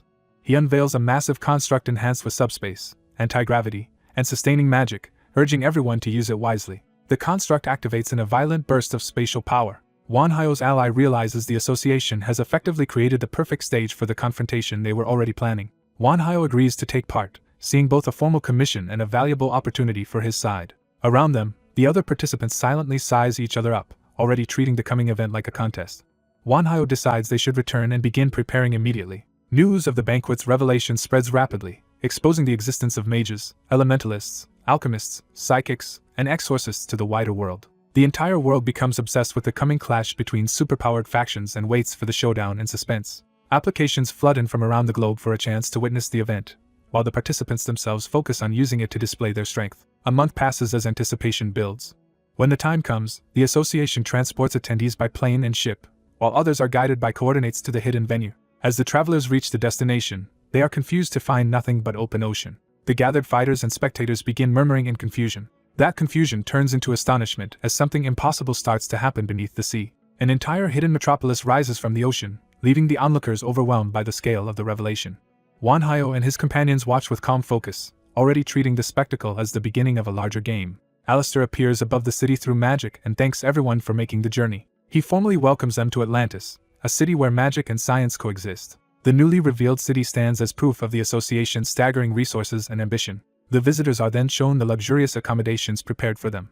Wanhyo is impressed but notes that this still does not look like a proper arena, while his ally jokes that the city itself might transform like something out of a movie. Almost immediately, that prediction comes true as part of the city begins to shift. A colossal stadium rises into view from within Atlantis. Wanhyo can only stare in amazement at the scale of the venue. As the city continues rising under anti-gravity magic and a protective shield forms around it, the group heads down for a closer look, with Wanhyo already thinking ahead to how they will move through this new battlefield.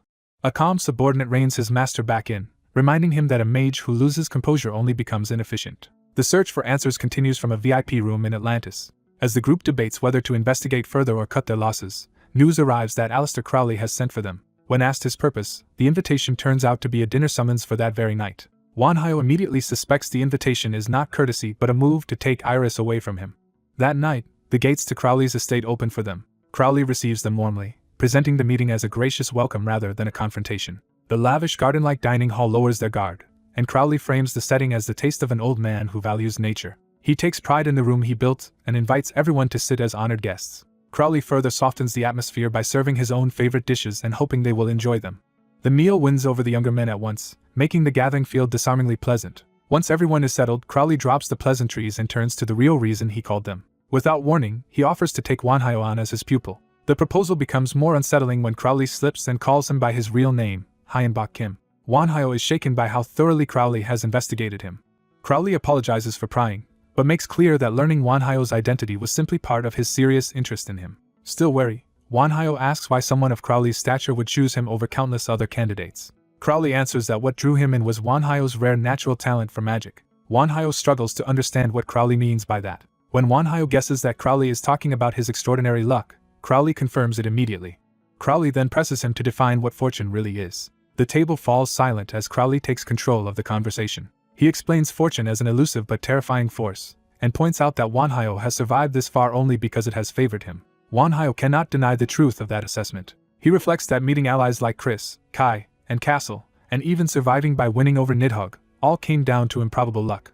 His memories of near death make Crowley's words impossible to dismiss. Crowley argues that every time danger closed in, fortune intervened to keep Wanhyo alive. He goes further and declares Wanhyo to be fortune made flesh. Then he reveals just how rare that kind of power is, leaving Wanhyo stunned. According to the Magic Association, among billions of people only 1,021 possess fortune-related magical talents at all.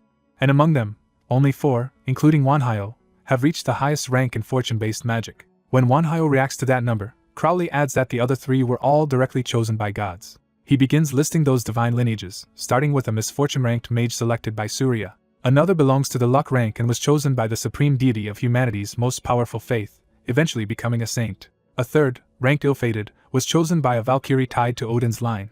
Even after laying out that exalted company, Crowley insists his offer is neither coercion nor threat and that Wanhyo is free to refuse. Wanhyo answers that if Crowley truly wants to win people over, force is the worst possible method. Crowley accepts that and says his interest is not only in Wanhyo's gift, but in guiding a promising junior, giving him time to decide. With that, the meeting ends as abruptly as it began. Left alone with his thoughts, Wanhyo starts weighing the offer in earnest. He reminds himself that Crowley is no ordinary mage, but the top-ranked figure in the Magic Association. Becoming Crowley's student would mean unmatched training and the full backing of the association. The temptation is strong enough that he hesitates. Even so, he concludes that he has to reject the offer. He admits the benefits would be enormous, including access to the association's knowledge and influence. But he identifies 2 reasons for refusing, beginning with his certainty that he is already on the right path. Uranus's earlier display taught him that the enemies ahead are far stronger than he once believed. Remembering Kai's warning, he realizes true power only comes from brutal growth under real pressure. He also recalls that shortcuts exist, but they distort the path to genuine strength. What he seeks now is the power to change, control, and shape the world itself. That ambition hardens into a vow that one day he will surpass the terrifying power he has witnessed. So rather than detour into Crowley's tutelage, he resolves to stay focused and keep advancing on his own course. His second reason is simpler and more personal. He refuses to let the association claim ownership over everything he has built. When he finally gives his answer, Crowley reveals he had expected this rejection all along. Crowley accepts the refusal with grace and thanks Wanhyo for being straightforward. Instead of pressing further, he offers a gift he had prepared in case Wanhyo accepted. The gift is a foundational text on the school of necromancy. Wanhyo's disappointment vanishes the moment he sees it, and he gratefully accepts. Crowley is pleased that the gift hit its mark and casually invites them to stay for dinner anyway. The mood lightens again as the invitation is accepted and Crowley promises the meal will be worth it. Soon after, attention shifts to the Magic Association's Battle Championship, where the rules are introduced. The tournament will include individual matches, team battles, and power exhibitions, with almost no restrictions once a match begins. Competitors are required to agree to harsh terms before participating. Those terms make it explicit that the organizers bear no responsibility even if contestants are maimed or killed. The only safeguard is a damage cover system meant to absorb harm during combat. If a fighter exceeds that system's threshold, they are automatically retired and lose the match. Rather than being intimidated, Wanhyo's side treats the tournament as a chance to dominate every category. Castle vows to fight with everything he has and warns that he will show no mercy even to allies in the individual rounds. The announcement for the opening preliminary group sends the first contestants toward the arena. Castle takes the call as his cue and heads out with obvious excitement. Wanhyo reminds him that the individual preliminaries are a chaotic free-for-all where anything can happen. Castle answers that thriving in chaos is exactly what he does best. The first individual preliminary begins before a roaring crowd. Almost immediately, the arena erupts into smoke, noise, and violence. Castle throws himself into the melee, eager to wipe out the field in one charge.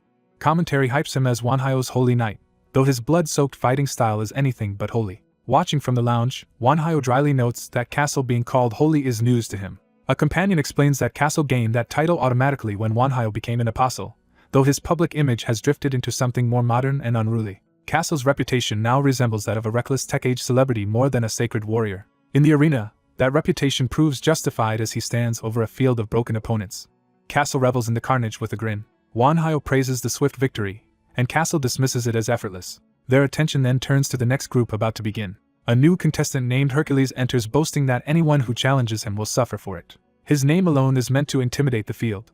Wanhyo's side is told that Hercules is protected by divine power. More specifically, he has been blessed by the gods in a way that makes him effectively immune to attacks. Wanhyo compares his performance to Castle's and notes that this round may not end nearly as quickly. As more groups cycle through, the announcement finally calls Group 9. Wanhyo realizes it is his turn and rises to enter the arena, while his companions see him off. They wish him luck, and he reassures them that he will return safely. When he steps into the stadium, the announcer introduces him as the Skeleton Dragon Master, an apostle of the god of life and death. The other contestants immediately size him up as the greatest threat in the group. The moment the match begins, the entire field converges on him at once. They try to erase him before he can act, unleashing a barrage of attacks from every direction. Wanhyo calmly answers by raising a bone prison that blocks the assault. The attackers are rattled when his defense holds far better than expected and begin complaining that the match is unfair. Wanhyo ignores them and starts another spell while they rush him. He follows with a spreading necromantic smog. Then he escalates instantly, summoning a full bone army and a corpse parade around himself. The sight of an undead legion appearing in the arena leaves the other contestants frozen in terror. Wanhyo adds contract demons to the field, turning the battle into a nightmare swarm. The arena is suddenly dominated by his summoned forces, with Wanhyo standing at the center like a commander of death. Spectators can hardly believe that he has conjured an undead army 1,000 strong in an instant. The announcer hails the overwhelming display as the work of challenger Wanhyo alone.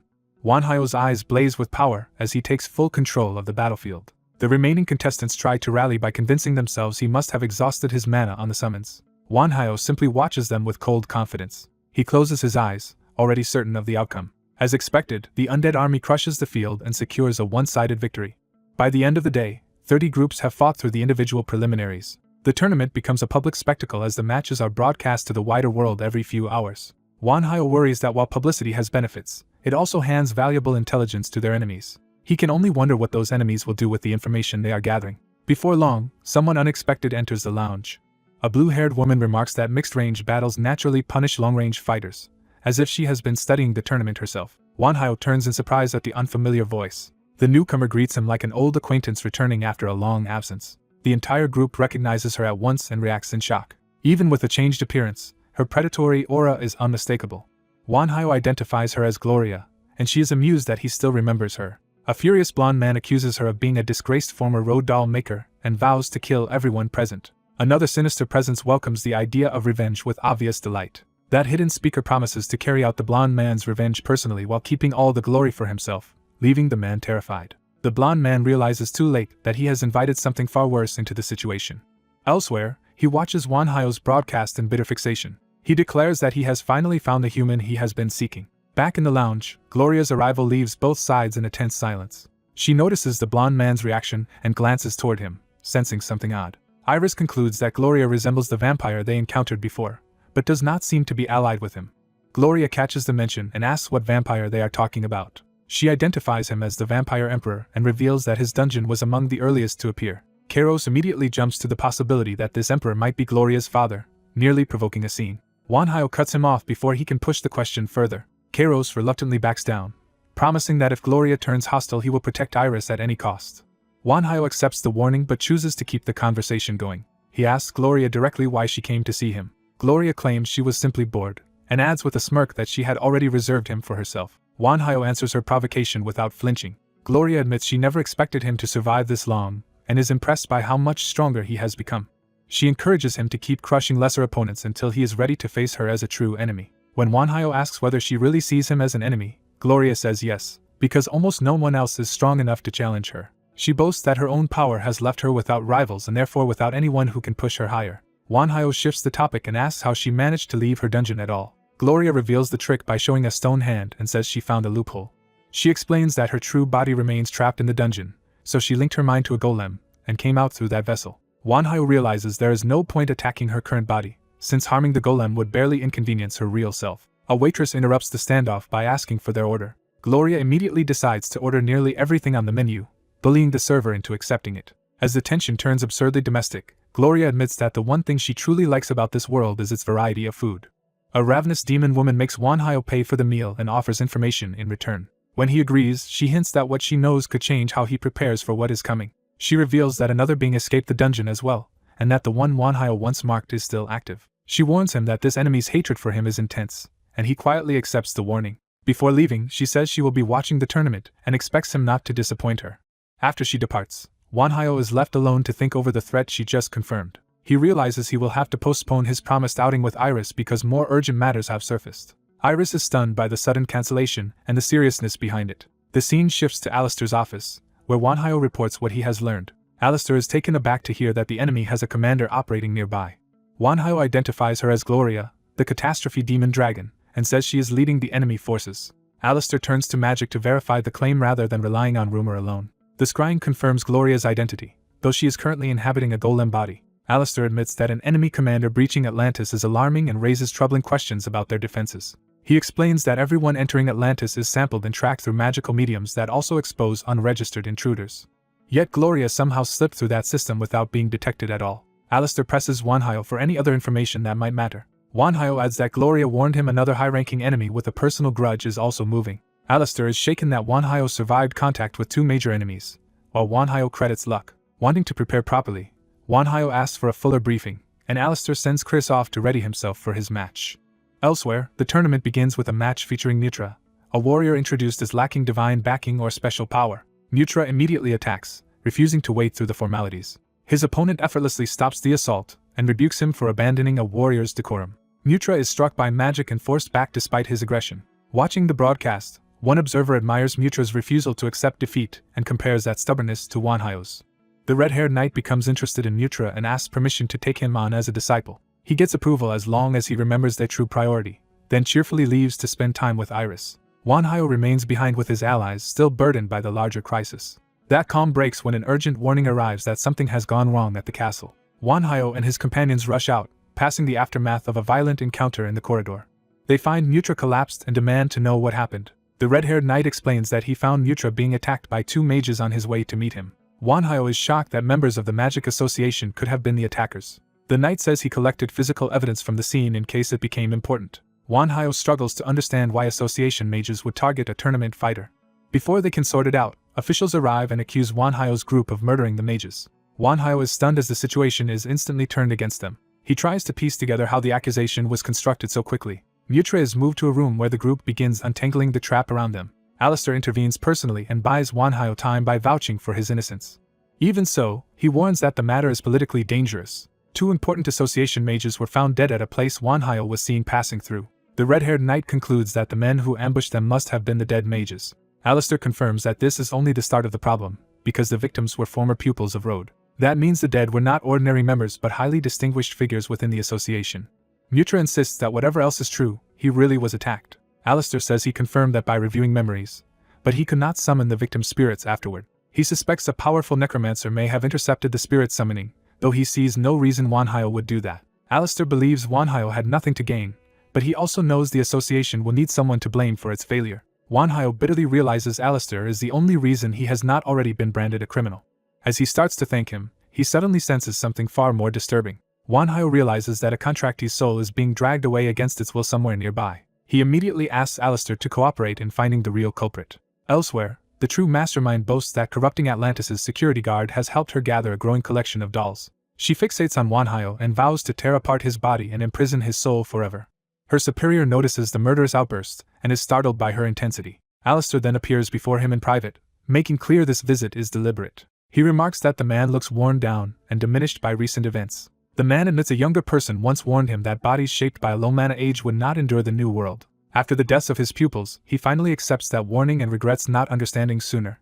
Alistair offers condolences but urges him to remain strong for the students he still has. He brings 2 updates, first revealing that Wanhyo has been cleared of all charges. Then he says he has found clues that may point to the real murderer. The man is shocked because he believed no evidence had been left behind. Alistair invites him to come see the lead for himself. The two head deeper into Atlantis together. As they walk, the man explains that the city center contains a place of immense power he has never been able to breach. Alistair's reaction tells him he is finally being shown something long hidden. He is brought before a colossal artifact and told it is an ancient inheritance of Atlantis. Alistair identifies it as the magic stone. He explains that the stone converts many forms of power into mana and steadily feeds Atlantis, serving as the city's core. Outwardly the visitor follows along, but inwardly he covets the stone for himself. They arrive before a large gathering assembled beneath the artifact, with the victims' bodies laid out at the center. The crowd includes many powerful figures, all waiting for the investigation to begin. Wanhyo stands among them with his allies, ready to force the hidden enemy into the open. Alistair thanks everyone for gathering and takes command of the proceedings. He announces that Atlantis has indeed been infiltrated and that the trespasser is believed to be a high-ranking enemy commander. The hidden culprit is surprised by how much they know, but decides it no longer matters as long as she gets the stone. Alistair introduces the former roadmaster, whose murdered pupils give him a personal stake in the case. He explains that the victims' souls were sealed and that the culprit may have absorbed them. That revelation rattles the disguised mastermind, who cannot understand how they reached it. Alistair unveils a magic circle designed to draw the victims' spirits back out. He adds that extracting those spirits should also injure the one holding them, and assigns Wanhyo to perform the ritual. The disguised enemy is caught off guard that Wanhyo has been placed at the center of the trap. Watching the gathered elites, she mocks their method as crude despite all their power. Privately, she decides that if Wanhyo is exposed in the process, she will simply seize his soul too. Alistair gives the order to begin. The assembly braces itself for whatever the ritual might reveal. Mages and attendants channel power into the circle in coordinated support. The victims' bodies rise within the spell as the extraction starts. Wanhyo warns everyone to be ready for retaliation. He enters the circle and focuses himself for the dangerous spiritual confrontation. The hidden enemy decides to let them think they are succeeding so she can strike when their guard drops. Wanhyo senses the hostile will moving against him. The enemy commits to the attack, trying to seize him inside the mental realm. She reaches for Wanhyo's spirit and declares that she will turn him into her doll. But the soul she grabs is not helpless, and her confidence turns into shock. Wanhyo reveals that he has kept his distance on purpose and has been reading her moves. Forced to act directly, she lunges at him herself. The onlookers sense that something extraordinary is happening beyond the visible ritual. Inside the mental realm, Wanhyo finds himself in a desolate wasteland shaped by his enemy's mind. He recognizes it as a barren inner world built for domination and isolation. The enemy appears before him, delighted that she has dragged him into her territory. She boasts that because he is inside her head, this world makes her invincible. She unleashes an army of dolls and enslaved creatures to overwhelm him at once. Wanhyo stays calm and asks her name instead of reacting with fear. She grandly identifies herself as Njit, a commander obsessed with dolls and eternal ownership of souls. Wanhyo dismisses her theatrics and answers by summoning his own forces. His undead and monstrous servants crash into her army, turning the battlefield into chaos. The clash immediately becomes brutal as both sides tear through each other. Njit drives her dolls forward with murderous commands, trying to erase him through sheer pressure. Wanhyo realizes her soldiers are dangerous because they are strengthened by the enslaved souls bound into them. One of his stronger undead smashes through a doll, proving her forces can be broken. Wanhyo arms himself and prepares to intervene directly rather than only command from behind. He gathers power and studies the flow of the battle for an opening. His presence hardens as he takes control of the field around him. He tells the trapped souls that once the battle ends, he will free them from Njit. He orders them to fight for that chance at liberation. The enslaved souls respond and begin turning their strength toward his cause. Njit rages that the dolls belong to her alone and cannot bear losing control. Wanhyo explains that in a battle of minds, victory belongs to the stronger will. He realizes that if he can seize the souls before Enjit reclaims them, he can overturn the whole realm. As one of his undead tears into a doll, he sees that chance opening. Enjit senses the shift and decides she must end the struggle immediately. She drives more dolls up from the ground to bury him under numbers. Then she raises a towering giant from the wasteland to crush his resistance outright. The giant looms over the battlefield as the centerpiece of her power. Through it, Enjit declares that Wanhyo and his side are doomed. Wanhyo answers that the situation is sealed, but not in the way she thinks. The giant detonates in a violent burst of sand and force. The explosion tears open the mental landscape itself. When the dust clears, Wanhyo stands with a larger host behind him, and Enjit realizes he has changed the battlefield. Wanhyo remains composed, already certain the advantage is his. He explains that in the mental realm, whoever holds the advantage controls the world, and that control has shifted to him. The shattered wasteland transforms into a realm shaped by Wanhyo's own consciousness. Back in the real world, the red-haired knight sees that the plan is unfolding as intended. Enjit's human vessel suddenly finds herself in an unfamiliar place and realizes death did not free her. Wanhyo identifies the figures around her as souls Enjit had stolen and bound. She erupts in fury, demanding to know what he has done to her. Wanhyo tells her he has released both the souls of her victims and the many souls she kept enslaved. He explains that he used himself as bait and exploited her connection to the murdered pupils. Then Kai infiltrated her soul and hijacked the spirits she possessed, crippling her control from within. Wanhyo's allies reveal that Kai alone could do this because he is a legion made of many souls. Wanhyo asks Kai how many of Enjit's stolen souls he managed to recover. Kai answers that even this is only a fraction, but he has already taken back 300 million souls. Enjit explodes with hatred and vows revenge despite the scale of her loss. For the first time, Wanhyo is visibly shaken by just how vast her crimes were. Back in Atlantis, a burst of light signals Wanhyo's return from the mental struggle. Alistair wakes him and says there is no time to rest because the enemy is now lashing out in the real world. As a monstrous hand tears into Atlantis, Alistair warns that Enjit is trying to force her way across into their world while screaming for Wanhyo. A monstrous severed hand still rampages inside Atlantis while human fighters struggle to contain the aftermath. As some prepare to intervene, the old man decides their help is unnecessary. Instead, a blue-haired enemy woman calmly steps forward as if she already owns the battlefield. Her arrival shocks the survivors, who recognize Gloria and immediately suspect betrayal. Gloria makes it clear she has not defected on a whim but is acting under direct orders. That explanation only deepens the others' alarm. Gloria coldly blames their suffering on their own weakness and unleashes a punishing attack to teach them their place. Her power detonates through the hall with overwhelming force. Afterward, she tells them to remember this pain and use it to prepare for the next time they must fight. Before leaving, she warns that humanity only won this round because the enemy allowed it, and that complacency will lead to defeat. With that warning delivered, she vanishes from the scene. The battle is over, but Wanhyo is left unsettled by what her message implies. He realizes their enemies may have been holding back all along. Soon the world is told that the enemy commander who invaded Atlantis has been defeated, though the witnesses remain haunted by what they saw. Even so, the crisis ends better than expected, because the souls stolen by Enjit are restored to their original bodies and revived. The only bitter note is that Wanhyo's side is blamed for the deaths and loses the next round by default without even entering the team battles. The red-haired swordsman fumes that they would have crushed the team event if they had been allowed to compete. Wanhyo reassures him that he can still go all out in the coming power struggle, then asks his master whether they truly intend to enter with only their tiny group. The master admits the participant cap is 500, but insists their 5 are worth far more than their numbers suggest. The red-haired fighter agrees, adding that Kai's control over hundreds of souls also counts as part of their strength. Wanhyo reflects that he had hoped to keep Iris out of danger, but she is already listening in. Iris angrily rejects being treated like a helpless child and threatens to run away if they keep overprotecting her. Wanhyo relents internally, deciding her involvement is acceptable as long as she stays away from the front lines. The master still warns that raw power is not enough against overwhelming numbers and strongly recommends recruiting more allies, but Wanhyo reveals winning is not his only goal. That answer makes the others realize he entered the tournament for something beyond simple victory.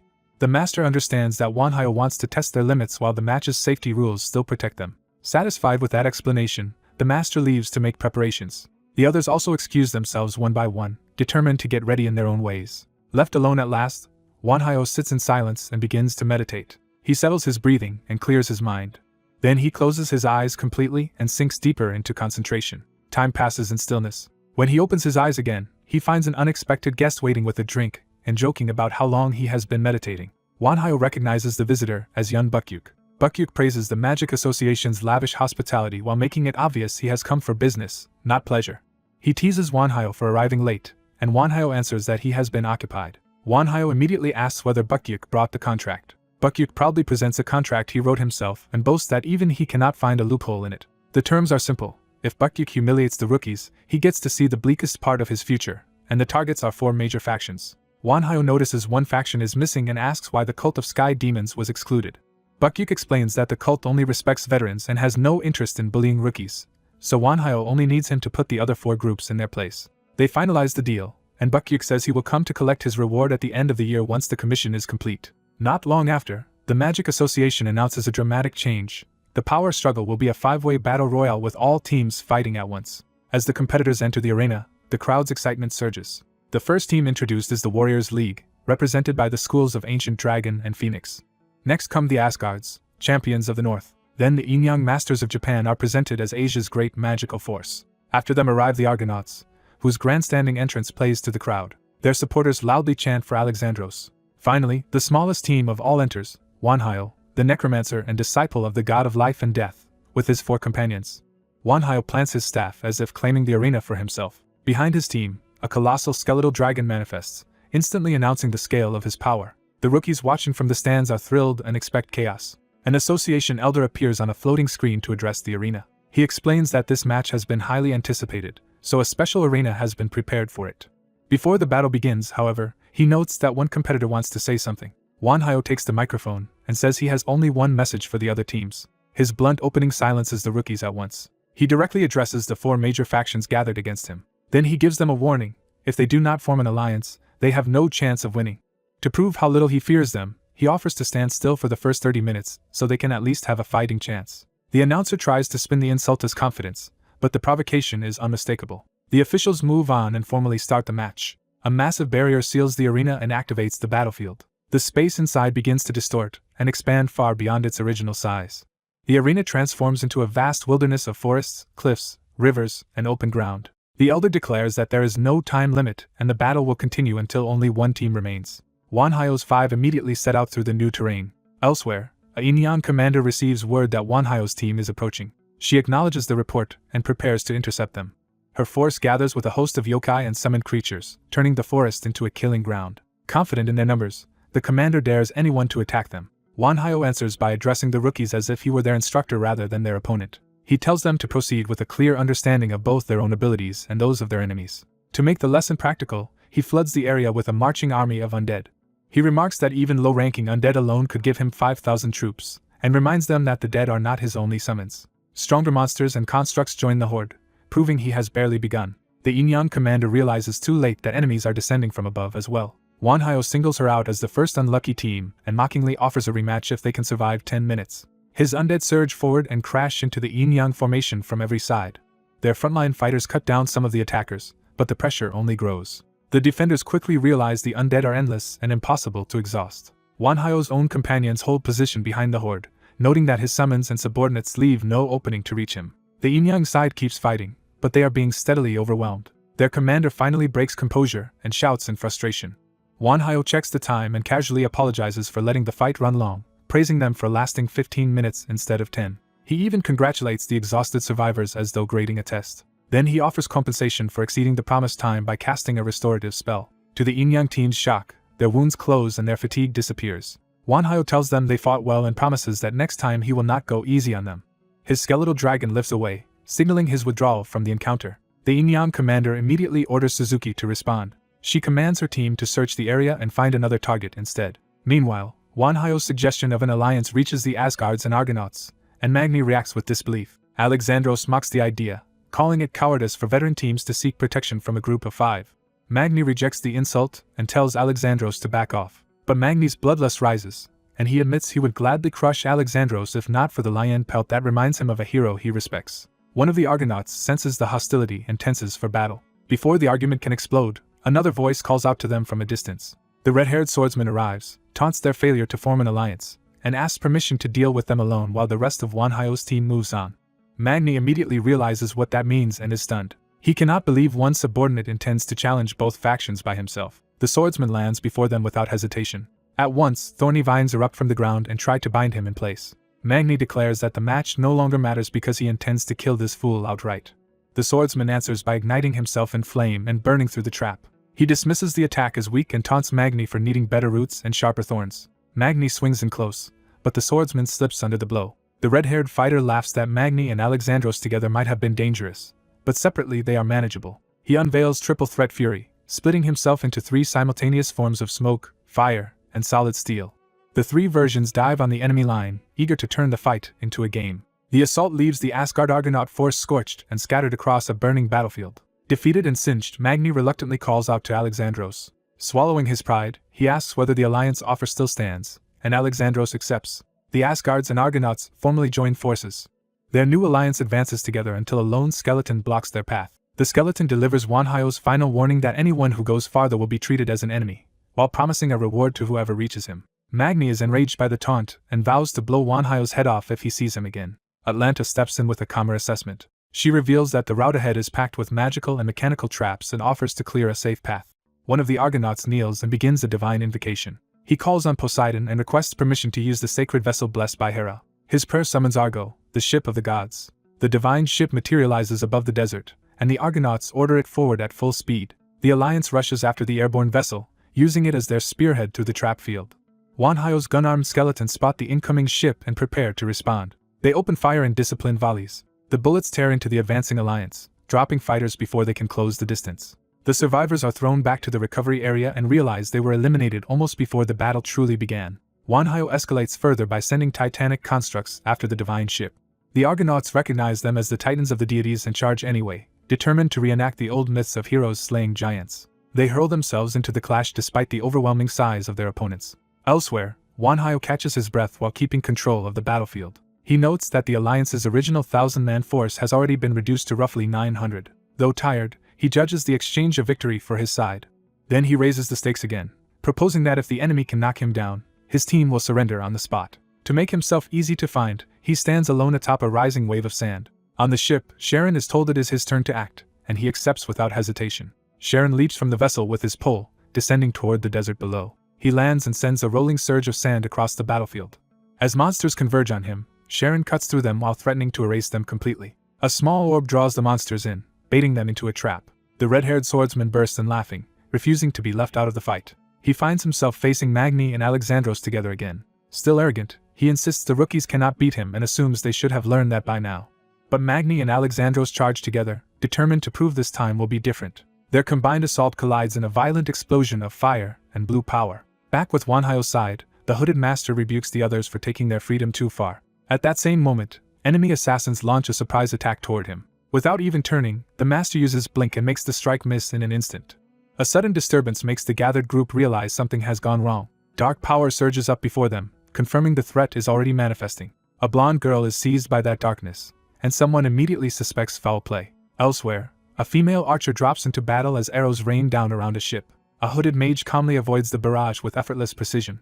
The archer curses how close she came to hitting him and prepares to press the attack. The hooded figure identifies the newcomers as a force from above the clouds and narrows the culprit to one possibility. The heroes are recognized as Perseus and his ally, and Perseus dryly accepts that his fame has exposed him. Their opponent reveals he knows Perseus by the harp sword tied to the slaying of the Gorgon. Perseus answers that such knowledge should make it obvious he will not submit easily.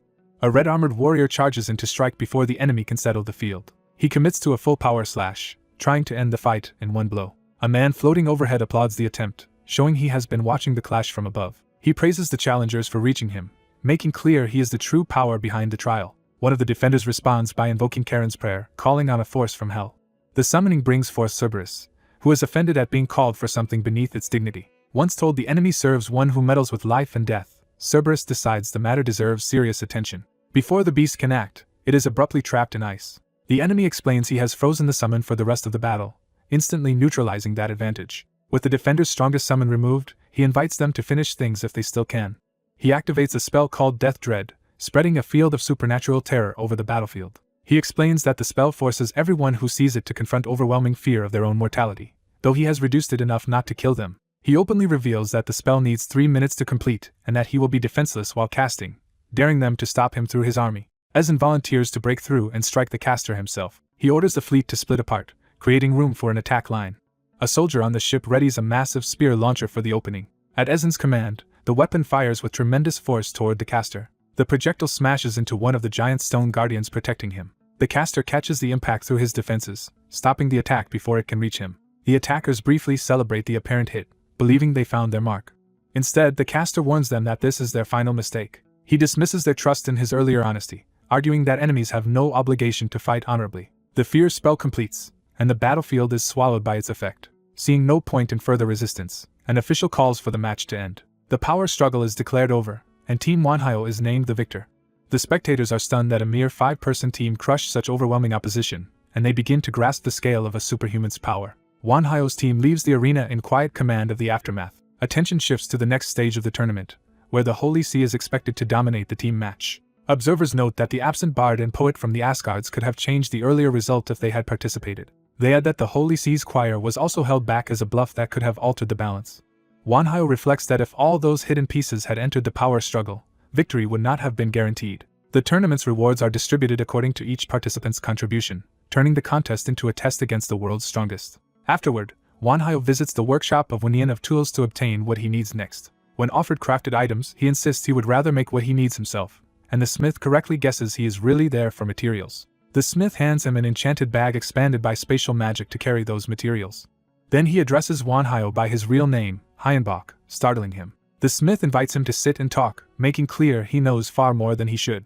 Over coffee and cake, he asks whether Hyenbok knows about dragon veins. Hyenbok admits he does not understand what the smith is referring to. The smith explains that in the West such places are hidden sanctuaries of immense power, with Stonehenge being one example. He says a dragon vein is priceless, and wants to know how Hyenbok has been using the one he found. Hyenbok lies that he merely stores its mana in a device and draws on it when needed. The smith laughs, unconvinced that someone with such a treasure would use it so simply. Hyenbok avoids going deeper, promising only that they can discuss it another time if needed. After leaving, Hyenbok concludes the old craftsman was probing for information. His floating scout confirms it detected an eavesdropping device nearby and notes that Wonian built something impressively subtle. Hyenbok orders the materials checked for further enchantments, relying on his companion to verify they are clean. The hidden listening device is destroyed before it can follow them any farther. Back in the workshop, the smith clicks his tongue and grudgingly admits the young man is sharper than expected. After the successful tournament, the group returns to their base. Hyenbok finally lets himself relax now that the urgent matters are settled. That peace is broken when he notices Chris engrossed in something on the screen. Chris is still fixated on the word castle, unable to let it go. He explains he is reviewing footage from other Rank C dungeon expeditions, and is amazed anyone bothered recording them. Hyenbok dismisses those dungeons as trivial compared with the one their team cleared. Chris agrees the ordeal still paid off because he and Kai achieved their goals, leaving only the skeleton's unfinished business. The skeleton admits that in his previous life he was only an ordinary mage and had no personal vendetta driving him. His only regret, he says, was never reaching a higher level of magical mastery. Chris presses him on why that ambition mattered so much. The skeleton can no longer remember the reason, which surprises the others. He can only trust that there must have been a meaningful cause behind that lost desire. Chris suggests the skeleton may simply have found his true calling now, and promises they will eventually uncover the root of his urge to ascend. The skeleton accepts that answer for the moment. Their conversation is interrupted by an urgent report that a visitor has arrived. The visitor is identified as a representative of Straggler, the dwindling alliance of non-human creatures. Hyenbok immediately suspects the visit concerns Iris. He voices the fear that they may have come to claim her. The messenger confirms that suspicion and adds that the visitor has revealed ties to the Noblesse organization. Chris recognizes Noblesse as vampires pretending to be aristocrats, and concludes the matter is exactly what it seems. The skeleton agrees and warns that Iris is almost certainly their target. He turns the decision over to Iris herself rather than deciding for her. Hyenbok assures her that whatever she chooses, they will stand with her. Iris silently weighs the burden of that choice. She decides she wants to meet the other vampires directly. The story shifts to explain that Noblesse, the vampire force, ranked third in the global power hierarchy. It is further revealed that Straggler itself was founded by a dragon who once united Earth's creatures and now sleeps in seclusion. Among the three factions that form Noblesse, the delegation arriving today belongs to the ancient bloodline clan. Their leader appears with attendants, representing that ancient lineage. Hyenbok introduces himself to them as Wanhyle, Iris's guardian and godfather. The ancient vampire leader immediately rebukes him for making them wait without apology. Wanhyle answers that they are unwelcome guests, and only gained entry because Iris wished it. He calls Iris forward to face them directly. The old vampire softens at once when he sees her, apologizing for his outburst and revealing intense excitement. Wanhyle cuts through the theatrics and demands to know what they want from Iris. Iris answers for them herself, stating that they came seeking her blood. That blunt admission nearly triggers violence from her protectors. The old vampire hurriedly clarifies that they need only a portion of her vital fluid because their true goal is survival. He introduces himself as Galleon, the sole awakened survivor of the ancient bloodline, and explains that dwindling mana has pushed his kind toward extinction. As the world's mana faded, even the mana in human blood thinned generation after generation, leaving vampires weaker and weaker. He pauses before revealing the desperate hope that remains to them. Their recent discovery is that a transfusion from a high-ranking vampire of another lineage could restore their lost strength and former glory. Kai rejects the plea outright, insisting Iris owes them nothing and should not be sacrificed for their survival. Chris goes further, saying their bloodline would be better off ending with Galleon than demanding anything from Iris. Iris stops the argument, believing the vampires would not have come this far if they had any other option. Wanhyo decides they should at least hear the full proposal before judging it. Galleon offers another path. One of his own people can be sacrificed in Iris's place. He kneels and begs Iris to devour him and make him her kin instead. Wanhyo asks Iris whether such a transformation is even possible. Iris explains that devouring a stronger vampire would place a crushing burden on her and force her into a long sleep, though a weaker target would be easier. Galleon insists there is no time for caution and that only the strongest of his bloodline will suffice if they are to avoid extinction. Kai protests that Iris should not have to give herself up for anyone, but Iris answers that the matter is more complicated than that. She reveals that devouring another vampire would let her absorb their memories and experience and become stronger, but the price would be a deep slumber. Kai argues that asking this of someone already forced into centuries of sleep is intolerable. Wanhyo refuses to decide for her and leaves the choice entirely in Iris's hands. Iris realizes from his tone that he already understands what she intends to do. She thanks her godfather for trusting her judgment, and apologizes to Kai for the pain her choice will cause him. Then she bites Galleon, taking his blood and beginning the transformation. Kai can only watch in shock and anguish as it happens. Afterward, Iris commands her first new subordinate to rescue the rest of his former clan and obey Wanhyo while she sleeps. She enters a suspended state inside a chamber, beginning the long slumber that will accompany her growth. Her newly made kin remains behind, and Chris questions why he is not rushing off to save his people. He explains that Iris gave him more than one order, and he intends to fulfill them all. Chris remarks that changing kin has made him seem like an entirely different person, and the transformed vampire agrees that the rebirth is profound. Wanhyo accepts him as one of theirs and immediately orders him to save his former kindred and assume control of Noblesse. The new subordinate gratefully accepts that first command and departs under Wanhyo's authority. Chris questions whether sending him alone against Noblesse is really wise. Wanhyo answers by asking how strong Galleon truly is and notes that he stands on the level of the Magic Association's top figures. He adds that when Iris wakes, this ordeal will have tempered her into someone far stronger and more formidable. Wanhyo expects her to awaken around the time the operation to restore Africa begins, but before that there is other work to do. He accepts a new Rank C dungeon expedition request, signaling that the team is moving straight back into action. Across the world, humanity launches simultaneous campaigns to eliminate the last remaining Rank C dungeons, leaving only 6 in Africa untouched. Wanhyo joins the Golden Black Hole Guild for one such expedition and finds the dungeon disappointingly weak. Others agree that ordinary Rank C dungeons are trivial by comparison, and within 4 months everyone outside Africa is cleared. Later, Wanhyo receives another visitor and politely invites him to sit. The newcomer apologizes for arriving without warning. He quickly states that the SNU wants Wanhyo's cooperation. Wanhyo asks what kind of cooperation they mean. The man explains that his SNU faction seeks to make body modification through genetic engineering a reality. But they have concluded that changing the body alone is insufficient and now need a necromancer to alter the soul as well. He presents records of their genetic experiments and failed body modification attempts, including catastrophic side effects like brain death and loss of consciousness or speech. Wanhyo is interested but refuses to become publicly entangled in such a dangerous and visible project. He declines direct involvement, to the envoy's disappointment. Still, Wanhyo offers to help recover the patients they have already damaged. The envoy eagerly accepts that narrower form of assistance. Wanhyo decides this limited cooperation is the best way to keep good relations with the SNU without provoking the other powers. Attention turns to Operation Restore Africa, a campaign named as a restoration because the continent has effectively fallen outside humanity's control. To reclaim it, humanity prepares to enter the African dungeons directly, with Atlantis already sailing toward the continent as the operation's base. 4 days after the global Rank C clearances, the war to restore Africa begins in earnest. Human forces clash at sea with monstrous creatures from the dungeons, turning the campaign into a full-scale war. The opening battle erupts in explosions as aircraft and warships engage flying and aquatic monsters on every side. A hostile dragon dives straight into the battle. A young archer answers immediately, loosing an arrow at the incoming beast. Her shot only grazes the dragon as it sweeps past the ship, leaving the threat unresolved. Elsewhere, a necromancer calls for hidden prey to emerge and be devoured. He declares himself a seeker who studies life by passing through death and begins a summoning ritual.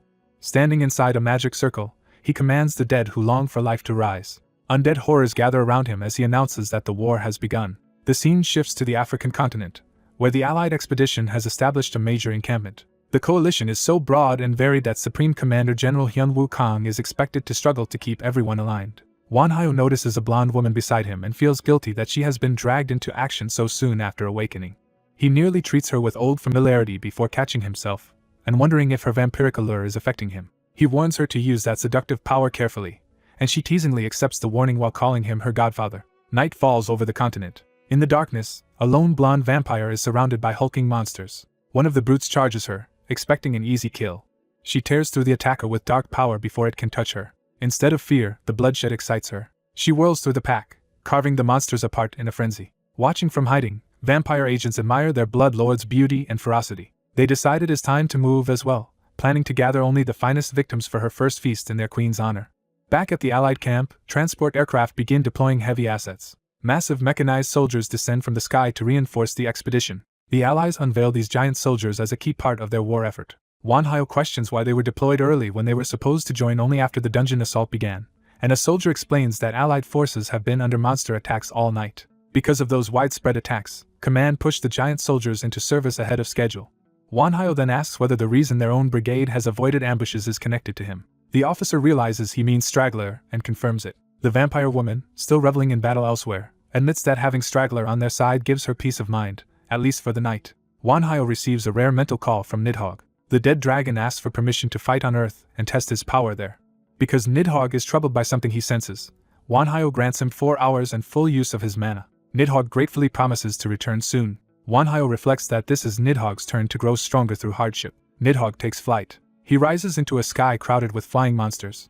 Without hesitation, he unleashes a devastating blast through the swarm. The attack tears apart the airborne creatures and scatters the rest. Annoyed by the clutter, Nidhogg orders everything out of his way. He surges onward at even greater speed. A winged humanoid suddenly intercepts his path. Nidhogg realizes the source of his irritation is real and concludes that a dragon's presence exists on this continent. He declares that this dragon is now his true target and vows to hunt it down. Landing near Wanhyo, Nidhogg urgently reports that the dragon is indeed somewhere on the same continent. The revelation shocks the nearby soldiers and allies. Nidhogg insists that Africa is home to a dragon that stands against them.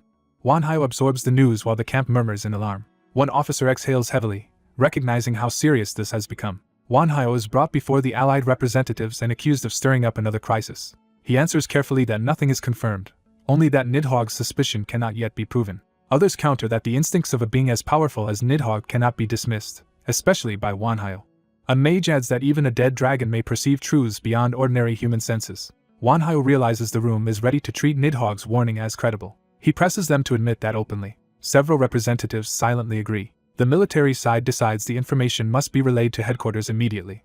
Outside, Castle hurries after Wanhyo to ask what happened. Wanhyo explains that they are informing higher command about Nidhogg's claim, though he doubts how seriously it will be taken. Their hooded ally argues that belief is secondary because even the possibility should force precautions. Chris agrees that headquarters cannot ignore a warning coming directly from Nidhogg. Wanhyo concludes they must prepare quickly for a dragon war on an enormous scale.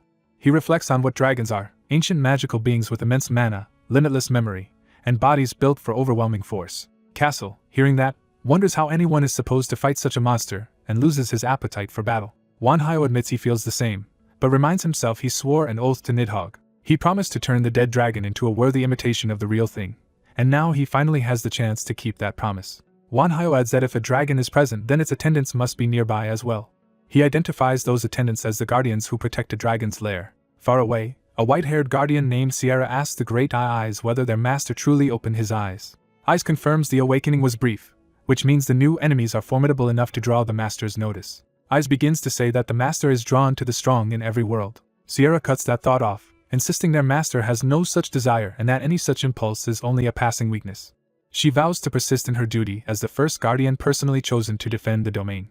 Eyes answers that this unwavering devotion is exactly why they follow her as the first guardian. Sierra states her sole directive is to destroy the master's enemies and secure victory. Meanwhile, the Allied forces fortify their Egyptian base with 3 defensive barriers and enough infrastructure to sustain a prolonged campaign. Watching the construction, Castle remarks that the Allies are clearly trying to profit from war through advanced technology. Wanhyo replies bluntly that money wins wars. Castle agrees, noting just how much money is being poured into the operation. Their conversation is interrupted by a sudden disturbance. Realizing something is wrong, they rush toward the source. They arrive to find a convenience store entrance glowing with unnatural light, while soldiers and Allied members gather around it. Someone identifies the phenomenon as a dungeon that has connected itself to the convenience store. Worse, another newly discovered dungeon has been classified as rank F, beyond the previously known maximum of rank E. Wanhyo orders the troops to await headquarters instructions but authorizes decisive action in any emergency and accepts responsibility for the consequences. Nidhogg carries Wanhyo and his companions into the air above the base. From above, Wanhyo notices multiple pillars of light appearing across the city and suspects the sudden outbreak may actually help them.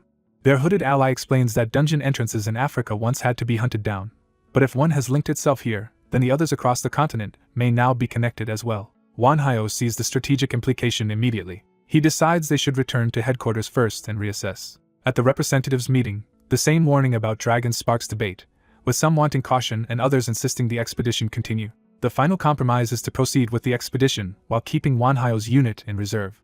Castle argues that no other force could respond as effectively as their own in a sudden strike. Wanhyo agrees, pointing out that their unit alone rivals the combined strength of the rest of the allied forces. Castle wants to vent his frustration by charging out, but Wanhyo orders him to hold position and wait for the signal. Castle urges the group to stay together for safety and asks if that caution comes from Wanhyo's instincts. Wanhyo confirms that it does. Night deepens over the camp. The dungeon entrance suddenly flares brighter. Its light erupts violently as something begins to emerge. A wave of monsters pours out of the portal. The invading horde includes ogres, werbeasts, goblins, and other creatures in overwhelming numbers. They flood through the connected structure like a living stampede. Wanhyo immediately orders Pattern 2 and begins activating magic defenses. A massive purple summoning circle opens in response. An undead army materializes, led by towering skeletal giants, to meet the invasion head-on. As explosions rip through the streets, soldiers are ordered to ignore collapsing buildings and answer with full force. When an urgent report arrives from Barrier 3, the commander insists the operation is still on track and tells them to continue. At Barrier 3, Wanhyo asks whether the enemy is advancing toward their position. A blinding light answers before anyone can respond. Wanhyo recognizes the attack as dragon breath. He quickly realizes the attackers are not true dragons but dragonkin monsters. He identifies the pair as a drake and a draken. Wanhyo throws up a reflect shield and catches the incoming blast before it can wipe out the barrier. He follows by opening another dark portal to reinforce the defense. The smoke clears, but the threat is far from over. Castle hopes the danger ended with that exchange, yet Wanhyo can already tell it did not. Stone golems march forward through the haze, proving the assault is only escalating. Wanhyo orders their strength raised and prepares to deliver punishment in return. At the same time, priests invoke a god who rules life and death alike, asking for divine protection. Their prayer manifests as a golden magic circle over the golems. Holy power crashes down and smashes many of the stone monsters to pieces. The hooded ally praises the unexpected power created by combining human will with divine magic. Wanhyo barely has time to acknowledge the compliment. Sierra suddenly lunges into the battlefield, forcing Castle to intercept her. Castle gleefully claims the duel for himself before Wanhyo can react. Sierra sizes him up and admits his scars make him exactly her type. Castle flirts back with a threat, promising her a date that may cost her a hand. Before they can clash properly, two skeletal commanders descend onto the battlements. Sierra is stunned to see Duran and Henry appear here. They tell her the original plan has failed and order an immediate retreat. They explain that the enemy side now fields both a vampire and a full legion, making the situation untenable. Aiz backs the order and commands everyone to fall back. The Great Eye then darts toward Wanhyo, drawing his full attention. Wanhyo is unsettled by the Eye's sudden movement and scrutiny. A barrage of projectiles rains down around the defenders, forcing everyone to brace. Castle curses the interruption, frustrated that Sierra slipped away before he could finish the fight. Wanhyo pushes that aside and orders the remaining monsters cleaned up first. Later, at another meeting, a representative introduces someone some of them may already know. A bearded man bows and identifies himself as a vampire from the Straggler, offering his service. The commander bluntly asks whether the Stragglers are truly on humanity's side. Another official argues that monsters cannot be trusted, citing soldiers killed by vampires as proof of their disloyalty. The vampire denies responsibility for those deaths and reminds them that his kind has also saved countless human lives. When a man angrily insists monsters have no right to judge humanity, the vampire turns the accusation back on him by asking whether he owes his own life to those same monsters. Wanhyo intervenes, acknowledging the distrust but reminding everyone that the Stragglers have existed since ancient times. He personally vouches for them and insists the real issue is the enemy now facing them. To make that threat undeniable, he shows battlefield footage of Aiz, Sierra, and the skeletal commanders. He explains that every one of those enemies is as dangerous as a rank C dungeon boss. The commander realizes that even this advanced force would make for a brutal battle. Someone voices the terrifying implication that if these are merely the attendants, then the dragon itself must be the true boss. Before the discussion can go further, there is a knock at the door. The interruption brings urgent news for Heinbach. An emissary from Nest has arrived to see the Blood Lord. A stern envoy confronts the group and asks whether they belong to the Necromancer and company. Heinbach confirms the affiliation without hesitation. His side immediately realizes the envoy is no human at all, but an immensely powerful artificial being. The automaton explains that she has come with an invitation from Nest's master, who wishes to meet them. Hayenbach agrees to hear more before deciding. He first secures a promise that the meeting will be brief, and the envoy guarantees his return within a day. Satisfied enough with that assurance, he accepts the invitation and prepares to go. The envoy casually reveals her mechanical nature by exposing machinery beneath her torn sleeve. What had seemed merely inhuman is confirmed to be a true automaton. She then activates a hidden mechanism to open the way forward. A portal blooms into existence, and she calmly directs them through it. The group follows her into the gate, while the others remain behind to watch. On the other side, they find Nest's master in the middle of a game, loudly lamenting yet another defeat. The room itself reveals his strange tastes, filled with carefully displayed figures and collectibles. The automaton, called Otto, immediately scolds him for breaking their agreement on gaming time and cuts his allowance in half. The boy protests like a spoiled child, then suddenly notices the visitors and recognizes the silver dragon among them. Remembering he had guests, he drops the tantrum and turns his attention to them. With a snap of his fingers, he shifts the mood of the room in an instant. A burst of destructive power erupts, making it clear that his childish act had concealed something dangerous. Hayenbach is caught off guard by the sudden display. The pressure forces the group to brace themselves as they realize they are facing a monster in human form. The boy praises them for reading his strength so quickly, confirming that the display was a deliberate test. His companions begin to suspect that if this dragon is so strong, Gloria may have hidden far more power than she ever showed them. Even the veteran knight concludes that the boy's power is far beyond what a mere rank C boss should possess. The boy reveals the truth directly. There is another dragon in Africa, and as a fellow dragon he expects the silver dragon to believe him. The hooded mage confirms the implication, and the boy admits he truly is a dragon, though not yet an adult one. The boy boasts that child or not, he is still the only dragon currently active on Earth. When asked whether all dragons are as strong as he dismisses the idea and insists he is exceptional. He explains that he alone stayed behind when the other dragons fled Earth. But Otto cuts through his pride by reminding him he is still just a child. He warns them that the enemies they recently faced are merely dragon guardians, and that the group is not yet strong enough to defeat such opponents. Using that weakness as leverage, he offers them a path to greater power if they become his guardians. The proposal shocks Hayenbach, who had not expected to be recruited rather than threatened. He tests the offer by asking what would happen if they refused. The dragon insists he is not forcing them and frames the arrangement as a friendly opportunity. He begins listing the benefits, starting with vastly extended lifespans for anyone who serves a dragon. His second promise is a 5-fold increase in power, which immediately captures Kai's interest. Hayenbach guesses the third reward before it is spoken: access to the knowledge left behind by the dragons who abandoned Earth. The dragon confirms that such knowledge could indeed be shared, but only with those who join him. He adds a fourth reward that sounds grotesque at first: the corpse of a dragon. He explains that dragon flesh, blood, and bones are priceless resources for nourishment, equipment, and future use. Finally, he offers direct access to his immense reserve of mana. Faced with such overwhelming incentives, Hayenbach asks for time so his group can discuss the matter privately. The dragon agrees, leaving the 4 companions to weigh the offer among themselves. Kai immediately sees the proposal as an unbelievable windfall. Chris also judges it to be a rare and tempting opportunity. But Hayenbach surprises them by admitting he is leaning toward refusal. The others cannot understand why he would reject what looks like a once-in-a-lifetime chance for a mage. Hayenbach explains that his pursuit of strength was never about comfort or privilege, but about surviving impossible battles. Chris argues that this is exactly why he should accept help from a dragon. Hayenbach counters that living under a dragon's protection would make him complacent. He reflects that every time he thought he had become strong enough, a stronger enemy proved him wrong. To him, abandoning hardship would mean giving up the very pressure that might one day let him defeat the final boss. Chris respects that conviction and, despite his own fearfulness, refuses to pressure Hayenbach into betraying his path. He even turns that support into a command, insisting the others honor Hayenbach's choice. Kai follows by reaffirming that he will not break the contract that binds him to Hayenbach.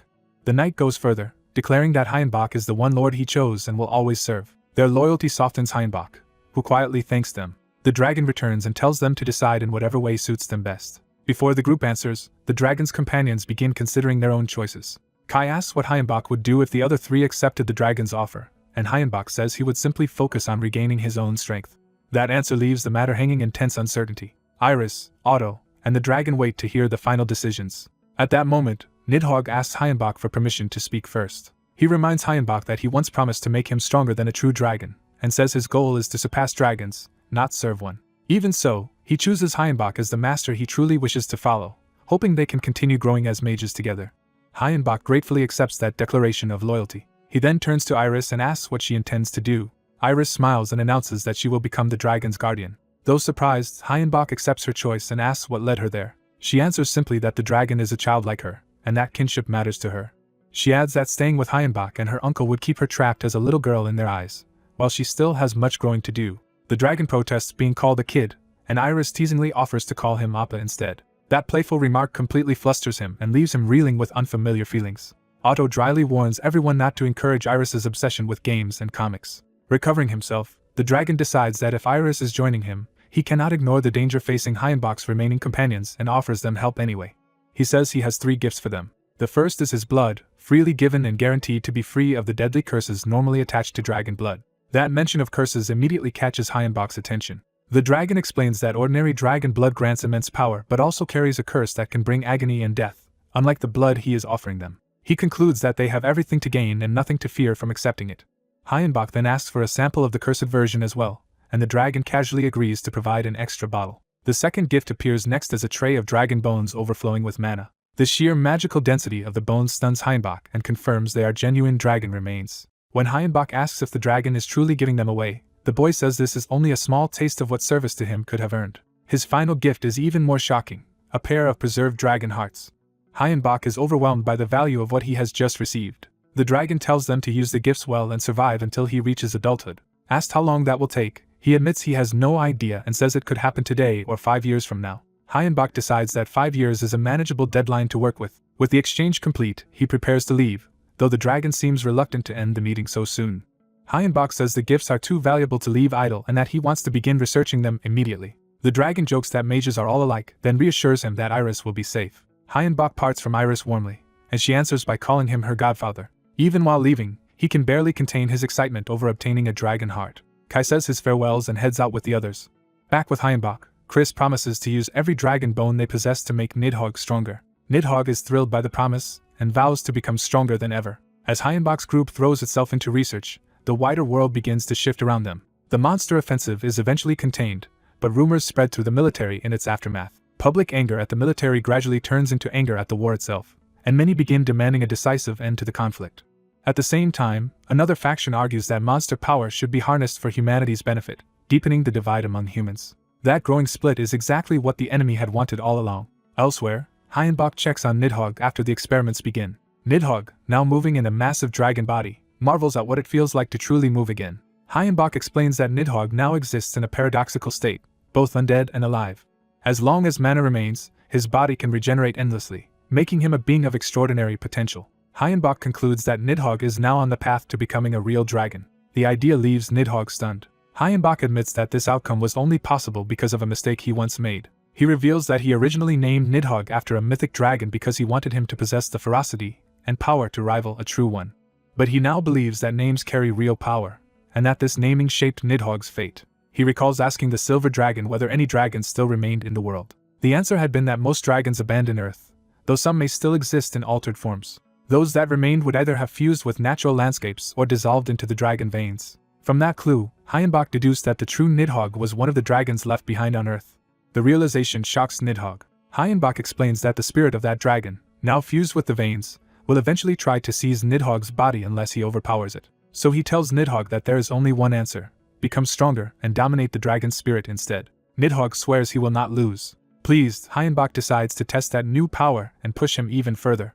Reviewing his own status, Hyenbach notes that reaching 8th Circle remains extraordinarily rare, with fewer than 30 known territories in all of Edia's history. The dragon blood has raised his level by 1, and his other companions have also grown dramatically, yet Nidhogg's potential still surpasses all of them. Even without drinking the silver dragon's blood, Nidhogg now possesses the highest ceiling in the group. Chris asks again whether self-knowledge is truly the key to reaching 8th Circle, and Hyenbach confirms it. When Chris keeps pressing the point, Hyenbach snaps that he has already answered the same question dozens of times, and Chris sheepishly apologizes for getting carried away by his dream. Kai interrupts to say they are nearly at their destination. Traveling by a flying palanquin, Hyenbach wonders what their mysterious host meant when he said it would take them to where he was staying. The answer comes as the vehicle suddenly rises higher still. Hyenbach realizes with surprise that they have been flying the entire time. The palanquin continues through the night sky toward its hidden destination.